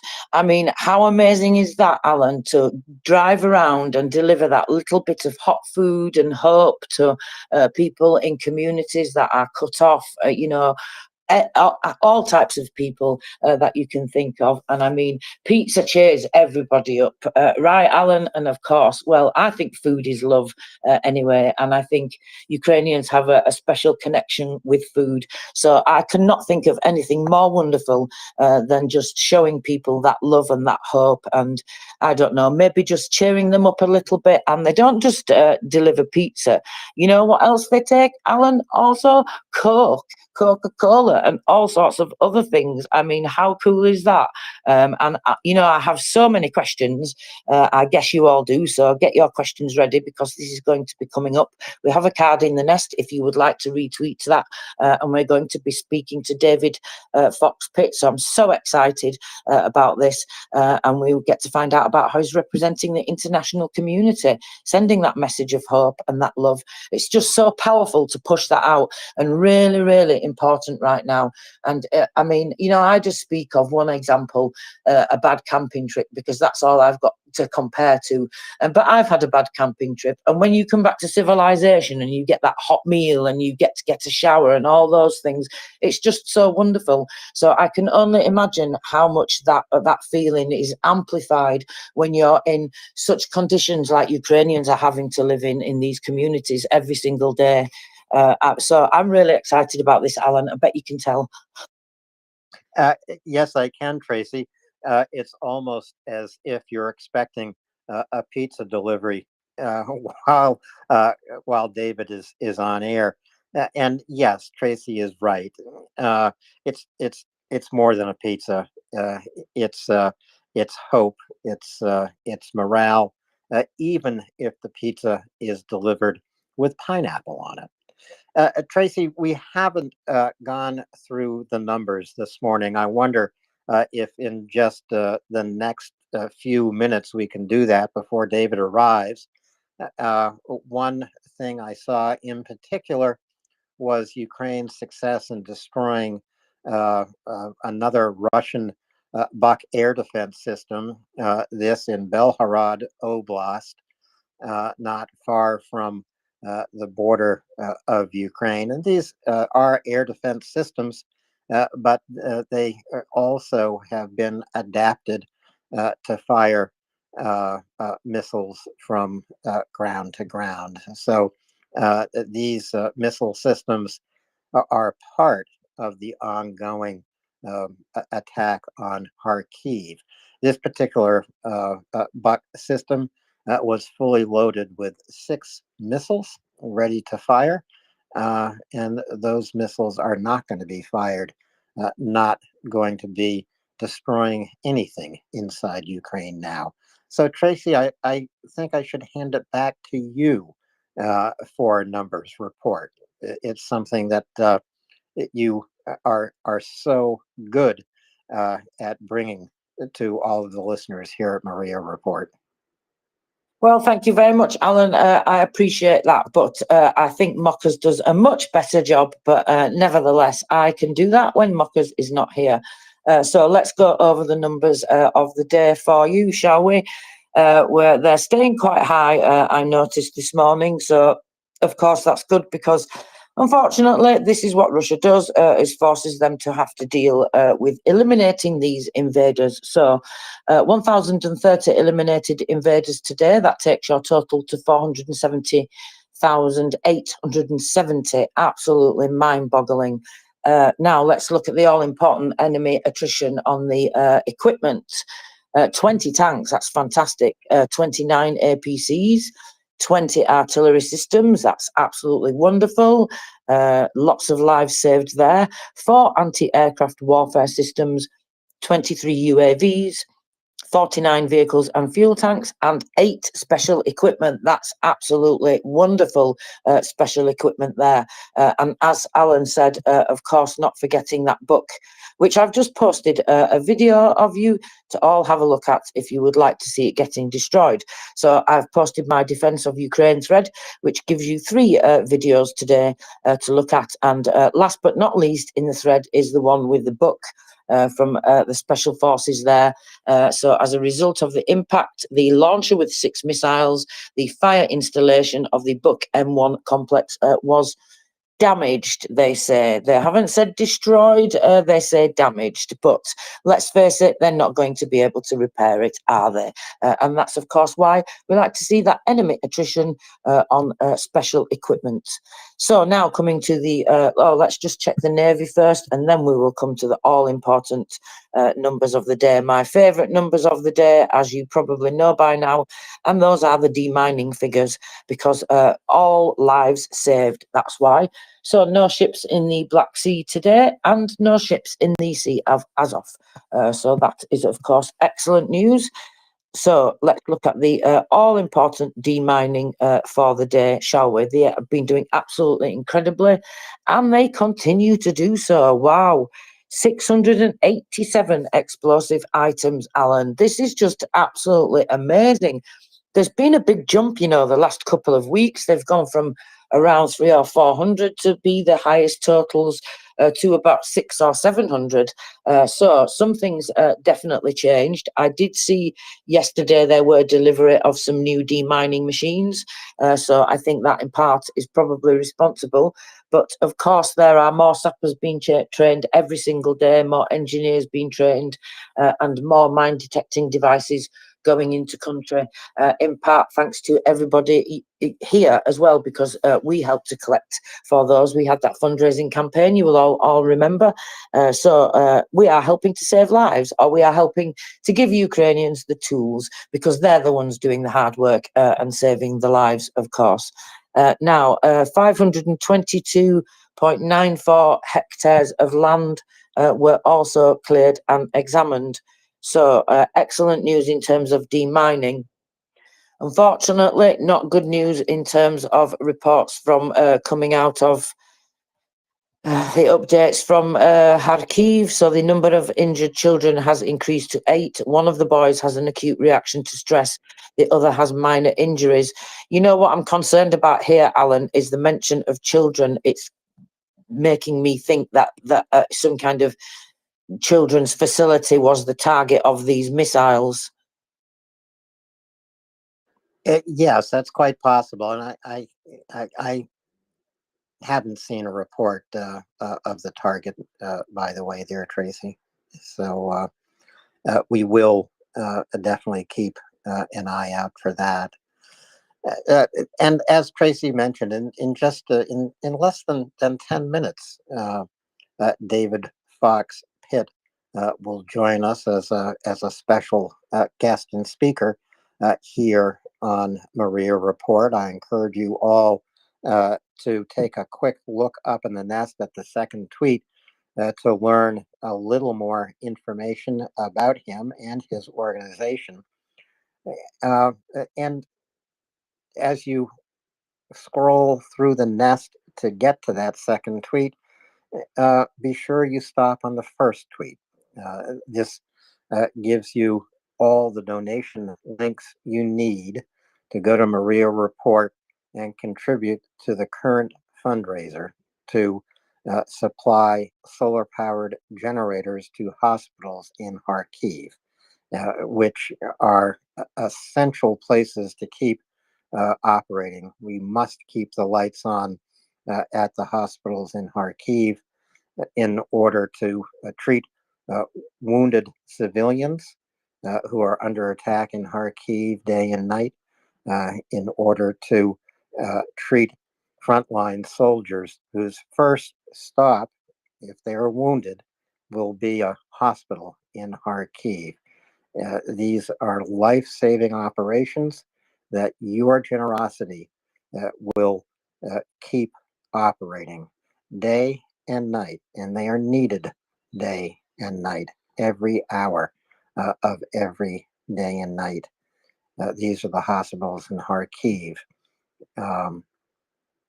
doing life-saving work, and so your contribution will, in fact, help save the lives of Ukrainians. Tracy.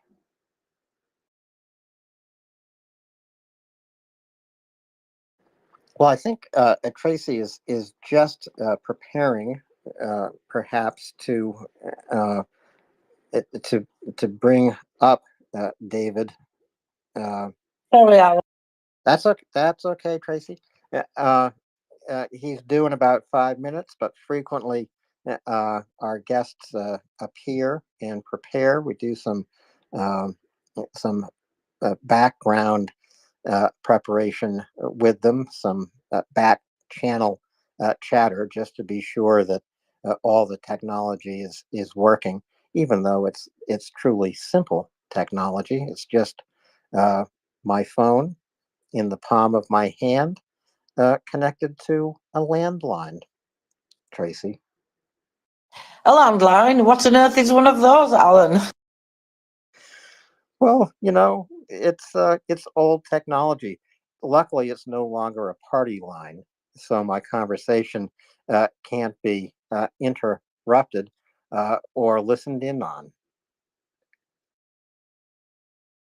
Are you sure about that, Alan? I'm not so sure. Anyway, so yes, we have a few minutes before our incredible guest is coming up. So let's go through a few of the headlines for everybody and bring you up to date, shall we? Because we will be not talking about the news for a short time, because we will be having a very important conversation about delivering pizza, food, love and hope to people in Ukraine, in struggling communities. So yes, MriyaReport reported this morning that the missile hit their office. As I said to you, all the parcels that were destroyed as a result of the strike will be compensated by MriyaReport, that they've said. So I think that's absolutely amazing for them to go ahead and do that, because of course it's not their fault, is it? It's Russia's fault. As a result of the missile attack on Odessa, other civilian infrastructure was damaged, post offices and warehouses as well. The fire was being extinguished pretty quickly, but it was quite a bad fire. The surrounding houses had broken windows as well, and of course 14 people was injured. One man was hospitalized in a moderate condition, and some others were treated on the spot. The French government has handed over 13 cars for mobile police teams to the combat grenade-based violence. So that's on May the 1st. They handed over 13 cars for the mobile police teams. And this is to combat. Actually, I think it's quite interesting and really, really lovely to know that they are thinking about these things to combat gender-based violence in Sumy and Dnipropetrovsk. So that's like quite specific things, I think. Which I think is wonderful to see that they are taking care of these things. Not that I expect any different, of course, but it's just nice to see that these things are being reported and the military administrations are made public to people, so that if the people in those areas don't know about those services, then they will become aware of them. And 13 cars, I mean, that's quite good, isn't it? 13 police cars. So let's have a look. We've got images coming out of satellite images of the consequences of the strike on Zhankoy.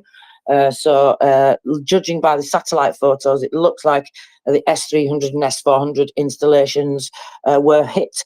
Others were relocated from that area as well. I think we are going to be going on. Let me see. I'm waffling along here, Alan, as I inevitably do. And it's time to welcome Scott. Hello, Scott.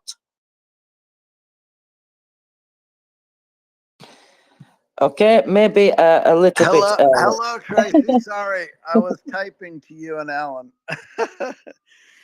Took me a second. I've just been talking with David. He should be a listener in the space, and I've asked him to press the request to speak button. So we are nearly ready. And Scott, as we prepare to welcome David, I'm going to drop down to speaker. You're going to come up as co-host. We're hoping that there's someone on the back channel, Scott, listening to this change of duty coming right up. So Scott, I'll do that now and be right back. Great. Thanks, Alan. And hello, Tracy. Hello, Scott, and thank you for joining me here today. I wonder if you are as excited about this as I am. I am. I'm very excited. And I heard you 20 minutes ago talking about how excited you were. And it was music to my ears.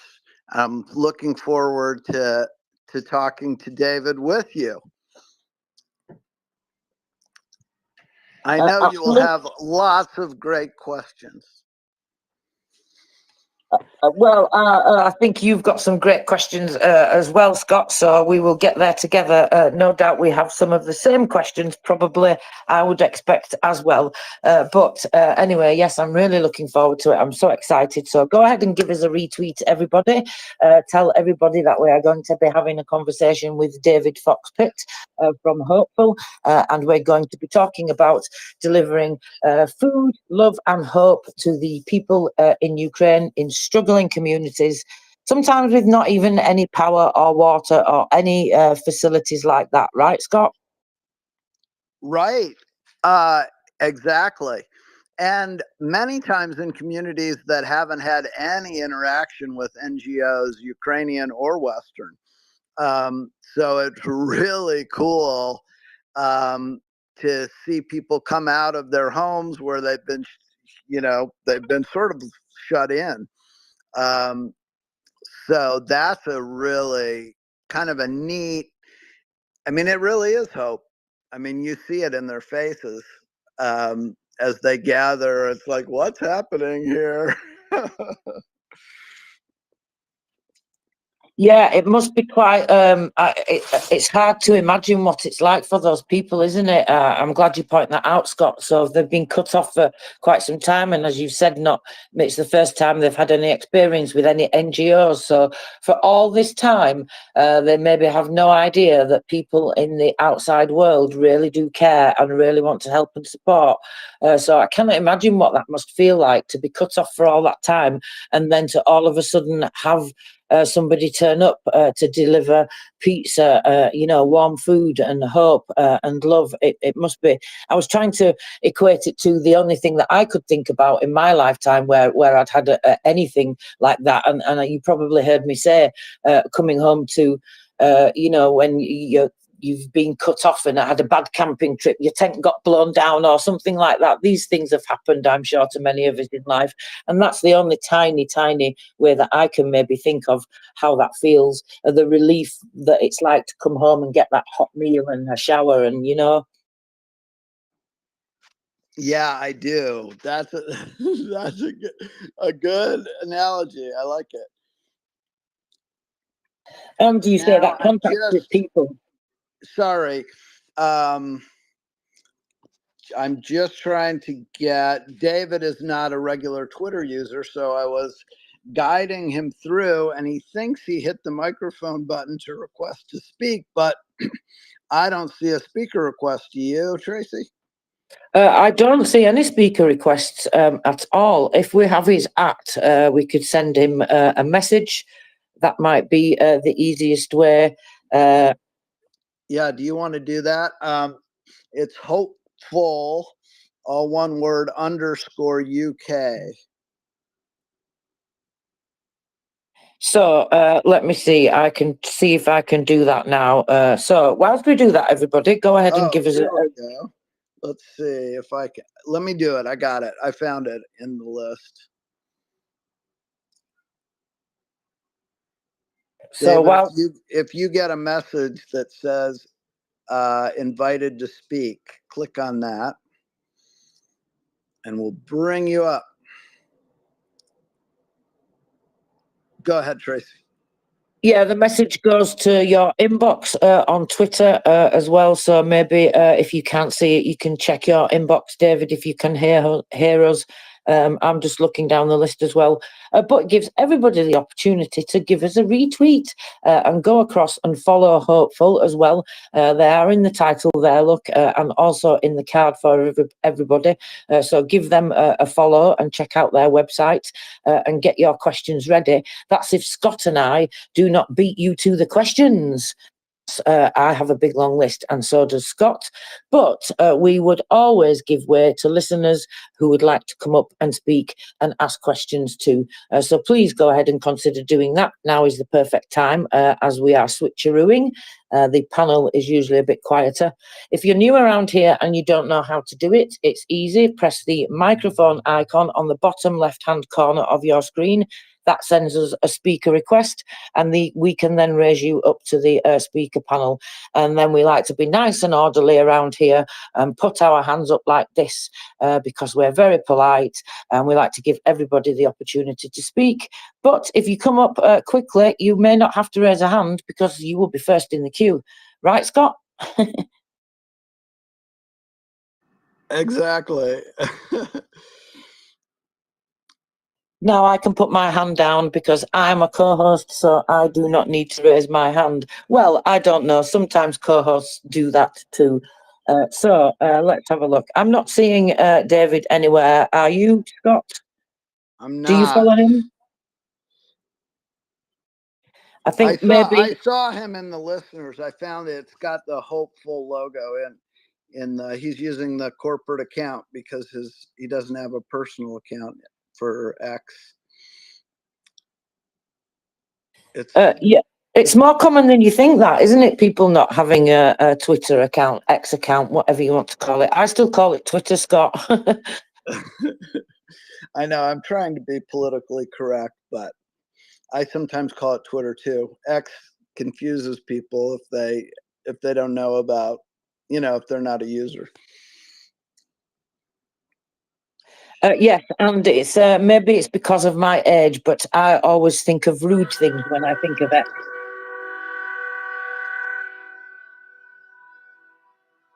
Okay, I am not sure what that was. Are you, Scott?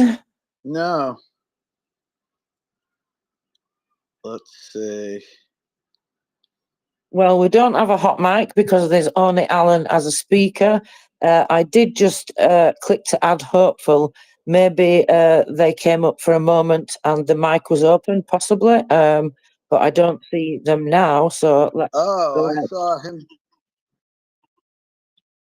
Yes, we can. Ah, fantastic. Haha, brilliant. Welcome. Sorry about that. Huge apology. And X, but we're now hopefully online. Yes, you are. So, if you hear feedback,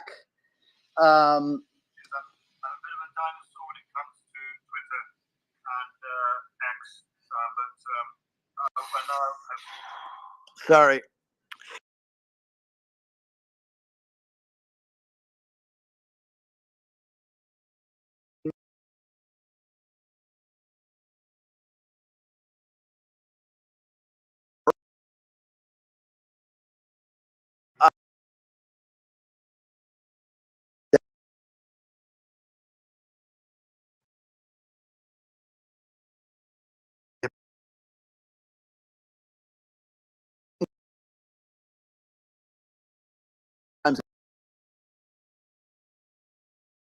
But let's start out with telling our listeners a little bit about you,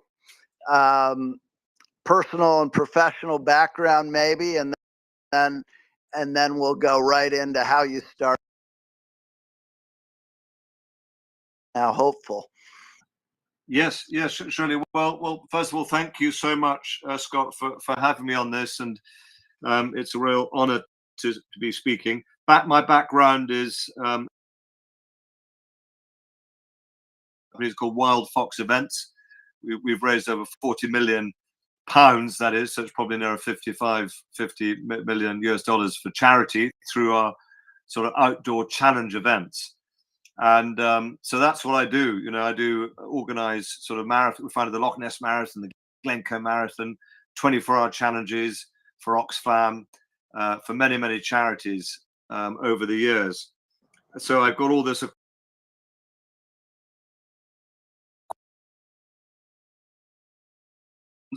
We live up in the heart of God's country, as Scotland's known, most beautiful part in Perthshire on Loch Tay.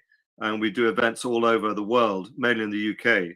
And my objective has always been to put on events and raise money for charity. And yeah, so that's really the background. And I've got a wood-fired pizza oven.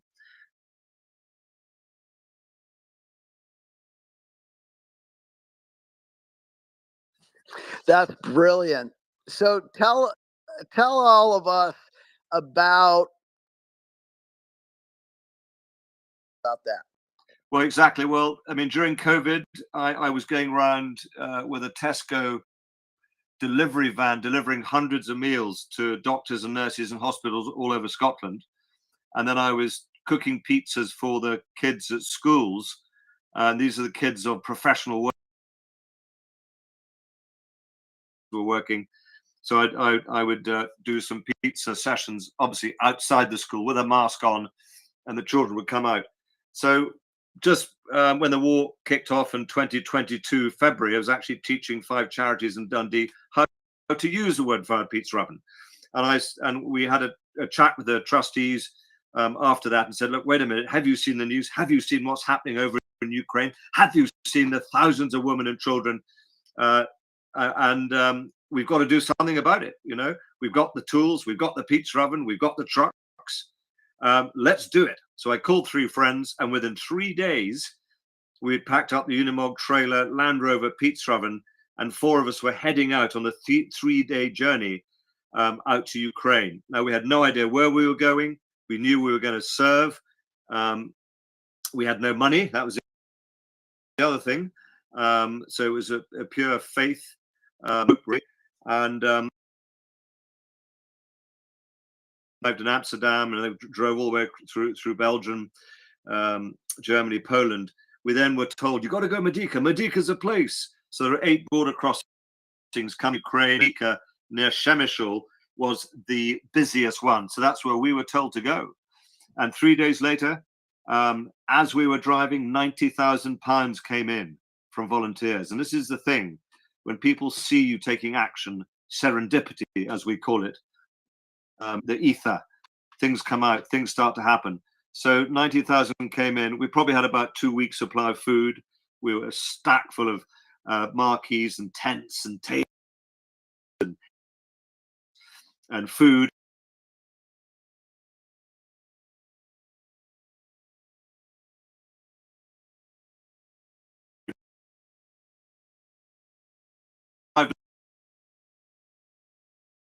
Don't do bureaucracy here. We just want to set up. And so we got stuck straight into it. We set up within 2 hours, and we were serving people on that border 20 is about in March 2022. So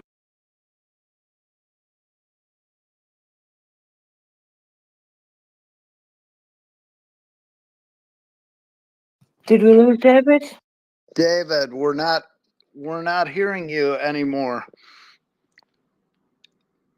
I see him as connecting, Scott. Maybe he's just got a signal interruption.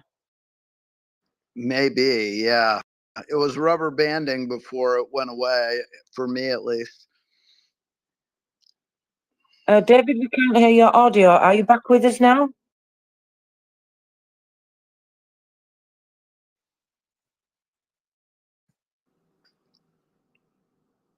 Oh, he's gone to listener. I don't know if the system cut him out or he pressed something that sent him to listener.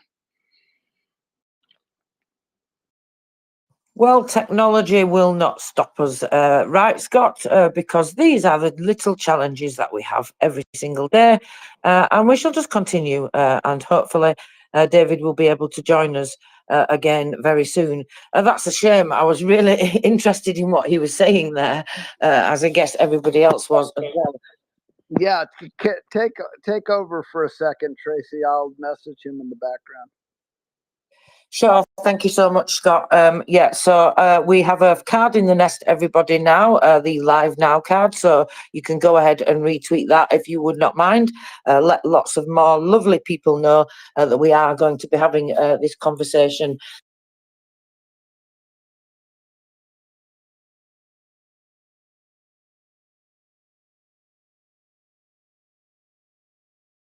Fired thing as well, because I thought, you know, how much nicer is it when you have a pizza, but then you have a wood-fired or a stone-baked or all these types of pizzas. If I choose a pizza, I always go for that option because I think it's just so much more nicer that way. And I don't know, more, what's the word that we use in this country? It's kind of, let me see, rustic is the word I think that we use in the UK for this type of thing.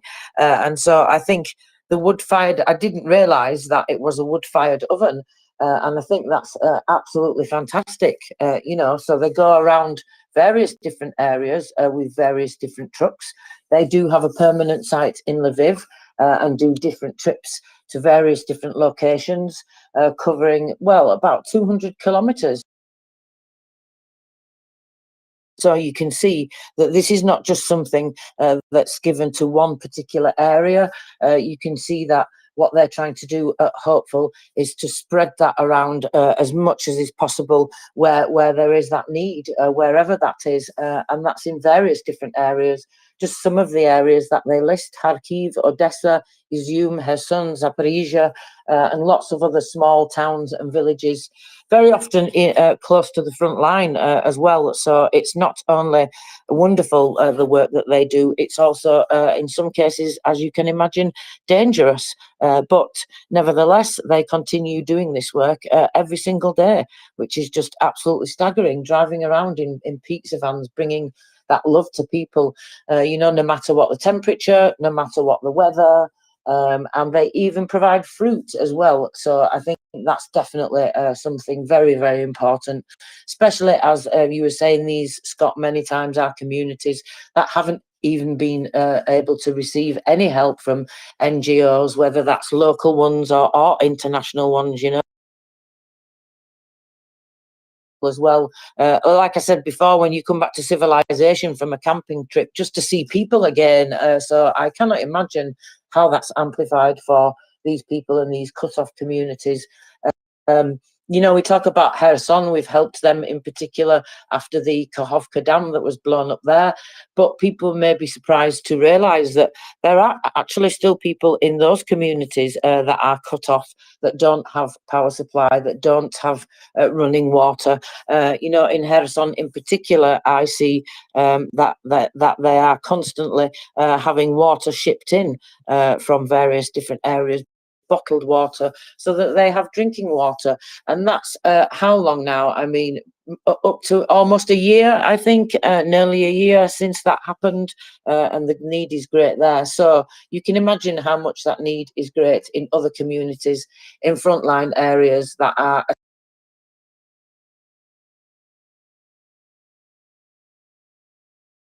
but I think we're having a few technical problems here, but we still seem to be running because people are joining me. So welcome, CC. Hello, I hope you are able to join us.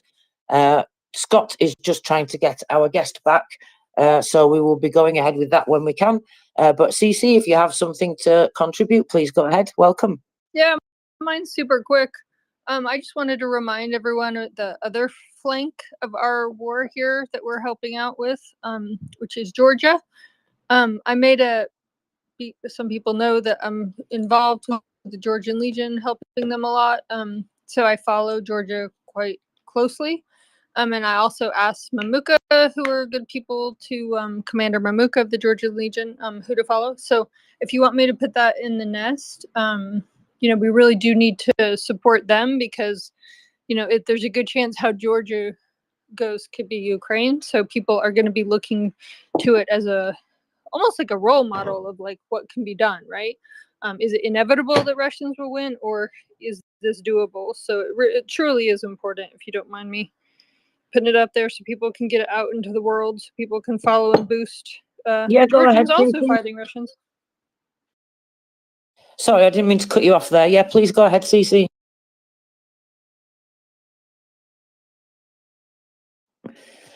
Okay, so we will continue whilst we wait for our guest to be able to come back and join us, because this will not stop us. These technology challenges do not stop us. Well, I'm a bit of a dinosaur as well when it comes to these things, but we learn, don't we, no matter how old we are. And I came back to social media actually for Ukraine because I wasn't getting the right amount of news. I wasn't getting and stumble across MriyaReport because, well, I wouldn't know half the things I do now. I wouldn't be able to help Ukraine and Ukrainians in the way that I do now. And, one of those ways, you are right, CC, is to support other communities as well that need that help and support, that show that support for people that are having. It's coming up to 2 weeks, is it? Or at 2 weeks now, I think we're at CC with the protests. So it's pretty amazing. It is, but the crackdown is really happening right now. There's really hot stuff transpiring. And so I just feel so lucky for us to have info from Commander Mamuka.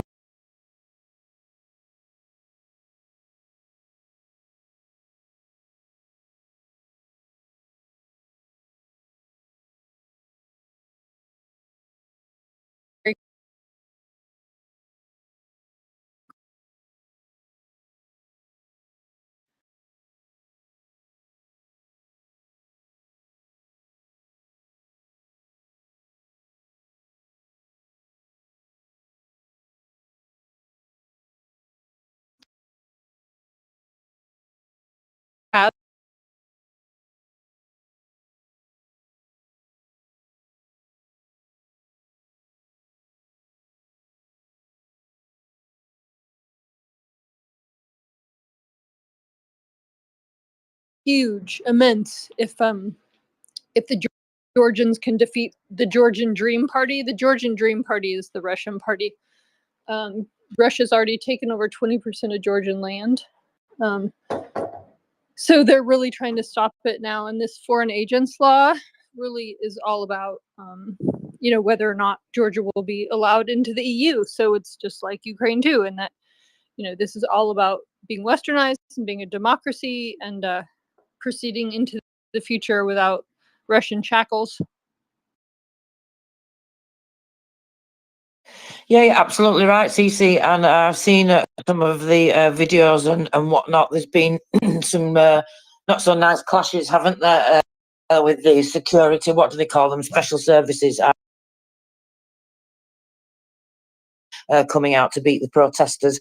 I had seen some really encouraging images as well, Cece, of like some police officers like standing in the line with the protesters and, you know, holding their arms like in solidarity, you know, and I mean, the woman, she was clearly very calm and happy. She was turning the opposite way and looking at her friend and laughing. You could see she was caught in mid-conversation and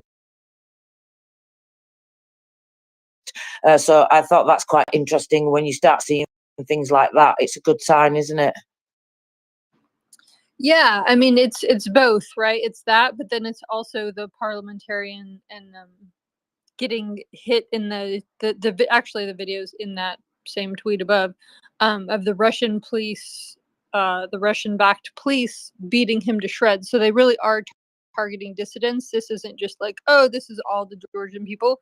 Like, it's very targeted. It's very surgical, as well as just beating random kids. Like, one of the kids he was going to lose his eye, but the doctors just said they think that they can save his eyesight because they poked his eye out. So, or not out, but largely, I'm sorry, I don't know the vernacular for ophthalmology. But just blood just gushing from his eye. It looked like it wasn't there. So there are also very, you know, violent and awful things happening because they're pressing so hard. There's one of the most beautiful photos is a mother and a daughter who are huddled under water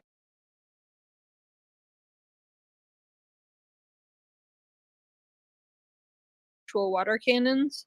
So they're doing all sorts of nasty stuff. They're just beautiful, beautiful portraits of resistance. So yeah, same fight.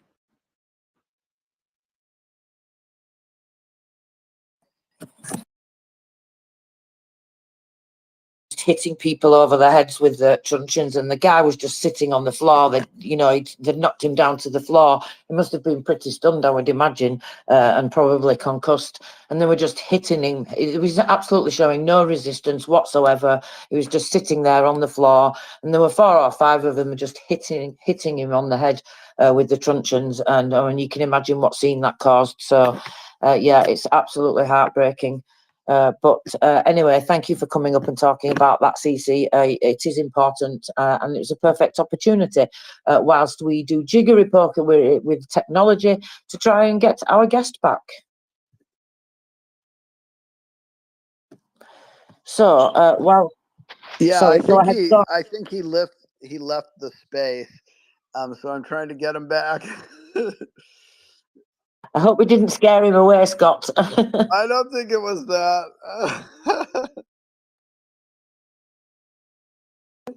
No, of course not. It's just one of these things that happens around here. Never mind, we shall continue. So let's have a look at some of the news and things that are going on. Please just interrupt me anytime you need to, Scott, because I'm not looking at the screen right now, which I'll come back to in a moment. So I was just looking at some information from Defence Intelligence. So they've released a video of, so this is Zaporizhzhia nuclear power plant and drones around there. Of course, this is the drones that Russia lies and says are not there. So I think it's interesting that they've released this video now. I think possibly, and it's only my opinion, of course, they've done that purposefully because, well, they keep denying it, don't they? And so this is the evidence for everybody to see that Ukraine knows is going on.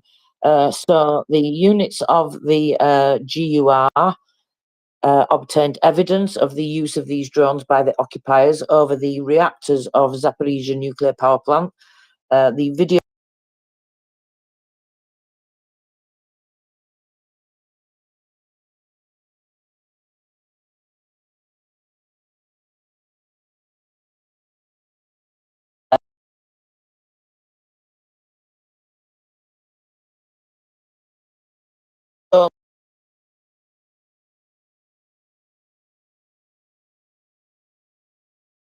they managed to obtain the data with radio electronic intelligence, contains the marking UT4DTT, which means absolutely nothing to me, but it probably does to people who understand electronic warfare. Apparently, this indicates the delivery of the drone. Path of the Russian drone runs over the Zaporizhzhia nuclear power plant power units, in particular, in the direction of the Ukrainian-controlled communities of Nikopol and Marganets,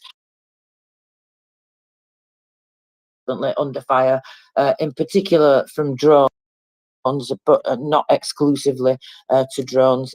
In fact, Dnipro military administration was reporting today about that, which I'll come to in a moment. So the flight path goes towards Nikopol.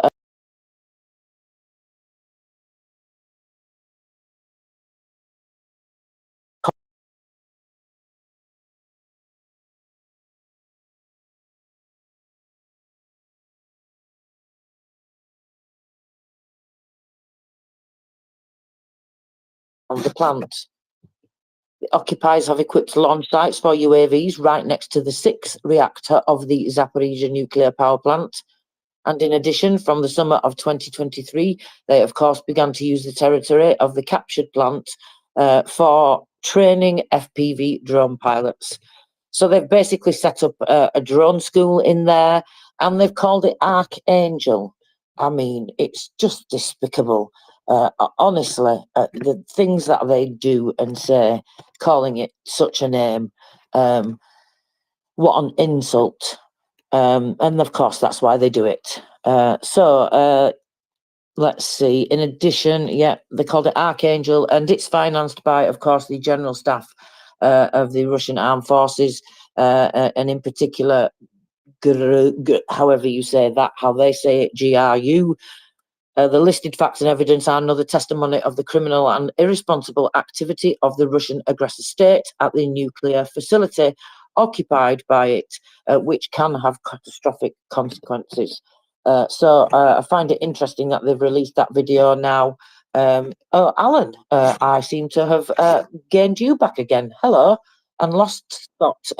No, we've lost Scott. I've been here listening. I know that Scott is working in the background to get David back up, and I hope he succeeds.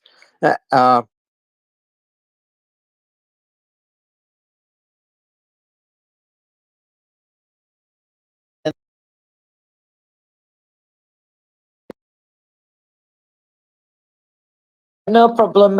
Thank you very much for sticking around as speaker, Alan. I very much appreciate it. So what else can we tell you about?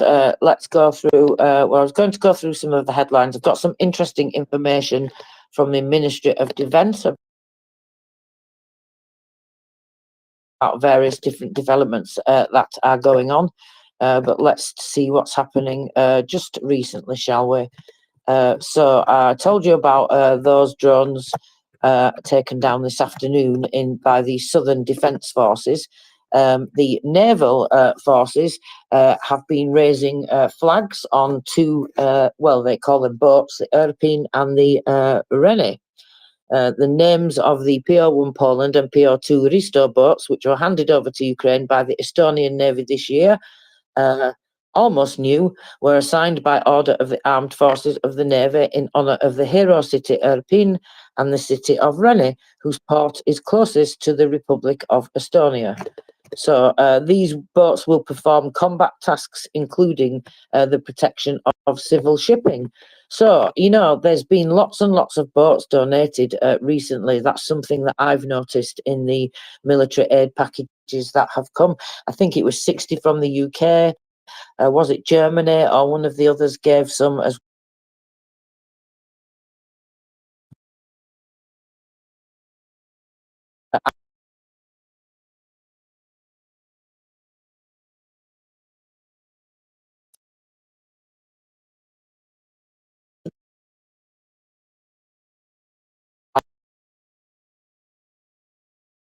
Russia, of course. I'm talking about oil depots.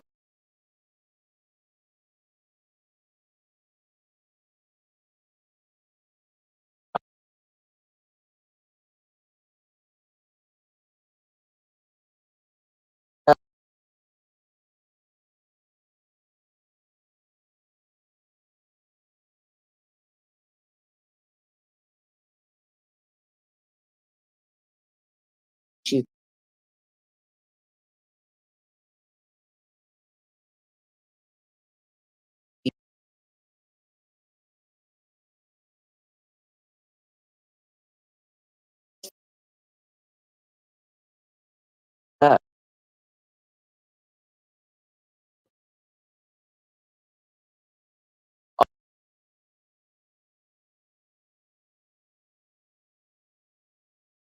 Lots of crackling and explosions going on.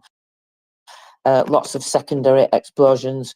So it seems to me that that's some kind of, I don't know, ammunition warehouse or such like things, because this is what Russia likes to do.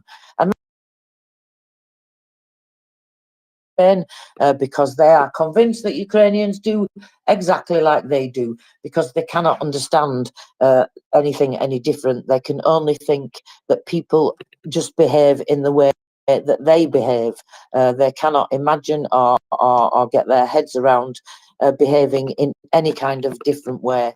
And that is, of course, why when drones come to Russia, Ukraine only targeting with pinpoint accuracy military facilities, strategic military facilities. Okay, so let me see. Now, this is quite interesting. I found this today, Alan, from the Naval Forces. So I like these things. I always like to hear about these things. So the Institute of the Naval Forces is a state structure and the only educational institution of its kind in the country which trains specialists for the National Fleet, officers for the Navy of the Armed Forces, and the Maritime Guard of the State Border Service. So they get taught how to deal with warships, how to operate power plants, complex electronics, dive underwater, and Institute and the military of the Naval Forces become the elite of the National Army. So they're putting this information out. It's kind of a who are we type of a thing. Get to know us. So there's a little bit of a video as well. And they're talking about today the Institute of the Naval Forces trains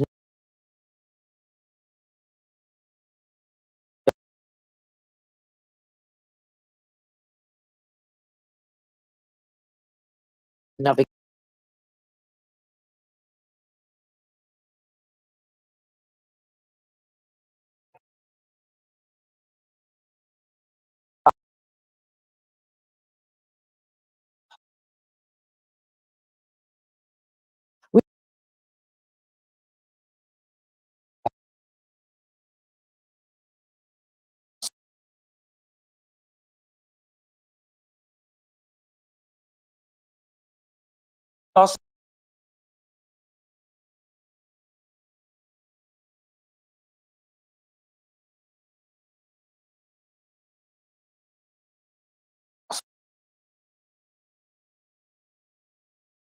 Carry on, or I said that and Scott disappeared. um, well, maybe he's back. I don't know. You know, Tracy, one of the stories that we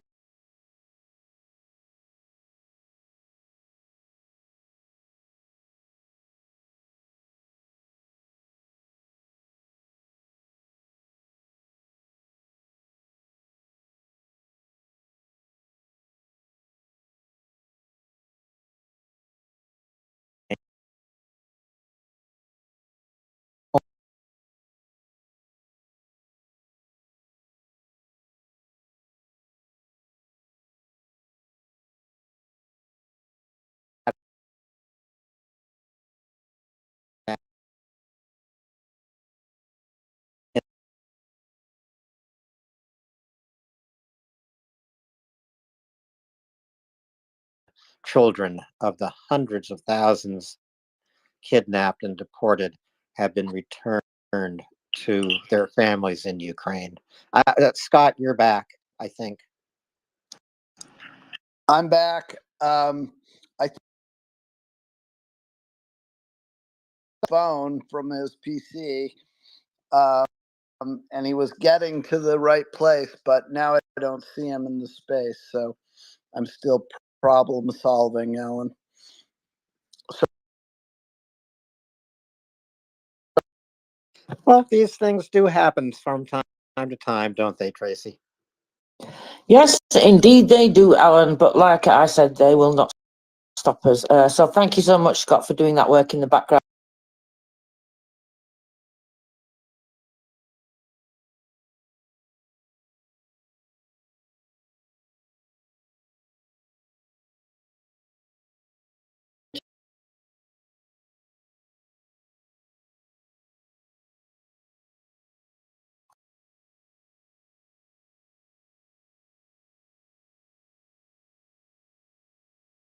Concentration camps, Alan, because they really know much more than that. Torture goes on there. They try to brainwash them there. They try to do all sorts of things like that there. They don't get fed very well. They don't get looked after very well. You know, so that doesn't seem much different to a concentration camp as far.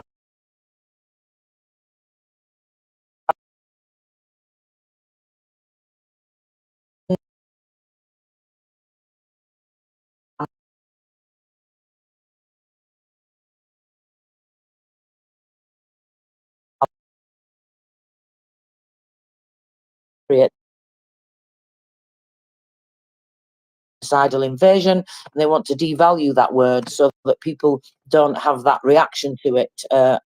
You know, and so I think that's one of the things they do in their propaganda. But coming back to one of these on military administration, I reported about one of them, and I think because this boy, he's 16 years old, Alan, so of course I always think about children of that age.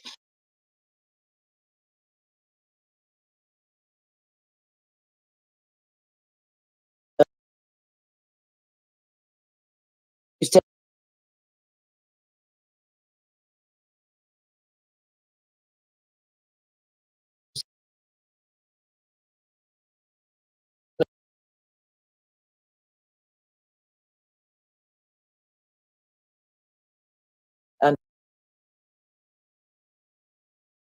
you know, the Parliamentary Commissioner for Human Rights, for example. But yeah, I think of these in particular. Of course, it's every single one of them is just as important. But I always am struck by the ages of the older ones because you know that they're going to receive mobilisation papers soon, and that's what obviously is absolutely heartbreaking to think of. I mean, it's bad enough to be kidnapped and taken away and all that happened to you, but then to be forced to go to the front line, it's just absolutely vile and sickening. So I'm pleased that that boy at 16 has been able to escape that fate. We should definitely celebrate that, and of course that will be absolutely everything for that boy and his family. Scott, you are back in the co-host seat, and we also have Arya on the panel with his hand up. all right, let's go to Arya.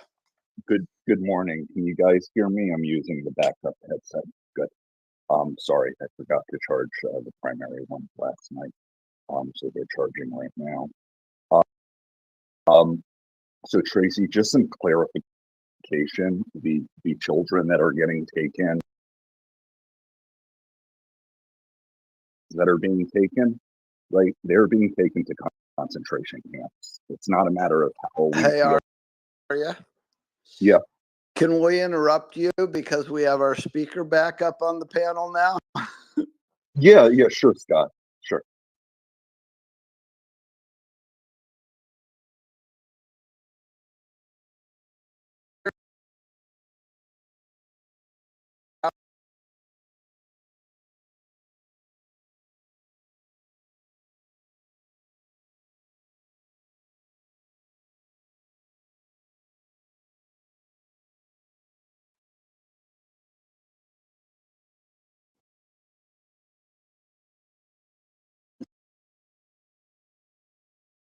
And you were talking about the feeding, and you hadn't gotten to refugees yet. Yes. So we were on the border. We were feeding on both sides of the border, 24. The second night, we had 70 orphans come over. Had recently lost their parents, and we had an order for 70 pizzas. That was incredibly sobering. And we just met, really.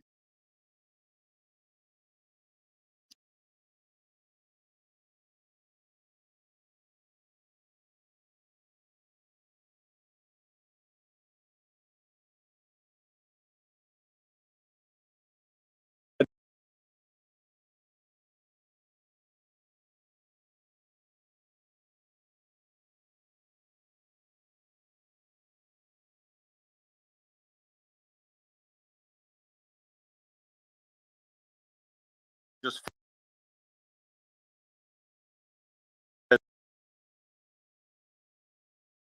-12 at night, so the water was freezing by the side of the bed. So God knows how the refugees were coping in that sort of condition.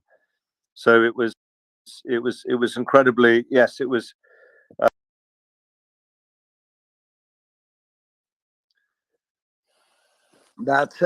Yeah, that sounds tough. And do you want to talk a little bit about the refugees that you and even gave rides to the UK and other parts of Europe? Yes, so we probably helped repatriate about 123 families. Our main mission was to feed people.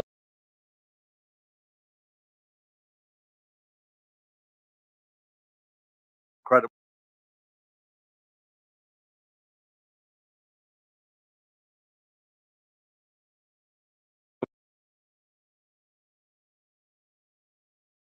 And we would go around and serve these communities.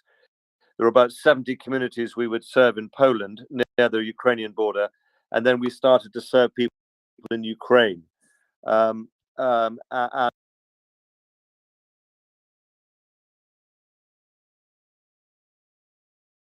In Ukraine, living in Western Ukraine, and a further 7-8 million that had got out of the country. A lot of Ukrainians didn't want to leave, but then when they arrived with us, they went to Przemysl, which is a local town, where they would go and register, and then taken to the various countries, and then you probably remember that big column of tanks that was coming down towards Kyiv, and it got attacked, and the attack.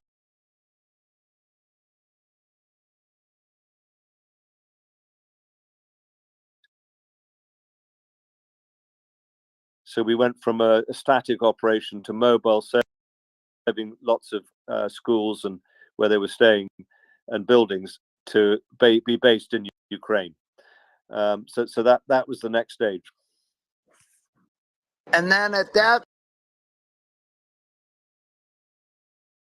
stage, did you have one crew? And tell us about how you started going to different villages.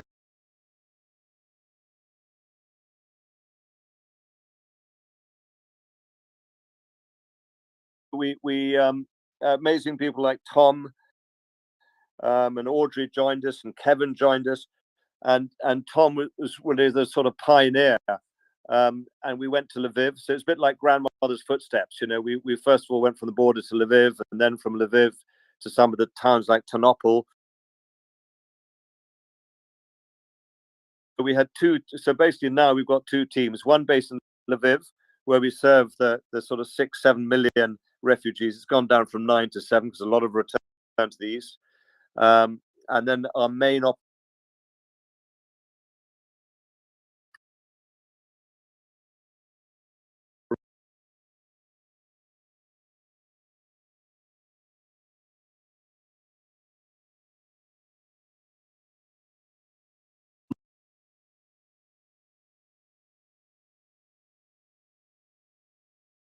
our stall at sort of 10 o'clock. We have maybe 3 vans.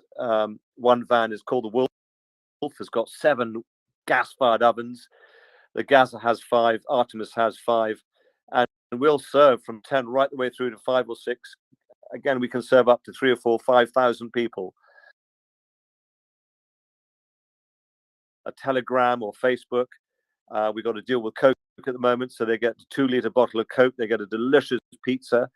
We're very lucky that we met Ital Pizza from Bologna, who are absolutely incredible.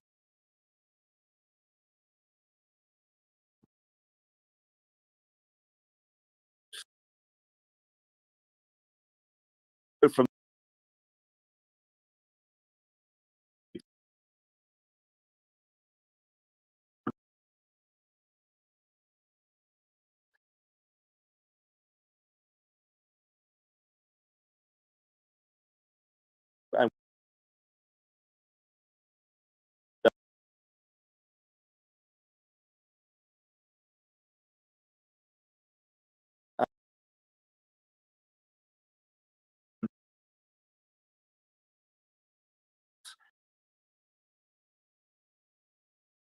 and again, they've got to be transported in. So that's our very simple model.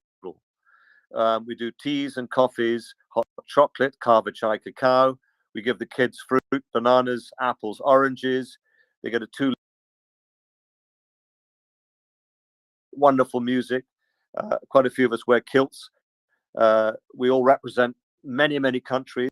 And that is what is so inspiring for the local people. They cannot believe that we are there sharing their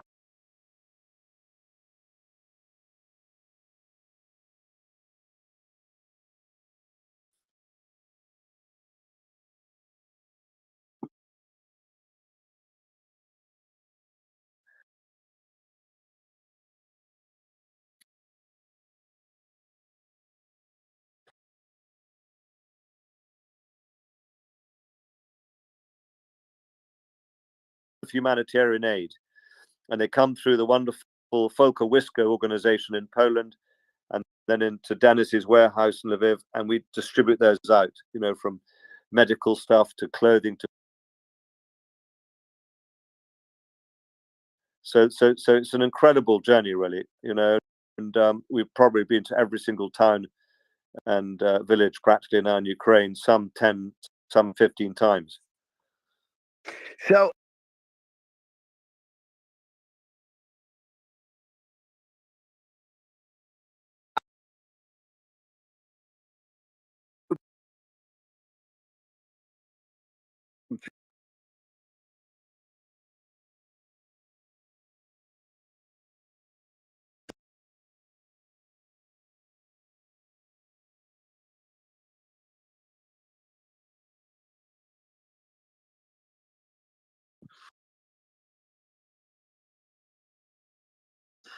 of the emotion and how you feel as all of that is sort of coming into place in a new village for the first time.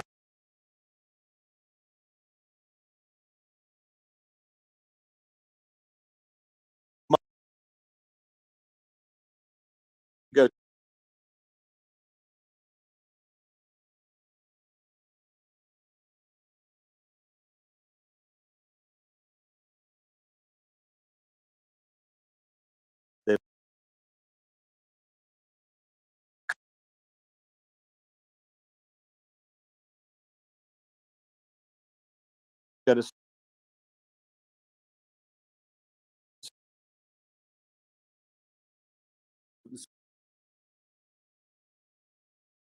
They all start pushing because they don't know if they're going to miss out.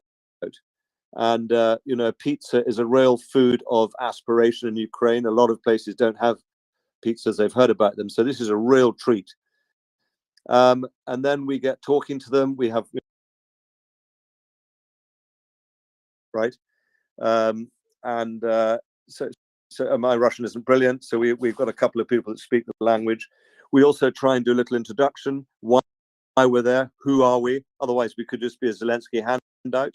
So that's why we wear kilts, so they know, Shotlandia, you come from abroad, you've different country, and that means the world to them. So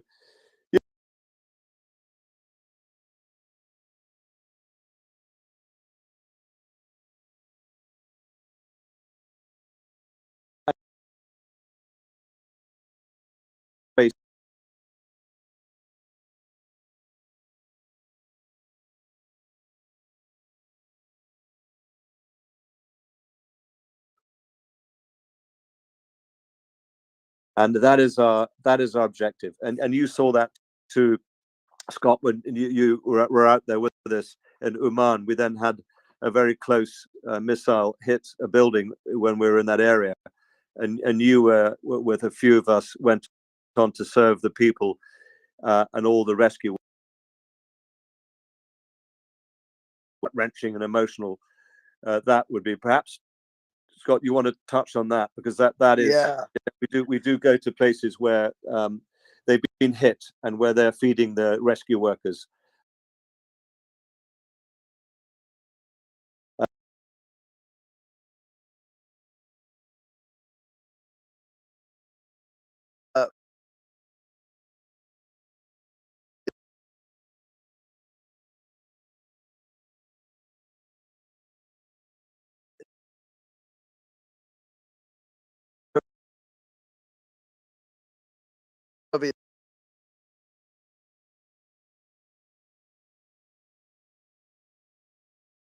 we were directed by the police to come, so we didn't do our traditional, music and celebration. A small team of us took just one pizza truck and loaded a truck, and we set up 100 meters away from where the police and the rescue workers, the fire department was trying to lift up blocks of concrete from the site, and we just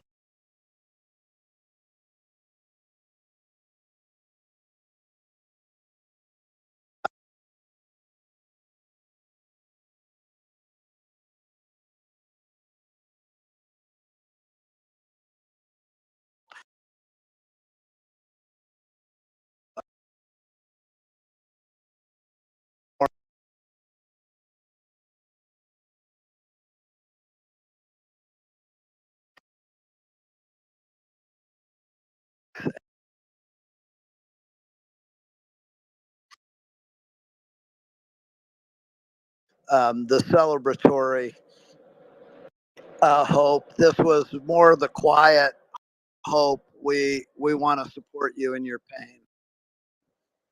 Yes, and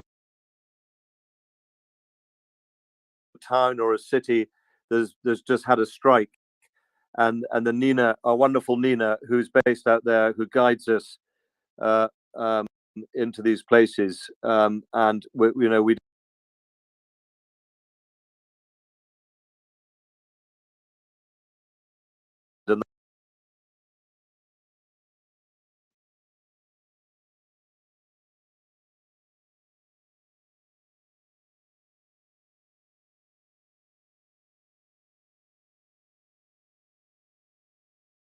the new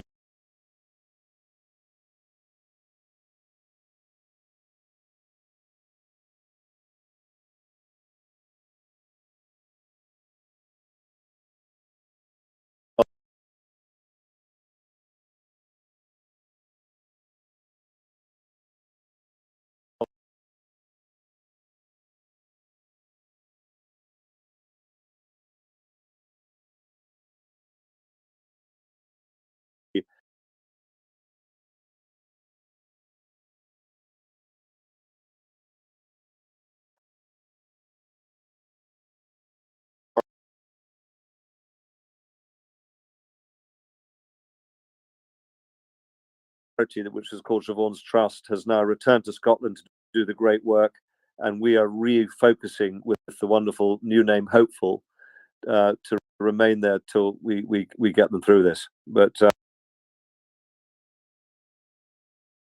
incredibly emotional.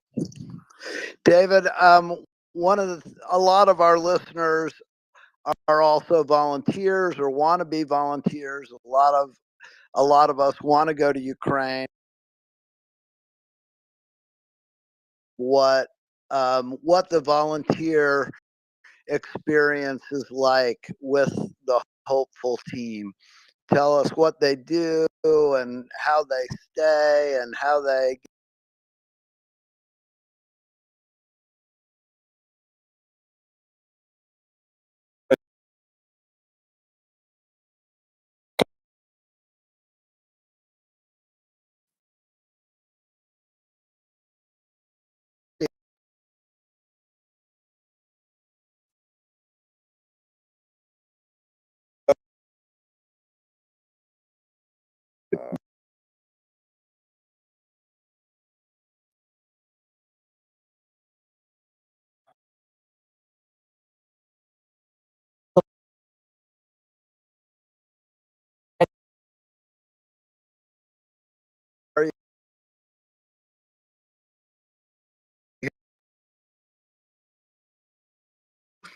I don't think he knows what that means yet, but I will try to explain it to him. And you guys carry on again, Tracy. Sorry for this. No problem at all. So I'm hoping that this is going to be okay. That I'm, and I think, in terms of this, particularly with the food and the supplies, I was really struck by what David was saying about partners that have helped and give them, in particular, the pizza.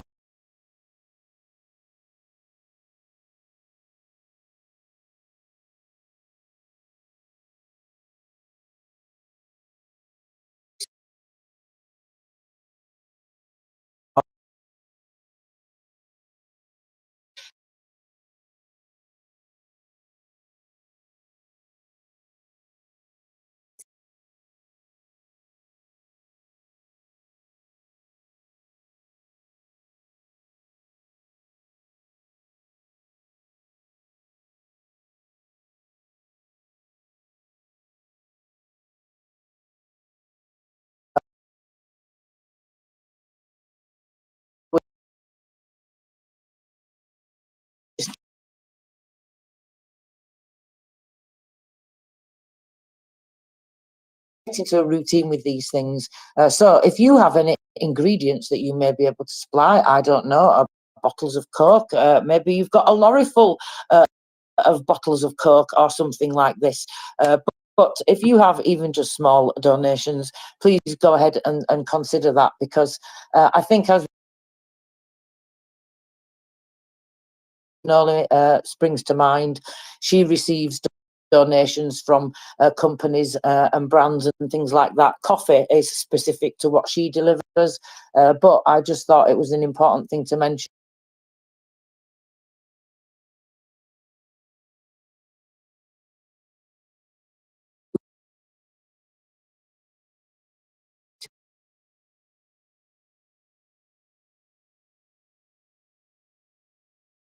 From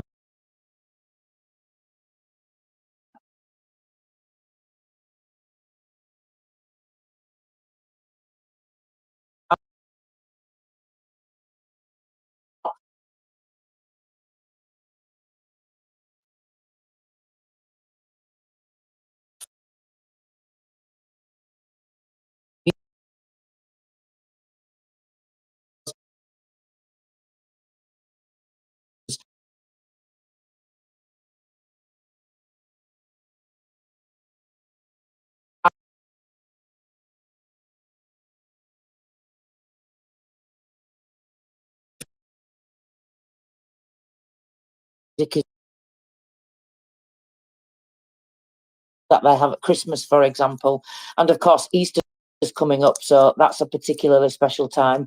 So the relationships that Ukrainians have with food, I from what I've experienced and learned, I think it's very special, and it definitely seems to me that's really, really important to do things like this. and give that morale boost. I mean, I keep talking about that camping trip because that's the only way that I have to compare to these things. But just being cut off from civilization like that, just not being able to get a shower, all those things, emerging from basements. I mean, just think about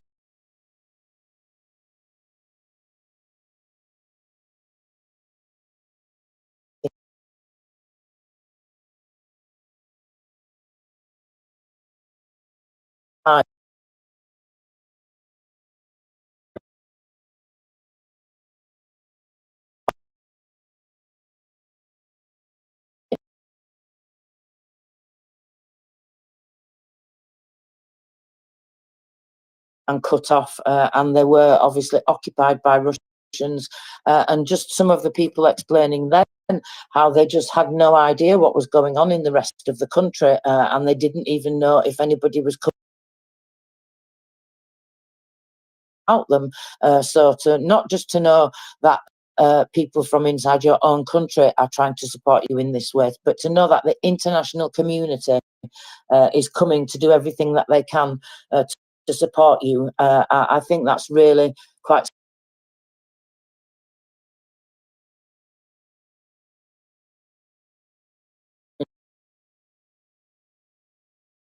Those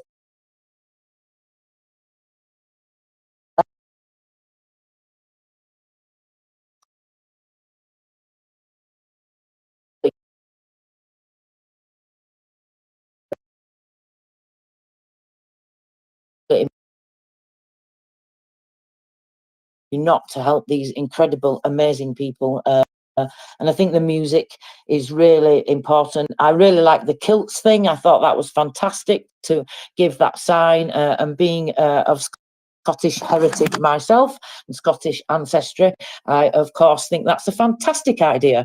I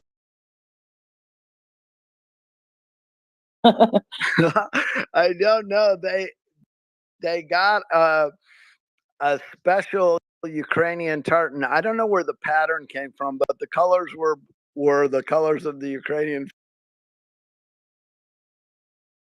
Yeah, which exact tartan that was modeled on, I don't know, but it's very cute.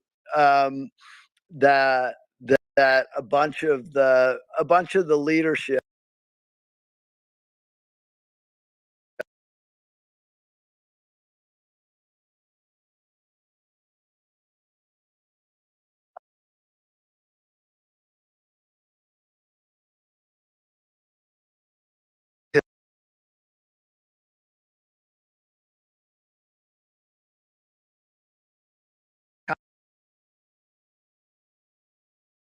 we had Ukrainian pop, we had global pop, we had Korean K-pop, and just played it from the music servers from people's iPhone or smartphones.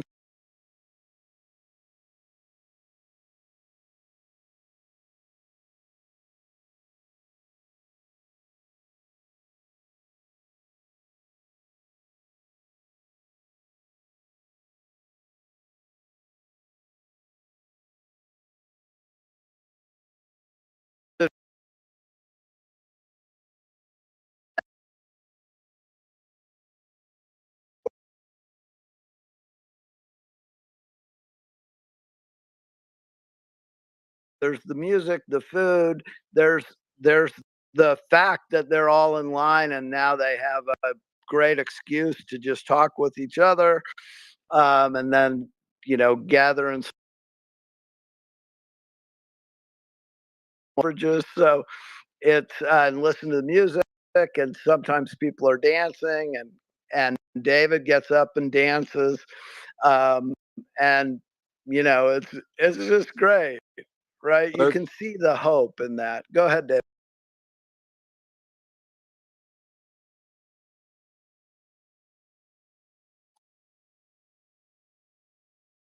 Man,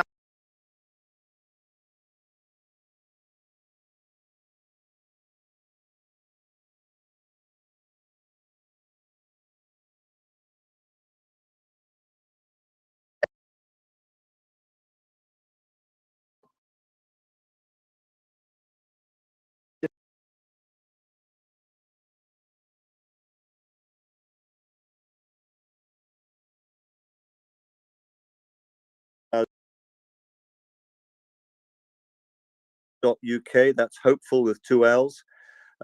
My wife Joanna deals with all of the volunteers, and every week we have or every 2 weeks we have a Zoom with volunteers. They typically fly to Poland and a taxi to the border, Medica, where they walk across the border, and then you can get a taxi or a minibus into Lviv, which is about an hour away. Some people like to stay in Lviv. They feel a bit safer because it's closer to Poland, where we serve the wonderful people in that province.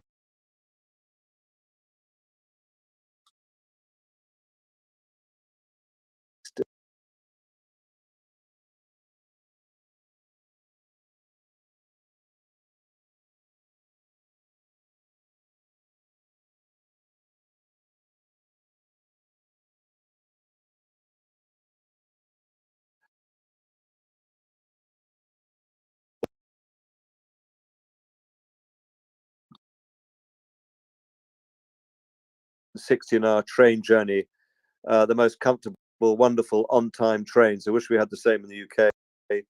And they'll take you right up to the east, wherever we are. We don't let people know where we are till the last minute. And then you join the team. A minimum 2 weeks, because it takes a couple of days to get there and a couple of days to get back. Just clock into the regime, and it's hard work. It's emotional because you're dealing with these amazing people. And a day would involve getting up at about 8, having breakfast, heading to the site, could be up to an hour and a half.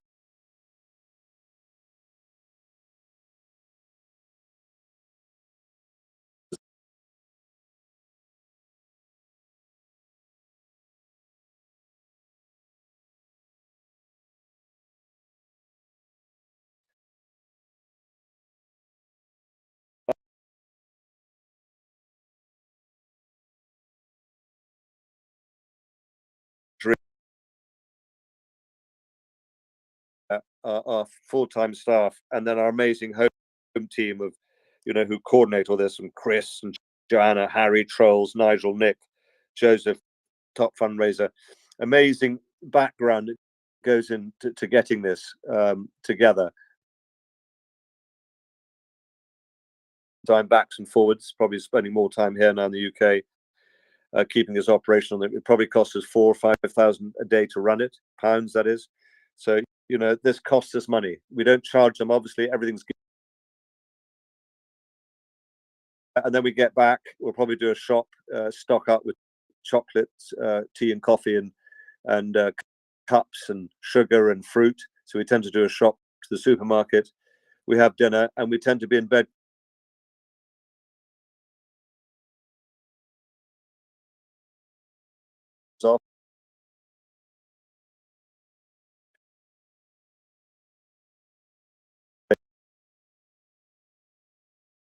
Get to speak to more people, and it's like that day in, day out. We've been doing it for 2 years and 2 months, and when we went out there initially with no money, we didn't know how long we were going to be there for. So this is a wonderful, I suppose, example of faith.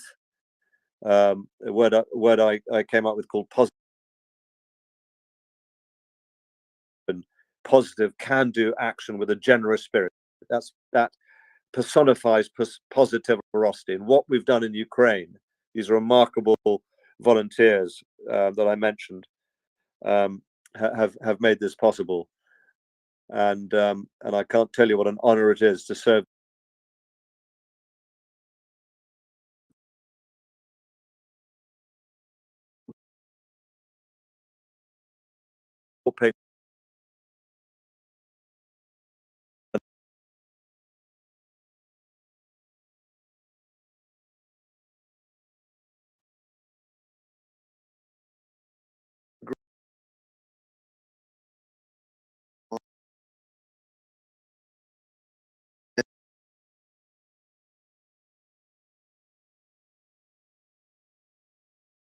I got to see Odessa, Kyiv, Lviv, Mykolaiv, Zaporizhia, Kharkiv, Uman, Dnipro. Most of those places were through people in various villages near to those major cities. And we'd stay there for 3, 4, 5, 6 days.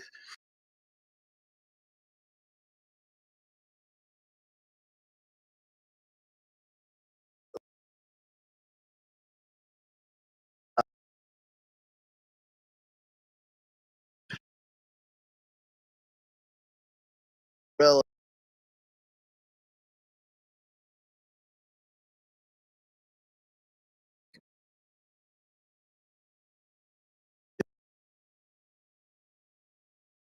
are planning to have a fundraiser for Hopeful as one of our humanitarian fundraisers. It hasn't been exactly scheduled yet, but if you'd like to donate into the website, hopeful.org.uk, and then follow the links. But I want to turn it to my co-host. A list of questions for you too, David. Okay. Tracy, take it away. Thank you so much, Scott, and thank you for joining us, David. This is just absolutely wonderful.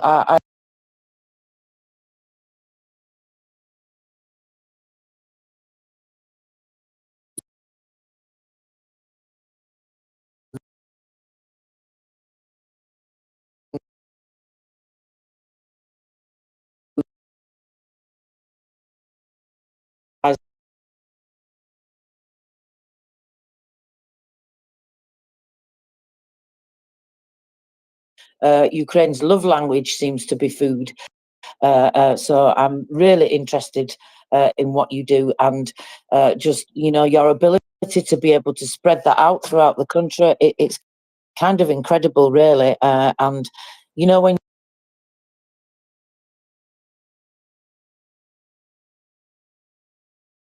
you might not have enough supplies for the people that are coming out of these basements that in some cases may have never seen other people for a very long time. And I thought it was really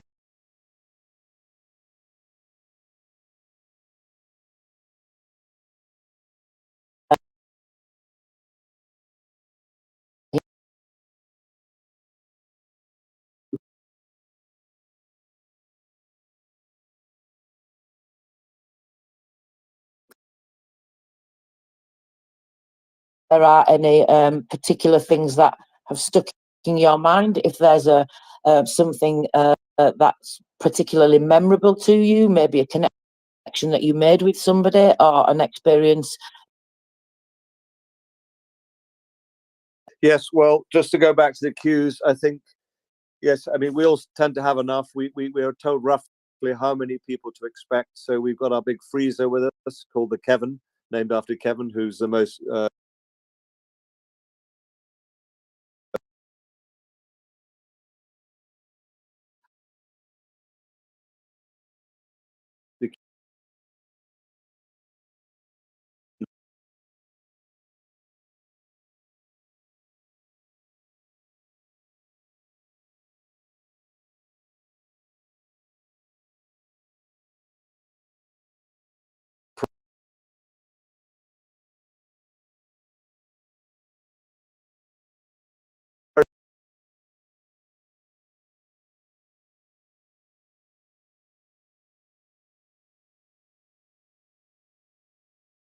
thank you. And yes, to go to that extraordinary meeting. So when we were on the border, we met this 92-year-old who fought for the Russians in the Russians, and then when after the war finished, he went back to Russia and was sent straight to prison because they obviously had been captured by the Germans, and they thought he had been indoctrinated, so they put him in Siberia for 40 years. He went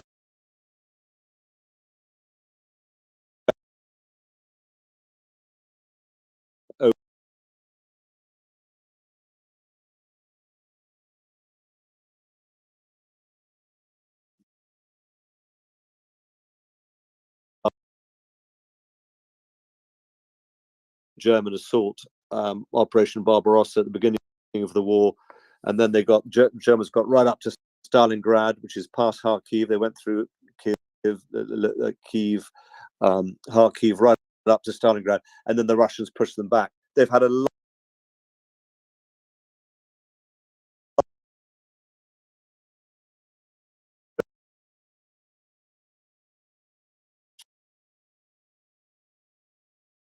We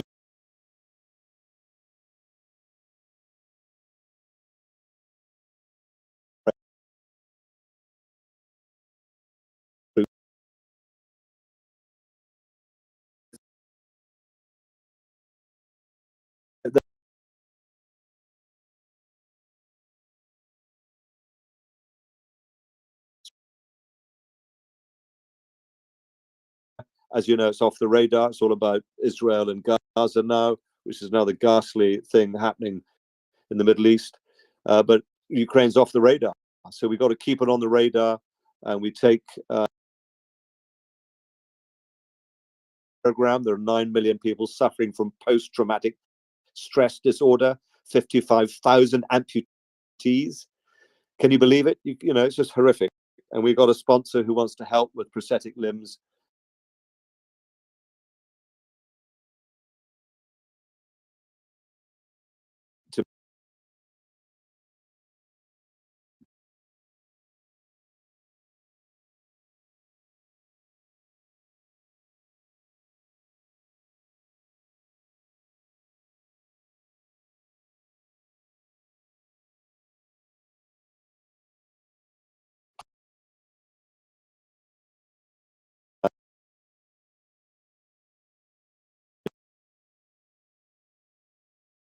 Moved on.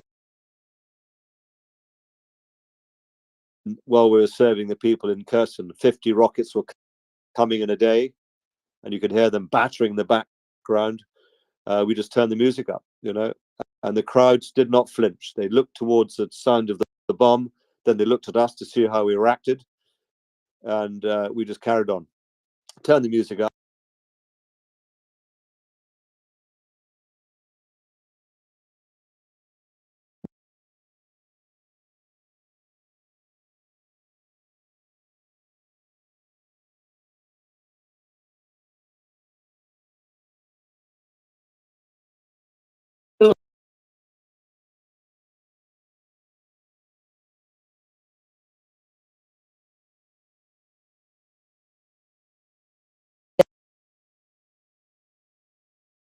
That, and I was actually, that was going to be one of my questions, if you had any challenges or if you'd experienced any challenges around personal safety. And I was struck by something you said earlier about the police and the escorts, because of course anybody that wants to help must consider these things, and it's important wherever you feel like it on your own, that this is obviously done very safely and very organised, and with the support, like you say, of the police in some occasions, because I don't want to give people the idea that they can just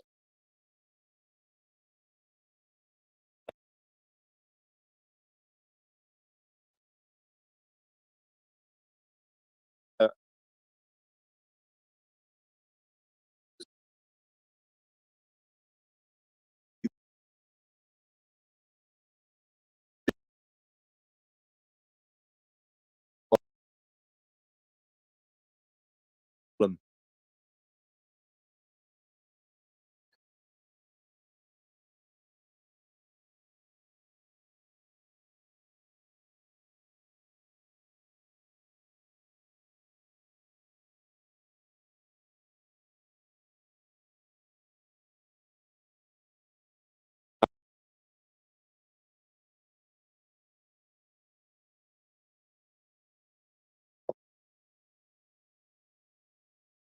And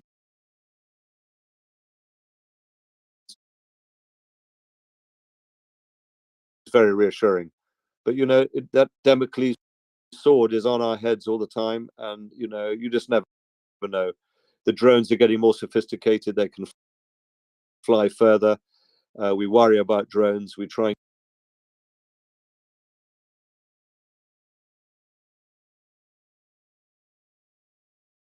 horror in this war, and you compare to what we're doing to what soldiers are doing. Nothing compares. It's terrifying. The Russians have got these massive 1,500-pound bombs which can be set off from 70 miles away, and they glide in, and they can take down entire blocks, and they're using thousands of them now. So, the horrors.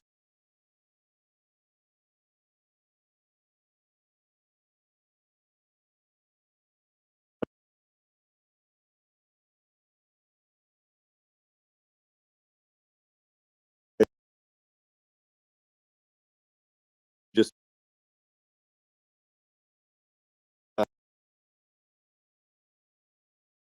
stop, and will they agree to it? That's the other question. So many questions. Nobody read it. I don't think even Putin knows where he's going. So it's just, it's we've just got to keep at it. We've just got to.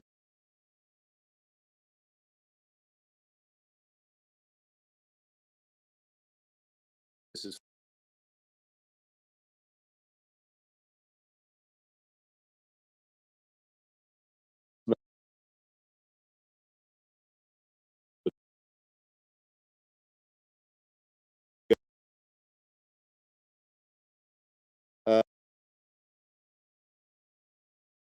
this and set an example, so this thing doesn't get worse. Thank you. Yeah, absolutely. Sorry, go ahead, Scott. I was just going to say, I think it's worth, just as an illustration,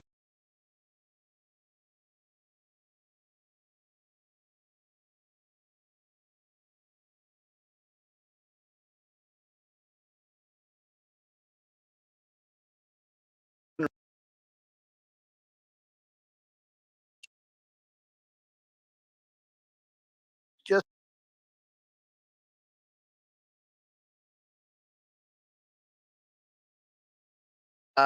persistence. She actually worked her way up to the chief of police in Kyiv, who's like a coordinator for all the oblast police, so local police, and she just networked with him.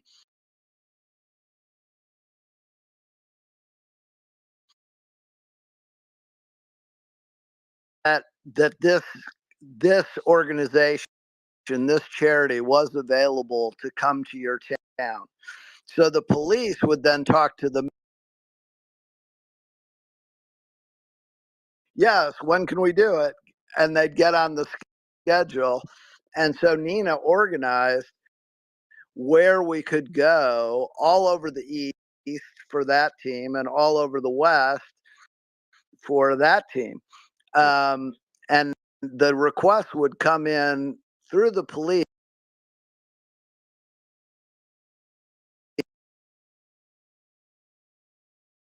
So